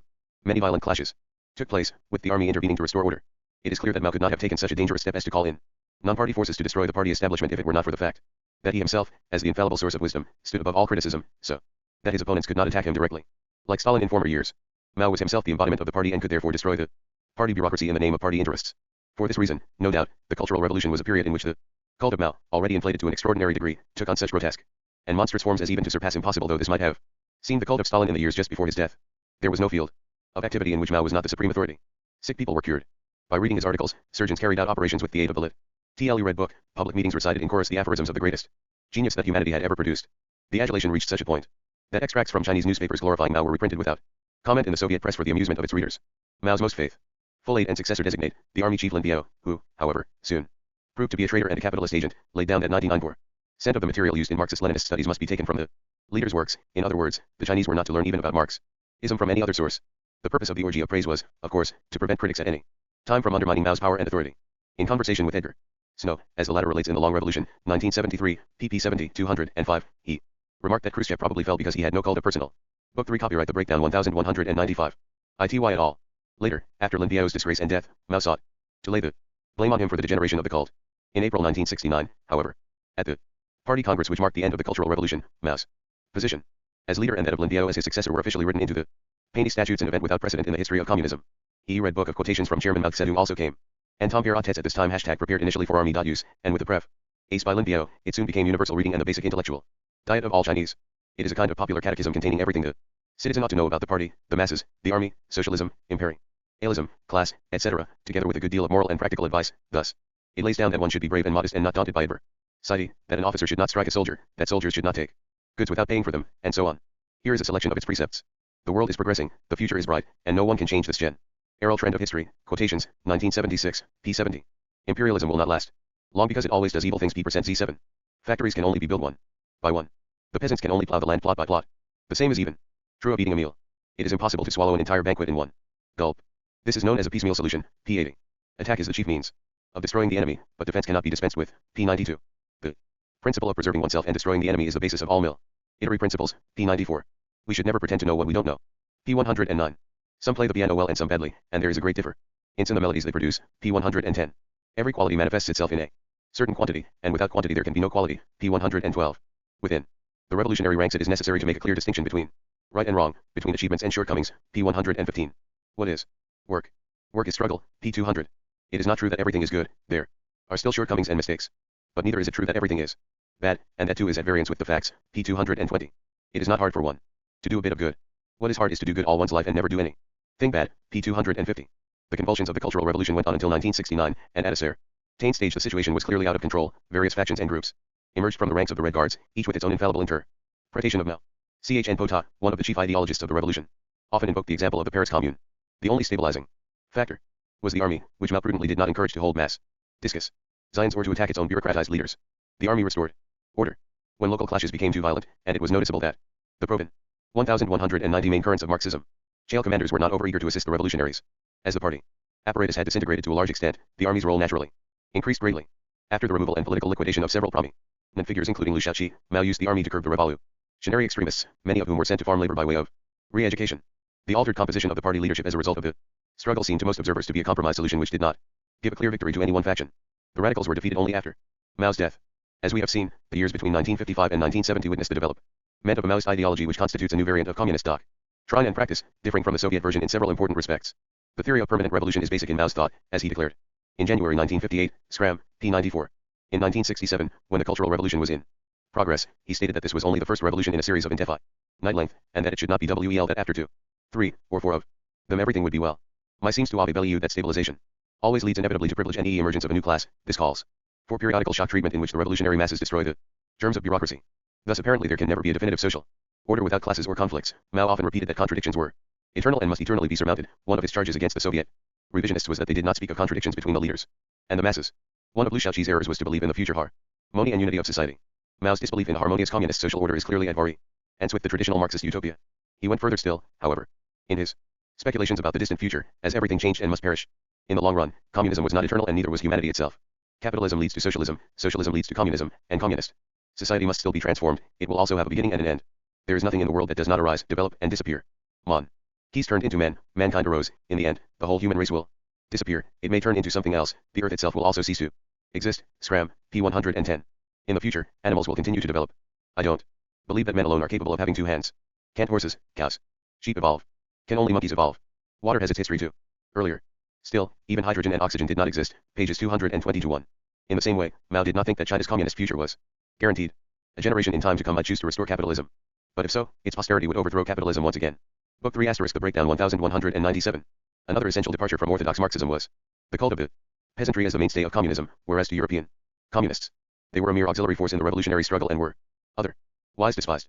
At the Ninth Party Congress in 1969, Mao declared that when the People's Army conquered cities it was a good thing because otherwise Chiang Kai-shek would have continued to hold them, but a bad thing because it led to corruption in the party.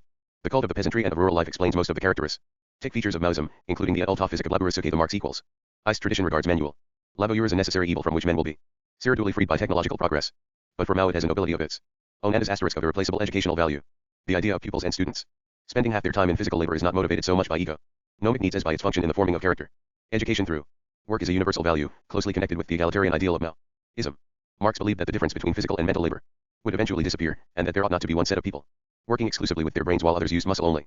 The Chinese version of Marx's ideal of the complete man is that intellectuals must be made to fell trees and dig ditches, while university teachers are recruited from the ranks of barely literate workers, for, Mao declared, even illiterate peasants understand economic matters better than intellectuals can do.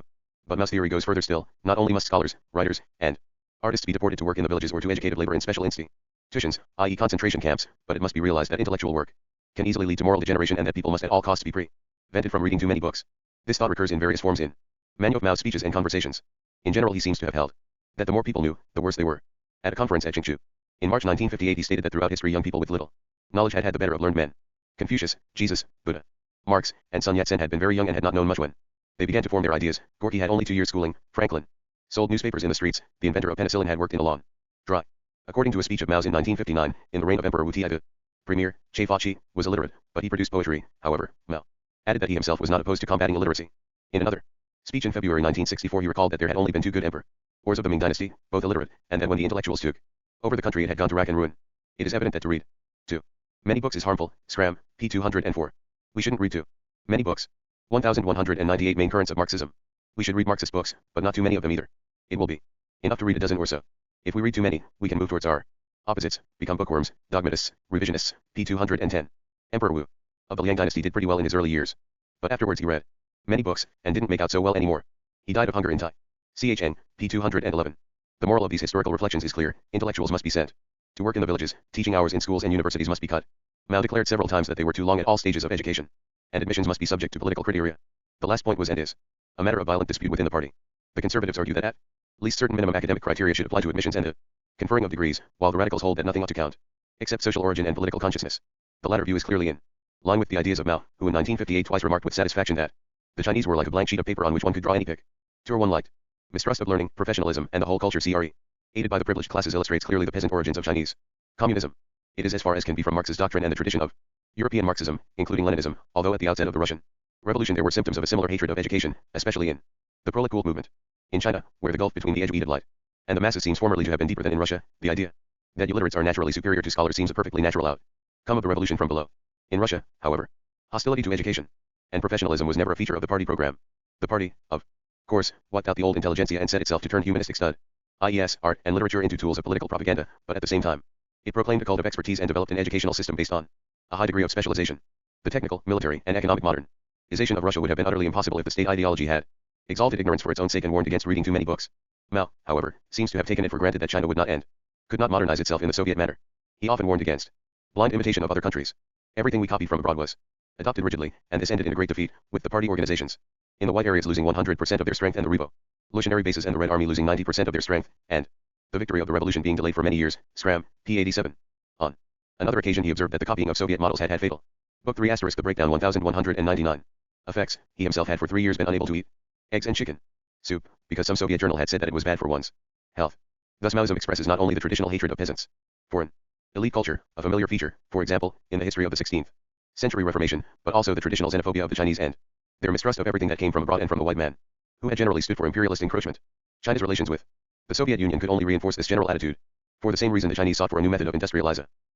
This ended in the fiasco of the Great Leap Forward, but the ideology behind it was not abandoned. Mo and his followers believed that the building of social ASM must begin with the superstructure, i.e. the creation of a new man, that ideology and politics must have priority as far as the rate of accumulation is concerned, and that socialism is not a matter of technical progress and welfare, but of the collectivization of institutions and human relationships, from which it follows that ideal communist institutions can be created in technically underscorative conditions. For this, however, it is necessary to abolish all the old social dinks and the conditions that produce inequality, hence the Chinese communists zeal to destroy family ties, which are especially resistant to nationalization, as well as their campaign against private motivation and material incentives. Euroeconomism. Rewards are still, of course, to some extent differentiated on grounds of skill and the type of work performed, but considerably 188 degrees so, it would appear, than in the Soviet Union.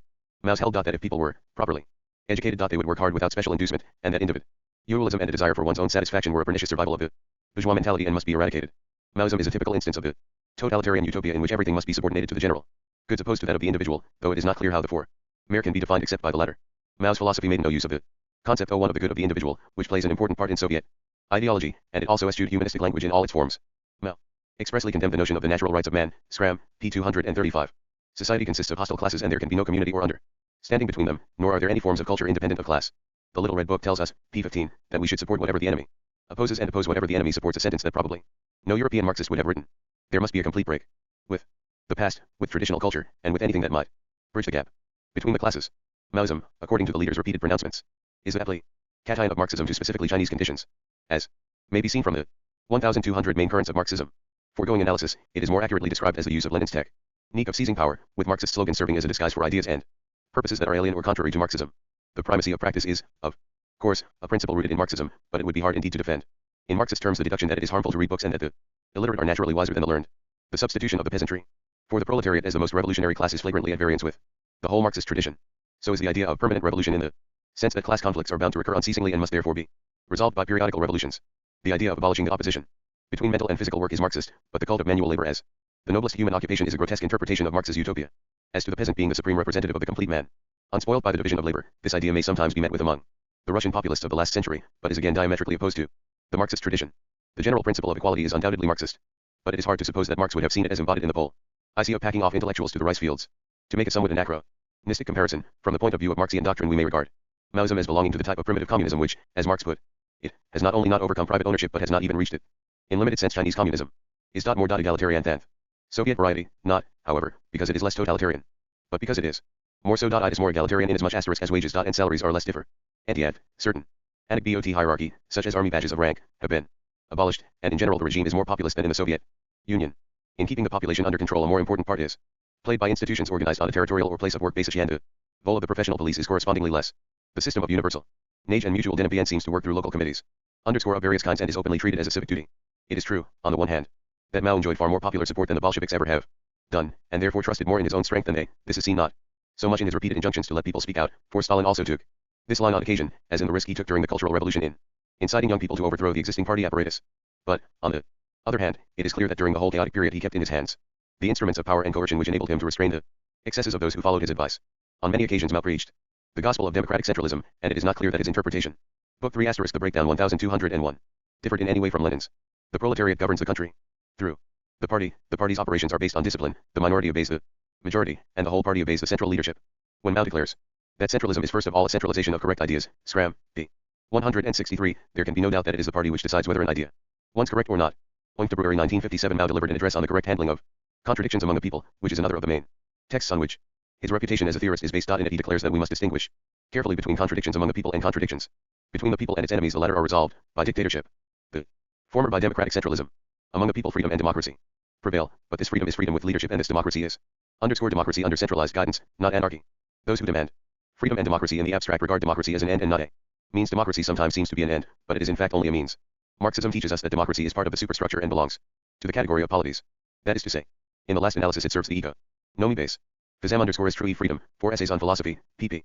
84-6, dhe high. Practical conclusion drawn from this is that contradictions among the people must be handled by a skillful combination of education and administrative measures, whereas a conflict between the people and its enemies has to be solved by dictatorship, by force.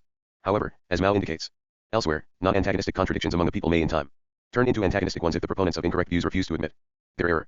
This can hardly be read otherwise than as a warning to Mao's party opponents that if they acknowledge the truth promptly they will be pardoned, but if not, they will be declared class enemies and treated as such. ASME guards.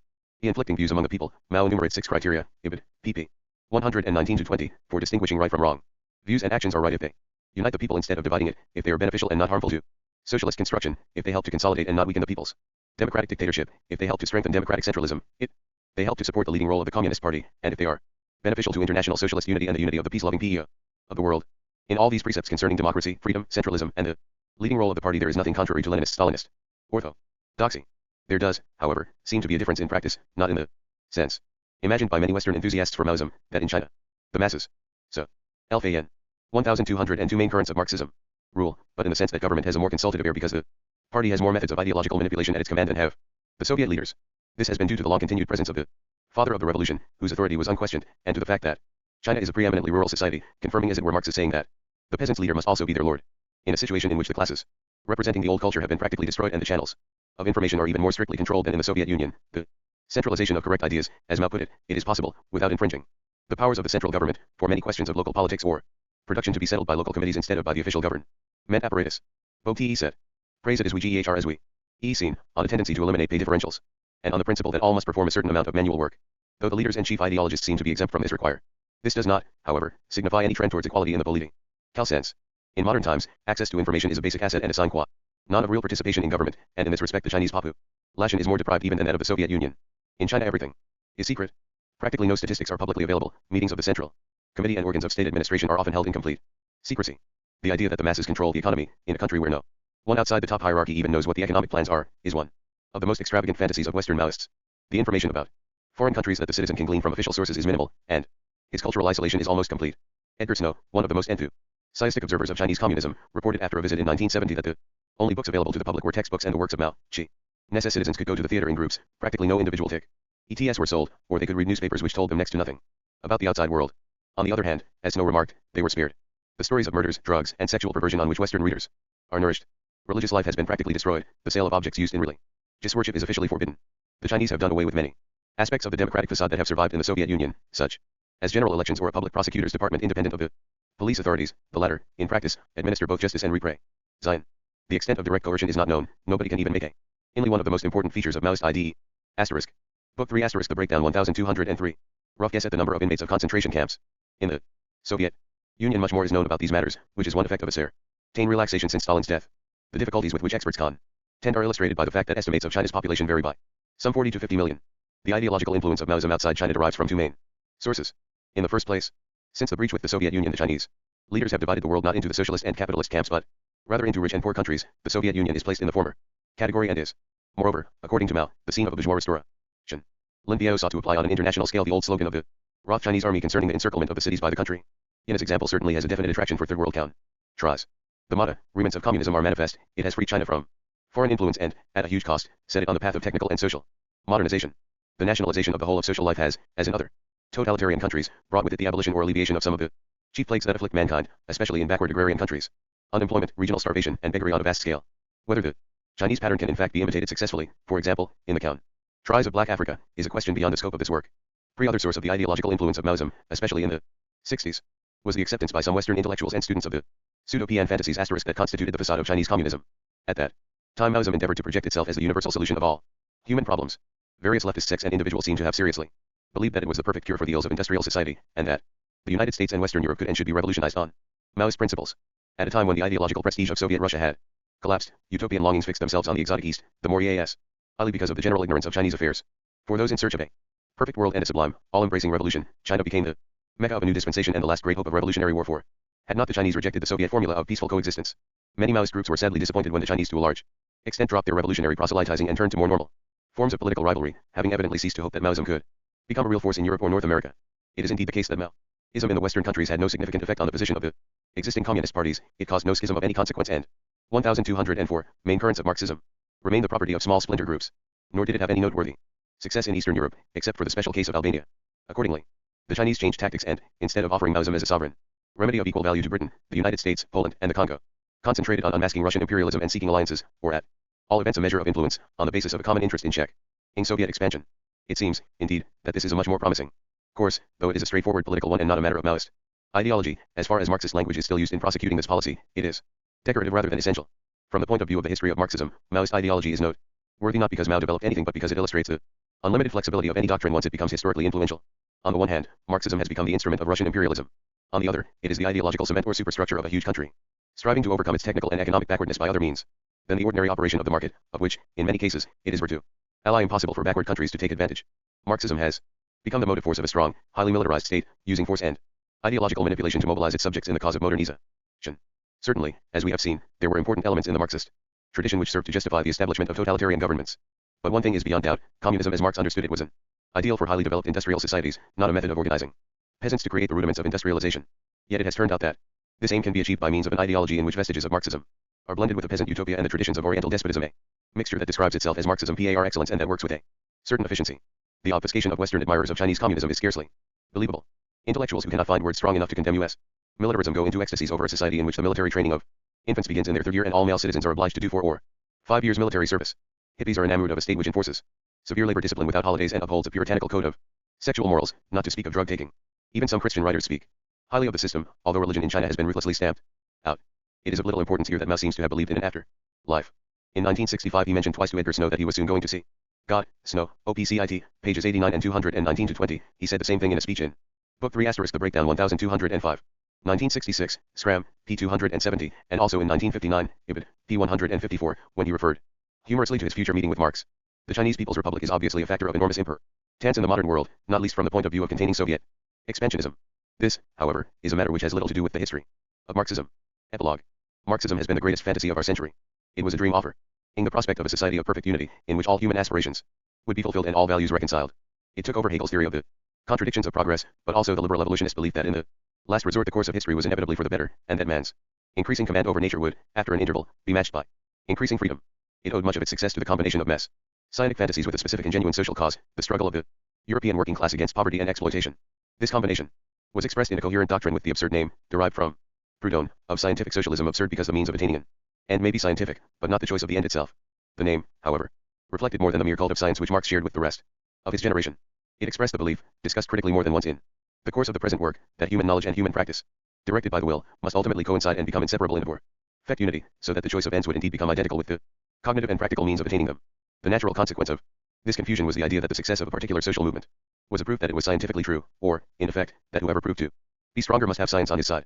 This idea is largely responsible for all the anti-scientific and anti-intellectual features of Marxism in its particular guise as the ideology of communism. To say that Marxism is a fantasy does not mean that it is nothing else. Marxism as an interpretation of past history must be distinguished from Marxism as a political ideology. No reasonable person would deny that the doctrine of historical materialism has been a valuable addition to our intellectual equipment, and has enriched our understanding of the past. True, it has been argued that, in a strict form the doctrine is nonsense and in a loose form it is a commonplace, but, if it has become a commonplace, this is largely thanks to Marx's originality. Moreover, if Marxism has led towards a better understanding of the economics and civilization of past ages, this is no doubt connected with the fact that Marx at times enunciated his theory in extreme, dogmatic, and unaccept. 1206. Epilogue 1207. Able forms. If his views had been hedged round with all the restrictions and reservations that are usual in rational thought, they would have had less influence and might have gone unnoticed altogether.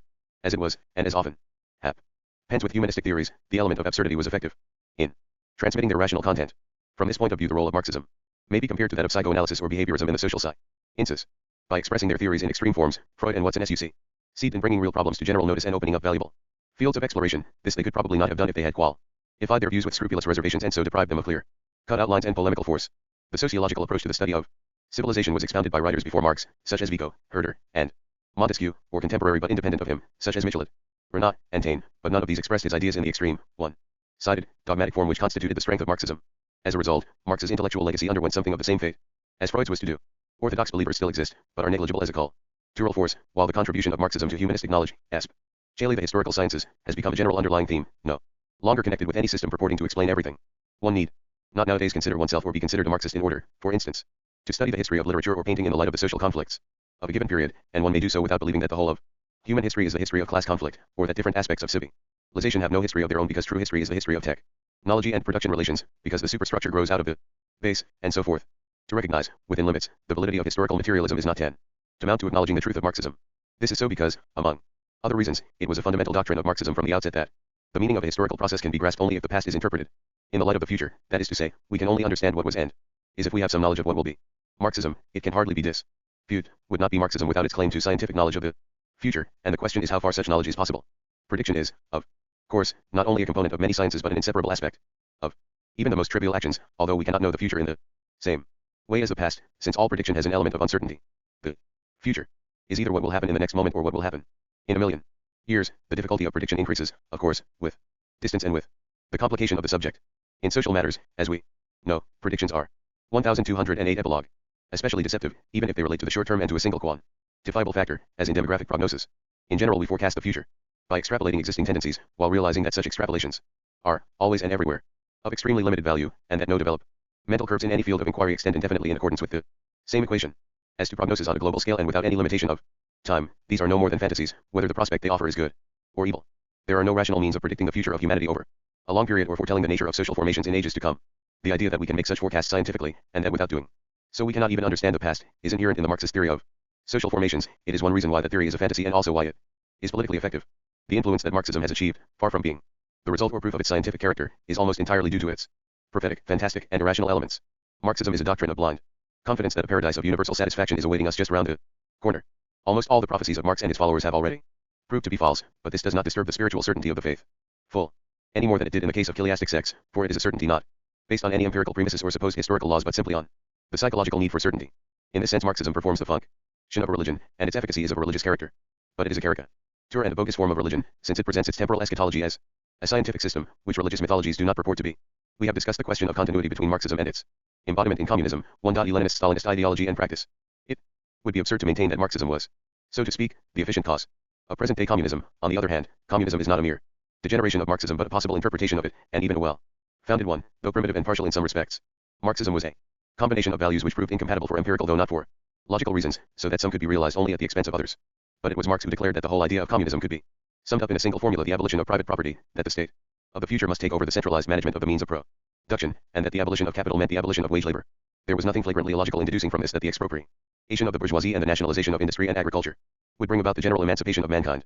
In the it turned out that, having nationalized the means of production, it was possible to erect on this foundation a monstrous edifice of lies, exploitation, and oppression. Epilogue 1209. This was not itself a consequence of Marxism, rather, communism was a bastard version of the socialist ideal, owing its origin to many historical stances and chances, of which Marxist ideology was one. But it cannot be said that Marxism was falsified in any essential sense. Arguments adduced at the present day to show that that is not what Marx meant are intellectually and practically sterile. Marx's intentions are not the deciding factor in a historical assessment of Marxism, and there are more important arguments for freedom and democratic values than the fact that Marx, if one looks closely, was not so hostile to those values as might at first sight appear. Marx took over the romantic ideal of social unity, and communism realized a conveniently way feasible in an industrial society, namely, by a despotic system of government. The origin of this dream is to be found in the idealized image of the Greek city-state popularized by Winckelmann and others in the 18th century and subsequently taken up by German philosophers. Marx seems equals to have imagined that once capitalists were done away with, the whole world could become a kind of Athenian agora. One had only to forbid private ownership of machines or land, and, as if by magic, human beings would cease to be selfish and their interests would coincide in perfect harmony. Marxism affords no explanation of how this prophecy is founded. What reason there is to think that human interests will cease to conflict as soon as the means of production are nationalized. Matza moreover combined his comantic dreams with the socialist expectation that all needs would be fully satisfied in the earthly paradise. The early socialists seem to have understood the slogan to each according to his needs. In a minded sense, they meant that people should not have to suffer cold and hunger or spend their lives staving off destitution. Marx, however, and many Marxists after him, imagined that under socialism all scarcity would come to an end. It was possible to entertain this hope in the ultra-sanguine form that all wants would be satisfied as though every human being had a magic ring or obedient genie his disposal. But since this could hardly be taken seriously, Marxists who considered the question decided, with a fair degree of support from Marx's works, that communism would ensure the satisfaction of true or genuine needs consonant with human nature, but not whims or desires of all kinds. This, however, gave rise to a problem which no one answered clearly. Who is to decide what needs are genuine, and by what criteria? If every man is to judge this for himself, then all needs are equally genuine provided they are actually, subjectively held, and there is no room equals for any distinction. If, on the other hand, it is the state which decides, then the greatest emancipation in his story consists in a system of universal rationing. At the present time it is obvious to all except a handful of new left addlies, since that socialism cannot literally satisfy all needs but can only aim at a just 1210 epilogue distribution of insufficient resources, which leaves us with the problem of defining just and of deciding by what social mechanisms the aim is to be effected in each particular case. The idea of perfect equality, i.e. an equal share of all goods for everybody, is not only unfeasible economically but is contradictory in itself, for perfect equality can only be imagined under a system of extreme despotism, but despotism itself presupposes inequality at least in such basic advantages as participation in power and access to information. For the same reason, contemporary gauchists are in an untenable position when they demand more equality and less government. In real life, more equality means more government, and absolute equality means absolute government. C equals. Copyright socialism is to be anything more than a totalitarian prison. It can only be a system of compromises between different values that limit one another. All embracing economic planning, even if it were possible to achieve, and there is almost universal agreement that it is incompatible with the autonomy of small producers and regional units, and this autonomy is a traditional value of socialism, though not of Marxist socialism. Technical progress cannot coexist with absolute security of living conditions for everyone. Conflicts inevitably arise between freedom and equality, planning and the autonomy of small groups, economic democracy and efficient management, and these conflicts can only be mitigated by compromise and partial solutions. In the developed industrial countries, all social institutions for the purpose of evening out inequalities and ensuring a minimum of security, progressive taxation, health services, unemployment relief, price controls, etc., have been created and extended at the price of a vastly expanded state bureaucracy, and no one can suggest how to avoid paying this price. Questions such as these have little to do with Marxism, and Marx's doctrine provides virtually no help in solving them. The apocalyptic belief in the summation of history, the inevitability of socialism, and the natural sequence of social formations, the dictatorship of the proletariat, the exaltation of violence, faith in the automatic efficacy of nationalizing industry, fantasies concerning a society without conflict and an economy without money, all these have nothing in common with the idea of democratic socialism. The latter's purpose is to create institutions which can gradually reduce the subordination of production to profit, do away with poverty, diminish inequality, remove social barriers to educational opportunity, and minimize the threat to democratic liberties from state bureaucracy and the seductions of totalitarianism. All these efforts and attempts are doomed to failure unless they are firmly rooted in the value of freedom, what Marxists stigmatize as negative freedom, i.e. the area of decision which society allows to the individual. This is so not only because freedom is an intrinsic value requiring no justification beyond itself, but also because without it societies are unable to reform themselves. Despotic. Epilogue 1211. Systems, lacking this self-regulating mechanism, can only correct their mistakes when these have led to disaster. Marxism has been frozen and immobilized for decades as the ideological superstructure of a totalitarian political movement, and in consequence, has lost touch with intellectual developments and social realities. The hope that it could be revived and made fruitful once again soon proved to be an illusion. As an explanatory system it is dead, nor does it offer any method that can be effectively used to interpret modern life, to foresee the future, or cultivate utopian projections. Contemporary Marxist literature, although plentiful in quantity, has a depressing air of sterility and helplessness, insofar as it is not purely historical. The effectiveness of Marxism as an instrument of political mobilization is quite another matter. As we have seen, its terminology is used in support of the most variegated political interests. In the communist countries of Europe, where Marxism is the official legitimation of the existing regimes, it has virtue. Ally lost all conviction, while in China it has been deformed out of recognition. Wherever communism is in power, the ruling class transforms it into an ideology whose real sources are nationalism, racism, or imperialism. Communism has done much to strengthen nationalist ideologies by using them to seize power or hold onto it, and in this way it has produced its own grave diggers. Nationalism lives only as an ideology of hate, envy, and thirst for power. As such, it is a disruptive element in the communist world, the coherence of which is based on force. If the whole world were communist, it would either have to be dominated by a single imperialism, or there would be an unending series of wars between the Marxist rulers of different countries. We are witnesses and participators in momentous and complicated intellectual and moral processes, the combined effects of which cannot be foreseen. On the one hand, many optimistic assumptions of 19th century humanism have broken down, and in many fields of culture there is a sense of bankruptcy. On the other hand, thanks to the unprecedented speed and diffusion of information, human aspirations throughout the world are increasing faster than the means of satisfying them. This leads to rapidly growing frustration and consequent aggressiveness.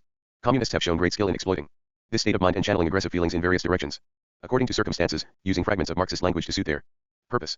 Messianic hopes are the counterpart of the sense of despair and impotence that overcomes mankind at the sight of its own failures.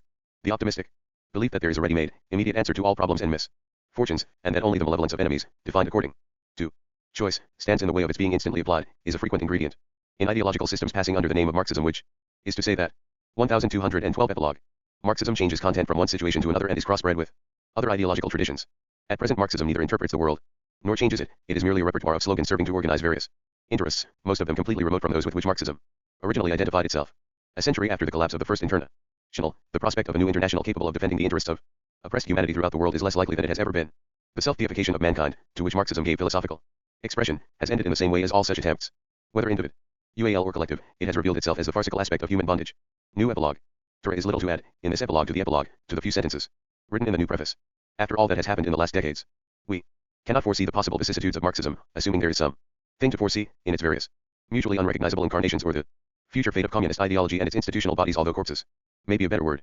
Communism in its Leninist-Stalinist version seems to have been crushed. Capitalism, i.e., the market, seems to be continuing its triumphant conquest of the world. Let us not forget, however, that the most populous country on earth, China, now experiencing a flamboyant, dazzling expansion of the market, accompanied both by gigantic corruption and by an extremely high rate of growth, is in some important respects continuing its insane Marxist past, a past which, unlike the post-Stalinist Soviet Union, it never officially repudiated. Maoist ideology may be dead there, but the state and the party still exert strict control over the way people think. Independent religious life is persecuted and stifled, as is, of course, political opposition. Despite the existence of numerous non-governmental bodies, the law does not exist as an independent organ. Law, in the proper sense, can be said to exist only if a citizen can take legal action against the state organs and have a chance of winning. There are no civil liberties and no freedom of opinion. Instead there is slave labor on a mass scale, concentration camps, in which it takes place, and the brutal repression of national minorities, of which the barbaric destruction of Tibetan culture is the best known but by no means the only example. This is not a communist state in any recognizable sense, but a tyranny that grew out of a communist system. Numerous academics and intellectuals extolled its glory when it was at its most savage, destructive, and foolish. This fashion seems to have ended. Whether this country will ever adopt the norms of Western civilization is uncertain. The market favors development in this direction, but by no means guarantees it. Will Russian imperialism return after the demise of the Soviet regime? It is not inconceivable we can observe a certain amount of nostalgia for the lost empire, but if it does, Marxism will have nothing to contribute to this rebirth. Whatever the proper definition of capitalism, the market, combined with the rule of law and civil liberties, seems to have obvious advantages in assuring a 1214 new epilogue tolerable level of material well-being and security. And yet, despite these social and economic benefits, capitalism is continually attacked from every side. These attacks have no coherent ideological content. They often use revolutionary slogans, even though no one can explain what the revolution in this context is supposed to mean. There is some remote relationship between this vague ideology and communist tradition, but if traces of Marxism can be discovered in anti-capitalist rhetoric, it is a grotesquely distorted kind of Marxism. Marx championed technical progress, and his attitude was strongly Eurocentric, including a lack of interest in the problems of underdeveloped countries. The anti-capitalist slogans we hear today contain a poorly articulated fear of rapidly growing technology, with its possibly sinister side effects. No one can be certain whether our civilization will be able to cope with the ecological, demographic, and spiritual dangers it has caused, or whether it will fall victim to catastrophe. So we cannot tell whether the present anti-capitalist, anti-globalist, and related obscurantist movements and ideas will quietly fade away and one day come to seem as pathetic as the legendary Luddites at the beginning of the 19th century, or whether they will maintain their strength and fortify their trenches. But we may safely predict that Marx himself will become more and more what he already is, a chapter from a textbook of the history of ideas, a figure that no longer evokes any emotions, simply the author of one of the great books of the 19th century, one of those books that very few bother to read but whose titles are known to the educated public. As for my 3 newly combined volumes, in which I tried to sum up and assess this philosophy and its later ramifications, provoking a fury very predictable but less widespread, than I had expected of Marxists and leftists. They may perhaps be useful to the dwindling number of people still interested in the subject.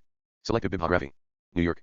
Adorno, T.W., with M. Horkheimer, Dialectic der Aufklärung, Amsterdam, 1947, N. Trans.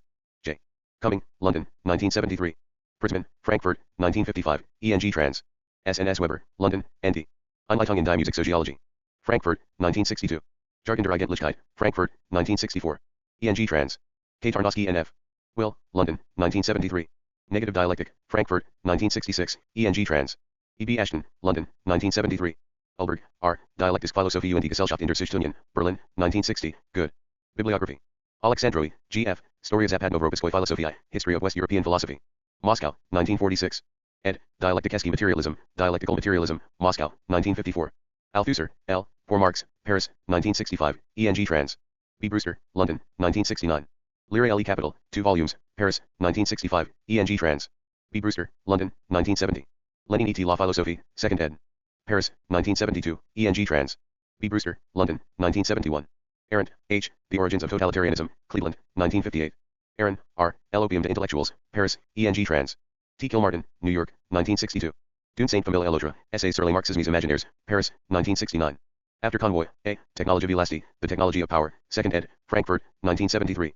Axelos, K., Marx, Penseur de la Technique, Paris, 1961. Baksk, B. Weltanschauung, Metaphysik, in Fremdung. Philosophische Beruche, Frankfurt, 1969. Bar, E. Ernst Bloch, Berlin, 1964. Bauer, R.A., The New Man in Soviet Psychology, Cambridge, Massachusetts, 1952. Baumann, Z. Towards a Critical Sociology, London and Boston, 1976. Baumann, G. Die Schließlich Walter Erkenntnis. Ernst Bloch's Philosophische Haltung. Concrete Utopie, Thesis, Lubac, 1974. Benjamin, W. Schriften, ed. T.H.W. Adorno and G. Skolem, 2 volumes, Frankfurt, 1955. Illuminations, Essays and Reflections, ed. H. Arendt, New York, 1968. Benzeller, F., ed. Festschrift zum Existen Geburtstag von George Lukács, Nude, 1965. Comprehensive Bibliography. Berdieve, N. Ward und die Leicht des Kommunismus, Darmstadt, 1953. Les sources et l'essence du communisme russe, Paris, 1938. Bisankon, A. Court trait de Sovietologie et usage de autorites civils, militaires et religieuses. Paris, 1970. Biankowski, W.I., Motory I. Socialisme, Driving Forces and Breaks of Socialism, Paris, 1969. Blakely, T.J., Soviet Philosophy, Dordrecht, 1964. Bloch, E. Gesamthaskopie, 16 volumes, Frankfurt, 1959 ff. Man on His Own, Trans. E.B. Ashton, New York, 1970, an anthology. On Karl Marx, Trans. J. Maxwell, New York, 1971, a selection from Das Prinzip. Hoffnung. 1215. 1210 Selective Bibliography. Atheism in Christianity, Trans. J.T. Swan, New York, 1972. Boshinsky, I.M., Der Sozialistisches Dialektisches Materialismus, Z.N.D. ed. Bern, 1956, N. Trans. Dordrecht, 1953. Bosierski, B.R. and J.W. Strong, eds, Religion and Atheism in the USSR and Eastern Europe. Toronto, 1975. Borkenau, F., European Communism, London, 1953. Bruss, W., The Market in a Socialist Economy, London, 1972. The Economics and Politics of Socialism, London, 1973. Brzezinski, Z., The Permanent Purge, Politics in Soviet Totalitarianism, Cambridge, Massachusetts, 1956. The Soviet Bloc, Unity and Conflict, Cambridge, Massachusetts, 1967. Bukharin, N., Teoria Исторического Materialisma, Moscow, 1921, E.N.G. Trans. Historical. Materialism, New York, 1928, Ann Arbor, 1969. With E. Preobrazhensky, The ABC of Communism, London, 1924 and 1969. Imperialism and World Economy, New York, 1929. Burnham, J., The Managerial Revolution, New York, 194. Beato, H.G., Philosophie und die Gesellschaft im Denken Ernst Blochs. Berlin, 1963. Carmichael, J., Trotsky, An Appreciation of His Life, New York, 1975. Caught, D. Communism and the French Intellectuals, New York, 1964. Chamber, H., L.E. Marxism and Union Soviétique, Paris, 1955. Cheng, P.H. Radicals and Radical Ideology in China's Cultural Revolution, New York, 1973. Châtelet, F., Logos et Praxis. Recherches sur la signification théorique du marxisme, Paris, 1962. CHN, J. Mao and the Chinese Revolution, London and New York, 1965. Cohen, S.F., Bukharin and the Bolshevik Revolution, A Political Biography 1888 to 1938. New York, 1973, Copious Bibliography. Congdon, L., Lukács's Road to Marx Survey No. 2/3. 1974. Conquest, R., The Great Terror, Stalin's Purge of the 30s, London, 1968. Cranston, M., The Mask of Politics, London, 1973. Dam, H., Die Dialektik im Wandel der Sozialphilosophie, Cologne, 1963. Daniels, R.V., ed., A Documentary History of Communism, 2 volumes. New York, 1960. The Conscience of the Revolution. Communist Opposition in Soviet Russia. Cambridge, Massachusetts, 1960. Daubier, J., Histoire de la Révolution culturelle prolétarienne en Chine, 2 volumes, Paris, 1971. Deborn, A.M., Videni Philosophie Dialecticisco Materialisme, Introduction to the Philosophy of Dialectical Materialism, Petrograd, 1916, 4th ed. 1925. Lenin Kakmis Lytle, Lenin as Thinker, Moscow, 1924. N. N. Bukharin, Controversen über Dialektisken und die Mechanistisken Materialismus. Einel. Von Oscar Need, Frankfurt, 1960. De George, R.T., Patterns of Soviet Thought, Ann Arbor, 1966. The New Marxism, New York, 1968. Disson, W., The Marxism of J.P. Sartre, New York, 1965. Desandi, J., Phenomenology et Praxis, Paris, 1963. Deutscher, Stalin. A Political Biography, Rev. ed., Harmansworth, 1966. Marxism in Our Time, London, 1972. The Prophet Armed. Trotsky 1879-1921, London, 1954. The Prophet Unarmed. Trotsky 1921-1929. London, 1959. The Prophet Outcast. Trotsky 1929-1940, London, 1963. Gilas, M., The New Class. An Analysis of the Communist System, New York, 1957. The Unperfect Society. Beyond the New Class, New York, 1960. Selective Bibliography 1217. Dobb, M., Soviet Economic Development since 1917, New York. 1966. Draper, T., The Strange Case of the Comintern, Survey, Summer 1972. Ehrlich, A., The Soviet Industrialization Debate 1924-1928, Cambridge, Massachusetts, 1960. Fedosiev, P.N.E.T.A.L., eds, Filosofskie problemy современного естествознания, Philosophical Problems of Contemporary Natural Sciences, Moscow, 1959. Fitzger, L. von Marx zur Sagittariologie, Frankfurt, 1957. Fiore, G., Vita di Antonio Gramsci, Bari, 1965, E.N.G. Trans. New York, 1971. Fischer, E. Kunst und die Coexistence. Beitrag zu einer modernen marxistischen Ästhetik, Hamburg. 1970. Fischer, L., The Life of Stalin, London, 1953. Fischer, R. Stalin and German Communism, Oxford. 1948. Fitzpatrick, S., The Commissariat of Enlightened Meaning. Soviet Organization of Education and the Arts. Underlin Akarski, Cambridge, 1970. Flechtim, OK, Bolshevismus 1917-1967, Vienna Frankfurt Zurich, 1967. Well Communismus im Wandel, Cologne, 1965.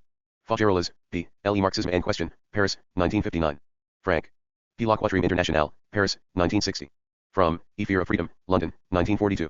Man for Himself, New York, 1947. The Sane Society, New York. 1955. Marx's Concept of Man. New York, 1961. Gable, J. La Fausse Conscience, Paris, 1962. Garaudy. R.L.E. Communisme et la Morale, Paris, 1945. Un littérature de fossoyeurs, Paris, 1948. L'Église, L.E. Communisme et les chrétiens, Paris, 1949. Perspectives de, Existentialisme, Pensée catholique, Marxisme, Paris, 1961. TTS Mart, Études sur Hegel, Paris, 1962. Justi, V. Il Pensiero di Trotsky, Firenze. 1949. Goldman, L. L.E. Ducash, Paris, 1954. Recherches Dialectics. Paris, 1959. Marxism et Sciences Humaines, Paris, 1970. Graham, L.R. Science and Philosophy in the Soviet Union, London, 1971, Copious Bibliography. Gramsci. A. Il Materialismo Storico e la Filosofia di Benedetto Croce, Turin, 1948. Gli Intellettuali e l'Organizzazione della Cultura, Turin, 1949. Il Risorgimento, Turin, 1949. Note sul Machiavelli, sulla politica e sullo Stato moderno, Turin, 1949. Literatura e vita nazionale, Turin, 1950. Passito e presente, Turin, 1951. The Modern Prince and Other Writings, London, 1957. Scritti Giovanili, Turin, 1958. 2000 Page de Gramsci, ed. G. Ferret and Gallo, Milan, 1964. Grossman. H. Das Accumulations und die Zusammenbruchgesetze der Kapitalistischen Systems. Leipzig, 1929. Habermas, J. Theory und die Praxis, Neue in Berlin, 1963. Erkenntnis und die Interesse, Frankfurt, 1968. Technik und die Wissenschaft als Ideology, Frankfurt, 1968. Ed. Antworten auf Herbert Marcuse, Frankfurt, 1968. 1210 Selective Bibliography. Haldane, J.S.B., The Marxist Philosophy and the Sciences, New York, 1939. Harrington, M., Socialism, New York, 1971. Havemann, R., Dialectic und Dogma, Hamburg, 1964. Antworten, Fragen, Antworten, Munich, 1970. Reich Antworten und die Hauptverwaltung Wijwarden, Munich, 1971. Heller, A., Lukács Aesthetics, New Hungarian Quarterly, No. 24, 1966. Gensatzerpflicht. Das Paradigmatisch der Ethik der Deutschen Klassik im Overvangi. Lucas, Revue Internationale de Philosophie, No. 106, 1973. Herzog, M., Kommunistische Leviathan, The Communist Leviathan, Paris, 1973. Hobsbawm, E.J., Revolutionaries, Contemporary Essays, London, 1973. Horkheimer, M., Critics Theory, ed. Alfred Schmidt, 2 volumes, Frankfurt. Sane. Eclipse of Reason, New York, 1947. Zur Kritik der Instrumentellen Vernunft, Frankfurt, 1967. Hudson, W., The Utopian Marxism of Ernst Bloch Thesis, Oxford, 1975. Hippolyte, J., Studies on Marx and Hegel, New York, 1969. Istituto Giangiacomo Feltrinelli, Storia del Marxismo Contemporaneo, Milan, 1974. Jaffe, P.J., The Varga Controversy and the American C.P., Survey, Summer 1972. Jaeger, A., Reich Zur Eschatologie Ernst Blochs, Zurich, 1969. J. M., The Dialectical Imagination. A History of the Frankfurt School and the Institute of Social Research 1923-50, London, 1953, Copious Bibliography. Johnson, C., ed., Change in Communist System, Stanford, 1970. Jorovsky, D., Soviet Marxism and Natural Science 1917-1932, London, 1932. Jordan, Z.A., Philosophy and Ideology. The Development of Philosophy and Marxism-Leninism. In Poland since the Second World War, Dordrecht, 1963, excellent bibliography. Kamini, L. E. Preobrazhensky, N. Bukharin, and L. Trotsky, Law Question Pays and NURSS. To 1924-1929, Presentation PARM Fischelson et Deristenberg, Paris. 1973. Karev, N. Z. Materialisticus Dialecticu, for the Materialist Dialectics, Moscow, 1930. Karsh, S. Theorie et Politique, Louis Althusser, Paris, 1974. Kedrov, B. M. Zero Koloshes Benekikakis Benekismeniak v. Prirode, on the Qualitative and Quantitative Chances in Nature, Moscow, 1946. Oproizvedenia Angelsa Dialectica Priority, on Engels' work Dialectics of Nature, Moscow, 1954. Kaskakik, F. Zero Poznavi Most Myra, on the Nobility of the World, Moscow, 1952. Klein, G. L., ed., Soviet Education, New York, 1957. Kolakowski, L. Marxism and Beyond, 2nd ed. London, 1971. Der Revolution Geist, Stuttgart, 1972. Marxismus Utopie and the Anti-Utopie, Stuttgart, 1974. N.S. Hampshire, eds. The Socialist Idea, a Reappraisal, London, 1974. Kolbanovsky, V.N., Dialectikeski Materialism I Sovremeno Estevezznani, Dialectical Materialism and Contemporary Natural Science, Moscow, 1964. Konstantin Woy, F.B., ed., Storycheski Materialism, Historical Materialism, Moscow, 1951. Corey, W., Zinoviev on the Problem of World Revolution 1919-1922, Colorado University Press, 1960. Korsch, K., Marxismus und Philosophie, H.G. und Angel. Von E. Gerlach, 5th ed., Vienna, 1972. E.N.G. Trans. London, 1970. Die Materialistische Geschichtsoffice und die Schriften, H.G. E. Gerlach, Frankfurt, 1971. 3 Essays on Marxism, Introduction by P. Brains, New York and London, 1972. Kossack, K., Die Dialektik der Konkreten, Frankfurt, 1967. Selective Bibliography 1219. Krasso, N., ed., Trotsky, The Great Debate Renewed, St. Louis, 1972. Kruzek, A., Sultan Galajipo 50 Latach, Sultan Galiev After 50 Years, Kultura, No. 9, 1973. Kuzin, V.V., ed., The Czechoslovak Reform Movement 1968, London, 1973. Lebez, L., ed., Revisionism. Essays on the History of Marxist Ideas, London, 1961. Lacroix, J. Marxisme, Existentialism, Personalisme, Paris, 1949. Leszek, B., Les Partis Communistes d'Europe 1919-1955, Paris, 1956. Ed., The Comintern Historical Highlights, London, 1966. Lenin et la Ligne Internationale, Neuchâtel, 195. Lefebvre, H., A la lumière du matérialisme dialectique, I., Logique formelle, Logique dialectique. Paris, 1947. La Pensée de Karl Marx, Paris, 1947. Problems actuels du Marxisme, Paris, 1957. La Somme et le reste, Paris, 1959. Critique de la vie quotidienne, 2 volumes, Paris, 1962. Lemberg, E., Ideologie und die Gesellschaft.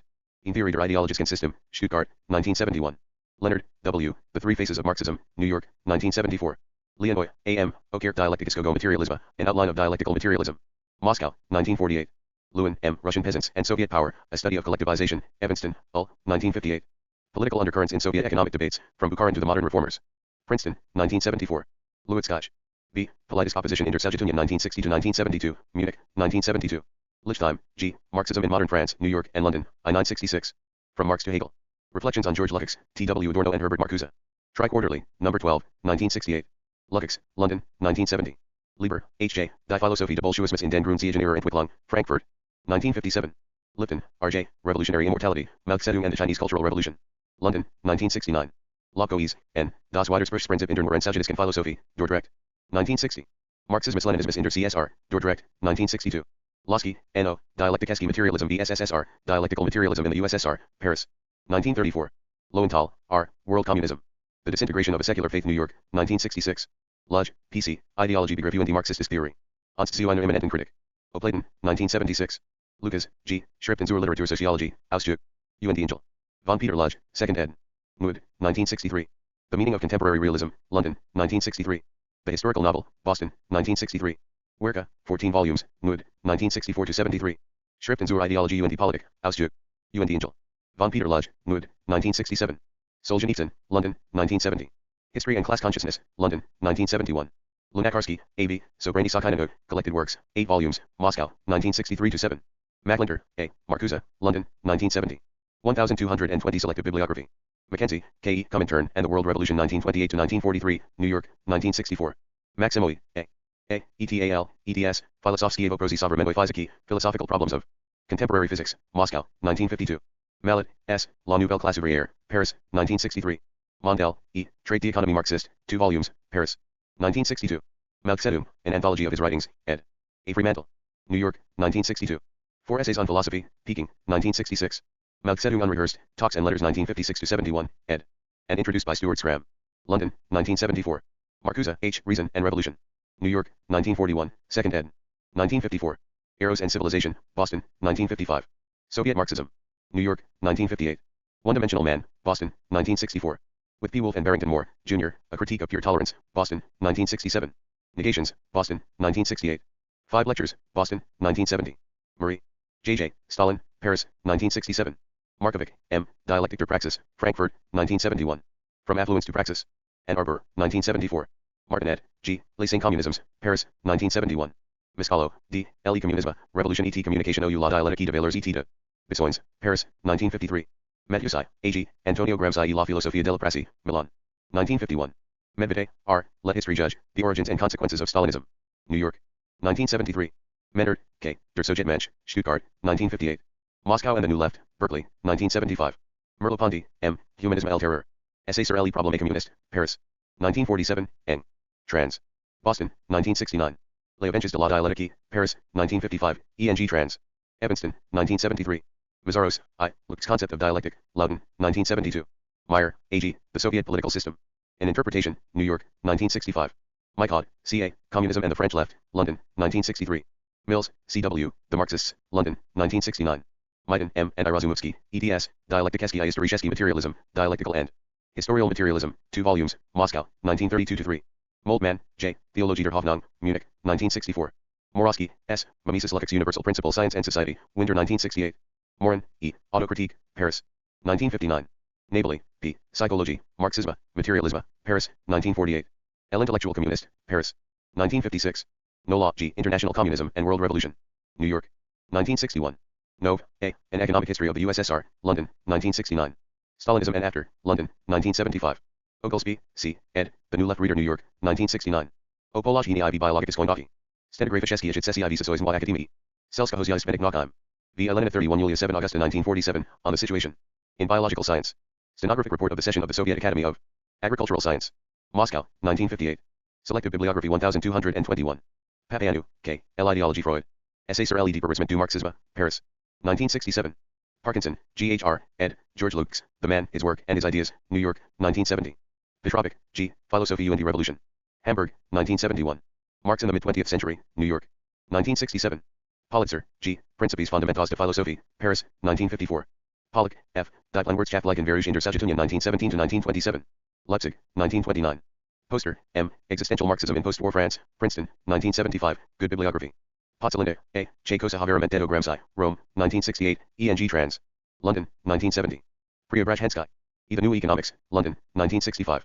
Ratzschau, C.H., Atheismus am Christentum. In Auseinandersetzung MIT Ernst Bloch, G. Erslow. 1971. Roberts, P.C., Alienation and Soviet Economy, Albuquerque, 1971. Rosenberg, A. A History of Bolshevism from Marx to the First Five-Year Plan, London, 1934. Rothberg, A. The Heirs of Stalin, Dissidents and the Soviet Regime, Ithaca, 1972. Rosenthal, M.M., Voprosi Dialektiki v Kapital Marxa, Problems of Dialectics in Marx's Capital, Moscow, 1955. N. P. Utin, Kratky Filosofsky Slovar, Short Philosophical Dictionary, Moscow, 1939, 5th. ed. 1963. Rubinstein, S.L., O Myšlení I Putiaki Goizildovania, On Thinking and the Ways of Investigating It, Moscow, 1958. Vitae I Soznany, Existence and Consciousness, Moscow, 1957. Sakharov, A.D. Thoughts on Progress, Peaceful Coexistence and Intellectual Freedom, New York, 1968. Sartre. J.P. Critique de la Raison Dialectique, Paris, 1960. Problème du Marxisme, Situation 6, Paris, 1964. Scapiro, L., The Communist Party of the Soviet Union, London, 1960. Schmidt, A., Der Begriff der Natur in der Lehre von Marx, Frankfurt, 1962. Schramm, S.R., Malzedung, Harmonsworth, 1967. Schwartz, B.I., Chinese Communism and the Rise of Mao, Cambridge, Massachusetts, 1951. Schachtman, M., The Bureaucratic Revolution, The Rise of the Stalinist State, New York, 1962. Sinclair, L., Leon Trotsky, A Bibliography, Hoover Institute Press, 1972. Skilling, H.G., Czechoslovakia's Interrupted Revolution, Princeton, 1976. Skolimowski, H., Polski Marxism, Polish Marxism, London, 1969. Snow, E., China's Long Revolution, London, 1974. Soubise, L., L.E. Marxisme après Marx, Paris, 1967. Severin, B., Stalin. Aperçu historique du Bolchevisme, Paris, 1935. Stalin, I.V., Sakhainania, Works, Volumes 1-13, Moscow, 1946 ff., not completed, E.N.G. Trans. 1954 ff. Marxism I Voprosi Yazikoznania, Moscow, 1950, Marxism and Problems of Linguistics, Eng. Trans. New York, 1951. Ekonomikeski problemy socjalizmu v SSSR, Economic Problems of Socialism. In the USSR. Moscow, 1952. Stojanovic, S., Critique et Avenir du Socialisme, Paris, 1971. Tamburino, G., Antonio Gramsci, La Vita, I. El Pensiero, Elazione, Manduria. 1963. Tigrid, P., A Mere Revolution, Paris, 1977. Todd, E., La Chute Finale. Essay sur la décomposition de la sphère soviétique. Paris, 1976. Tokes, R., ed. Dissent in USSR, Politics, Ideology, and People, Baltimore. And Leiden, 1975. Treadgold, D.W., ed. The Development of the USSR, Seattle. 1964. 1222 Selective Bibliography. Trotsky, L., The History of the Russian Revolution, 3 volumes, New York, 1932. In Defense of Marxism, Against the Petty Bourgeois Opposition, New York, 1942. Their Morals and Ours, New York, 1942. Writings, 1929-1940, ed. G. Brightman, B. Scott, N. Allen, S. Lovell, New York, 1971 ff. Contains the articles and speeches written in exile, no major works. The Revolution Betrayed, New York, 1972. Tucker, R.C., Stalin as Revolutionary, 1879-1929. A Study in History and Personality, New York, 1973. ed. Stalinism. Essays in Historical Interpretation, New York, 1977. The Soviet Political Mind, Ray. ed. New York, 1971. Ulam, A.B., Stalin, The Man and His Era, New York, 1973. Unsold, S., ed. Ernst Bloch Zeuren, Frankfurt, 1965. Vasia, G., Luke 0 Korsch, Bari, 1969. Vranicki, P., Manchu and Geschichte, Frankfurt, 1968. Weinberg, E.A., The Development of Sociology in the Soviet Union, London and Boston, 1974. Wetter, G.A., Der Dialectische Materialismus. Same Geschichte und die Senssystem in der Sowjetunion, 5th ed. Freiburg, 1960, E.N.G. Trans. New York, 1958, Copious Bibliography. Soviet Ideology Today, New York, 1966. Wilson, D., ed., Mao Zedong in the Scales of History, Cambridge, 1977. Wolf, B.D., An Ideology in Power, London, 1969. Wolf, K.H. and Barrington Moore, Jr., eds., The Critical Spirit, Essays in Honor of Herbert. Marcuse, Boston, 1967. Stanove, A.A., On Literature, Music and Philosophy, London, 1950. Zita, V., George Lukács Marxism, Alienation, Dialectics, Revolution, The Hague, 1964. Index. ABC of Communism, The, Bukharin and Preobrazhensky, 810. Abraham, Karl, 1093. Abramowski, Edward, 368, 917. Absolute, 14-19, 21, 22, 35, 4.1, 64, 65. 02245 145,395 051-52,1075 1131. Being End, 14, 15-17, 330-31, 451. Consciousness Progress 2, 48-59. Contingency End, 33-34. Creation End, 23-24. Evolution Concept End, 453. Evolution of, 26-27. Existence End, 14. As Fulfillment of Humanity, 31. God End, 17-19, 28-29, 70-71. Hegelianism End, 329-30. Labor as, 538. Mind End, 48-49. Reality as, 452. Reason End, 50. Religion End, 583. Of Spinoza, 90. Absolute Pauperization, Theory of. 237-38, 389. Abstentionism Policy, 965-67.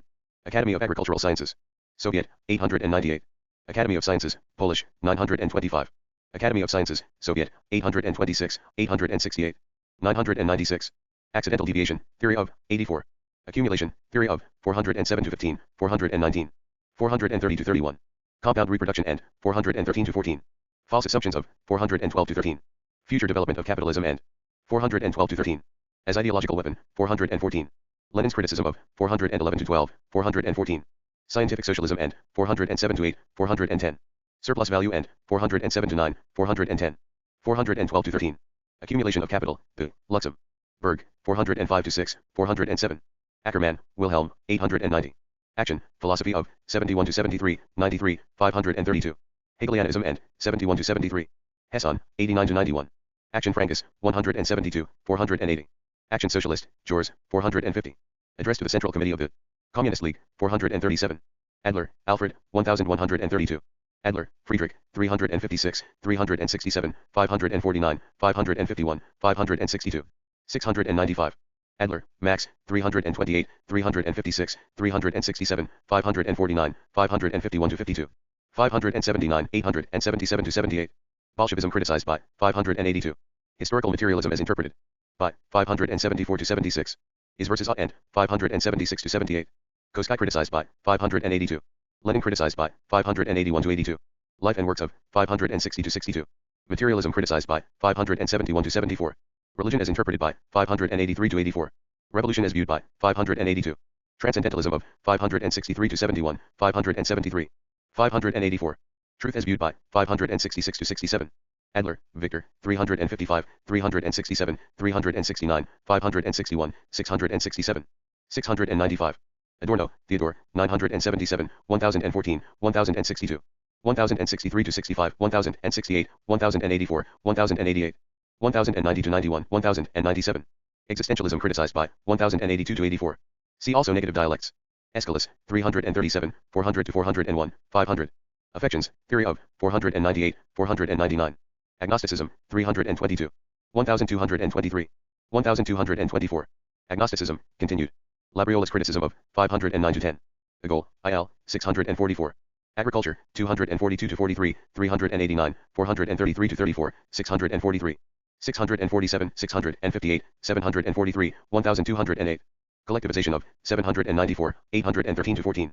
818 to 20, 849, 94.9, 1152, 1188. Ahrens, Heinrich, 167. Idukevich, Kazimierz, 925. Akhmatova, Anna, 825, 885. Akamov, Alexei, 67. Aksakov, Konstantin, 604. Axelrod, 687, 690. Axelrod, Lyubave, 687, 690, 694, 703. 715 to 17, 719, 732, 839, 845. Axelrod, Pavel, 394, 621, 622, 637, 657. 660, 671. Albania, 921, 923, 1204. Alexandrov, GF, 883, 887 to 88. Alexinsky, Bolshevik, 703. Alexander I, Tsar of Russia, 901. Alexander II, Tsar of Russia, 602, 605. 619, 623, 885. Alexander III, Tsar of Russia, 605.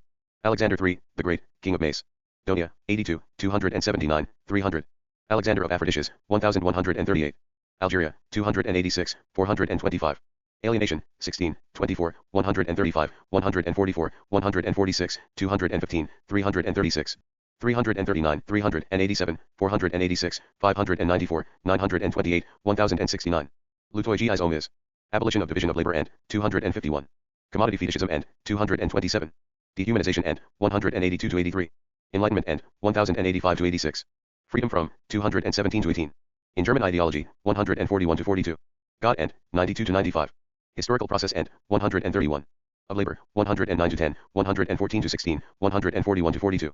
146, 148, 194, 217, 230 to 33, 285. SPO, Abal, Te. Money and, 92 to 93. Private property and, 147. Of religion, 93 to 98. Of self-consciousness, 12. Of socialization process, 233 to 36. Alamein, Jean, 364. Allgemeine Deutsche Arbeiterverein. 196 to 97. Index. Alliance Internationale de la Démocratique. Socialist, 203. Alliance Internationale Ouvrière, 369. All Union Writers Congress, 885. Alsace-Lorraine. 362, 426. Althusser, L, 1174 to 77. Amalric, André, 916. Ambartsumian, V.A., 896. Ambrose, Saint, 22. Amiel, Henry, 53. Anabaptism, 173, 1140. Analytics, Aristotle, 689. Anarchism or Socialism. Stalin. 797. Anarchists, 134, 367, 459, 492, 493, 515. 942 to 43. Bakunin and, 203 to 5. 208 to 9. In Italy, 207 to 8. Second International and, 359 to 62. 369 to 71. State and, 369 to 70. See also Syndicalists. Anarcho-Syndicalists, see Syndicalists. Ancient Society, Engels, 213 to 14. And Quiet Flows the Dawn, Shalikov. 1022. Andromache, Racine, 1052. Annals of the Fatherland, Ateshesman. Zapisky, Mikhailovsky. 613. 615. Anschluss, 561, 563, 881. Anselm, Saint, 27. Anthropological Principle in Philosophy. B. Chernyshevsky. 607. Anti-Diering, Engels, 190, 213, 293. 309, 356, 435. 667 1009. Anticritic, Luxembourg, 406. Antisemitism, 173, 213, 372, 435, 923. 1161, 1166. Anti-Socialist Law, Germany, 296, 363. Appeasement Policy, 881. April Thesis, Lenin, 736, 799, 810. A priori Concepts and Categories, 39 to 40. 42, 565 to 66, 573. Aquinas, St. Thomas, 7, 19, 28, 496. Aragon, Louis, 928. Arakchayev, Alexei, 901. Arbiter Literature, 844. Arbiter Program, La Salle, 196, 199. Arbiter Zeitung, 561. Archiv für die Geschichte des Sozialismus. Index. UN Arbiter Bewegung, 995. 1034, 1062. Archiv or Socialgesetzbung. Statistic, 649 to 50. Arguments, 1172. Aristotle, 12, 82, 219, 261, 319, 590.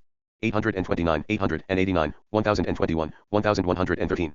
And Leszek concept of 1133 to 34. Armée Nouvelle, L. Organisation Socialiste. De France, Georges, 450, 461. Armenia, 960.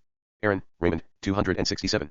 Art, 57, 218, 460, 520, 534, 540, 628. 663, 834, 835, 945, 1044, 1056.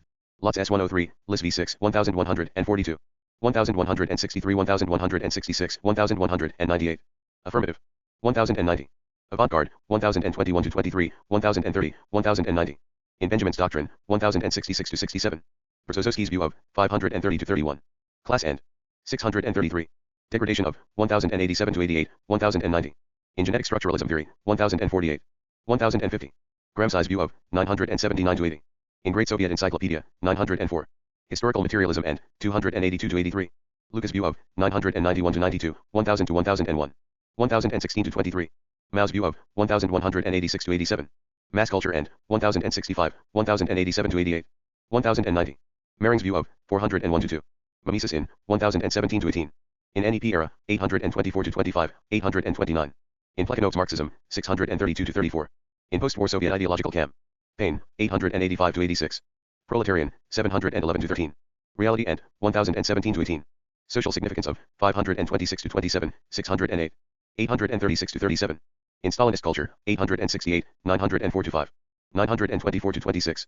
Totality and mediation in 1000 to 1001. 1018 to 20, 1054 to 55. Art and literature, Mao, 1186 to 87. Retle Socialisme, L. Georges, 455. Askoldov, 693 to 94. 824. Asmus, VF, 844, 847, 890. 1225. Association of Polish Socialists Abroad. 523. Aesthetic Theory, Adorno, 1068. Atheism, 78, 91, 94, 113, 116, 204, 330. 694, 714, 723, 724, 1138 to 39. Or Engels, 119. Scientific, 693. Atheismus am Christentum, Block, 1128. Atomism, 84 to 85, 123 to 24. Audley, Arnold D., 1052. Our, Ignace, 434. Augustine, Saint, 13, 17 to 19, 22, 508. 331. Augustus, Emperor of Rome, 281. Austria, 202, 355, 369, 375, 425, 559. 561, 563, 578, 871. Socialist movement in 366 to 67. Austria-Hungary, 286, 426, 588, 675. 133. Austro-Marxism, 367, 549 to 600. Concept of 549 to 52. Consciousness and 574 to 76. Democracy and 579 to 82. Dictatorship and 579 to 81.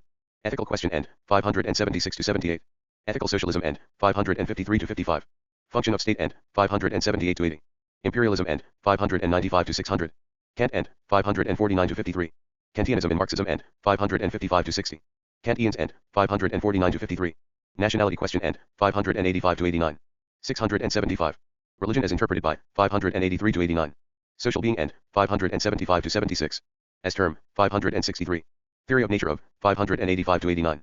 Theory of value and 589 to 94. Transcendental consciousness and 563 to 71. Value as viewed by 589 to 94. Authoritarian personality, the Adorno. Et al. 1068. Avanti, 965. Avenarius, Richard, 529, 531, 532 to 34. 692, 695 to 99, 701, 703, 716, 718. 23. Avenir Socialist Syndicates, L. Sarl.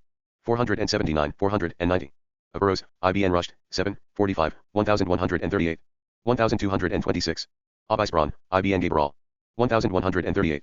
Avicenna, IBN Sina, 1127, 1138. Avicenna and the Aristotelian Left. Block. 1138.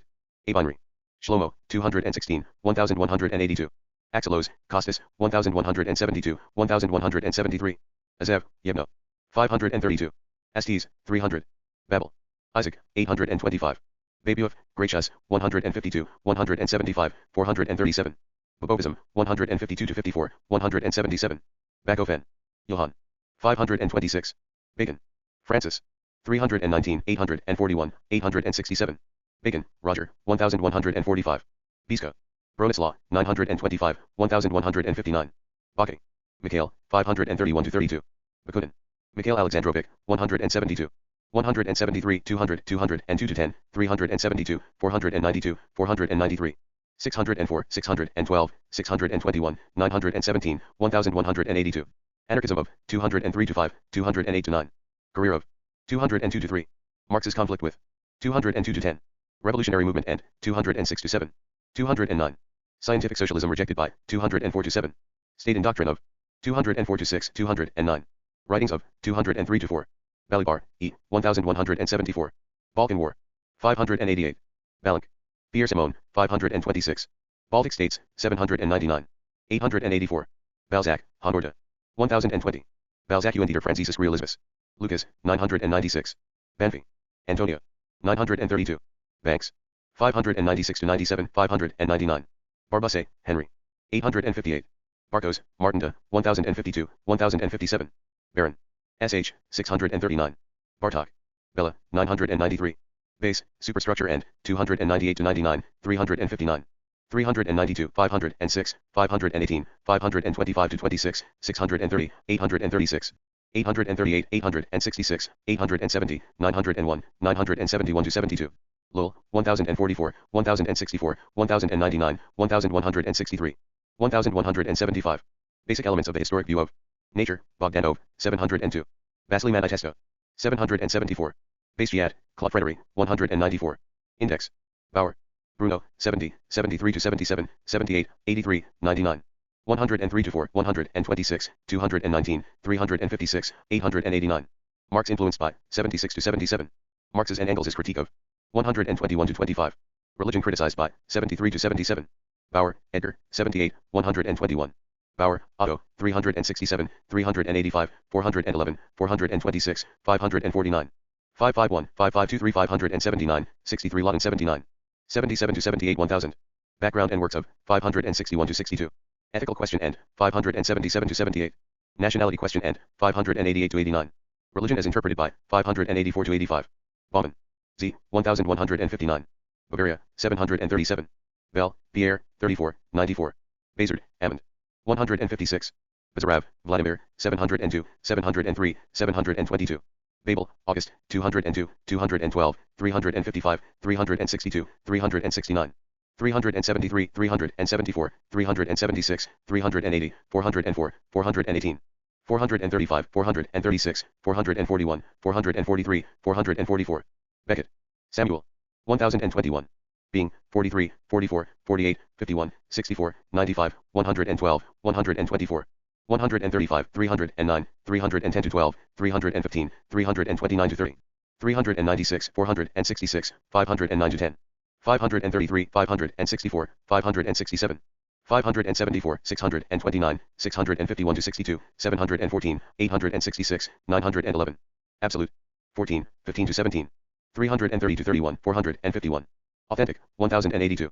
In Bloch's Doctrine, 1124, 1126. 1130, 1134, 1138. Consciousness and 264. Constant change principle and 313. Contingency of existence and 12.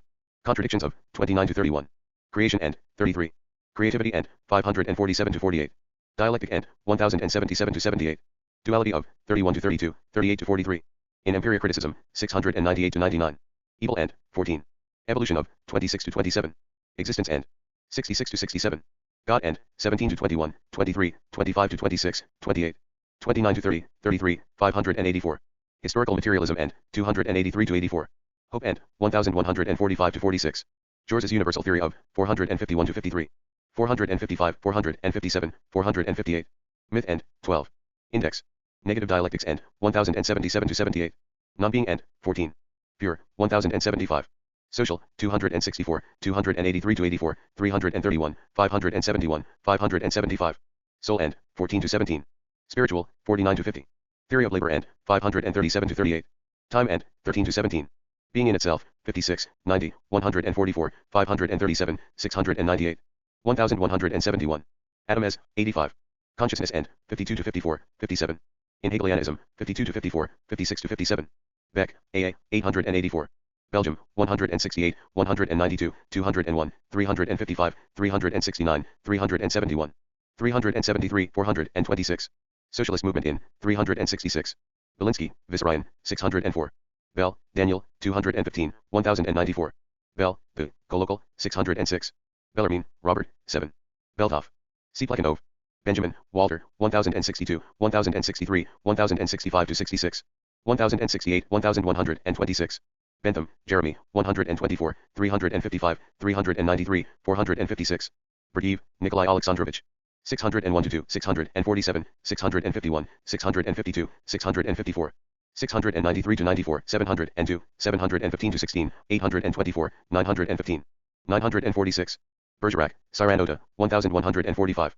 Bergson, Henry, 449, 476, 477 to 78, 485. 489 to 90, 492, 529, 534, 539, 540. 545, 692, 878, 911, 1015, 1063. 1079, 1080, 1081, 113. In Great Soviet Encyclopedia, 903 to 4. Beria, Lavrenti, 800, 907, 1148. Berkeley, George, 44, 312, 716, 718, 722. Bourbon, 703. Bernstein, Edward, 212, 267, 356, 363. 373, 376, 380, 389, 391, 399, 404. 415, 425, 433 to 46, 463, 465, 480. 489, 499, 508, 513, 551, 556, 578. 629, 635, 649, 651, 659, 671, 732. SSEALE. Background and career of 435 to 36. Hegelianism criticized by 436 to 37. Historical materialism of 436 to 37. On laws of history and dialectic. 436 to 38. Luxemburg's criticism of 444. 1227. Marxism criticized by 436 to 40. Orthodox criticism of 443 to 45. Revisionist doctrine of 434, 438 to 46. 635, 661, 1140. On revolution, 440 to 43. Value theory criticized by 437 to 38. Bernstein und das Sozialdemokratisk. Program, Koskai, 381. Bialoblocky, Bronislaw, 513. Bielinska, M, 1159. Biankowski, Vladislav, 1162. Bismarck, Otto von, 197, 199, 201, 208. Baudot. Black Repartition, Gurney Brittle, 619. 621. Blanc, Louis, 157, 170, 380, 465. Socialist Doctrine of 177 to 79. Blanky, Louis Augusta, 152, 364, 447. Socialist Doctrine of 176 to 77. Rouloche, Ernst, 927, 991, 1018, 1080. 1081, 1124 to 47, 1164. Assessment of 1143 to 47. Background and career of 1125 to 28. Being in doctrine of 1124, 1126. 1130, 1134, 1138. Empiricism of 1131 to 32, 1133. God in doctrine of 1126, 1136 to 38. 1146. Heidegger compared with 1143. Marxism as interpreted by 1127. 1140. Matter as defined by 1138 to 40. Natural law theory of 1140 to 41, 1147. Political orientation of 1141 to 43. Religion in doctrine of 1136 to 38. 1146 to 47. Stalinism of 1127, 1141 to 43. Style of 1124, 1142. Utopia of 1125 to 26, 1129 to 36, 1145. Bloch, Julius, 436. Bloch, Alexander, 692. Blochensafe, D.I., 895. Blood Sacrifice, 95. Bloom, Leon, 876. Bloom Thesis, Lukács, 995 to 96. Boshinsky, Innocenti, 1182. Boethius, 14. Bogdanoy, A.A., 652, 688, 691, 702 to 9. 714 to 16, 720, 774, 542. Background and career of 702 to 4. 1228. Bogdanoy, A.A., continued. Empirio-Modist philosophy of 704 to 9. Prolicool idea of 710 to 12. Bembark, Eugen, 267, 356, 552. 589 to 92, 651. 809. Bombark's Marx critic, Hilferding. 589. Bohm, Jacob, 21, 31 to 32, 1124, 1139. Boer, Niels. 894. Bolna. Otto. 1082. Bolshevik, 888, 901. Bolsheviks, Bolshevism, 394 to 95, 405 to 6. 428, 431, 480, 494 to 95, 561, 636. 641 to 42, 660, 661, 664, 670, 709. 746, 766, 773, 774 to 75, 793, 796. 797, 815, 854, 861 to 62, 877, 914. 942 to 48, 965, 867, 1012, 1040. 1181. Adler's criticism of 582. Brest-Litovsk Treaty and 739 to 40. Despotic, 561 to 62. Dictatorship of party and 943. Great purges and 851 to 52. Luxemburg's criticism of 420 to 23. 424. Martov's view of 770 to 72. Menshevik's rift with 670 to 72. 687 to 88, 731. National question and 731. 1917 revolution and 735 to 36, 739 to 41. Peasantry debate and 730 to 31. Plekhanov's criticism of 636 to 38. As professional revolutionaries. 666 to 67. Prolicool opposed by 711. Third International and 872 to 75, 877. Victory of 777 to 78. Working class and 665 to 66. See also Communist Party, Soviet. Bonald, Luista, 526. Bunkbrevik, VD, 688. Bonatus, M, 451. Bordiga, Amadeo, 965, 967 to 68. Borkenau, Franz, 1062. Born, Ludwig, 70. Bottomore, TB, 303. Budin, Louis, 549. Bourgeoisie, 120, 131, 171, 183, 185. 192, 199, 238, 247, 250, 263. 273 to 74, 281, 295, 297, 306, 343. Index. 361, 370, 372, 392, 393, 394. 406, 417, 419, 441, 445, 462. 4.64, 579, 587, 598, 745, 755, 757. 835, 836, 988. 996, 1006, 1208. Class struggle and 142 to 43. In Communist Manifesto, 187 to 88. Dictatorship of 579 to 80. Revolution of 623 to 24. 625, 637. 680 to 82, 798 to 99. 950. Bourgeoisie and the counter. Revolution, Boo, Marx, 250. Boyle, Robert, 324. Brandler, Heinrich, 874. Bray, John Francis, 162. Brazil, 850. Bordzilla, Struggle, 796. Briere, Emile, 20. Brentano, Franz. 435, 517. Brest-Litovsk, Treaty of 677, 739 to 40.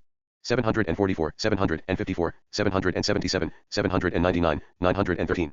Brill, Jacob. 34. Brissot de Warbley. Jacques Pierre. 167. Brighton Nicus, Racine, 1052. Brunetiere. Ferdinand. 633.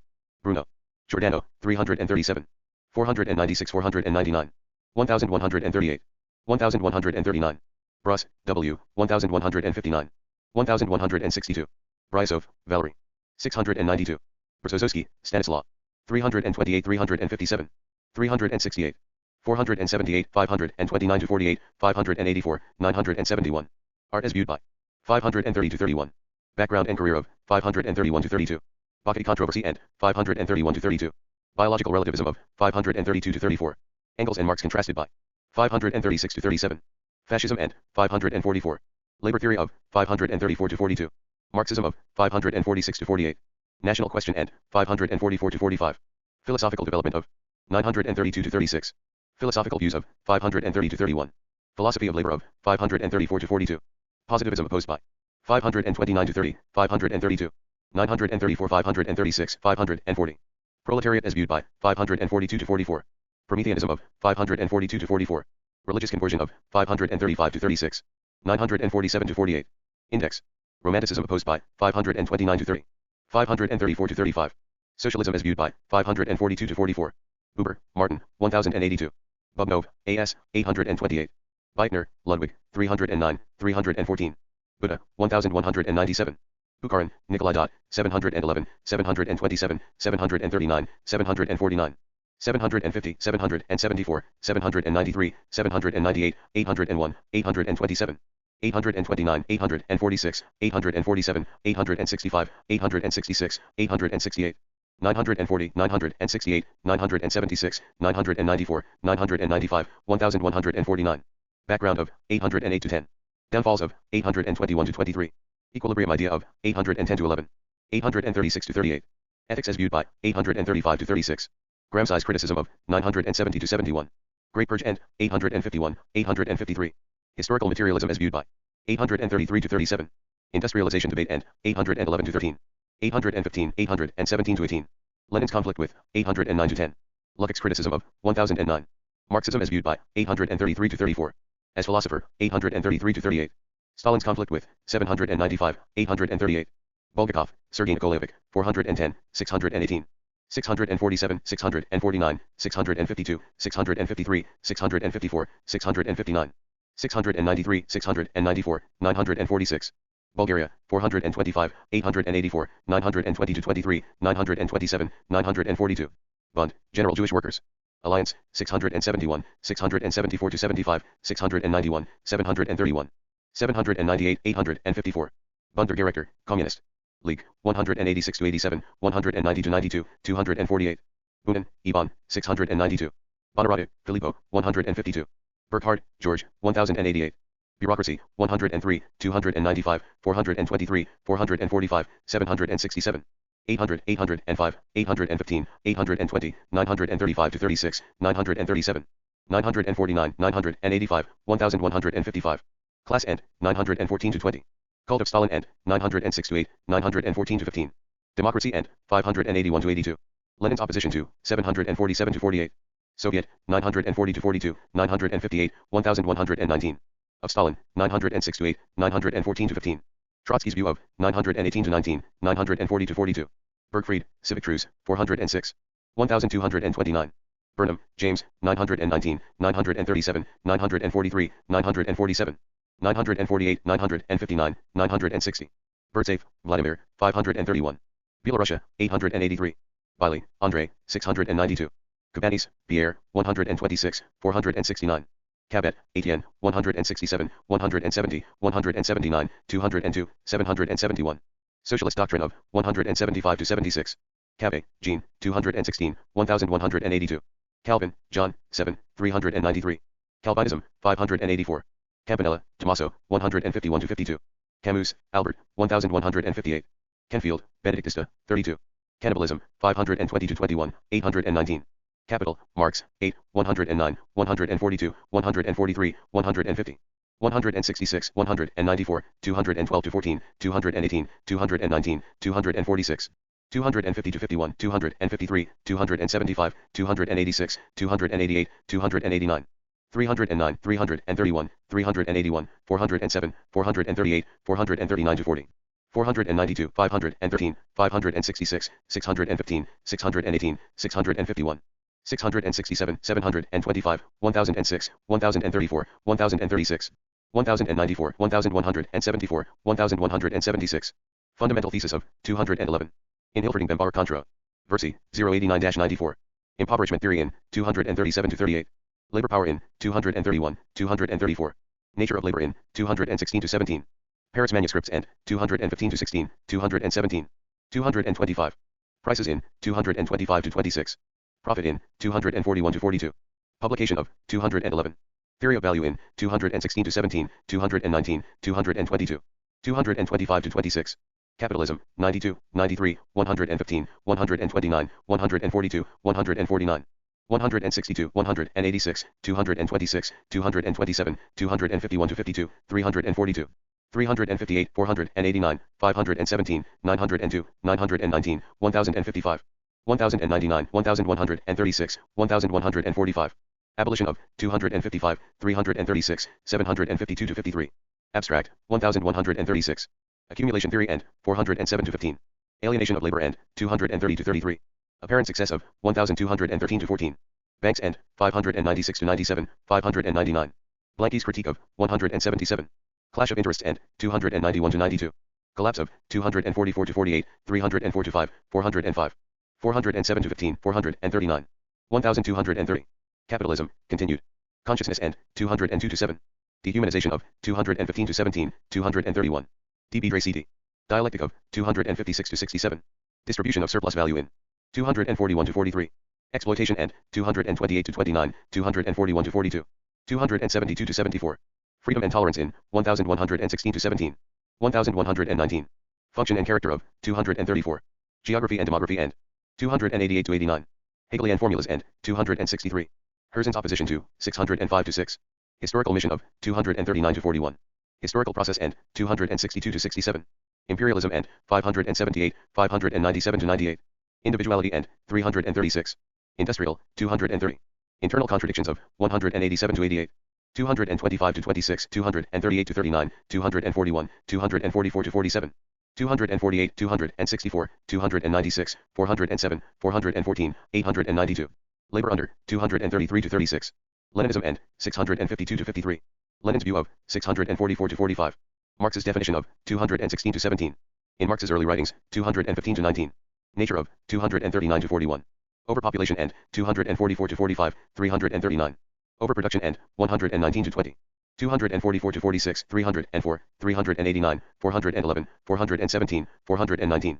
Pamperization of working class end 236 to 39. Private property end 119 to 20. Profit end 226, 241 to 42, 244 to 48. 256 to 57, 259, 389, 410, 412. Pure 360, 407, 410, 412. Rate of profit in 241 to 42, 244 to 48. 256 to 57, 259, 410, 412. Recurring economic crisis end 244 to 47. 264, 389, 417, 596 to 97, 653. Revolution end 358.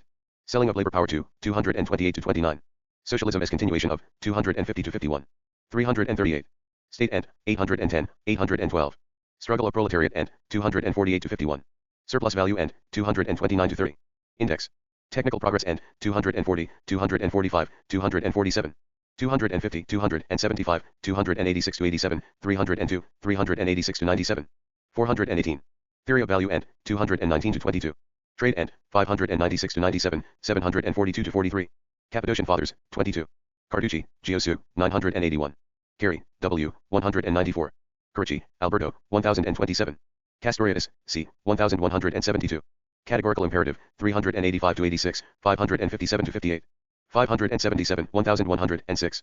Categorical syllogism 40. Catholic University of Lublin 925. Caldwell, Christopher 879. Causality 569, 575, 704, 709, 721. Chance end 315 to 17. Censorship 99 to 100. Champagne, Philippe 1050. Chance, causality end 315 to 17. Characterization of economic romanticism, A. Lenin 657. Chartiste Bewegung in England, Die. Bernstein 435. Chartists 125, 162, 193, 435, 441. Chateaubriand, François 469. Châtelet, François 1172, 1173. Chafachi 1197. Chaika 746, 832, 943. Chekhov, Anton 861. Chemistry 895 to 96. CHN Pota 1195. Chen Tusiu 875, 937, 1185.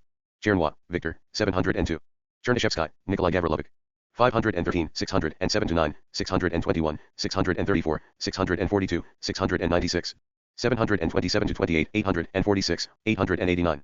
Cherubinus Wandersman, Der. Silsus, 32 to 33. Chesnakov, D. 891. Chiang Kai-shek, 793, 794, 875, 1185. 1197. Chicherin, B.N., 601, 692. Chileanism, 174. China, 204, 287, 425, 753, 875, 935. 942, 950, 1181, 1183, 1211. Communism of 342 to 43, 1184, 1187 to 89, 1200 to 1201. Conservative radical conflict in Li 91 equals 93. Index. Cultural isolation of 1202. Cultural revolution in 1192 to 96, 1200. Great leap forward in 1189 to 90, 1193, 1199. 100 Flowers campaign in 1189. Market expansion in 1213. Marxism of 1191. Religion in 1202 to 3, 1204. Secrecy of 1202. Soviet conflict with 1187 to 88. 1190 to 91. See also Maoism, Mao Zedong. Choiseul, Etienne François, Duc de. 1052. Kearney Pareto, Black Repartition, 619. Christianity, 7, 10, 54, 70, 78, 134, 156. 301, 303, 306, 330, 339, 385. 392 to 93, 454, 455, 465, 470, 476. 477, 485, 490, 555, 654, 661, 831. 916, 972, 979, 1147, 1177, 1180. Berezovsky's conversion to 535 to 36. 547 to 48. In Cabet's doctrine, 175. Egoism in 135 to 36. Eugenia and Theogony of 21 to 27. Evolution of absolute and 26 to 27. Hegelianism and 70 to 74, 90 to 91. Historical materialism and 281 to 82. Original sin doctrine of 72, 180. Orthodox, 603. Philosophy of action and 71 to 73. Platonist thought and 15, 17 to 19. Question of evil and 20 to 21. Religious alienation of 74 to 75. Strauss critique of 70 to 71. In Weitling's doctrine, 174. Christian Social Party, Austrian, 562. Churchill, Winston, 884. Cicero, 84. Siaskowski, August, 71 to 73, 90, 118. 1004, 1039. Civic Truce, Bergfried, 406. Civilization, 36, 60, 540, 745. Fournier's critique of 165 to 66. Vagotinus, 1115. Marcuse's critique of 1109 to 12, 1120. Nature and 569. Civil War, Russian, 745 to 46, 793. 799 to 800, 804, 824, 874, 913. 914, 942. 1231. Savita Solis, Campanella, 152. Class, 107, 128, 286, 374, 1008. Abolition of 297, 460. Art and 633. Bureaucracy and question of 914 to 20. Clash of interests and 291 to 93. Concept of 289 to 93. Definitions of 291, 492 to 93. Emergent, 401. Exploitation and 284 to 85. Labriola's view of 503. Marx's approach to 290 to 93. Origin of 293 to 94. Slavery and 294. Superstructure and 293. Universal, 305 to 6. War and 753 to 54. Class antagonisms of 1789. Class instances of on 1789. Koskay, 381. Class character of our program. Kelly's Krause, 523. Class struggles in France, 1848 to 50. Marx, 193, 210, 296, 418, 441. Clausewitz, Karl von, 753, 1037. Clemenceau, Georges, 746. Closed commercial state, der. Geschlossenhandelsstaat.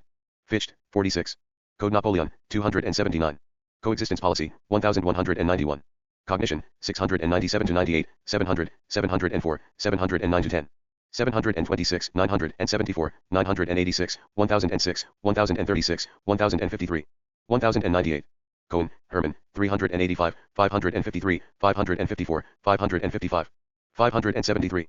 Cohen, Stephen F., 823, 838. Cold War, 921, 927. Coletti, Lucio, 333, 1182. Collapse of the Second International. Lenin, 752. Cominform, Communist Information Bureau, 921 to 22, 924. Comintern, 368, 738, 741, 752, 774, 793. 794, 806, 807, 817, 829, 853. 871 to 80, 934 to 35, 937, 941, 951. 960, 962, 965, 967, 968 to 69, 995. 996, 1034, 1185. See also Third International. 1232. Comment J. E. Sui Communist, Cabet. 176. Committees of the Poor, 758. Commodity Fetishism, 86, 93, 142. 226 to 30, 261. 571, 828, 1006. 1083, 1085, 1086, 1089. Alienation End. 227. False Consciousness End. 226 to 27. Communards, 178, 210, 468. Communism, 75, 119, 125, 136, 176. 462, 555, 652, 943, 1138, 1209. 123. Abolition of class End. 248. And abolition of division of labor. 131 to 32. Bobovist movement End. 153. Chinese, 342 to 43. 1184, 1187 to 89. 1200 to 1201. In Communist Manifesto, 188 to 89. Criticisms of, 188 to 89. Despotic, 342 to 44. Ethics End, 1039. Evangelical, 174. False Consciousness End, 144. Forms of, 115 to 16. Of Gramsci, 986 to 88. Hegelianism End, 69, 89 to 90. Of Hess, 89 to 93. As historical trend, 121 to 22. Individuality End, 133 to 34. 139, 148. 189. Liberation of Mankind End. 142 to 43. Marcuse's attitude toward. 1118. Marx-Bakunin conflict End. 208 to 10. Marxism End. 5 to 6. Marx's prophesies on nature of. 341 to 42. Marx's socialist program End. 107 to 8. Morality End. 768 to 69. In NEP era, 825 to 26. New class structure of. 917 to 18. Primitive, 471 to 74, 517, 526 to 27, 607. 705, 1200. Problem of death End. 1137. In Proudhon's doctrine. 170 to 71, 173. Sartre's view of. 1171 to 72. Technique of conspiracy End. 177. Of Tikashev. 616 to 17. As transcendence of alienation. 147 to 48. Utopian socialism End. 180. Index. Communist Academy. 827, 828, 840. 844, 846. Communist League. Bunter. Director. 186 to 87, 190 to 93, 248. Communist Manifesto, The, Marx. 93. 186 to 91, 192, 219, 237, 240, 437. 442, 460, 498. 615. Bourgeoisie in, 187 to 88. Communism in. 188 to 89. Composition of, 187. Proletariat in, 187 to 88. Responses to criticisms in, 188 to 89. Scientific socialism in. 190 to 9. Socialism in. 189 to 90. Vanguard figures in. 667. Communist Party. British, 931. Communist Party. Chinese, 875, 924. Conservative radical conflict in. 1191 to 92. Founding of. 1184 to 85. Communist Party. French, 928, 930. Communist Party. German, KPT. 406. 4.18, 431, 433, 1034. Third International End. 874 to 77. Communist Party. Italian. 931, 964 to 67. Abstentionism policy of. 965 to 66. Formation of. 967. Communist Party. Polish. 403, 853. 882, 926. Communist Party. Soviet. 741, 758, 759. 922, 935, 950, 1127, 1148, 1150. Factions and opposition groups End. 802 to 4, 815, 816 to 17. Lenin and Foundation of. 672 to 73. Naming of. 736. Official history of. 827 to 28. Police End. 859. See also Bolsheviks. Bolshevism. Communist Party, Yugoslav. 922 to 23. 1170. Community. Doctrine of. 604 to 5. Individual End. 138 to 41. Comte, Augusta, 10, 154 to 55, 314, 327. 335, 340, 447, a 2000 TTLA. 899, 1107 to 8. Concentration camps, 819. 850, 853.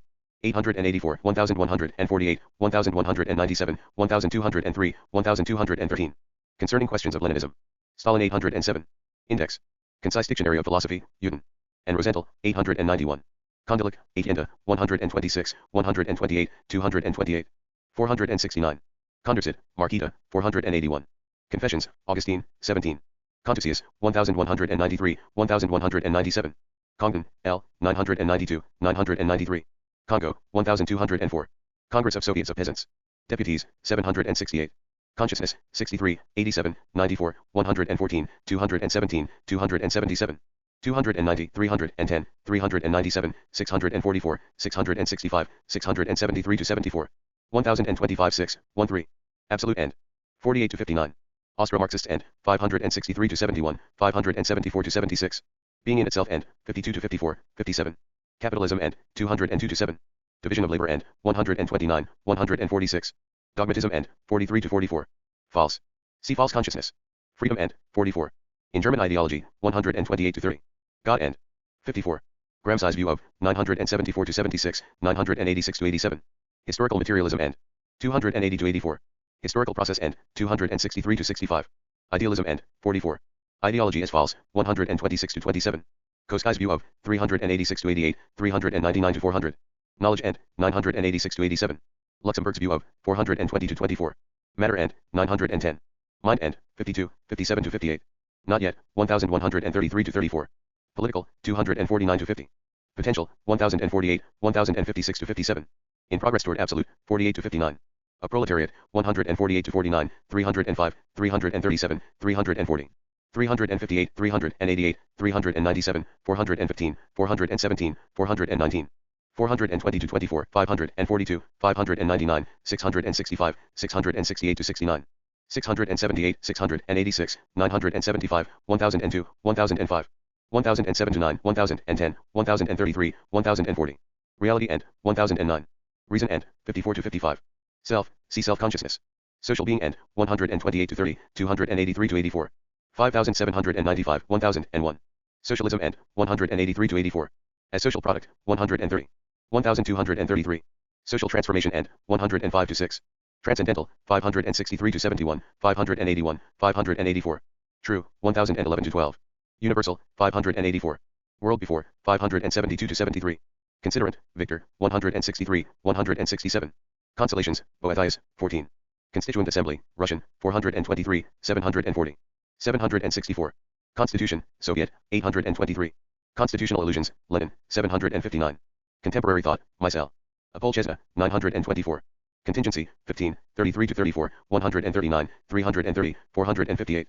483, 522, 528. Being end, 12. OT Human Existence, 12, 16, 26.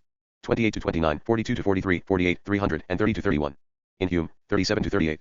Of individual being, 33. Individuality end, 140, 331. In Platonic tradition, 12. Soul end, 16. As term, 12. Contribution of Etude Profane de la Bible. Sarl, 479. Contributions to the History of Material. Ism, Plekhanov, 628. Contribution to the Critique of Political Economy, A. Marx, 275. Contribution to the Critique of the Hegelian Philosophy of Law. Marx, 8. Contribution to the Question of the Devil. Oppment of the Monistic View of History, A. Plekhanov, 626. Copernicus, Nicholas, 313, 627. Cornelius, Hans, 1062. Cornforth, Maurice, 931. Cornhill, Thomas, 1051. Cornu, Augusta, 72, 929, 1183. Cosmology, 891-94, 896, 899. Cosmopolitanism, 892, 903. Council of People's Commissar, 802. Counter-Reformation, 497. Course of Systematic Anthropology, A. Physical Races, Wiki. 513-14. Creation, 23-24, 45. God end, 18-20. 1234. Creation de bord dans vie humanite, de. La, ou Principes de Organisation. Politique, Proudhon, 167. Perdue, Kuskova and Prokopovich, 659. Crime and Punishment, Dostoevsky, 136. Crimean War, 425, 607. Crisis in Physics, B. Caldwell, 879. Critical Remarks on the Subject of Russ. Essays Economic Development. Struve, 648. Critical Theory, 1063-64, 1084, 1096-97. Empiricism in, 1064-65. Enlightenment end, 1089-90. Essence in, 1064-65. Positivism in, 1064-65. Principles of, 1068-72. Proletariat in, 1070-71, 1072. Science in, 1064-65, 1069-70, 1071. Critique de la raison dialectique, Sartre. 1171-72. Critique de l'éthique quotidienne, Lefebvre. 928. Critique of Hegel's philosophy of right. Marx, 101, 105, 119, 357. Critique of political economy, Marx. Donats 21b 2203. Critique of practical reason, Kant, 7. Critique of pure reason, Kant, 38. Critique of the Gotha program, Marx. Fas 192-225-255,462. 755, 1033, 1040, 1176. Critique sociale, Blanqui, 177. Croce, Benedetto. 216 356. 366 480. 498 499, 508, 527, 629, 1015. Gramsci influenced by, 964-65, 971. 981. Cromwell. Oliver. 279, 300. Cubism. 634. Culture and Life, Brzezinski, 531. Kuhnau. Heinrich, 356, 402. 524 565. 836. Cusanus, Nicholas. C. Nicholas of CUSA. Cavalier, Armand, 878. Cybernetics, 899-900. Zarnowski, Stefan, 924. Czechoslovakia. 881, 885, 922-23, 927. Post-Stalinist revisionism in 1161-63. Soviet invasion of 997, 1161, 1163. 1174, 1191. Index. Gerwani Standar, Red Flag, 404, 531. Dalpain, Luigi, 499. Dalton. John. 313. Dan, F. 731. Danielson, NF 610. 616, 617, 618. Darwin. Charles, 308. 313, 328. 383. 512, 532, 557, 627, 897. Darwinism. 379 to 80, 382. 397 to 400, 482. 532 to 33, 609, 627, 1042. Kantian opposition to 558. Dasinski, Ignacy. 369. Dadu, Pierre. 126. David. Edward. 417, 434, 527. David of Bennett. 1138. Da Vinci. Leonardo. 1145. De Boron, Abram Moiseyevich. 840 to 43. 845, 847 to 48. 995 1009. Debray. Regis, 1179. Declaration of the Rights of Man, 104. 279 300. 336 458. 459. Decline of Fetishism, B. Bogdanov. 703. Decomposition du Marxisme, La, Sarl. 480. Defense of Terrorism, B. Trotsky. 763. De Girardin, E. 295. De, George, 922. De la capacité politique de classes. Ouvriers, Proudhon. 172. De la justice dans la révolution et dans l'Église, Proudhon, 168. Della Volpe, Galvano, 932. Demands of the Communist Party in GER. Many, Marx and Engels. 192. De Martino, R. 1091. Democracy. 343, 344, 371, 394, 398. 422, 424, 429, 431, 439, 488. 490 to 91, 493. 494 to 95, 770. 817. Aim of 102. Austro-Marxist view of 579 to 80. Bobovist movement and 153. Bakunin's vision of 209. Bureaucracy and 581 to 82. Dictatorship of the proletariat and 756, 757 to 58, 761. 763 to 66. Industrial. 171, 173. In party. 935, 947, 1028. Political and social, 579 to 80. In Soviet Union, 944 to 45. Index. Trotsky's view of 763 to 66, 944 to 45. 953 to 56. True, 761. Democritus, 84. Democratize the rate system, Adler, 561. Denikin, Anton, 742. Denmark, 1035. Depeche de Toulouse, 449, 453 to 54. Desada, Marquis, 1087. Descartes, René, 10, 20, 110, 117, 124. 133, 313, 315, 319, 453, 481. 484, 698, 910, 928, 929, 1051. 1056, 1087, 1171. Deschat, DOM, 151.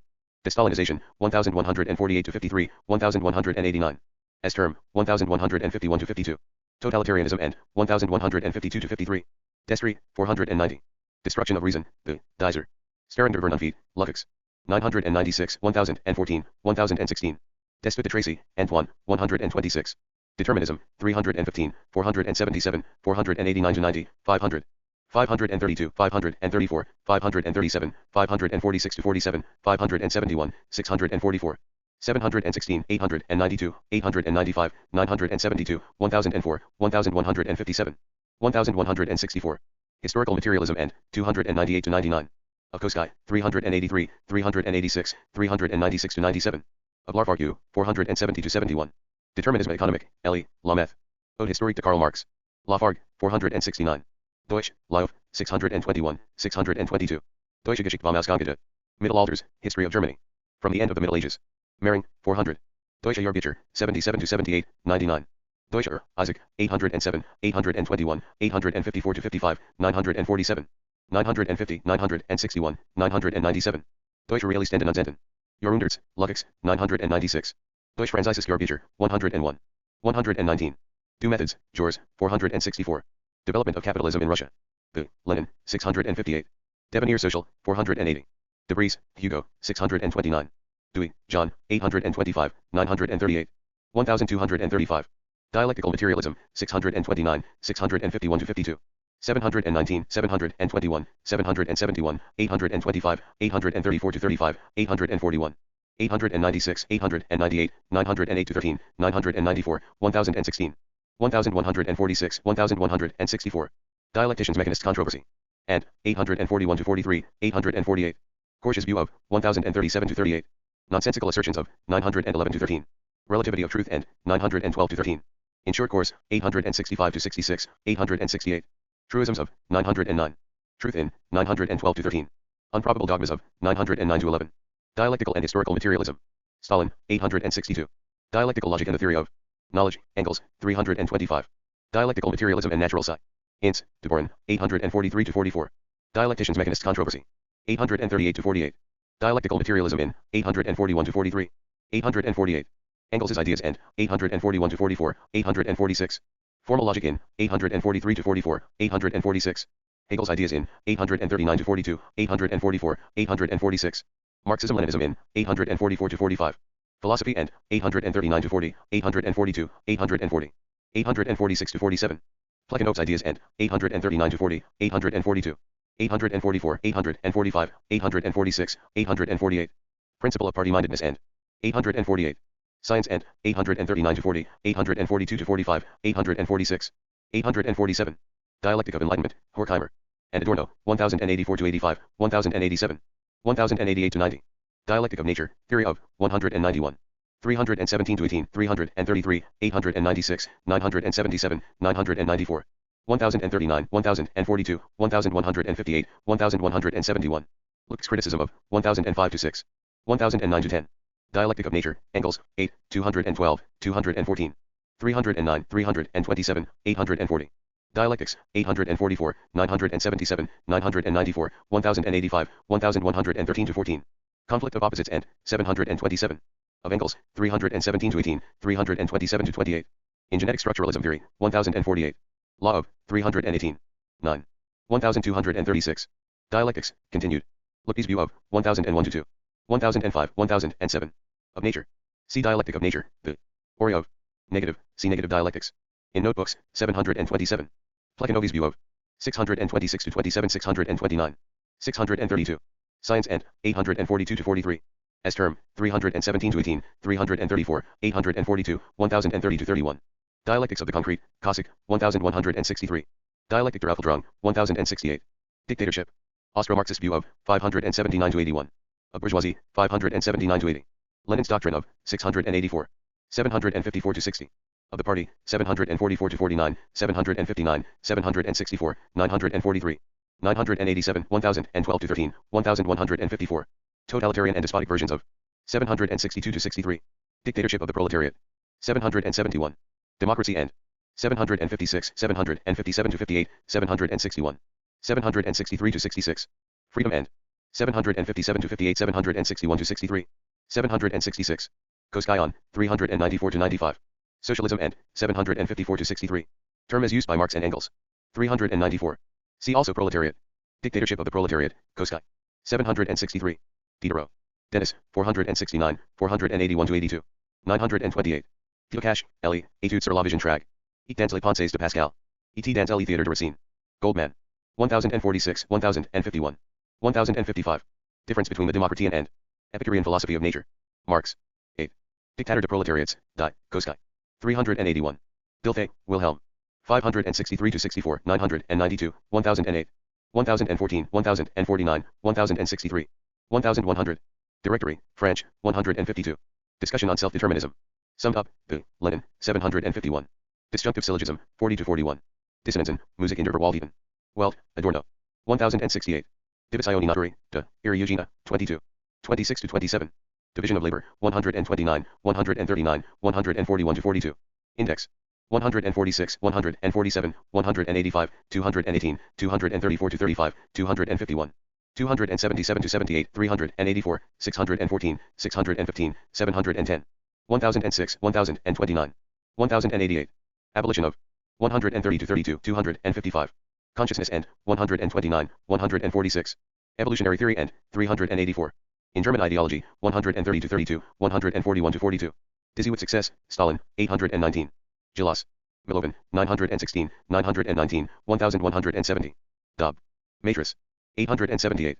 Dobrolubov, Nikolai, 609, 692, 889. Dr. Ignorantia, de, Nicholas of CUSA. 29. Dogmatism, 43-44, 94, 122-23. Dr. Faustus, man. 7. Document de Socialismus, 436. Dolphus, Engelbert, 562. Don Juan, Molière. 1054. Dostoevsky. Fighter, 136, 529, 531. 692. 992, 993. Treatise Affair, 371-72, 374, 449-50. 463-64, 480. Droits de Biom, Lay. 364. Droit à la Paris, Ellie, The Right to Be. Lazy, Lafargue.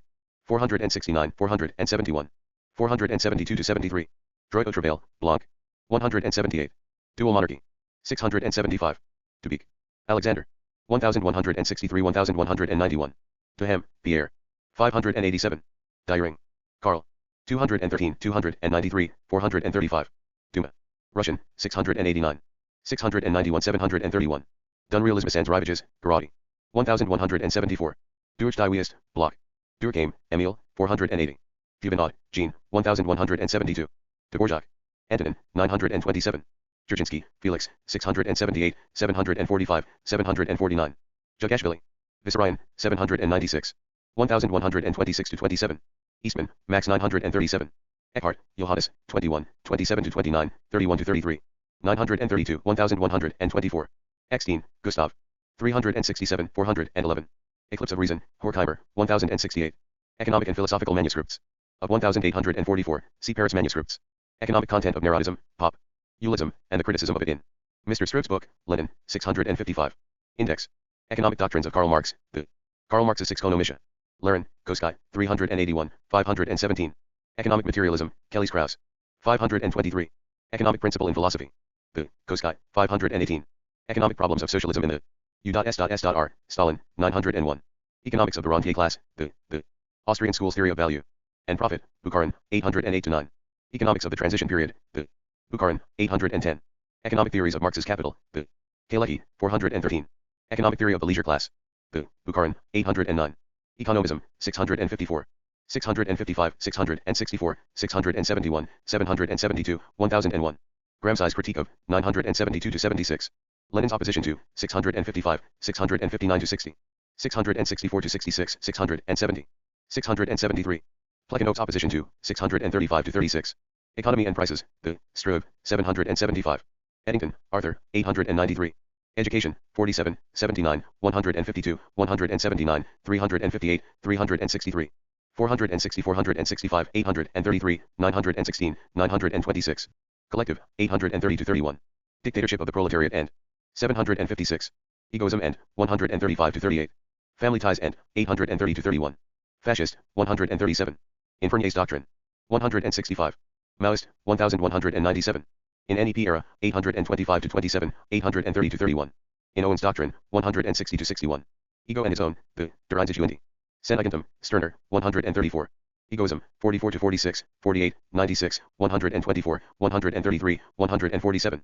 207, 335, 499, 567, 607 to 8, 694. 1092. In Christianity, 135 to 36. Education end, 135 to 38. Existence end, 134. Freedom end, 45 to 46. Individual and community end, 138 to 41. Rational, 607 to 8. Stirner's philosophy of, 134 to 38. Egypt, 425, 799. 1237. Eigenart Estetiskandai, Lucas. 997. 18th Brumaire of Louis Napoleon. The, Marx, 193, 292. Eelstein, Helena, 925. Einführung in die Nationalökonomie. Luxembourg, 406. Einstein, Albert, 893 to 94. Eisenstein, Sergei, 825, 906. Elyard, Paul, 928. Emancipation, concept of, 1101 to 2. Empire now to Germany et la Revolution. Sociali, L. Bakunin, 703. Empiricism, 124, 258, 322 to 24, 334, 550. 1045, 1051, 1053. In Bloch's doctrine, 1131 to 32, 1133. In critical theory, 1064 to 65. Engels on, 322 to 24. Lucas critique of, 998, 1001, 1011. In Marcuse's doctrine, 1106, 1108. 1116. Natural order and, 37 to 38. Empiric criticism, 695 to 702, 713, 894. Being in, 698 to 99. Bogdanov's Empirio-monism and, 704 to 9. Coordination principle and, 697 to 700. Introjection process and, 696 to 97. 699 to 700. Lenin's denunciation of, 714 to 23. Scientism, 701 to 3. Empiric criticism, Lenin, 714, 833, 836. Empirio-monism, 704 to 9, 710. Empirianism, Bogdanov, 703, 714. Encyclopedia, 482. Enfantin, Pierre, 156, 158. Engels, Friedrich, 99, 117, 126, 128, 149. 162, 190, 191, 196, 197, 202. 206, 210 to 11, 247 to 48, 251, 252. 268, 276, 279, 286, 289, 293. 294, 300, 342, 364, 372, 380. 400, 414, 435, 471, 507, 508 to 9. 521, 524, 530, 550, 572, 593 to 94. 612, 615, 616, 626, 629, 630. 651, 662 to 63, 665, 678, 683, 702. TI4W 128, 755,833, 837, 865.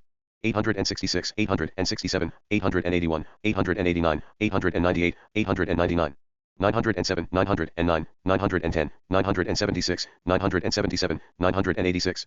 994, 1040, 1042, 1043. On agnosticism, 322. Assessment of, 333 to 34. 1238. Engels, Friedrich, continued. Atheism of, 119. Bauer criticized by, 121 to 25. Causality as viewed by, 315 to 17. On class exploitation, 284 to 85. In Communist League, 186 to 87. Death of, 214. Dialectician's Mechanist Controversy. And, 841 to 44, 846. Dialectics of, 317 to 18, 327 to 28. On empiricism, 322 to 24. On equality, 255. On freedom, 316 to 17, 879. On history, 278. Idea of revolution and, 295 to 97. On interpretation of contradictions, 320 to 21. Kant criticized by, 333, 557 to 58. On knowledge, 325. Lucas criticism of, 1005, 1009. Luxemburg's criticism of, 418. Marx compared with, 328 to 30. 936 to 37. Marx's relationship with, 119. Materialism of, 310 to 11, 319, 333 to 34. On matter, 311 to 13. Nationality question and, 425 to 26. 428. Nature as viewed by, 314 to 15. On philosophy, 310 to 12. On relativity, 324 to 25. Religious faith as viewed by, 583. In revolution of 1848, 192 to 93, 202 to 3. Science interest of, 308 to 9, 316. Second International and, 363, 369. Ultimate causes doctrine of, 436 to 37. Writings of, 119 to 20, 212 to 14. Enlightened self-interest, theory of, 133. Enlightenment, 1084 to 91, 1097. Enlightenment, 34 to 36, 43, 46, 49, 74. Hig toll, OE, mites, EIIB, it. 52,535 Lumo 25 166.175. 176, 322, 326, 339, 392, 400.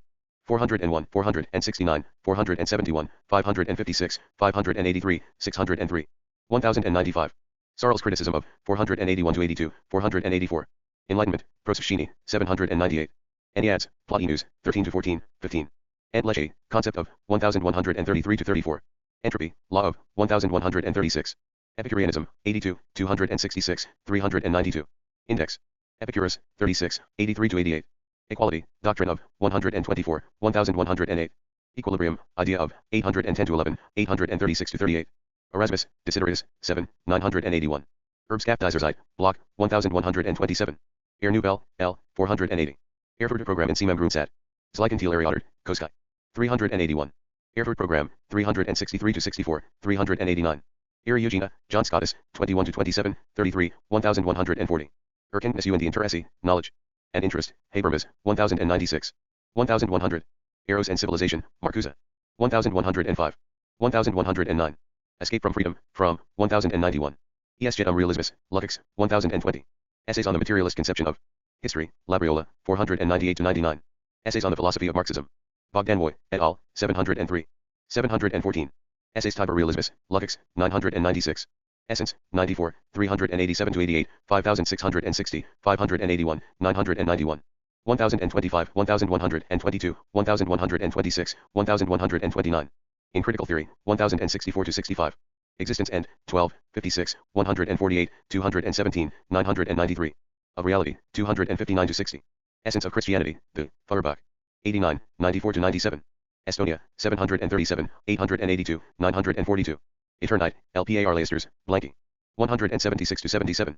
Ethics, 576, 1116, 1120. Abolition of, 1039. Austro-Marxist end. 576 to 78. Bukharin's view of, 835 to 36. Communism and, 1039. What is and what ought to be. And, 576 to 78, 693. Kantianism and, 552 to 53. Lenin on, 768 to 69. Lucas' view of, 992 to 93. Marxism and, 550 to 51. Socialism and, 553 to 55. Ethics, Kropotkin, 370. Ethics and the Materialist Interpretation.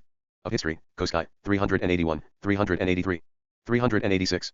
Etudes Socialists, Jors, 450. European Triarchy, the, Hess, 89 to 90. Index. Evil, 24, 33, 37, 210, 338, 455, 492. 557. Being and, 14. Christianity and Question of, 20 to 21. Divine Plan and, 26. God and, 18 to 21, 36. Religion as, 97. Evolution, 308, 383, 448, 472, 473 to 74. 475, 528, 530, 631, 835, 897. 1041 to 42, 1140. OT Absolute, 26 to 27. Contingency and, 33 to 34.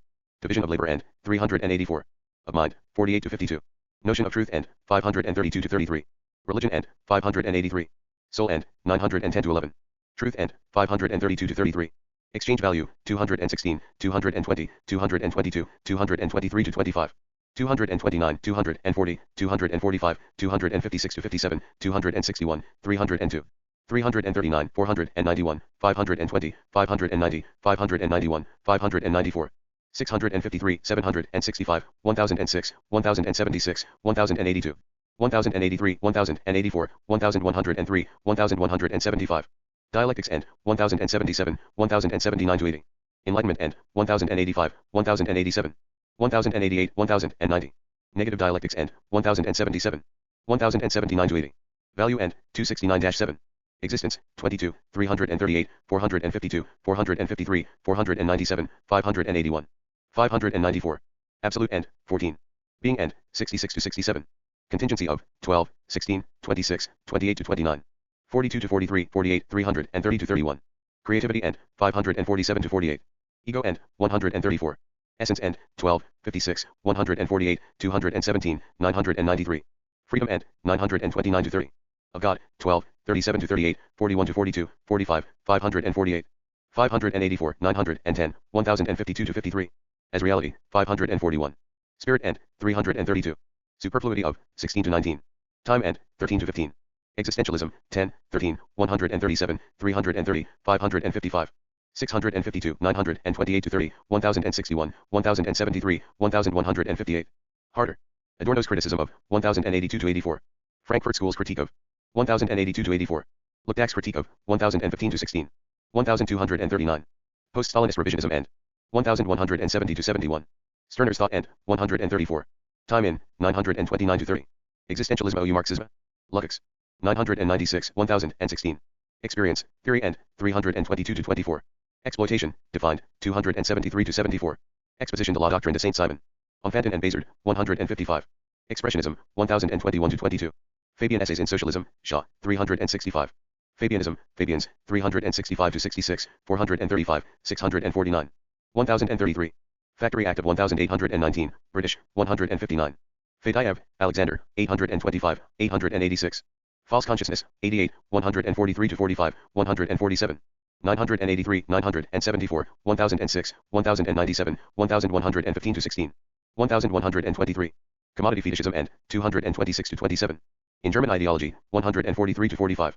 Fanon, Franz, 1179. Farrington, Benjamin, 931. Fascism, 137, 562, 578, 793, 879 to 80. 882, 884, 932, 943, 951, 954. 959, 967, 995 to 96, 1029, 1094. 1109. Berezovsky is forerunner of 544. In Italy, 475, 480, 493. Social, 793, 935, 950 to 51, 968, 995. 1027.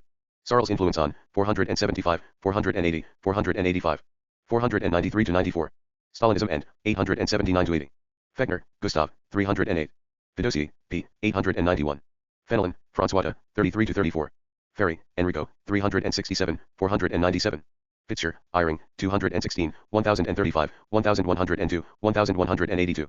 Feuchtwanger, Leon, 858, 1021. Feudalism, 107, 129, 247, 287, 291, 304.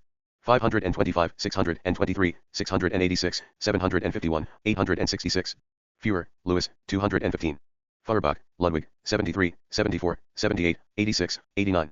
92, 93 to 98, 102, 104 to 5, 110, 112. 114, 126, 128,131, 134 to 35, 146. 219, 227, 261, 309, 326, 470. 604, 607, 629, 713, 714, 727 to 28. 842, 846, 889, 1071, 1137. On Fallacy of Religion, 96 to 98. 1240. Feuerbach, Ludwig, continued. Marx's Critique of 117 to 19. Fichte. Johann Gottlieb, 43 to 48, 55, 58. 65, 66, 70, 97, 106, 133, 149. 196, 199, 309, 330, 335, 447. 461 to 62, 532, 539, 556, 567, 573. 581, 718, 999, 1032. 1098. Dualism of 48. Filosofskie Nauki, Philosophical Sci. Inns, 1165. Finance Capital, Hilferding. 552, 563. 595, 749. Finland, 675, 691, 703, 736, 871, 882. 947, 948, 960. Fiore, Giuseppe. 968. First Balkan War, 375. First International, 172, 200 to 202, 203. 208, 357, 369, 872, 1212. Breakup of 210 to 11. Ripped within 201 to 2. Rules of 201, 249. Fisher, Ruth, 431, 875. 5 lectures, Psychoanalysis, Politics, and Utopia, Marcuse, 1105. Flames, the, Berezovsky, 529, 532. Fock, V.A., 893, 895. Fogarasi, B., 927. Fontini Isle. Bernard de. 481. Forerunners of modern socialism, the Die Vorläufer den Waren. Socialismus, Kolakowski, 381. Forever Flowing, Grossman, 819. Forge, the Kuznica, 924. Formal Logic, 889-90, 911, 1113. 1116. 1121, 1164. In Dialecticians Mechanists Contra. Versi. 843-44, 846. Forward, V period, 612. Foundations of Christianity, the Der Ursprung des Christentums. Kolakowski. 381. Foundations of Leninism. The Stalin, 806. Foundations of Theoretical Logic, the Hilbert and Ackermann. 890. Fougeroles. Pierre. 1172, 1173. Fourier, Charles, 73, 91, 124, 143, 170. 178, 182, 190, 459, 465, 473. 1143. Private property in doctrine of 164-65. Index. Socialist doctrine of 163-67. Fourth International, 935, 937, 938, 947. 954, 958. France. 70, 89. 93, 101, 124, 154, 158. 168, 190, 192, 200, 201, 204. 210, 211, 286, 358, 362, 369. 376, 377, 425, 426, 44.9, 459. 461, 465. 469, 480. 486, 526. 587, 625 to 26, 735, 921, 938, 940. 952, 954 to 55, 1021, 1046, 1056. 1058, 1104, 1159, 1178. Anarchist influence in 371. Marxist movement in 878, 927 to 31. 1793 Constitution of 458. Popular Front in 876, 951. Post-Stalinist revisionism in 1170 to 77. Socialist movement of 363 to 65, 371. 313.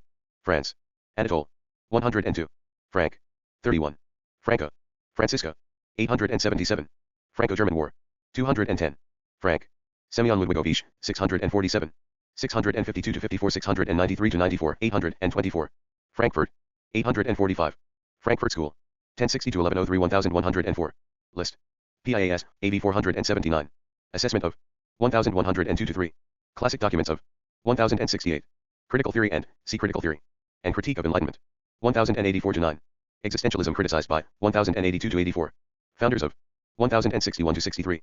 Fundamental principles of 1063 to 68. Negative dialectics and see negative dialects. Reification issue and 1060 to 61, 1065. See also specific members. Franco-Austrian War, 195.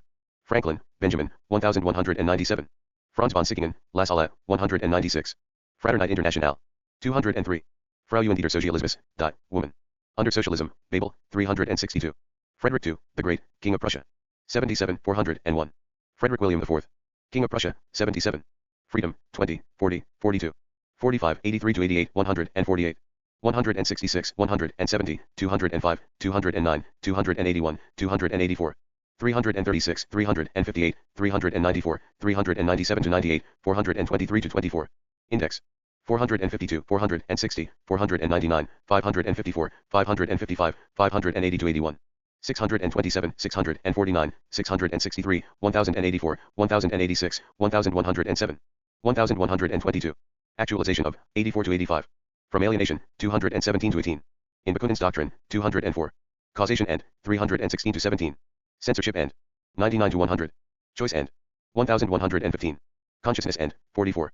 Creativeness and 534 to 35. Dictatorship of the proletariat and 757 to 58, 761 to 63, 766. Ego and 45 to 46. Engels' view of 316 to 17, 879. Equality and 1210. Existence and 929 to 30. In German ideology, 132 to 34. History as progress toward 46 to 48. 59 to 67. Humanity as 46 to 48. Individuality and 132 to 34. Jorzon. 461 to 62. Labriola's essay on 500 to 501. Lenin's view of 672.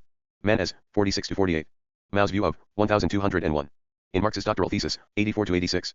Nature and 58, 59 to 60. Necessity and 316 to 17, 339 to 40, 341. 387, 457, 628 to 29, 972, 1009, 1010, 1024, 1030, 1071. Negative, 92, 342, 344, 1108, 1210. Negative dialectics end, 1077, 1080. Paranclesis end, 64 to 85. Oppress, 99 to 100, 761 to 62, 764, 1141. Repressive tolerance end, 116 to 18. Revolution against, 1115 to 19. Revolution end, 91 to 93. Security end, 1093. Under socialism, 385. State end, 61 to 62. 99 to 101. Trotsky's view of, 945 to 46. True, 1141. Yugoslav revisionism end, 1168 to 69. Free will, 24, 61, 315, 317, 420, 500, 559. 644, 834. God's omnipotence end, 330. Law end, 41 to 42. Reason end, 41 to 42. Freilagrath, Ferdinand, 402. 1241. Freoder Kunst. Lukács. 1030. French Revolution, 75, 90, 150, 152 to 53. 207, 250, 381, 382, 385, 449. 458 to 59, 461, 481, 483, 488, 884. 940, 1029, 1165. Freud, Sigmund, 284, 825, 1060, 1067. Loom TOSES to 0%. Civilization philosophy of, 1109 to 12. From's disagreement with, 1091 to 92, 1094. Fribourg, working class leader, 172. Friedman, Georges, 878. Fritsch, Vladimir, 703. From, Eric, 215, 1063, 1067. 1091 to 96. Anti-Freudianism of, 1091 to 92, 1094. Doctrine of, 1091 to 93. Marxism of, 1094 to 96. Fromshammer, Jacob, 911. Fundamental problems of Marxism. Plekhanov, 628, 630. Gable. Joseph, 1173. Galicia, Luciano, 947. Galileo Galilei, 258, 893, 894. Galifet, Gastinda, 373. Gamarnik, B, 1149. Gans, Edward, 80. Gapon, Father, 688. Garaudy, Roger, 928, 1173 to 74. Gerwis, J, 72. Garibaldi, Giuseppe, 496. Gassendi, Pierre, 258, 1056. Geister Utopie, Block, 1125 to 26. General Jewish Workers Alliance. Bund, 671. General Strike, 484, 488. General Theory of Law and Marxism. Pashikanis, 828. Genet, Jean, 1055. Genetic Structuralism, Theory of, 1046. 1058. Main Ideas of, 1047 to 51. Worldview and, 1050. Gentile, Giovanni, 356, 1109. George, Stephen, 991. Georgia, 428, 678, 749, 799, 960. German Ideology, the, Max, 8, 93, 117. Do 200,00 GAA 1033. 1174. 1242. German Ideology, the, Marx, continued. Alienation in, 141 to 42. Class struggle in, 142 to 43. Concept of ideology and, 126 to 26. Consciousness in, 128 to 30. Critique of Stirner in, 138 to 4. Division of labor in, 130 to 32. 141 to 42. Freedom in, 132 to 34. Individuality in, 132 to 34. Social being in, 128 to 30. Stirner's egocentrism philosophy in, 134 to 38. Theory of false consciousness in, 143 to 45. German Peasants' War, the, Door. Deutsche Bauernkrieg, Engels. Piles. German Reformation, 73, 90, 196. Germany, 73, 79, 81, 106, 107, 173, 190. 192, 199, 200, 202, 204, 208. 254, 296 to 97, 355, 357, 369, 371. 373 to 74, 393, 426, 486, 561, 578. 588, 638, 676, 737, 751, 799, 871. 942, 950, 1087. Communist uprisings in, 874, 876. Destalinization in, 1151, 1163 to 64. S 9208, 921, 59232 Valley 6. 1147, 1151, 1163 to 64. Nazi, 7, 876 to 77, 881 to 82, 893, 938. 951, 1067. Poland invaded by, 882, 952. Socialist movement of 362 to 63, 404. Soviet non-aggression pact with 881 to 82, 951. West, 927, 958, 1104. Geschichte der Deutschen. Sozialdemokratie, History of GER. Man Social Democracy. Mering, 400. Geschichte Berliner Arbiterbui. Gung, Bernstein, 436. Geschichte und die Klassen du Sein, His. Story and Class Consciousness. Lukács, 421 to 22, 994. Geschichte und die Kritik der Kapitalsdienst. O'Rein, Bembarg, 589. Geschlossenhandelsstaat, der closed commercial state. Fichte, 46. Index. Gestaltpsychology, 319. Gestapo, 853. Gide, André, 858. Gipius, Zenada, 634, 692. Durandus, 520, 671. Gli Intellectuali Organizzazione della Cultura, Gramsci, 969. Glinka, Mikhail, 886. Globe, Eli, 151. Gloss, Sis. Gnosticism, 20. Gobineau, 514, 585. God, 17 to 21, 40, 60, 70, 72, 91, 134, 135. 146, 164, 168, 339, 501, 554. 693, 835. 910, 930, 946, 1025. Absolute, 17 to 19, 28 to 29, 70 to 71. As abstraction, 96 to 97. Alienation end, 92 to 95.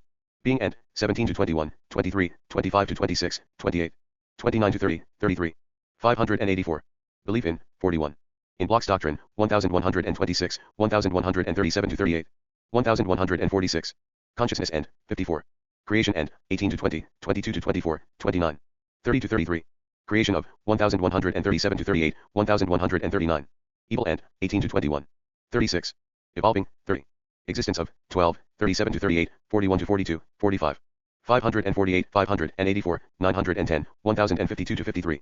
Free will end, 330. Good end, 18 to 19. Historical, 22. Nature end, 35 to 36. Non-existence of, 1137 to 38.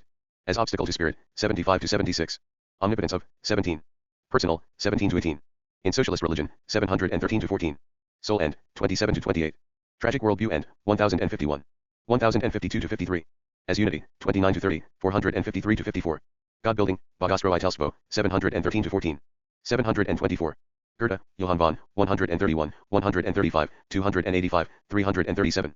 340, 400 to 401, 556, 829, 1014. 1032, 1094. Goethe und die Saintzeit, Lukács, 996. Index. Gogol, Nikolai, 861. Goldman, Lucien, 991, 998, 1046 to 59. Aesthetics of, 1054 to 55.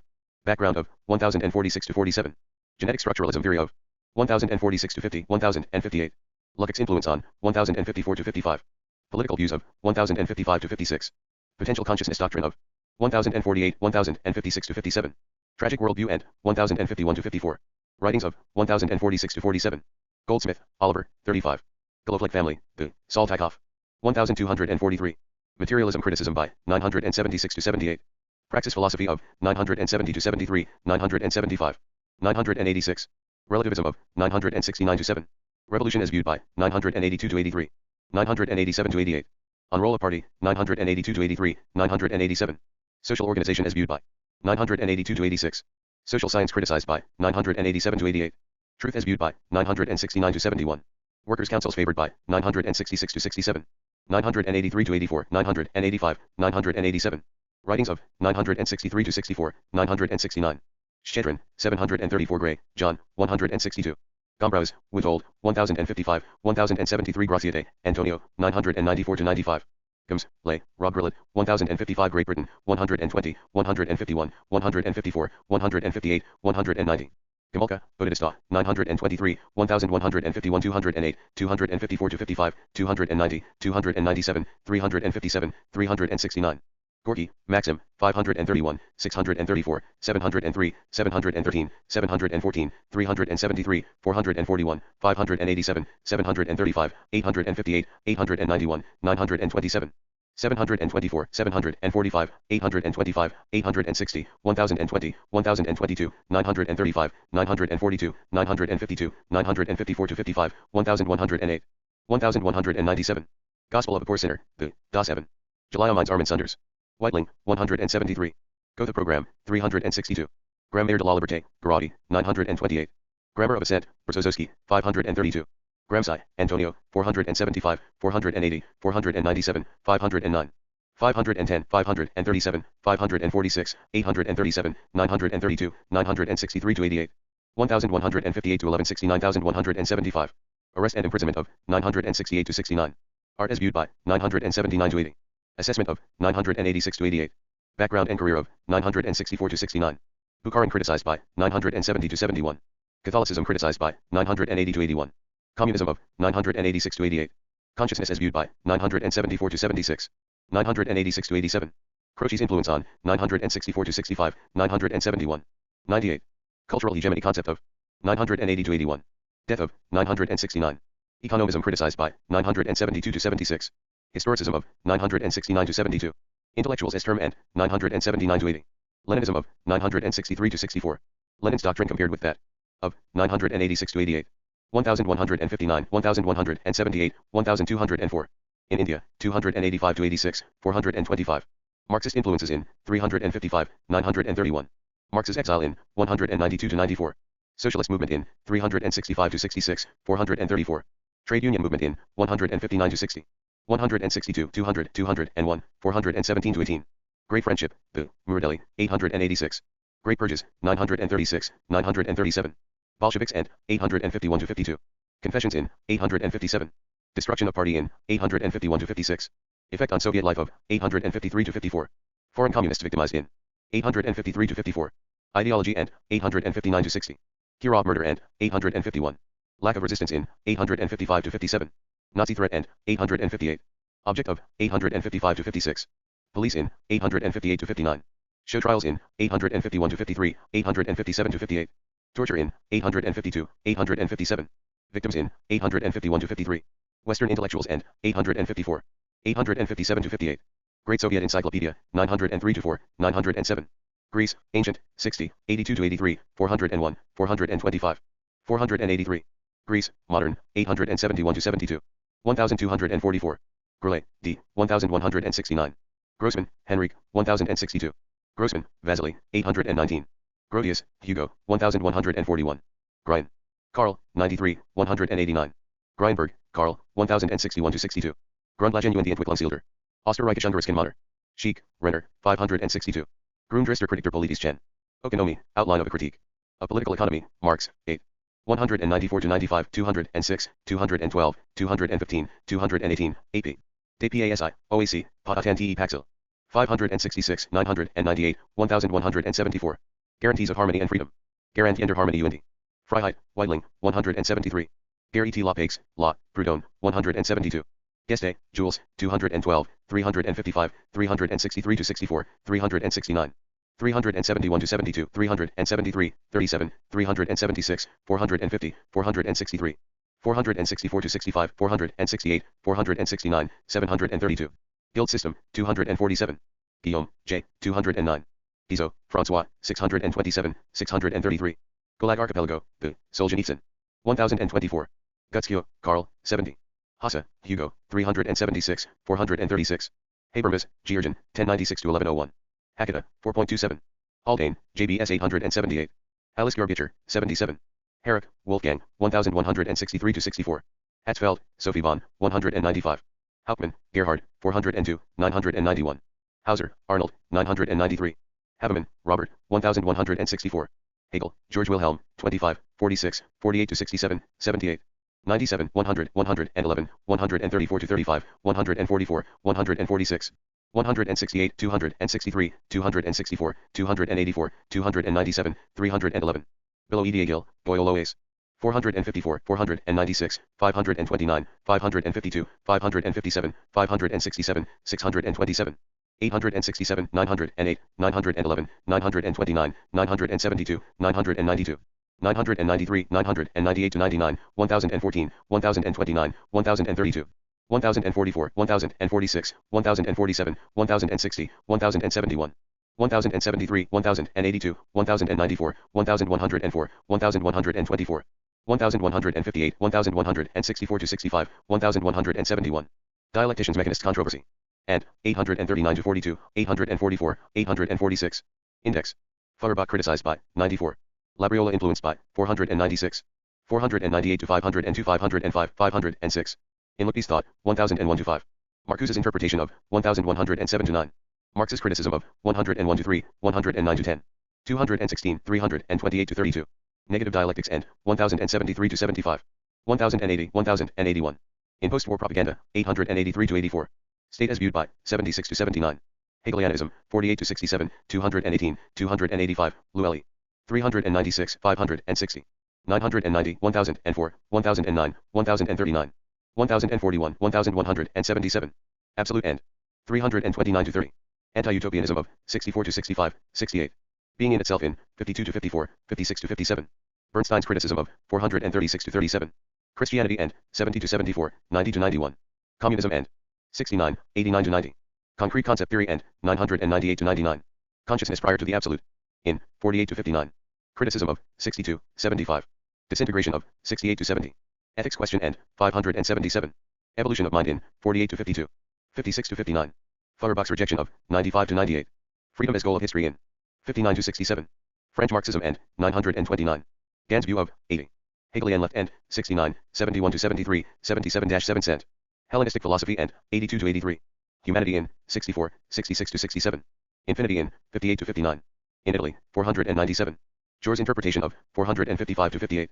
Koskai's view of 383. Lenin influenced by 725 to 26. Marcuse's interpretation of 1107 to 9. Marx's criticism of 101 to 3, 109 to 10. 216, 328 to 32. Negativity of self-consciousness and 73 to 77. Philosophy of action and 71 to 73. Reality and 1133. Reason and 68 to 69. Role of state in 61 to 63, 78 to 79. Ruget's reinterpretation of 77 to 79. Themes of 68. Index. Young Hegelian movement and 69 to 70, 74, 75, 77. Hegelian left 69, 71 to 73, 80, 82, 89. 1107. Radicalization of 77 to 79. Hegel's Ontologie und die Grundzüge. Theorie der Geschicklichkeit. Marcuse, 1104. Hegemony, concept of 980 to 82. Heidegger, Martin, 1014, 1021, 1077 to 78. 1082, 1083 to 84, 1104, 1124. 1141, 1143, 1170 to 71. Heine, Heinrich, 70, 400. Heine, Wolfgang, 415, 434. Heisenberg. Werner, 893, 894. Helfand, A.L., C. Purvis. Helmholtz. Hermann von, 308. Helms, Hans G., 137. Helvetius. 124, 626, 659. Henry VIII, King of England, 381, 757. Heraclitus, 195, 909. Herbert. Johann, 496, 498, 500 to 502. 510. Herder, Johann von, 556, 1207. Hermitage, 904 to 5. Hervoit, Marx, 195. Herzen. Alexander, 889. Hervé, Gustav, 375, 376, 732.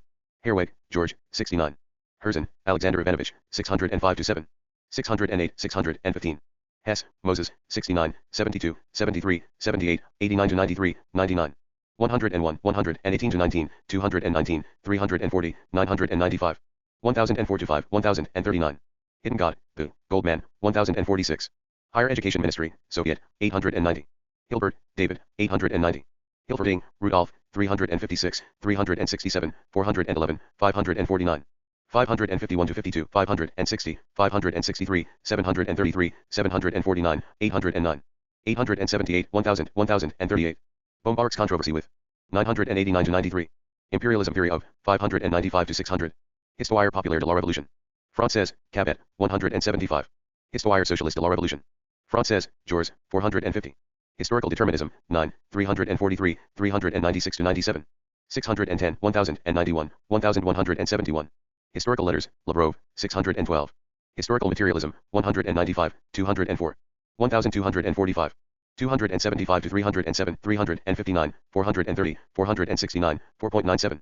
516, 550, 558, 565, 632, 646. 649, 663, 694 to 95, 1005, 1039. 1048, 1066, 1094, 1158, 1206. 1207. Adler's interpretation of 574 to 76. Althusser's view of 1174 to 75. Art and 282 to 83. Asiatic mode of production and 287 to 88. Assessment of 303 to 5. Being and 283 to 84. Bernstein on 436 to 37. Bukharin's view of 833 to 37. Christianity and 281 to 82. Class and C class. Commentary on 298 to 307. Consciousness and 280 to 84. Definition of 276. Determinism of 298 to 99. Force of tradition and 519 to 20. Function and abolition of the state and 294 to 98. Great man and 300. Idea of revolution and 295 to 97. Koskai's view of 382, 517 to 22.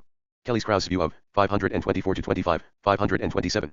Krzyzewicki's view of 517 to 22. Labriola's view of 506 to 9. Of Lafargue, 470 to 71, 473. Limitations of 304.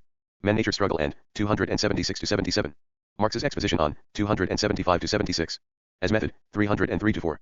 Mode of production and 279 to 80. Nationality question and 585 to 86. Needs and 282 to 83. Objections to 278 to 79, 298 to 305. Plekhanov's view of 629 to 30. Principal tenets of 277 to 78. Religion and 281 to 82. In short course, 865 to 66, 868. Social being and 283 to 84. Social relations and 288 to 89. Superstructure and 277 to 80, 282 to 83. 288 to 89, 293, 298 to 301. Technology and 277 to 78. Ultimate causes doctrine and 436 to 37. Unprobable assumptions of 300 to 303. Vandervelde on 366 to 67. 12,460. Historical materialism, Bukharin, 810. Historical materialism, Konstantin Voigt. Ed. 890 to 9. Historical School of Law, Historisk. Rex Schul, 80, 82. Historicism, 969 to 72. Historis Roman, Der, Lukács, 996.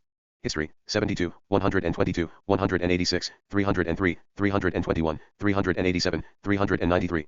536, 547, 927, 1025, 1066. Accidents in 278 to 79. Alienation of labor and 146 to 47. Consciousness and 263 to 65. Cult of nation and 46. Dialectic of capitalism and process of 262 to 67. Divine principle in 21. In Fichte, 45 to 47. Freedom as goal of 59 to 67. Geniuses in 628. Great individuals in 279. Hegel's philosophy of 64. Labriola's philosophy of 502 to 10. Materialist interpretation of 129 to 30. Meaning and purpose of 60 to 61. Monistic interpretation of 525. Necessity and 489 to 90, 627. In NEP era, 827 to 28. Of philosophy, 10 to 14. Philosophy of praxis and 972 to 73. As process, 156. Progress in 123, 284 to 88, 505 to 6. Reason and 60 to 61. Self-awareness and 87. Self-consciousness and 74. Socialism as end of 254. Sarlon, 483. Soviet falsification of 906 to 7. Virtue and 55. Weitling's divisions of 174. History and class consciousness. Geschichte und die Klassen du hast. Sen, Lukis, 421 to 22, 844. 994 to 95, 998 to 99, 1006, 1009. 1011, 1013, 1048, 1054, 1126. History of German Social Democracy. Geschichte der Deutschen. Sozialdemokratie, Mering. 4.00. History of Germany from the end of the Middle Ages, Deutsche. Index. Geschichte vom Ausgang Middle Alters, Mering, 400. History of Philosophy, Alexandrov, ed. 883. History of Philosophy, Hegel, 196. History of Reaction, the Sterner, 134. History of Russian Social Thought. Plekhanov, 638. History of the Communist Party of the Soviet Union, Bolsheviks, A. Short course, compilation, 828. 862 to 68, 881. Canonical prescriptions in 863 to 64. Dialectical materialism in 865 to 66. 868. Dual consciousness required by 864 to 65. Historical materialism in 865 to 66. 868. Lenin in 862 to 63. Truth in 864 to 65. History of the modern philosophy from Bacon to Spinoza, Feuerbach, 94. History of the Russian Revolution, Trot. Sky, 934, 939 to 40. History of West European philosophy. Alexandrov, 887 to 88. Hitler, Adolf, 494, 563. 764, 792, 794. 801, 870, 876, 877, 883. 935. 936 to 37, 938, 951, 952, 955, 956. 996, 1015, 1034, 1104, 1126. Hobbes, Thomas, 315, 319, 335, 472. 717 to 18, 841, 1171. Hobson, J.A., 733, 749. Hochberg, Karl, 435. Hoffman, Powell, 544. Holbeck, Paul D. 626, 659, 867, 1097. Holst, Henriette Roland, 356. Holy Family, or a Critique of Critique. Calcriticism, against Bruno. Bauer & Co., Marx and Engels, 121-25. Homo homini Deus, Principle, 95. Book, Sydney, 215, 216, 937. Horizons, Whitno Crigi, 518. Horkheimer, Max, 1062, 1063, 1067-68. 1070, 1071, 1072, 1084, 1088. 1090-91, 1097. Critical Theory and 1063-65. Horney, Karen, 1091. Index. Horthy, Miklos, 995. Housing Question, Engels, 248. Hugo, Victor, 469. Humanism, 113, 483, 487, 497, 510. 200. On Renaissance, 980-81. Humanism et Terror, Merleau-Ponty. 930. Humanite, 12 451, 953. Humanity, 23-26, 137, 554, 1109. Absolute End, 31. Deification of, 24-26. Division of Labor End, 129. Duality of, 72. Freedom from Alienation End, 218-19. In Hegelian System, 64, 66-67. Historical Mission of, 285-86. Labor as Foundation of, 109-10. 537-41. Nature End, 34-35. Self-Consciousness End, 130. Social Transformation of, 253-55. Theory of Labor End, 537-41. Tool-making, production, and 128-29. See also Man. Humanity as it is and as it ought to be. Dimension we SIE is UNT. We SIE sense solved, Whiteling, 173. Hume, David, 37-38, 312, 322, 323. 718, 1088, 1108. 100 Flowers Campaign, 1189. Hungary, 425, 426, 737, 871, 884, 920.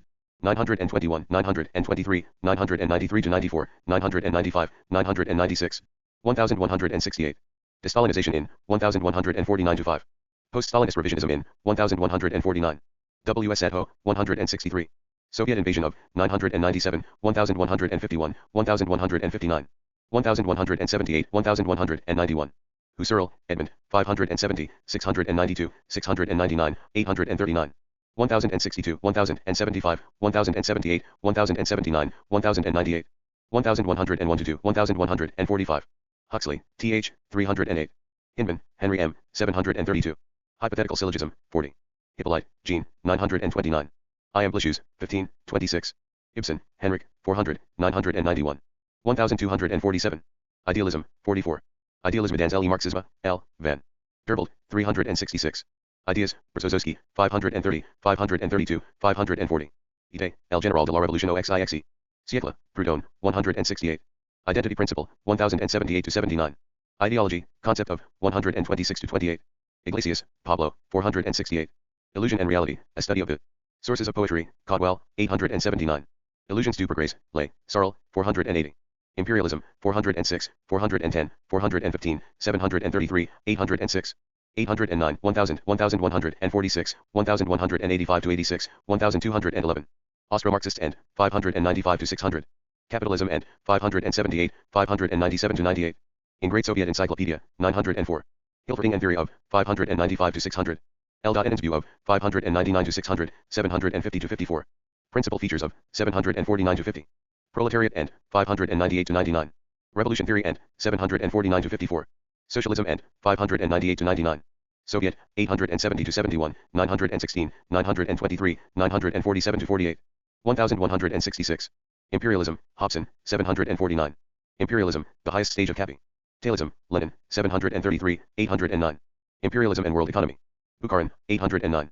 Impressionism, 634, 991. Incarnation, 17. In Defense of Materialism, Plekhanov. 626. Independent German Socialist Party. USPT, 376, 406, 436, 1034. India, 285-86, 425, 517, 799, 950. Individuality, individuals, 101-3, 108. 133425532003450001 S6055. 1080. Capitalism and 336. Communism and 133 to 34, 139, 148. 189. Community and 138 to 41. Contingency and 140, 331. Creativeness and 534 to 35. Ego and 138 to 41. Freedom and 132 to 34. In German ideology, 132 to 34. In Marxist system, 132 to 33. 1248. Individuality, individuals, continued. Marx's view of 567 to 68. State and 461 to 62. Industrial Revolution, 150. Industrial Entwicklung Polens, die. Luxembourg, 404. Inequality, right of 255. Infinity, 58 to 59, 75. Influence of human increase on social progress, der Einfluss. Volksvermehrung auf den Fortschritt der Gesellschaft. Koskai, 380. Ingarten, Roman, 1145. Inquisition, 8. Institut für Sozialforschung, Institute for Social Economy, 514, 878, 1060. 1061, 1081, 1104. See also Frankfurt School. Institute for World Economy, 891. Intelligentsia, 493, 612 to 13, 624, 668. 692, 694, 826, 882, 917. Roll of 646, 860. Interaction, theory of 630. International, 1034. International Institute for Social Research, 1063. International Left Opposition, 936 to 37. 949. Ideology of 934 to 35. International Socialist Bureau, 369. See also Comintern, specific internationals. International Working Men's Association, 200, 449. International Working Union of Socialist Parties, 562. Interpretation 12. In the Abyss, Cruziwiki, 514. Introduction Auxiliary Travaux Scientifiques 2. Xixe Siècle, Saint Simon, 154. Introduction to a Critique of Hegel's Philosophy of Right, Marx, 101. 105 to 7, 134. Introduction to Mathematical Logic. Tarski, 890. Introduction to the Philosophy of Dialectical Materialism, De Boron, 840. Tran, 850. Ireland, 426 to 27. Index. Irrationalism, 1013 to 16. Iskra, The Spark, 636, 660, 664, 687. Islam, 301, 803 to 4. 96. Italy, 173, 202, 203, 211, 355, 358, 371. 4.26, 486, 504, 921, 952, 955. 958, 964, 967. 1159, 1181. Anarchist movement in 207 to 8. Fascism in 475. 480, 493. Hegelianism in 497. Marxism in 931 to 32. Positivism in 497. Workers' movement in 367, 497. Ivan IV, the Terrible. Tsar of Russia. 602, 906. Ivanov, Vyacheslav, 692. Izvestia, 823. Jacobi, Friedrich. 75. Jacobins, 152, 390, 394, 488, 520, 671. 744, 988. Jawohl der Sozialwissenschaft und Sozialpolitik, 380. Jalousie, La, Rob Grillet. 1055. James, William. 540, 692. Jansen, Cornelius, 1052.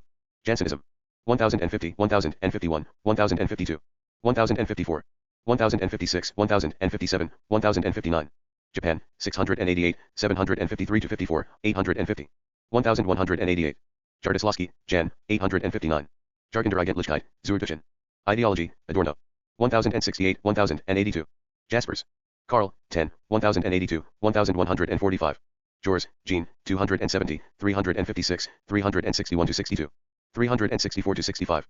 367, 371 to 73, 375, 376, 382, 420. 4.33, 443, 444, 447 to 67, 470, 471. 472, 479, 483, 488, 551. Career of 449-5.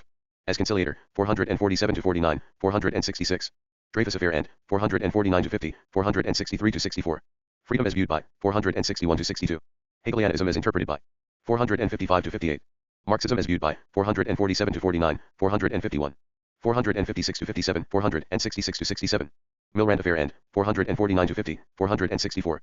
Pantheism of 453, 455, 466. As philosopher of universal unity. 451 to 55. Philosophy of history of 466 to 67. Revolution as viewed by 462 to 65. Index. Socialism as viewed by 447 to 48. 454 to 55, 458 to 66. Jeans, James, 893. Jesus Christ, 10, 25, 70, 71, 174, 504. 1197. Jews, 674 to 75, 798, 893, 903, 923, 1061. Joachim of Fiore, 71. John XXII, Pope, 28. Joliot Curie, Frederick, 878, 928. Jordan, Zbigniew, 216, 332, 1182. Jal, James, 313. Journal for Social Research, Zeitschrift. Für Sozialforschung, 1063, 1091. Joyce, James, 1021, 1073. Judaism, 54. Jung, Karl, 1132. Jung Hegel, Der, Lukács, 996. Jungsdeutschland, 70. Junius Pamphlet, 406. Just Price, 219 to 21, 268. Cadets, 689, 690, 772, 797, 832. Kafka, Franz, 344, 1021 to 22, 1032, 1174. Kaganovich, Lazar, 817. Kalecki, Michael, 413, 1159. Kalinin, Mikhail, 817. Kamini, Lev, 731, 737, 749, 774, 793. 801, 804, 806, 811, 815, 822. 851, 874, 875, 1149. Kamenka, Eugene, 1182. Kameri, MD, 891. Camp, Der, 551, 559, 561. Kangragat, M, 1169. Kant, Emmanuel, 10, 36, 38, 45, 54, 57. Boi Darunam LLOSSCA03. 322, 330, 382, 392 to 93, 447. 461 to 62, 498, 500, 501, 529, 537. 538, 569 to 73, 656, 659, 698, 706. 716, 841, 908, 974, 981, 1051. 1060, 1073, 1106, 1126. A priori categories of 565 to 66. Austro-Marxist and 549 to 53. Categorical imperative of 385 to 86. 557 to 58, 577, 1106. Criticism of 720 to 21. Dualism of 48, 111 to 12, 341, 457. 1003. Engels' criticism of .333.D01S00. Koskai's criticism of 385 to 86. Marx's criticism of 85 to 86, 557 to 58. 1249. Moral philosophy of 557 to 59, 1106. Forlander and 556 to 57. Kant, Fichte, Hegel und der Sozialismus. Forlander, 556. Kant and Marx, Forlander, 556. Kantianism, 578, 635, 1125. Austro-Marxism and 549 to 53. Darwinian opposition to 558. Ethical socialism, 553 to 55. In Marxism, 555 to 60. Revival of 552 to 53. Cantos. Alfred, 1164. Kant und der Sozialismus, Forlander. 556. Karev, N.A., 844, 84.5, 846, 847. Karayev, N., 527, 626. Karl Marx, Gorsch, 1035. Karl Marx, Geschichtslebens. Mering, 400. Karl Marx's Ökonomische Lehren, the Economic Doctrines of Karl Marx. Koskai, 381. Kader Sozialismus, 435. Kausalität und die Teleologie am Streitum. De Wissenschaft, Adler, 551 to 52. 560 to 61. Koskai, Karl, 194, 200, 211, 212, 289. 29053 and DOBSOLG ONOUS. 379 to 400, 404, 411, 420 to 22, 424. 430, 433 to 34, 435, 436, 441, 443. 444, 465, 476, 485, 513, 514. 524 to 25, 528, 536, 559, 565, 620. 629, 631, 659, 662, 665, 667. 6155, on don't OSM OMA 280. 809, 878, 918, 987, 1040. Adler's criticism of 582. Consciousness as viewed by 386 to 88. 399 to 400. Determinism of 383, 386, 396 to 97. On dictatorship of proletariat 394 to 95. Historical materialism as viewed by 382, 517 to 22. Idea of revolution in socialism of 388 to 94, 399. Inconsistencies in philosophy of 395 to 400. Kant criticized by 385 to 86. Kantian criticism of 576 to 77. Gorgias criticism of 1034 to 35, 1038, 1041 to 43, 1250. Kolakowski, Karl, continued. Leninism criticism by 394 to 95.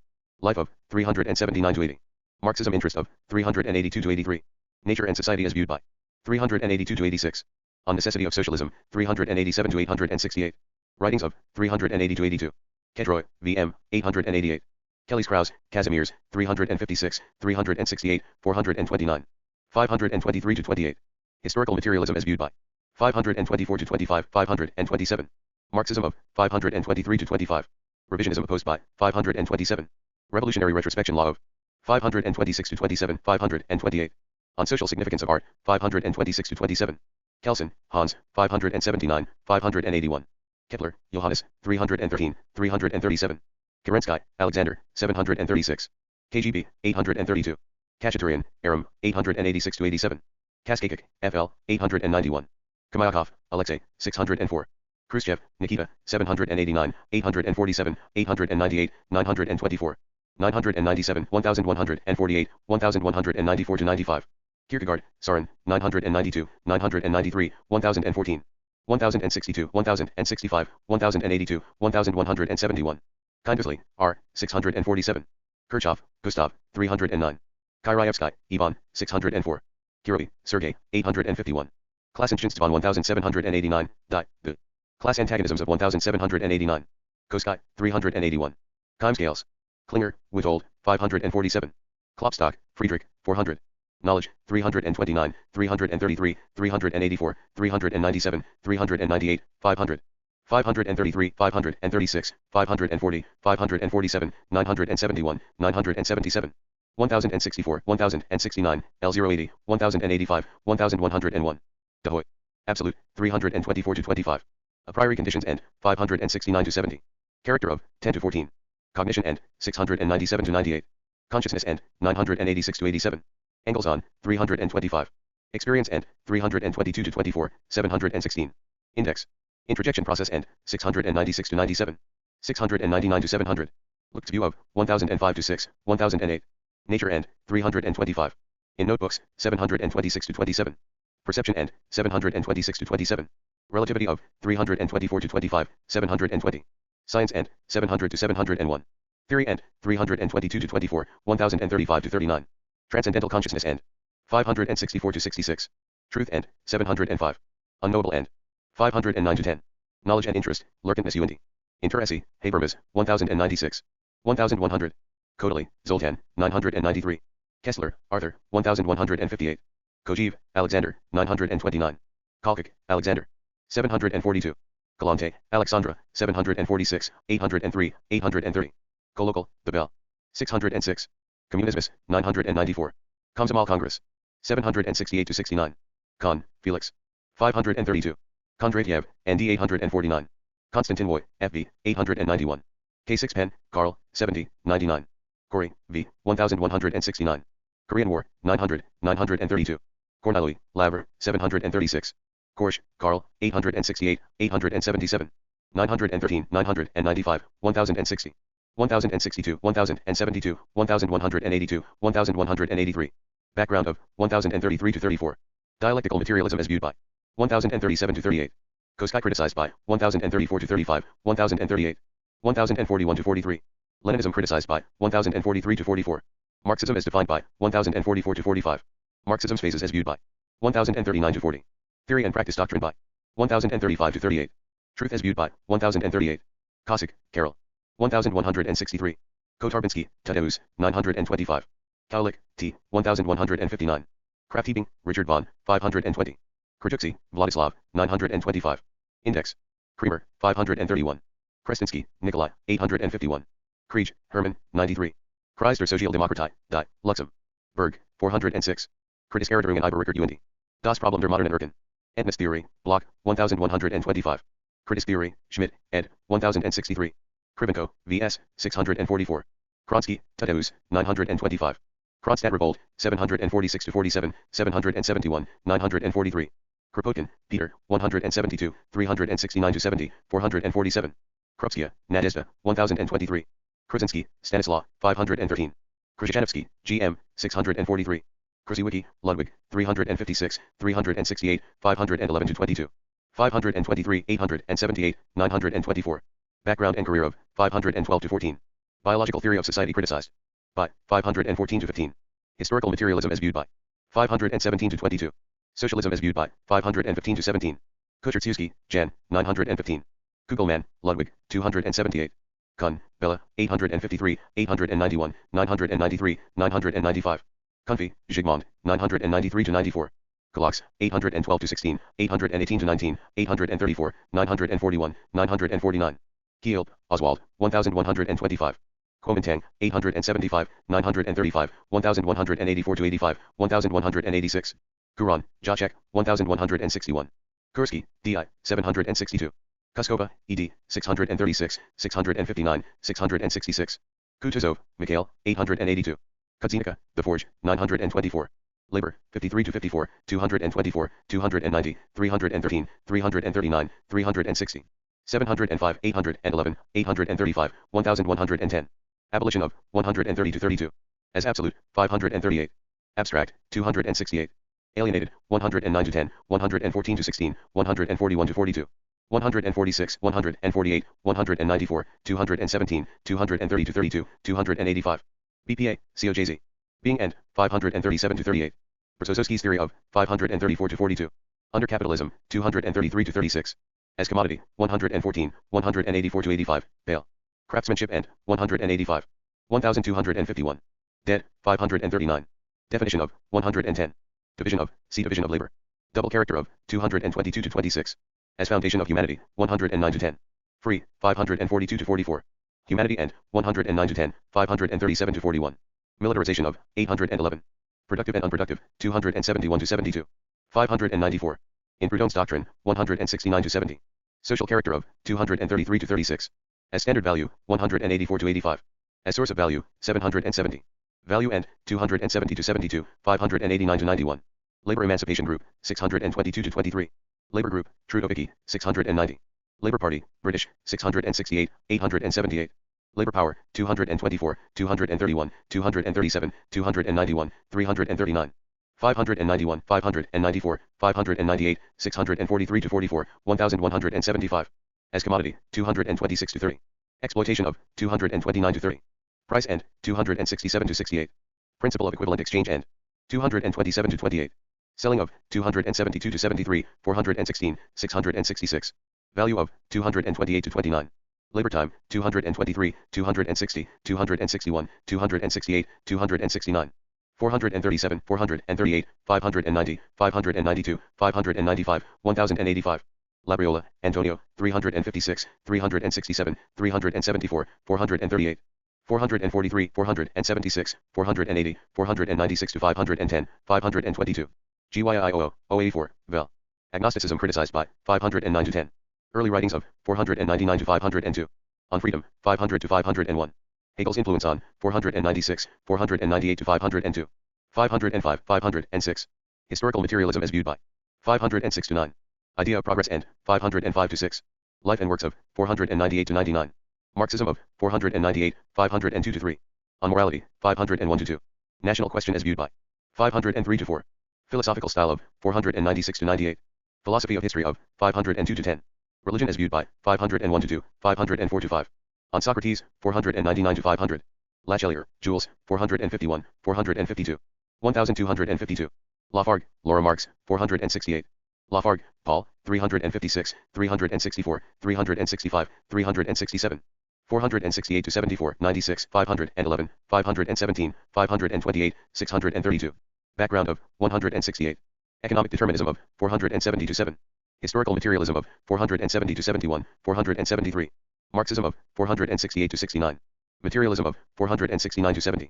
Myth of Noble Savage End, 471-73. 4.74. Primitive Communism End, 471-74. Private Property as viewed by, 471-72. As theorist, 468-70. Lagardelle, Hubert, 365, 480, 508. Lamarck, Jean de, 313. Lamatry, Julian de, 35, 469. Lamine, Husda, 179.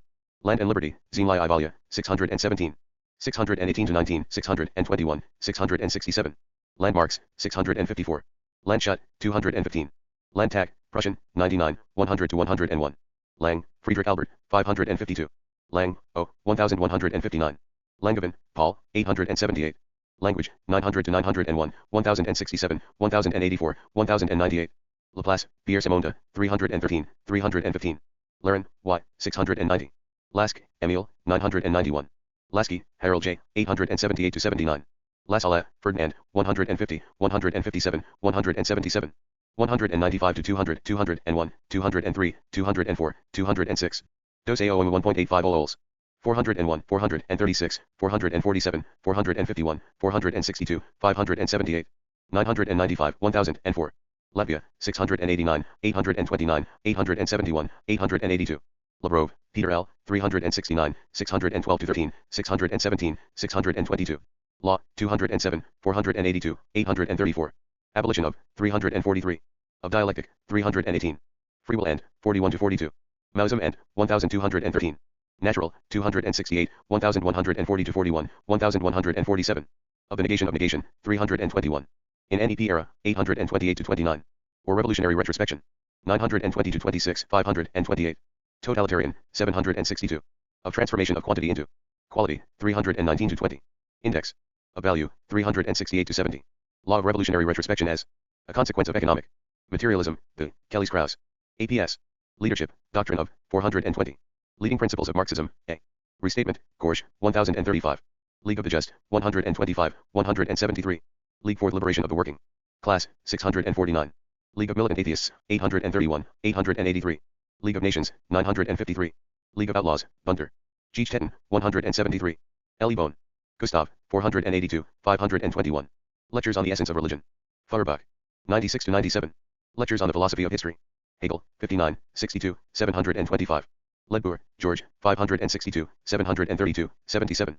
Lefebvre, Henry, 928, 1172 to 7. Leffert, C, 1172. Left Opposition, see International Left. Opposition. Left-wing Communism and Infantile Disorder, Lenin. 759 to 60, 774 to 75. 79.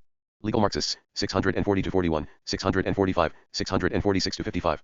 Capitalism and, 652 to 53. Doctrine OT, 646 to 47. Economic Revisionism of, 652 to 55. 659. As term, 64.6, 647. Legend of Young Poland, the, Brza. Zosky, 532. Ledger, Fernand, 928. Lehrbuch der Materialistische Geschichte. Sophisung, Adler, 561, 572. Leibniz, Gottfried, 94, 140, 309, 333. 966 to 67, 909, 910, 1135, 1171. Leipziger Allgemeine Zeitung, 134. Leipziger Volkszeitung, 404, 417 to 18. Leipzig Volksstadt, 248. Lenin, Nadezhda Krupskaya, 643. Lenin, VI, 177, 209, 328, 343, 356, 367. S08, 31 Los OOU, Booms.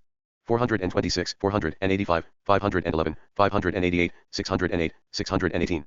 672, 688, 702, 703, 704, 714. 804, 806, 811, 829, 832, 833. Index.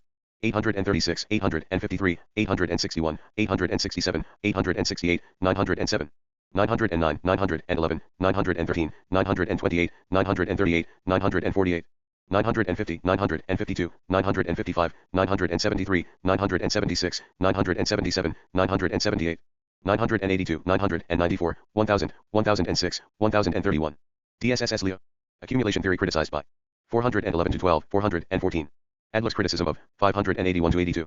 Anti-populism of 617. Assessment of 776 to 78. Background of 642 to 43. Bourgeoisie revolution and 680 to 82. Bukharin's conflict with 809 to 10. Bureaucracy opposed by 747 to 48. Capitalism as viewed by 719 to 22. 644 to 45. Concept of progress and 644 to 45. In conversion Marxism 643. Death of 749. Dialectician's Mechanist controversy. And 840, 842, 843, 845 to 48. Dictatorship of proletariat and 423 to 24. Dictatorship as viewed by 684. 754 to 60. Early journal writings of 643 to 46. Economism opposed by 655, 659 to 60. 664 to 66, 670, 673. Empiria criticism opposed by 714 to 23. On ethics and morality, 768 to 69. Founding of Bolshevik Party and 641 to 42. Freedom as viewed by 672. Genius of 776 to 77. Gramsci compared with 986 to 88. Hegelianism's influence on 725 to 26. Idea of revolution and 680 to 85, 690. 734. As ideologist of totalitarianism. 766 to 77. Imperialism as viewed by 599 to 600. 750 to 54. Jews as viewed by 675. Last years of 748 to 49. Luxemburg's criticism of 403, 405. 420 to 22, 423, 429, 429, 431, 683. Martov contrasted with 771 to 72. Martov's criticism of 770 to 71. Marxism of 431 to 32. Marxist tradition and 661 to 63. 1253. National question and 589, 674 to 80. 1917 revolution strategy of 735 to 36. Ta. At onset of World War I, 731 to 33. Peasantry debate and 730 to 31. Plekhanov and 629, 632, 635, 636. 638, 639, 656 to 57, 660, 732, 773.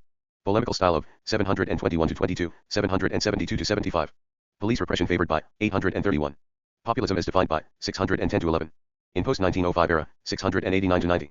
Protelkel criticized by 711 to 12. Religion and 723 to 25, 728. Revisionism as viewed by 445. Social democracy as viewed by 657 to 58. Scrib and 646 to 55. Theory of party of 397, 420 to 23. 4.31 to 32, 600, 604, 637, 664. 667 to 70, 673 to 74, 683, 727, 728. 763, 791 to 92, 796, 1011 to 12. 1043, 1173. Theory as viewed by 1040 to 41. Third International and 872 to 74. Tolstoy articles of 768. Totalitarian idea and 728, 766 to 70. 790. Trotsky and 734 to 35, 747, 773 to 74. Truth as viewed by 912. Self-determination issue and 375 to 76. 428. In short course, 862 to 63. Social democracy as viewed by 657 to 58. Sarl's admiration of 494 to 95. Stalin and 797, 798, 802. Stalin criticized by 748 to 49. Stalin as heir to 800 to 802. Scrib and 655 to 56, 659. Trotsky and 734 to 35, 747, 7713 to 74. Utopia of 756 to 57. War Communism directives of 744. Lenin Academy of Agricultural Sciences. 897. Leningrad, 885. Leninism, 210, 422, 424, 641, 790, 806. 848, 958, 989, 994, 1041. Of Gramsci, 963 to 64. Koskai's critique of 594 to 95. Korsch's criticism of 1043 to 44. 1254. Leninism, continued. Marxism as source of 341 to 44, 378. Marxist tradition and 661 to 63. Materialism and Empiria criticism as foundation of 717, 722 to 23, 729. Peasant question and 611. Plekhanov's opposition to 636 to 39. Post-Stalinist revisionism and 1156 to 58. Stalinism as continuation of 790. 915, 94.2, 1156. Scrib and 646 to 55. Summary of doctrine of 685 to 86. Universalization of Marxism and 1180 to 81. See also Marxism-Leninism. Lenin und die Kommentaren, Korsch. 1043. Lenin. Study über den Zusammenhang. Sainer Gedanken, Lukács, 995. Leo XIH, Pope, 368. Leonov. M.A., 891. Lepchinskaya, Olga, 907. L. E. Play, Frederick, 471. Leroux, Pierre, 15. Lesseps, Ferdinanda, 158. Lessing, Gotthold, 196, 400 to 401, 556. Lessing Legend, Mering. 400 to 401. Letters, Plato, 16. Letteratura e Vita Nazionale, Gramsci. 969. Letters from Afar, Lenin, 735. Lettre d'Inhabitant de Genève, Saint. Simon, 154. Levi, Paul, 406, 874. Levi Strauss, Claude, 418, 1049, 1174. Lewis, John, 931. Liberalism, 134, 135 to 36, 154 to 55. 221 to 22, 335, 339, 435, 446. 577 to 78, 604, 608, 646, 647, 652. 654, 686, 879. Decline of 359 to 60. Economic, 221 to 22. Liberation, Osbobistany, 652. Libertinism, 35. Lichtime, George, 997, 1182. Liebknecht, Karl, 375 to 76, 380, 404, 4.06. 463, 955, 1104. Liebknecht, Wilhelm, 202, 206, 362, 369. Index. Liebman, Otto, 552. Life of Jesus, Das Leben Jesu, Strauss. 70, 119. Lilisan, 1187. Lemanowski, Bolslaw, 427. Linkskov, Die, 996. Linnaeus, Gorulus, 313. Limpio, 1194-95, 1203. Lipinski, E., 1159, 1162. Lips, Theodore, 1125. Lyra L. E. Capital, Althusser and Balibar. 1174. Literary Gazette, 888. Literature, 401-2, 469, 487, 520, 663. 768, 925, 926, 927, 979, 1055. 1073, 1131, 1142, 1166, 1198. In Genetic Structuralism Theory. 1049 to 50. Lukács view of 991 to 92, 1000 to 1001. 1016 to 23. Mao's view of 1186 to 87. Modernist 1021 to 23, 1030. In NEP era 824 to 25, 829 to 30. In post-war Soviet ideological campaign 885 to 87. Proletarian 711 to 12. Stalinism and 860 to 61, 867 to 68. Symbolist 634. Totality and mediation in 1000 to 1001. 1018 to 20. Tragic worldview and 1051. Lithuania 368, 425, 882, 960. Little Red Book 1195. Lucia Chi 1192 to 93, 1196. Lloyd George, David 746. Locke, John 34, 124, 319, 469, 698. 841, 1108, 1141, 1171. Logic, Hegel, 56, 58, 194, 725. Logica cum scienza positiva, Della. Volpi, 932. Logic formale et logic dialectici. Lefebvre, 928. Lewisi, Alfred Furman, 529. Lombroso, Cesare, 480, 514,515. Loria, Achille, 974. Losky, N.O., 824. Lowenthal, Leo, 1062 to 63. Longueuil, Jean, 562. Louis Napoleon, C. Napoleon III. Loed, 216. Loyola, Ignatius of 7 Negative Dialectics and 1080 to 81. Lucretius, 13, 84, 85, 86, 337, 889. Neo-Kantianism criticized by Ludwig Feuerbach and the end of Classic 1002 to 4. German philosophy, Engels, 1263 as philosopher of Stalinism, 989 to 90. 213, 252, 309, 356 post-Stalinist revisionism and Lukács, György, 216, 268, 328, 421 to 22, 1158 to 59. 910, 537, 546, 560, 656, 820, proletariat as viewed by 1005. 829, 837, 844, 868, 877, 913, 927, 1007 to 9, 1010. 975, 977, 986, 987, 989, 1032, reflection theory criticized by 1006. 1034, 1039, 1041, 1046, 1047, 1011 to 12. 1048 to 49, 1050, 1058, 1060, reification concept of, see reification. 1072, 1074, 1082, 1097, 1105, concept of, TEOSS 8 of 5.14 was 11,692, 1175, 1179. Art as viewed by 991 to 92. 1000 to 1001, 1016 to 23. Assessment of 1031 to 32. Background of 990 to 91. Bukharin criticized by 1009. Class consciousness as viewed by 1010 to 11. Cultural doctrine of 991 to 92. Dialectical method concept of 998 to 99. Dialectician's mechanist controversy. And 844. Dialectic of nature criticized by 1005 to 6, 1009 to 10. Dialectic as viewed by 1001 to 2, 1005.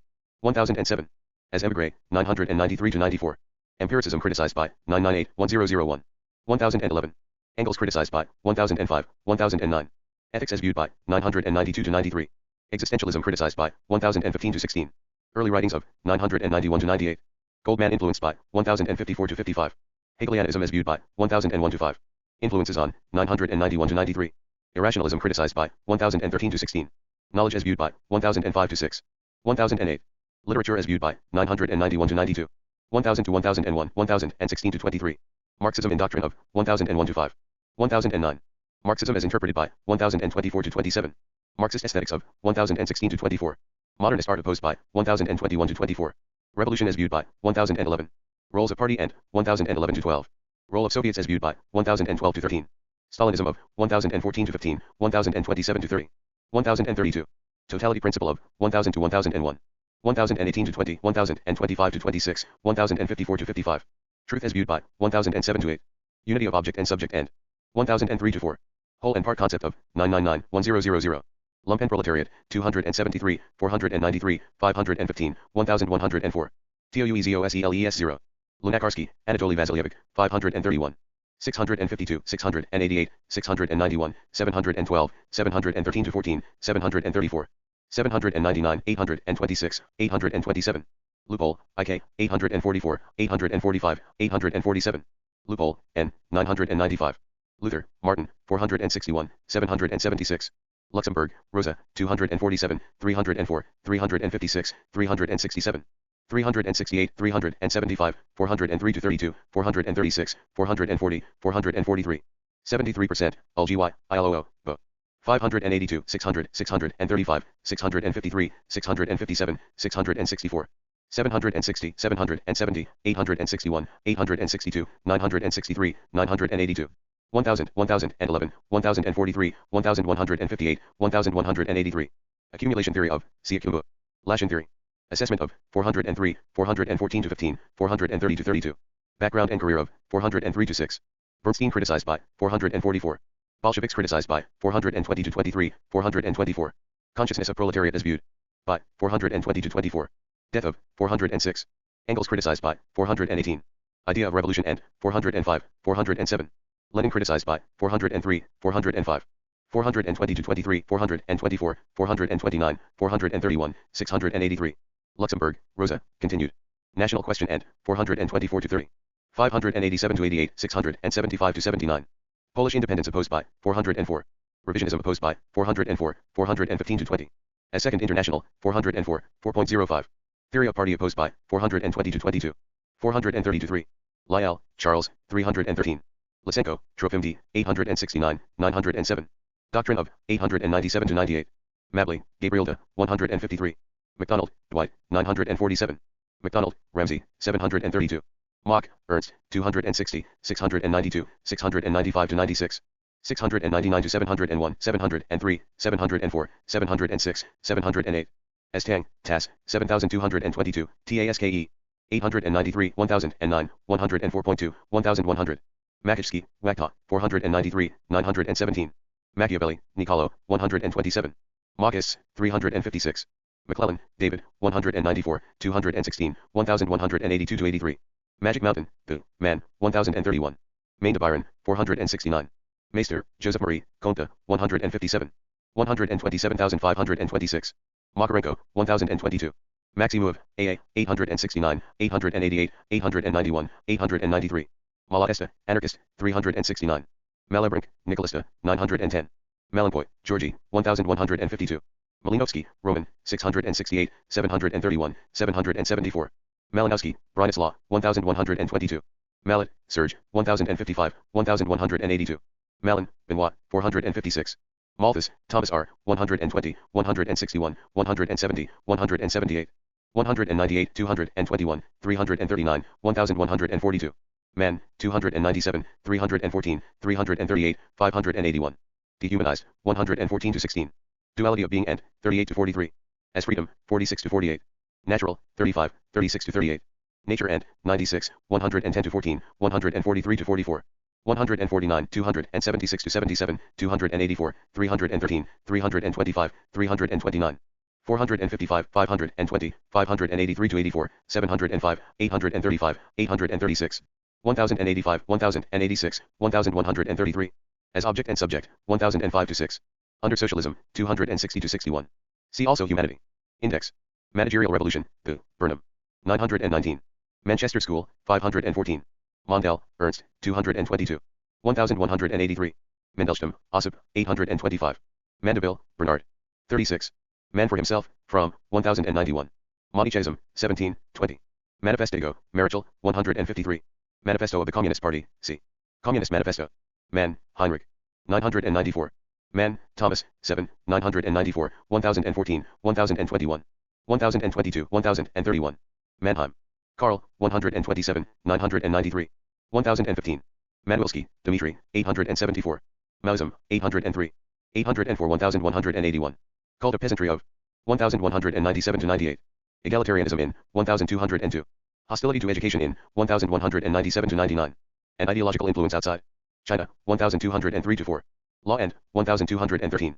Marxism and 1199 to 1200. As Peasant Utopia, 1183 to 84. 1199. Western admirers of 1204 to 5. Mao Zedong, 905, 1175. Art as viewed by 1186 to 87. Background and career of 1184 to 86. Cult of 1194 to 95, 1197 to 98. Cultural Revolution and 1193 to 95. 1196. Democratic centralization of 1200 to 1201. Freedom as viewed by 1201. Great Leap Forward and 1189 to 90. Hostility to education of 1196 to 99. Permanent Revolution Theory and 1196. Marcel, Gabriel, 1073, 1146. Marchlisky, Julian, 368. 404, 405. Marcuse, Herbert, 1063, 1065, 1088. 1098, 1104 to 23, 1145, 1179, 1182. Assessment of 19 to 23. Background and career of 1104 to 5. Civilization critique of 1109 to 12. 1120. Empiricism of 1106, 1108, 1116. Hegelianism as interpreted by 1107 to 9. Index. Marxism of 1104, 1119. One-dimensional man doctrine of 1113 to 15. Overview of 1104 to 5. Positivism criticized by 1105 to 9. 1114 to 15. Reality and reason in doctrine of 1105 to 6. Repressive tolerance doctrine of 1116 to 18, 1120 to 21. Revolution against freedom doctrine of 1115 to 19. Science as viewed by 1120 to 23. Soviet Union criticized by 1118 to 19. Violence justified by 1116 to 17, 1118. 1120. Marichal, Sylvain, 153. Mariotta, Edme, 324. Markov, M.A., 888, 894 to 95. Markovic, M., 1169. Marlowe, Christopher, 879. Nikolai Y., 791, 900 to 901, 1067. Marshall Plan, 922. Martov, L., 177, 424, 637, 641, 643, 649. 651, 660, 671, 687, 688, 731, 732. 734, 746. Bolshevism as viewed by 770 to 72. Lenin contrasted with 771 to 72. Martynov, V. Ladlin, 666. Marx, Jenny, 101, 194. Marx, Karl, 5, 43, 70, 75, 79, 97, 197. 278, 286, 289, 295 to 96, 300, 364. 380, 466, 492, 529, 534, 569. 594, 612, 615, 662 to 63, 665. WBS, OEMOL, 7A, Well, Was. 763, 766, 829, 844, 846, 867. 881, 889, 898, 909, 913, 916. 928, 960, 998 to 99, 1039, 1040. 1042, 1046, 1047, 1050, 1058.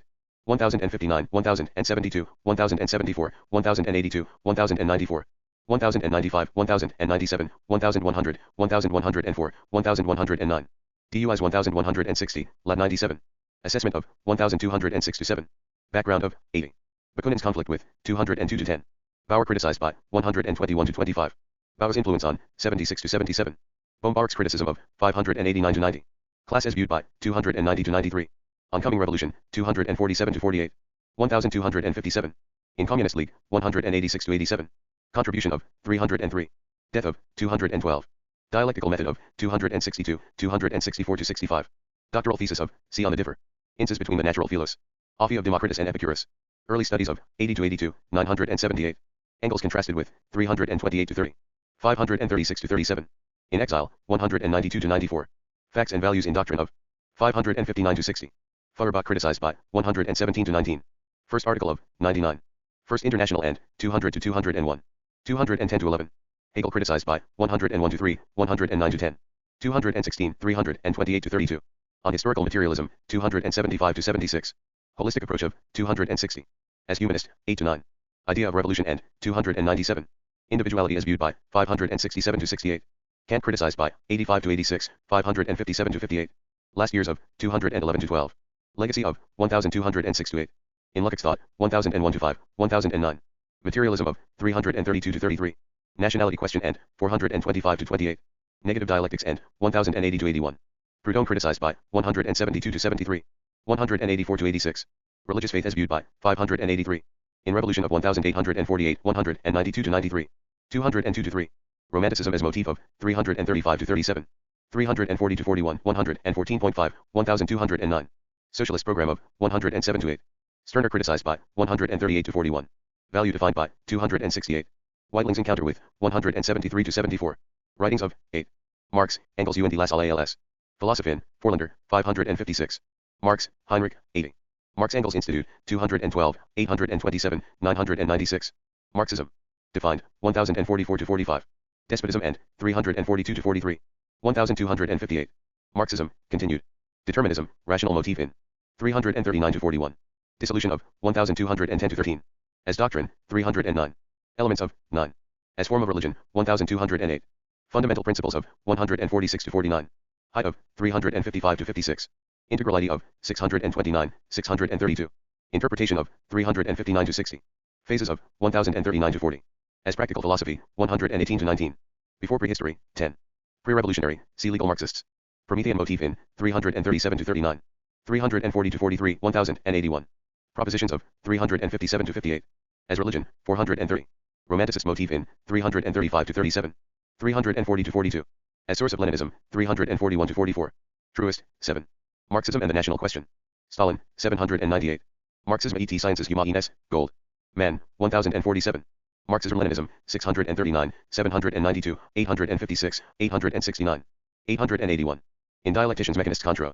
Versi, 844 to 45, 848. Post-war Science and 892 to 98. Marxismus und die Ethik, Bauer, 577. Marxismus und die Philosophie, Korsch. 1034, 1036, 1040. Marxistische Probleme, Adler, 561, 574. 576. Marx's Concept of Man, from 1091. Marx's Theory of Social Development. Die Marx Theorie. Sozialen Entwicklung, 639 to 50. Marx's Theory of Value and its Signify. Kans, Frank, 653. Marx Study N, Adler and Hilferding. 549, 551, 563. Masaryk, Tomasz, 356, 498 to 99, 508, 527. Maslow, Arkady, 431, 875. Massenstreich, Partei und die Gewerkschaften. Luxembourg, 405. Materialism, 191, 692, 693, 710, 717. Index. 843, 888, 895, 986, 1063. 1137 to 38, 1164. Adler's criticism of 571 to 74. Of Engels, 310 to 11, 319, 333 to 34. Gramsci's critique of 976 to 78. Idealism and 309 to 12, 834, 889. Interpretation of history and 129 to 30. Of Lafargue, 469 to 70. Of Marx, 332 to 33. Matter and 310 to 12.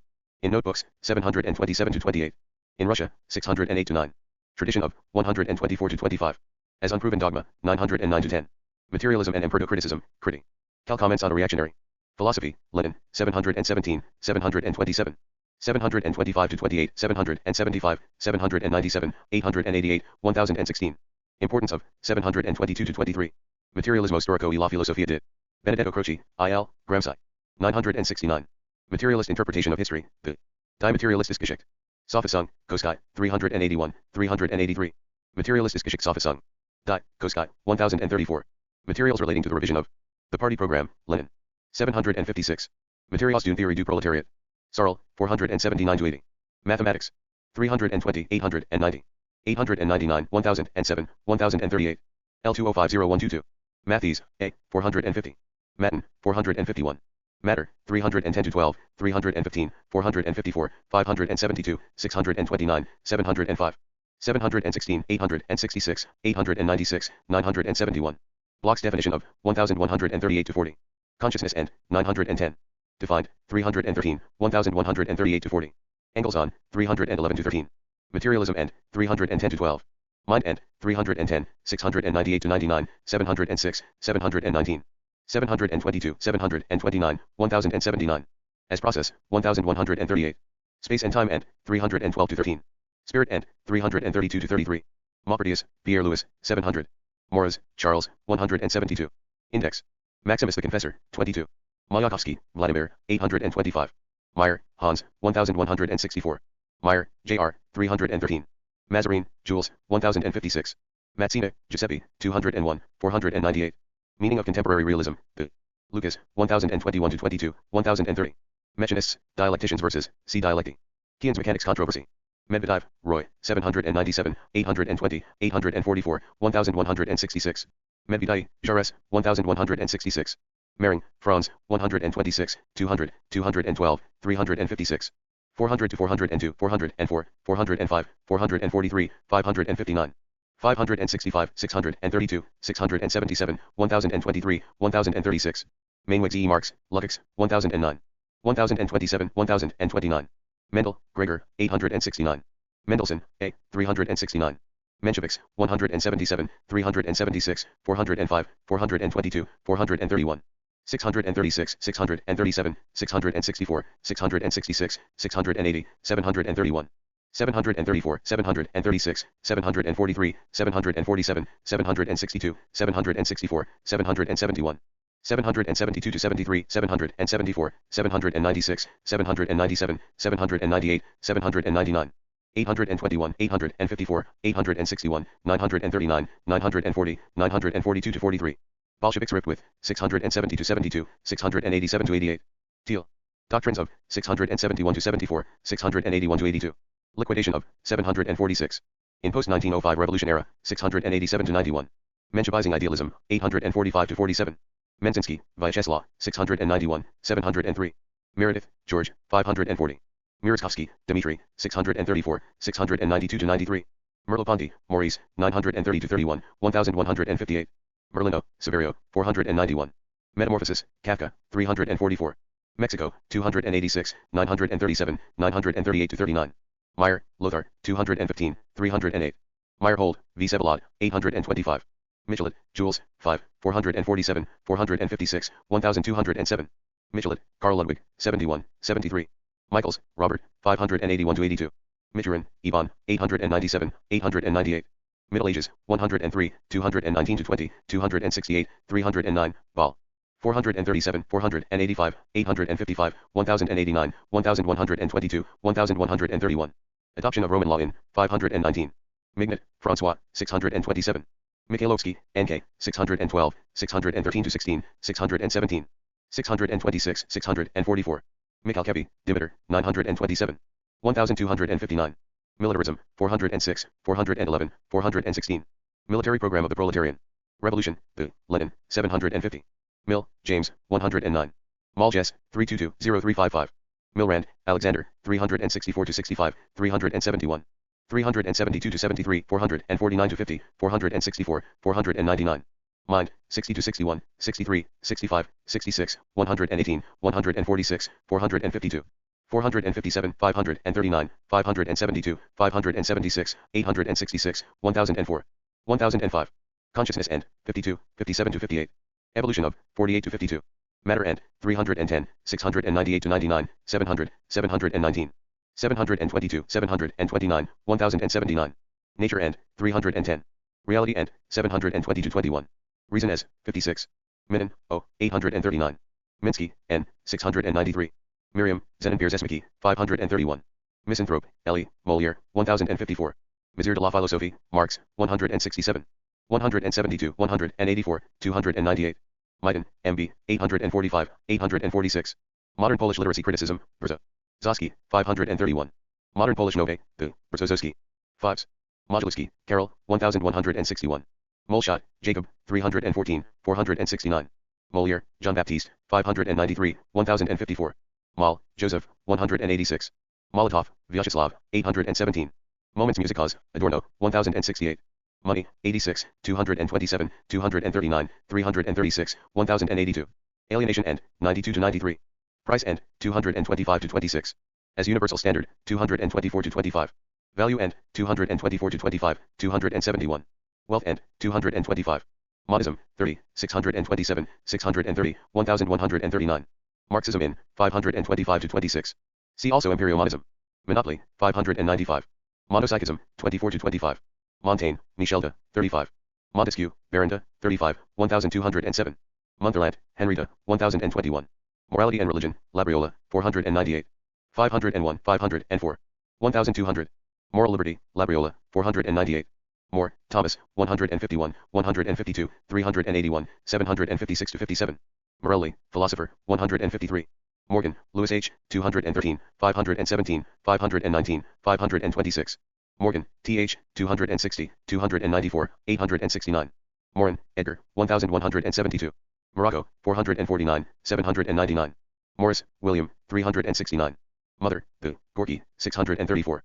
Movement Socialist, 365, 450-51, 480. 508. Muggeridge, Malcolm, 858. Muller, H.J., 878. Münsterberg, Hugo, 563. Menzer, Thomas, 213, 518, 1126. Muradelli, Vano, 886. Music, 886-87, 1017-18. Musil, Robert von, 1021-22, 1073. Musset, Alberta, 928. Mussolini, Benito, 475, 495, 955, 967. Mussorgsky, Modest, 886. Mutations, Theory of, 629. Mutual Aid, A Factor of Evolution.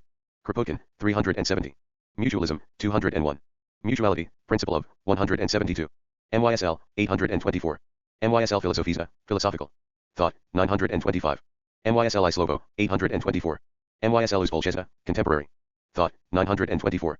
Mysticism, 21, 27, 28-29, 32. Myth, 493, 1066-67, 1086. Being End, 12. Marxist, 1024-26. Of Noble Savage, 35, 471-73, 474. As Proletariat, 484-85. Non, GL, 893. Nagy, Imre, 997. Napoleon I, Emperor of France, 126. 279, 300, 940. Napoleon III, Louis Napoleon, Emperor of France, 168, 193, 195, 295. 303. Napoleonic Wars, 46. Narodnaya Volia, People's Will Party. 619, 642. Nation, 81, 461. Index. Cult of, 46. Labriola's View of, 503-4. Nationalism, 337, 428, 429, 476, 494. 678, 903, 1211. Soviet, 870. Nationalitin Virtuindi. Social-Demokratie, Bauer.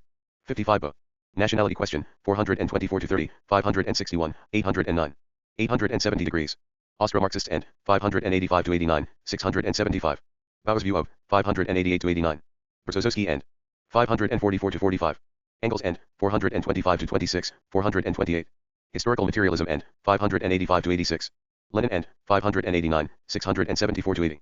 Luxembourg End, 424-30, 587-88. 75-79. Marx End, 425-28. National Character End, 585-87. Poland End, 426-27, 429-30. 527-28, 544-45, 589, 675-78. 799. Socialist Movement End, 586-87. Stalin End, 675, 798-99. Nationality Question and Autonomy. B. Luxembourg, 427-28. Nader, Paul, 553, 554, 573, 699. Naturalism, 34-36, 199-200, 530, 991. 1001, 1018, 1021. Natural Law, 268, 269, 1140-41, 1147. Natural Man, 35. Natural Science in the Spirit World. Engels, 323.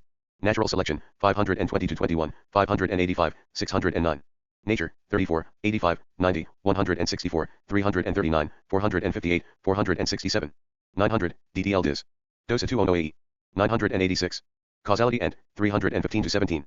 Chance end, 315 to 17. Civilization end, 569. Concept of, 514 to 15. Contradictions in, 320 to 21. Dialectic in, 191, 317 to 18, 327 to 28. 333.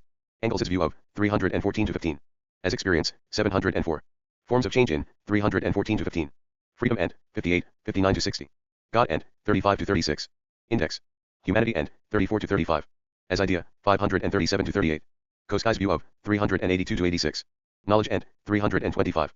Man end, 96, 110 to 14, 143 to 44, 147.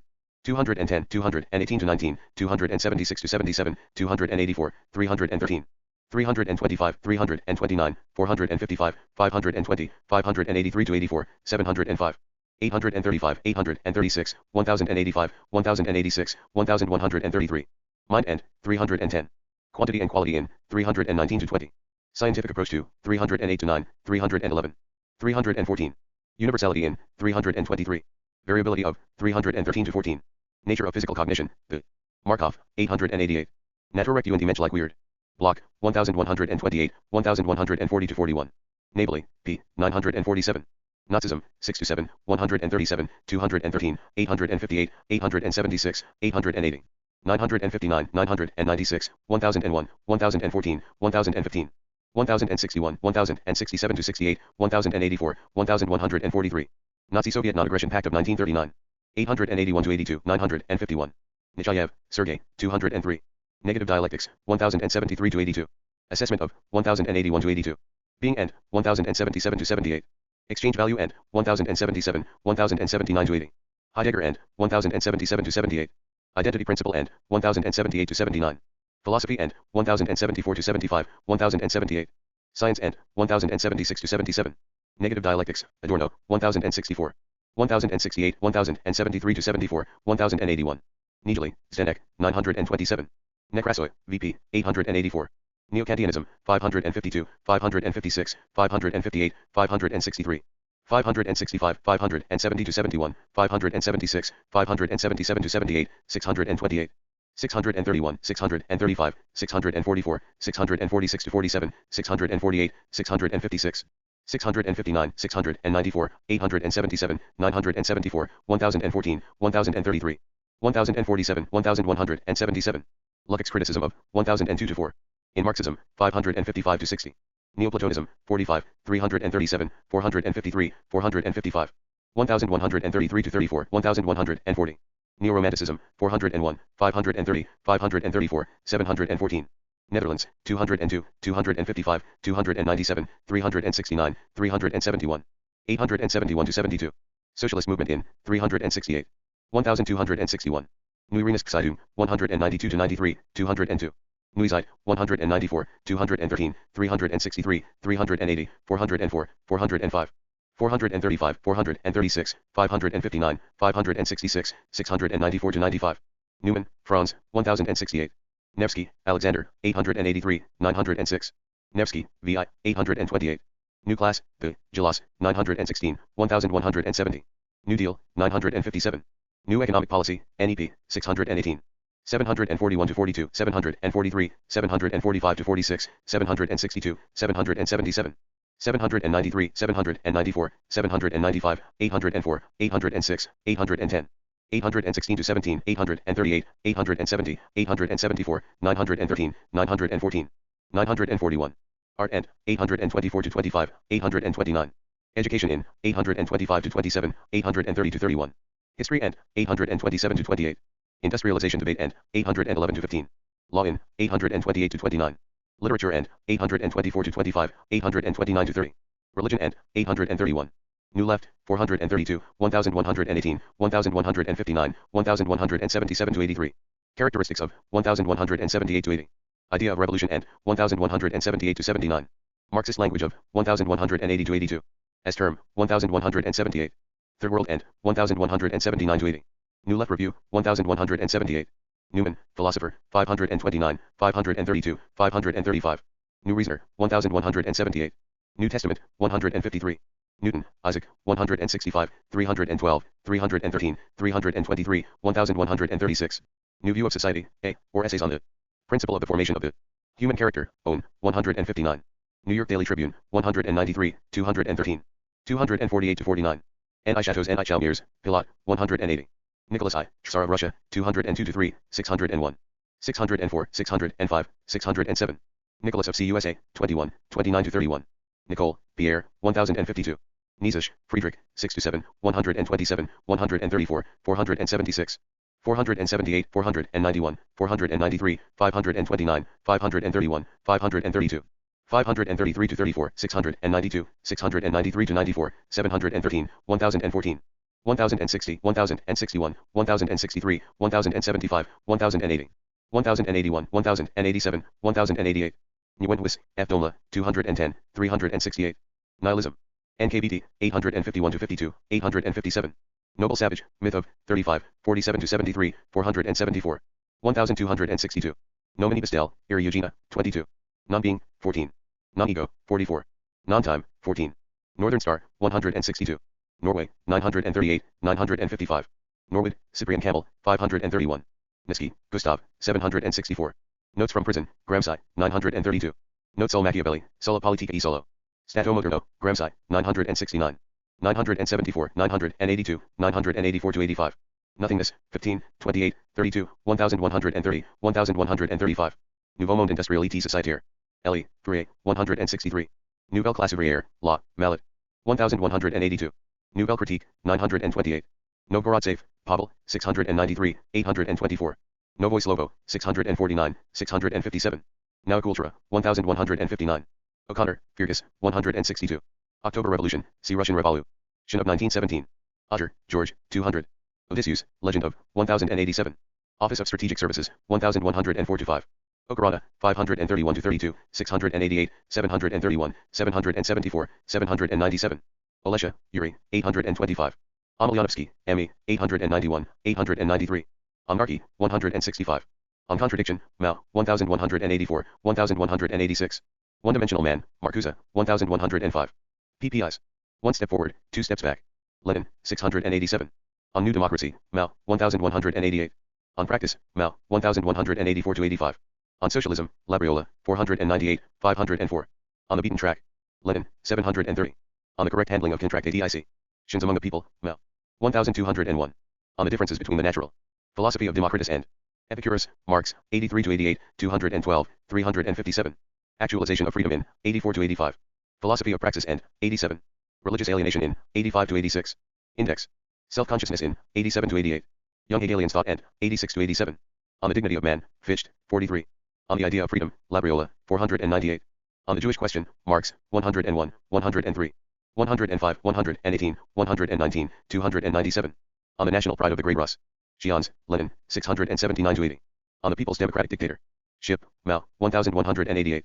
Opposition Bulletin, 934. Orden Nuovo, L, 480, 965-67, 982-85. Orgenikij, Grigory, 678, 749. Oresteia, Aeschylus, 400. Organic Intellectuals, 979-80. Organic Work, 512. Organisation du Travail, L, Blanc. 177-78. Organisation Socialiste de France, L. L'Armée Nouvelle, Georges, 450. 46. Oriental Despotism, Wittfogel. 1062. Origen, 22. Original Sin, Doctrine of, 72, 180. Origins du Socialisme Allemand, Lay. Georges, 449. Origin of the Family, the Private Prop. Erde and the State, Engels, 213. 284-85, 288, 293.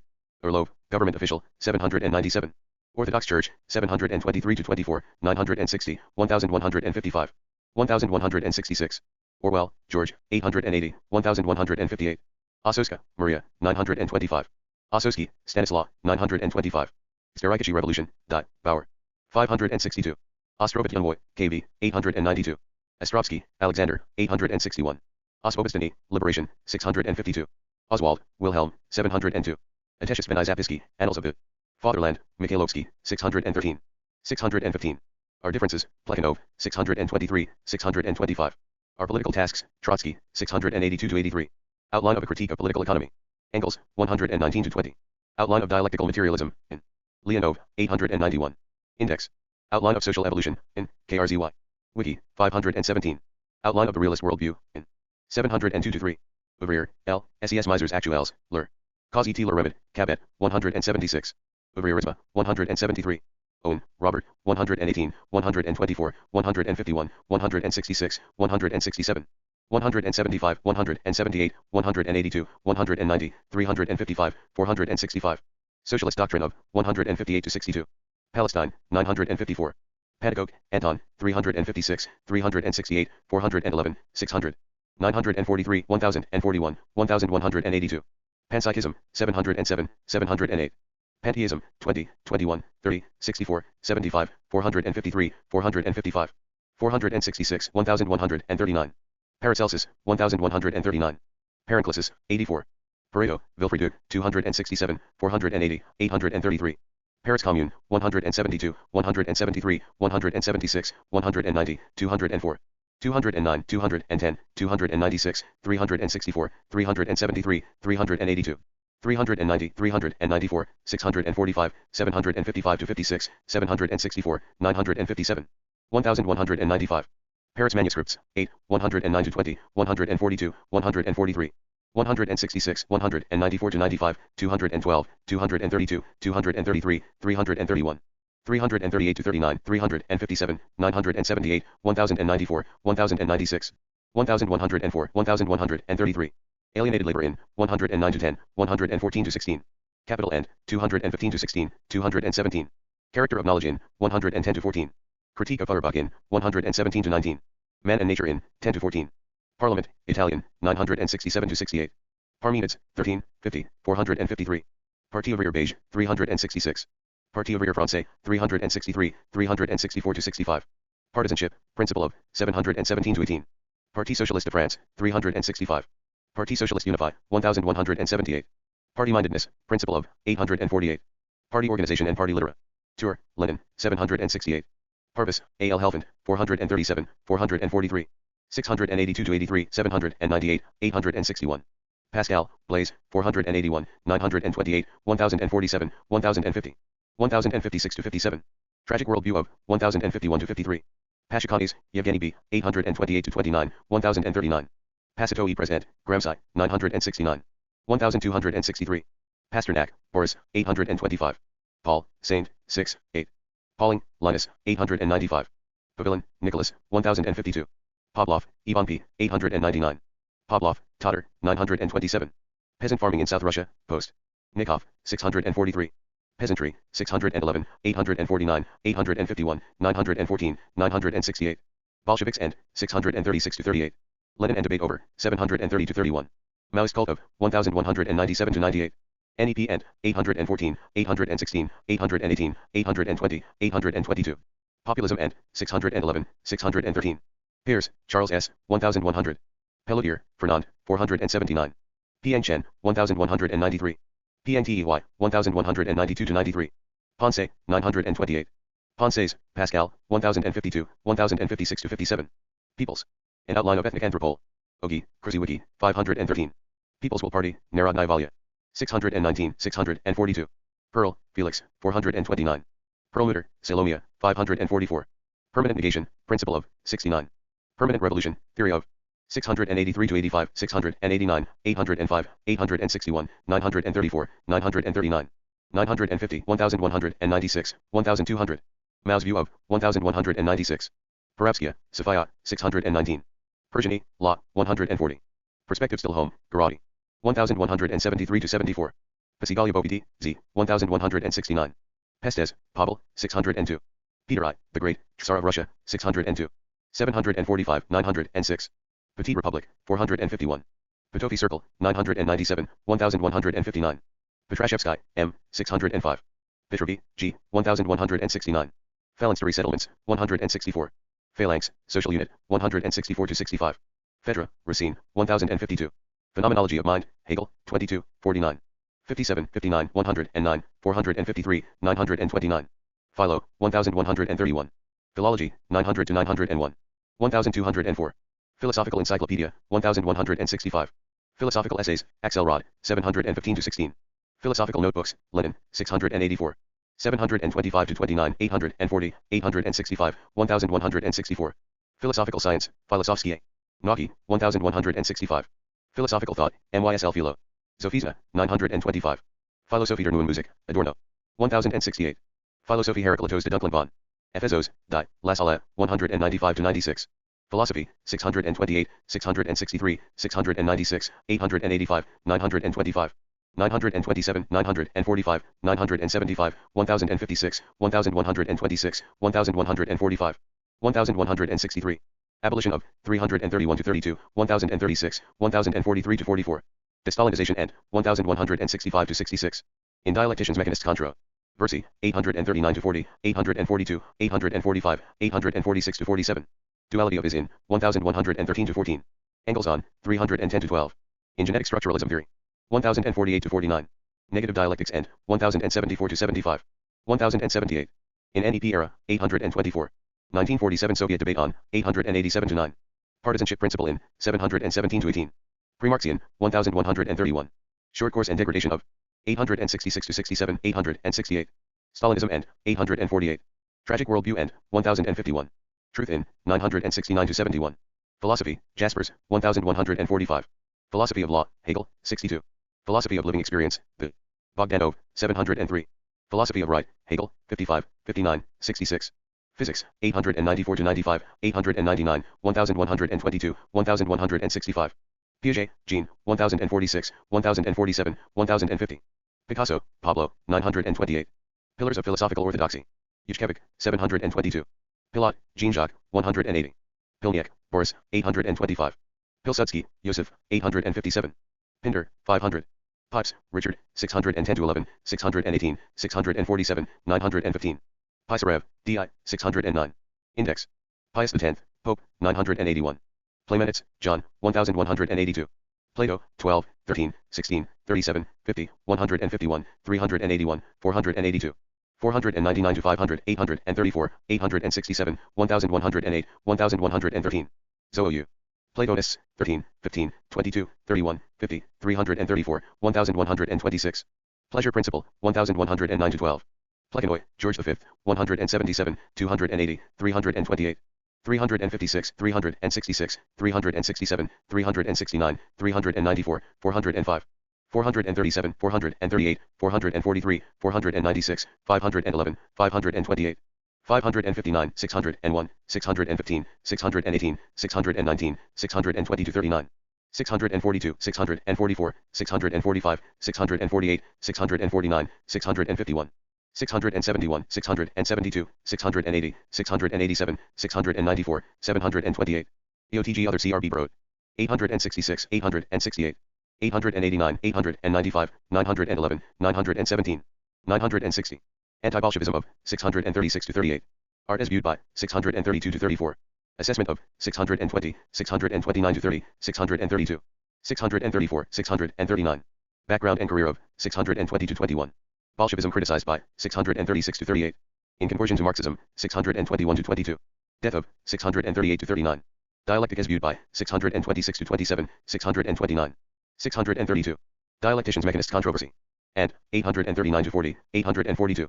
844, 845, 846. 848. Economism opposed by 635 to 36. Empiria Criticism Debate and 702. 713 to 15, 717, 719 to 23. Historical Materialism as viewed by 629 to 30. Lenin and 629, 632, 635, 636, 638. 639, 656 to 57, 660, 732, 773. Leninism opposed by 636 to 39. Marxian stereotypes and 626 to 27. Monism of 627, 630. In opposition to Leninism, 636 to 39. Populism and 623 to 24. Revisionism opposed by 634 to 36, 639. Theoretical writings of 625 to 32. Plotty News, 13 to 19, 20, 26, 32, 1140. Plutarch, 84. Pod in Amina Marxisma, under the banner of Marxism, 838 to 41. 846 to 47, 888. 1009. Poe, Edgar Allan, 180. Pokrovsky, Mikhail N., 691, 827 to 28. Index. Poland, 73, 173, 192, 200, 201, 202, 204. 254, 286, 355, 369, 403 to 4, 425. 904, 516, 529, 763, 853, 871. 885, 947, 955, 1168 to 69, 1204. Destalinization in 1149 to 51. German invasion of 882, 952.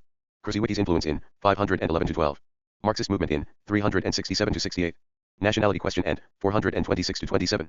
429 to 30, 527 to 28, 544 to 4.5, 589. 79 to 78, 799. 1905 revolution and 688 to 89. Post-Stalinist revisionism in 1149. 1150, 1155, 1159 to 62, 1163. Poznan uprising in 1150. Soviet invasion of 881 to 82, 948. Sovietization of culture of 925 to 26. Stalinism in 920 to 26. Polanyi, Michael, 993. Polestar, the Polyarnia Zvezda. Herzen, 606. Polish Corridor, 877. Politburo, Soviet, 794, 802, 818, 852. 923, 1152. Political parties in Russia and the tasks of the proletariat, Lenin, 775. Politisk Massenstreik, der Koskei. 381, 421. Politisk Massenstreik und die Politisk. Leich der Sozialdemokratei in Deutschland, Bernstein, 436. Politisk und die Sozialdemokratei. Adler, 561. Politisch-Ökonomische Review, 193. Politzer, Georges, 878. Pollock, Friedrich, 1061, 1067. Pomian, K, 1159. Pompanizzi, Pietro, 7. Pope, Alexander, 879. Popitz, H, 215. Popoi, NN, 828. Popper, Karl, 301. Popig, 471. Poprostu, 1159. Popular, Ellie, 175. Popular Front, 876 to 77, 931, 951, 995. 1185. Populism, 635, 642, 644, 648. Development of Capitalism and 618. In Early Russian Marxism, 609 to 19. 1265. Lenin's definition of 610 to 11. Peasant Question and 611, 613. Plekhanov and 623 to 24. Socialist Revolutionary Movement and 622 to 23. Village Community Doctrine and 617. 618. Posadukci, V. E. Mondelberg, 672. Posant gegen Stengerix Iber Hegel. Den Atheisen und die Antichristen. Ein Ultimatum, die Trump of the Last Judgment upon Hegel, the Atheist and Anti-Christian, the An Ultimatum, Bauer, 75. Positivism, 10, 311, 327, 356, 476, 497. 508, 512, 590, 692, 693, 701, 1014, 1044, 1125. 1144, 1165. Berezovsky's opposition to 529 to 30. 532, 534, 536, 540. In Critical Theory, 1064 to 65. In Italy, 497. Marcuse's criticism of 1105 to 9. 1114 to 15. Sociology and 1106 to 7. Postnikov, VY, 643. Postishev, Pablo, 852, 1159. Potrasov, Alexander N, 641, 643, 648. 655, 658 to 60, 687, 731, 732. Potsdam Conference, 1945, 921. For Marx, Althusser, 1174. For On Sociologie du Roman, Gold. Man, 1047. Poverty of Philosophy, the Marx, 215. Poznan Uprising, 1150. Prague Spring, 1191.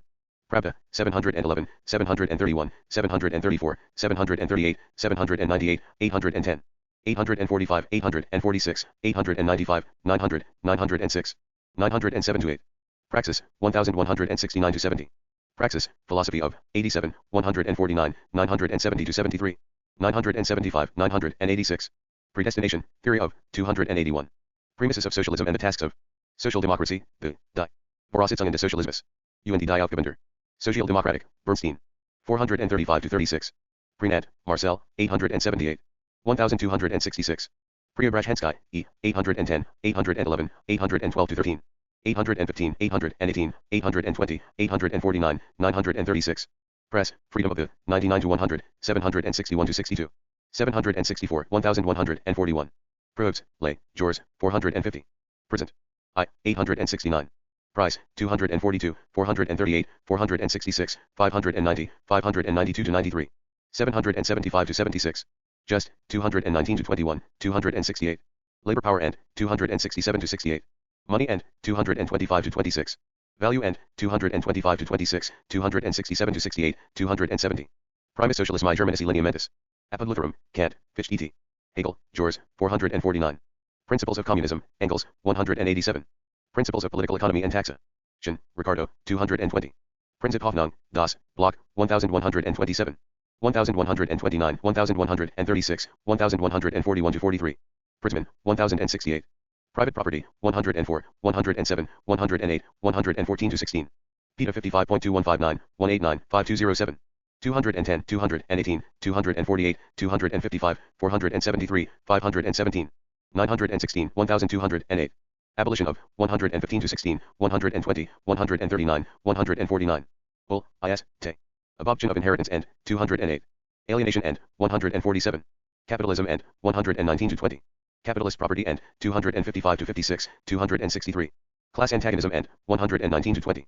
Infernier's doctrine, 164 to 65. Idea of justice end, 472. Lafargue's view of, 471 to 72. Proletariat end, 121 to 22, 125. In Proudhon's doctrine, 169. State end, 103 to 5. Unearned income end, 169 to 70. Problems of development of the USSR. Trotsky, 942. Problems of idealism, 654, 693 to 94, 703. Problems of philosophy, 888, 890. 894 to 95. Problems of socialism, Bernstein, 435. Problems of the philosophy of history. Labriola, 505. Problems of the organization of Russian social democracy, Luxembourg. 4.20. Procès de Socrate, Elie, Sarl, 479. Index. Proclus, 26. Profit, 228, 230, 241 to 42, 290, 590, 592. 593, 594, 595, 902. In capital, 241 to 42. Capitalism end, 226, 241 to 42, 244 to 48. 256 to 57, 259, 389, 410, 412. Falling rate of 241 to 42, 244 to 48. 256 to 57, 259, 264 to 65, 270, 597. 647, 653. Profundis, de, 654. Programme du Parti ouvrier, Elie, Lafar. Du and Geste, 469.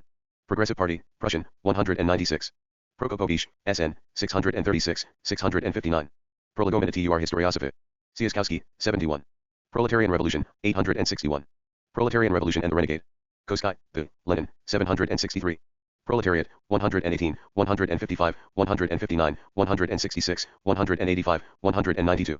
199, 200, 217, 266, 297, 358, 377.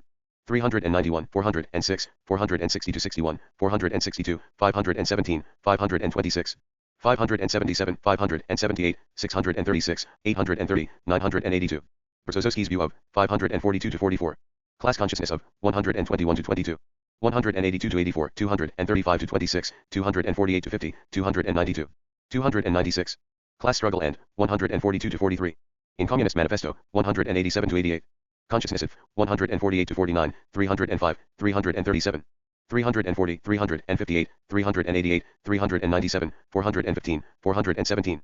419, 420 to 24, 542, 599, 665. 668 to 69, 678, 686, 975, 1002. 1005, 1007, 1009, 1010, 1033. 1040. In critical theory, 1070 to 71, 1072. Dictatorship of 176, 210, 212, 255. 289, 296, 343, 394, 423 to 24, 440. 489, 493, 551, 580, 582, 599. 637, 650 to 51, 665, 684 to 85. 744 to 49, 810, 814, 816, 817, 935. 939 to 40, 94.5, 950, 960, 996. 1012 to 13, 1210. Dictatorship of party end, 744 to 49. Discovery of, 105 to 8. Economic and political struggle of, 248 to 51. General strike end, 484. Historical mission of, 105, 107 to 8. 305 to 6. As idealized humanity, 543. Index. Imperialism and 598 to 99. Impoverishment of 236 to 39. Independence of 464 to 65, 466, 516. Lucas view of 1005, 1007 to 9, 1010. Myth of 484. As new culture 486 to 87. Party elite and 489. Philosophy of the 709 to 13. Private property and 121 to 22, 125. In Proudhon's doctrine 171 to 72. Revolution and 105, 107 to 8, 734. Self-awareness of 1002 to 3. Self-determinism question and 77 to 78. Separateness of 485 to 86. Theory of culture of 711 to 12. Proletariat Party 513. Proletkult 703, 711 to 12, 829, 1198. Proscini, Enlightenment 798. Protestantism 77, 483. Proudhon, Pierre Joseph 92, 150, 198. 200, 202, 207, 364, 447, 476, 477. 486, 490, 492, 529, 1182, 1206. Communism as viewed by 170 to 71. 173. Labor and Doctrine of 169 to 70. Marxist Critique of 172 to 73, 184 to 86. Socialist Doctrine of 167 to 83, 184 to 86. 190. Proust, Marcel, 1022, 1174. Provincial Letters, Pascal, 1052 to 53. Prussia, 63, 69 to 70, 77, 80, 93, 99, 101. 103, 125, 196 to 98, 208, 427. 445. Piers Eaglet Sogaldemokratismi, Social. Democratic Review, 404, 427. Piers Ibazuski, Stanislaw, 634. Pseudo-Dionysus, 22. Psychic Races, Krzyzewicki, 514. Psychoanalysis, 928, 1067, 1091, 1100. OSLA. Pudokin, V. Sevalod, 825. Pogashay, Emilian, 204. Purishkevich, Vladimir, 732. Pushkin, Alexander, 885. Pittman, Herman, 93. Pyatakov, Grigory, 749, 815, 851. Quantity, Quality and 318 to 19. Quantum Theory, 894 to 95. Quesnay, Frangois, 109. 1267. Chu Scek la Propriet. Proudhon, 167. Chu Scek le tiers état. CIs, 172. Qui pro quo, Krzyzewicki, 518. Quotations from Chairman Mao Zedong. 1195. Rabelais, François, 166, 473, 928. Raboche MYSL, Workers' Thought, 636. Rabachai 671. Racine, Jean, 1047, 1050, 1052. Racine, Goldman, 1047. Racism, 173, 598, 1211. Rodek, Karl, 820, 822, 851, 852, 936. Radishev, Alexander, 889. Rakowski, Georgi, 851, 936. Raltsevik, VN, 845. Rationalism, 476, 491, 494, 540 to 42, 570. 604, 1007, 1051, 1063. Enlightenment and 1086 to 87. Searle's opposition to 481 to 83. Tragic Worldview and 1051 to 52. Retzelder Gesellschaft, Das, Adler, 561. Raisin, Stinka, 204. Realism, 1020 to 23, 1027. Realite du monde sensible, Delaw, Jors. 449, 451. Reality, 64 to 65, 452, 546, 696, 700, 716. 842, 866, 986, 1038, 1113, 1114. 12051033. Absolute as, 452. Art and, 1017 to 18. Consciousness and, 1009. Contemplative notion of, 1006. Essence of, 259 to 60. In Marcuse's doctrine, 1105 to 6. In Marxism, 977. Mind and, 720 to 21. Reason and, 55 to 56, 553. Social existence as, 541. Truth and, 564. Reality principle, 1109. Reason, 35, 38 to 40, 65 to 66, 71, 75, 77, 78. 112, 572, 583, 1004, 1064, 1080. 1084, 1085, 1097, 1098, 1101. S26. Absolute and, 50. Consciousness and, 54 to 55. Free will and, 41 to 42. Hegelianism and, 68 to 69. History and, 60 to 61. 1208. Reason, continued. In Marcuse's doctrine, 1105 to 6. As mind, 56. Reality and, 55 to 56, 553. Will end, 62 to 63. Reason and Revolution, Marcuse. 1105 to 6. Recherches Dialectics, Goldman, 1047. Reckless, Elici, 369. Red Army, 745, 749, 883, 885, 948, 950. 960, 1151. Redemption, 17. Red Flag, Zerwani Standar, 404. Dole. Red Guard, 1193 to 94, 1195. Red Professors Institute, 827, 84.0, 845. Reed, John, 907. Reflection, Theory of, 572 to 73, 719 to 20. 722, 848, 894 to 95, 994, 1006. 1043, 1157, 1169, 1177. Lukács' criticism of 1006, 1071 to 72. Reflections on Violence, Sarl, 480, 483. 4.95. Reformation, 27, 31, 156, 487, 980 to 81. 1122, 1199. Regald, Henry Victor, 324. Remke, Johannes, 927. Reich, Wilhelm, 1182. Reichstag, German, 362, 363, 376, 418. 436, 441, 445, 563, 1034. Reification, concept of 1006 to 8, 1010. 1054, 1065, 1080 to 81, 1088. 1091, 1099, 1102 to 3, 1173. In Adorno's thought, 1082 to 83. Frankfurt School End, 1060 to 61, 1065. Reign of Terror, 390. Relative Pauperization, Theory of, 198. Relative Surplus Value, 230. Relativism, 969-7. Relativity, Theory of, 334, 893 to 95. Religion, 49, 69, 103, 123, 128, 131, 358. 363, 470, 476, 540, 554, 693. 694, 834, 835, 896, 1056, 1131. Absolute End, 583. Adler's interpretation of 583 to 84. Alienated, 93 to 98. Austro-Marxist interpretation of 583 to 89. In Bloch's doctrine, 1136 to 38. 1146 to 47. Index. Bruno Bauer's critique of 73 to 77. In Communist China, 1202 to 3, 1204. Engels' view of 326. As Evil, 97. Evolution End, 583. Feuerbach on fallacy of 96 to 98. Future of 583 to 85. In Hess's version of communism, 90 to 9. Historical materialism End, 281 to 82. Immortality End, 1136 to 37. Labriola's view of 501 to 2, 504 to 5.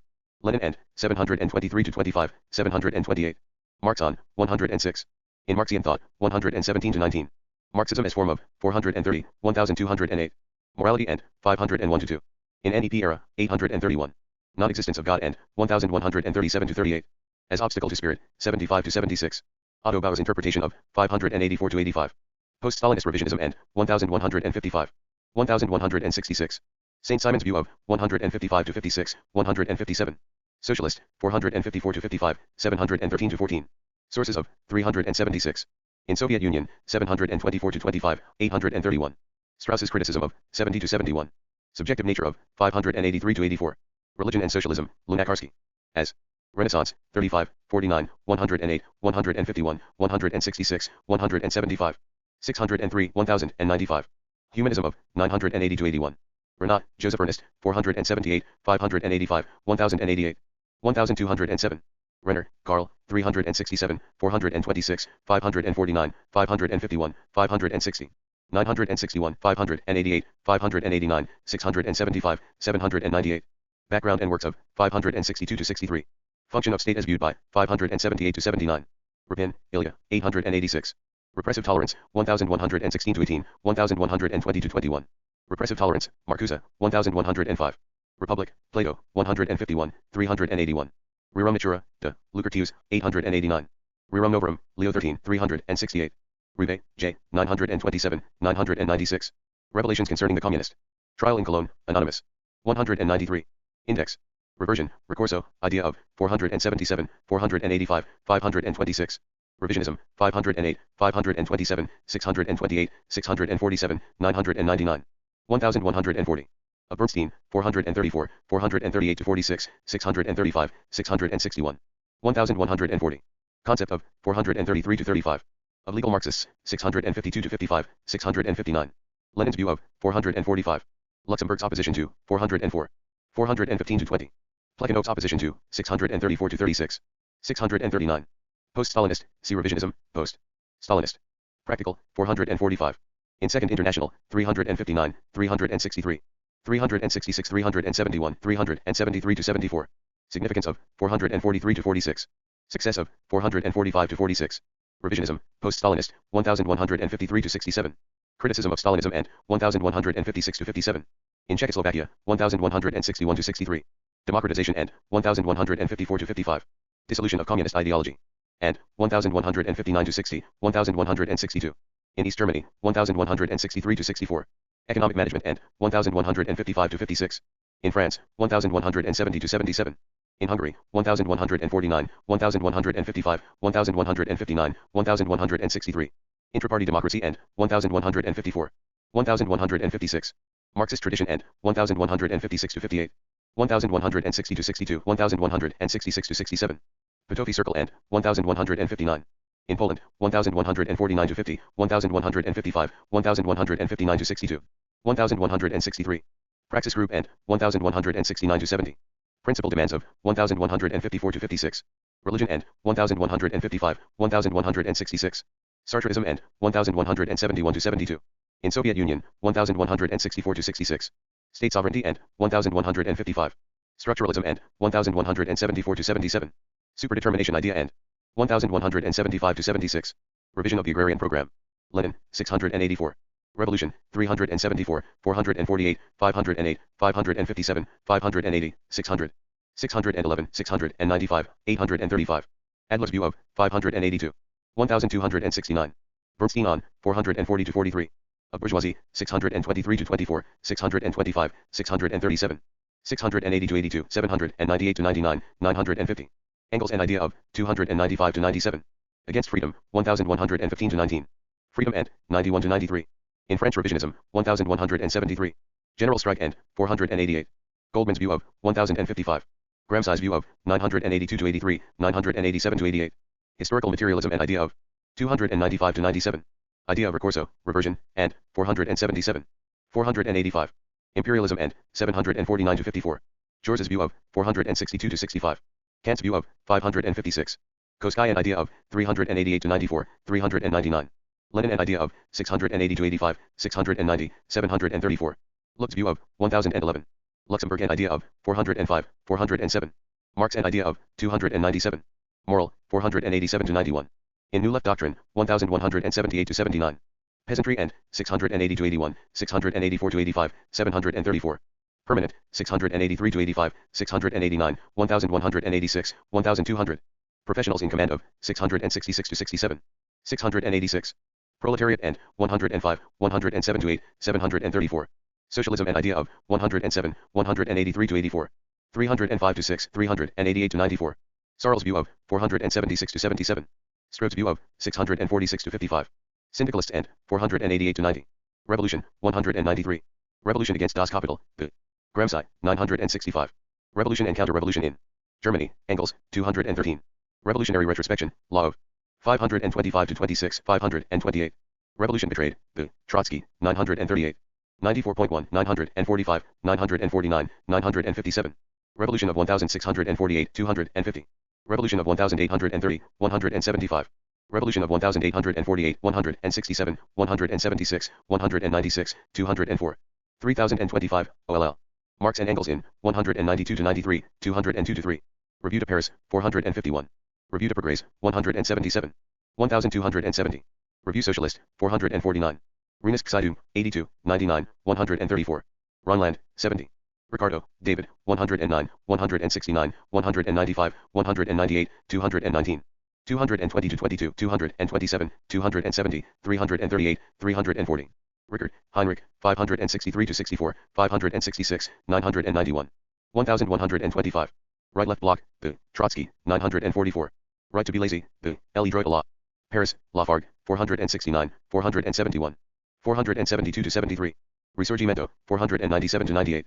Rivarol, Antoine, 172. Rivera, Diego, 937. Rizzi, Bruno, 959. Rob Grillet, Alon, 1055. Robespierre, Maximilien de, 152, 207. 981. Robinson, Joan, 267. Rodbertus, Johann, 439, 517, 595, 597. Rodzianko, Mikhail, 774. Role of the individual in history, the Plekhanov, 628. Roland, Romain, 858, 1021. Roman Catholic Church, 6, 8, 979-81. Roman Empire, 74, 82, 281, 916. Romania, 884, 920, 921, 997. Romanticism, 46, 55, 57, 65, 77, 80, 81. 157-58, 219, 270, 469, 491, 615. 1014, 1119. Brzezinski's opposition to, 529-30. 534-35. As Marxist motif, 335-37, 340-41. 1145, 1209. Polish, 532. Saint Simonism and, 157-58. Slavophilism and, 604. Rome, Ancient, 60. Roosevelt, Franklin D., 884, 957. Rosa Luxemburg is a Marxist. Lookbees, 421-22. Rosenberg, Alfred, 1021. Rousseau, Jean-Jacques, 36-37, 44, 89. 92, 152, 207, 335, 447, 488, 581. 615, 1096, 1141. Roy, Nath, 874, 1181. Rozanoy, Vasily, 693.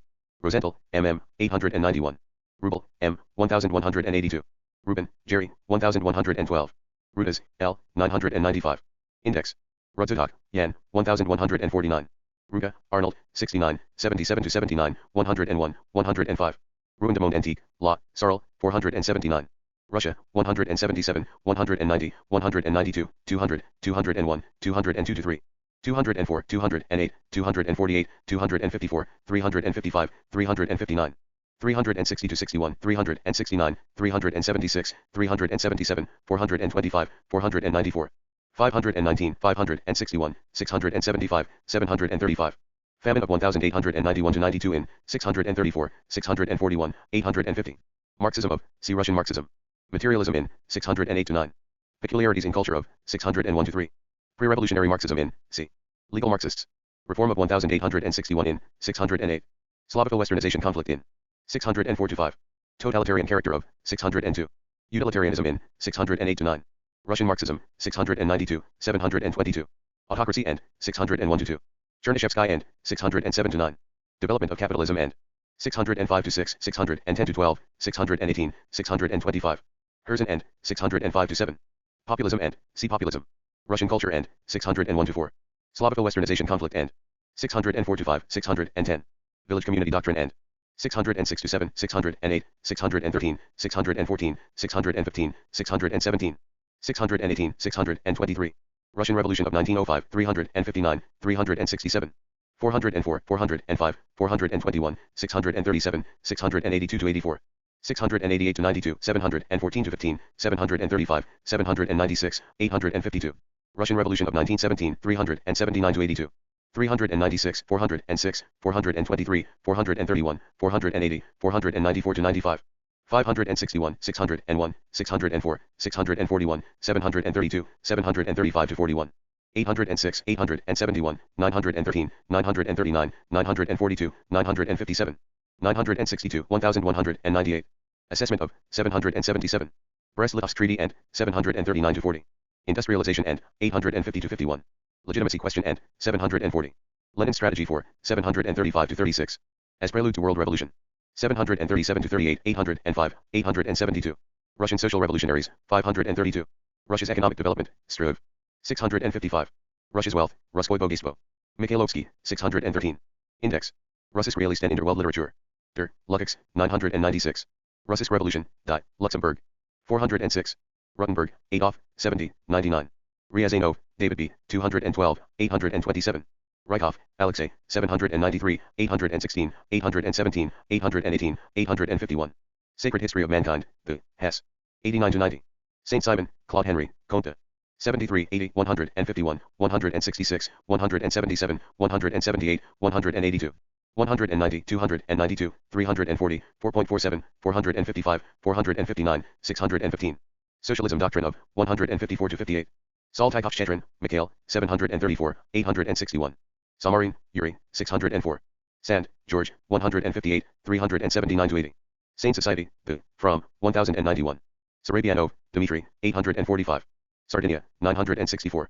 Sarot, Natalie, 1055. Sartre, Jean-Paul, 38, 929-30, 1158. Communism of, 1170-72. Ideology of, 929-30. Savigny, Friedrich Karl von, 80-82. 196, 482. Say, Jean-Baptiste, 109. Scepticism, 49, 54, 82, 1080. Shackman, M, 937, 943, 947, 948, 959. Schaff, Adam, 924, 925. Schapper, Karl, 173. Schelling, Friedrich von, 48, 97, 119. 165, 552, 1014, 1107-8. Schiller, Johann, 400-401, 556.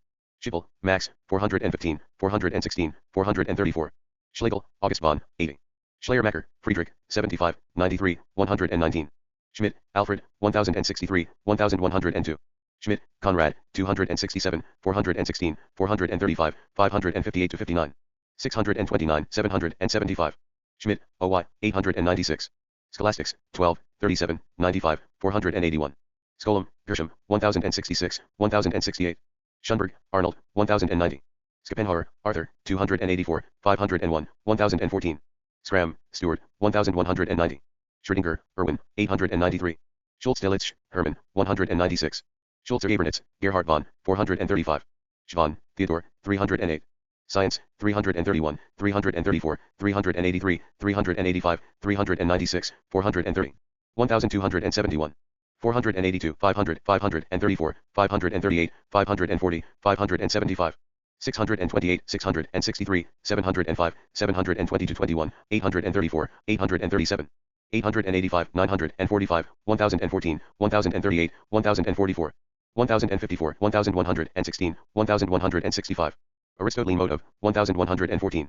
In critical theory, 1064-65, 1069-70. 1071. In dialecticians mechanists contra. Versi, 839-40, 842-45, 846, 847. Dialectics end, 842-43. Engels' interest in, 308-9, 316. Enlightenment end, 1085-86, 1089. In genetic structuralism theory. 1047-48. Habermas's criticism of, 1098-99. 1101-2. Knowledge end, 700-701. Marcuse's view of, 1120-23. Nature end, 308-9, 311, 314. Negative dialectic end, 1076-77. Non-Euclidean, 1136, 1145. Post-war ideological regimentation of, 892-900. Proletarian, 711-12. Reality end, 1085. Stalinism and degradation of, 861. 868-70. Theory end, 323-24. Truth in, 564, 701, 969-71. Science and the Working Class, Bog. Danov, 711. Sciences Humaines et Philosophie, Gold. Man, 1046. Science versus Idealism, Cornforth, 931. Scientific Socialism, 106, 168, 204, 212. 213, 328, 379, 385, 388, 441. 489, 492, 503, 557, 644, 655. 770, 987, 1040, 1206. Accumulation theory end, 407-8, 410. Bakunin's rejection of, 204-7. In Communist Manifesto, 190-91. Gramsci's criticism of, 987-88. Party dictatorship end, 669-70. Scott, Walter, 1020. Second International, 5, 162, 212. 355-78, 404, 485, 528, 563, 581. 589, 733, 751, 755, 861, 868. 871, 872, 877, 951, 984, 985. 986, 994, 1001, 1002-3, 1004. 1024, 1034, 1035, 1040, 1043. 1045, 1140. 1272. Second International, continued. Anarchist end, 359-62, 369-71. Austrian Socialist Movement end, 367. Belgian Socialist Movement end, 366-67. British Socialism end, 365-66. Collapse of, 376-78, 405, 993. Criteria for membership in, 368-69. Decline of liberalism end, 359 to 60. Dreyfus case end, 371 to 72, 374. Dutch socialist movement end, 368. Engels end, 363, 369. Erfurt program end, 363 to 64. 380 to 82. Founding Congress of, 369. French socialist movement end, 363 to 65, 371. German socialist movement end, 362 to 63. Imminence of war end, 374 to 75. Italian workers movement end, 367. Marxist theory end, 355 to 60. Milrand issue end, 371, 372 to 73. Nationality question end, 367 to 68. 375, 429. Non-socialist alliances debate in 360 to 61. Orthodox left conflict in 359 to 61. Poland issue end, 367 to 68. Revisionism conflict in 359, 363, 366. 371, 373 to 74. Russian Revolution of 1905 end, 359. Syndicalists end, 361 to 62, 365, 371. Cito, Leon, 934, 939. Clund die Formen, die, Lukács, 991. 1054. Self-alienation, theory of, 142. Self-consciousness, 75, 76, 77, 84 to 85, 95. 100, 124, 130, 133, 134, 331. 4.84, 569. Alienated, 112. Negativity of, 73 to 77. Self-determination, principle of, 375 to 76. 427 to 28, 587, 676. See also nationality question. Sembat, Marcel, 376. Serbia, 920. Serge, Victor, 937, 943, 955. Shakespeare, William, 225, 337, 609. 633, 879. Shamshujankov, Leonti, 903. Index. Shaw, Bernard, 1021. Shlyapnikov, Alexander, 746, 803. Shalikov, Mikhail, 825, 1022. Short course, see History of the Commune. NIS Party of the Soviet Union. Shostakovich, Dmitry, 887. Shulgin, Victor M., 825. Sienkiewicz, 531. Seis, Emmanuel Joseph, 172. Significance of Materialism and Empire. A criticism for the Bolshevization of communist parties, B. Lukács, 1009. Significance of militant materialism. B. Lenin, 725, 845. Sick, Oda, 1163. Salsus, Angelus, 21, 32 to 33. Simmel, George, 356, 524, 991, 1125. Sismondi, Ginda. 189, 338, 439, 610. 657. Situation de la critique racinéenne, Gold. Man, 1047. Situation of the working class in Eng. Land, B. Engels, 120. Skalden, Fighter, 610. Skvortsov Spinov, Ivan I, 839.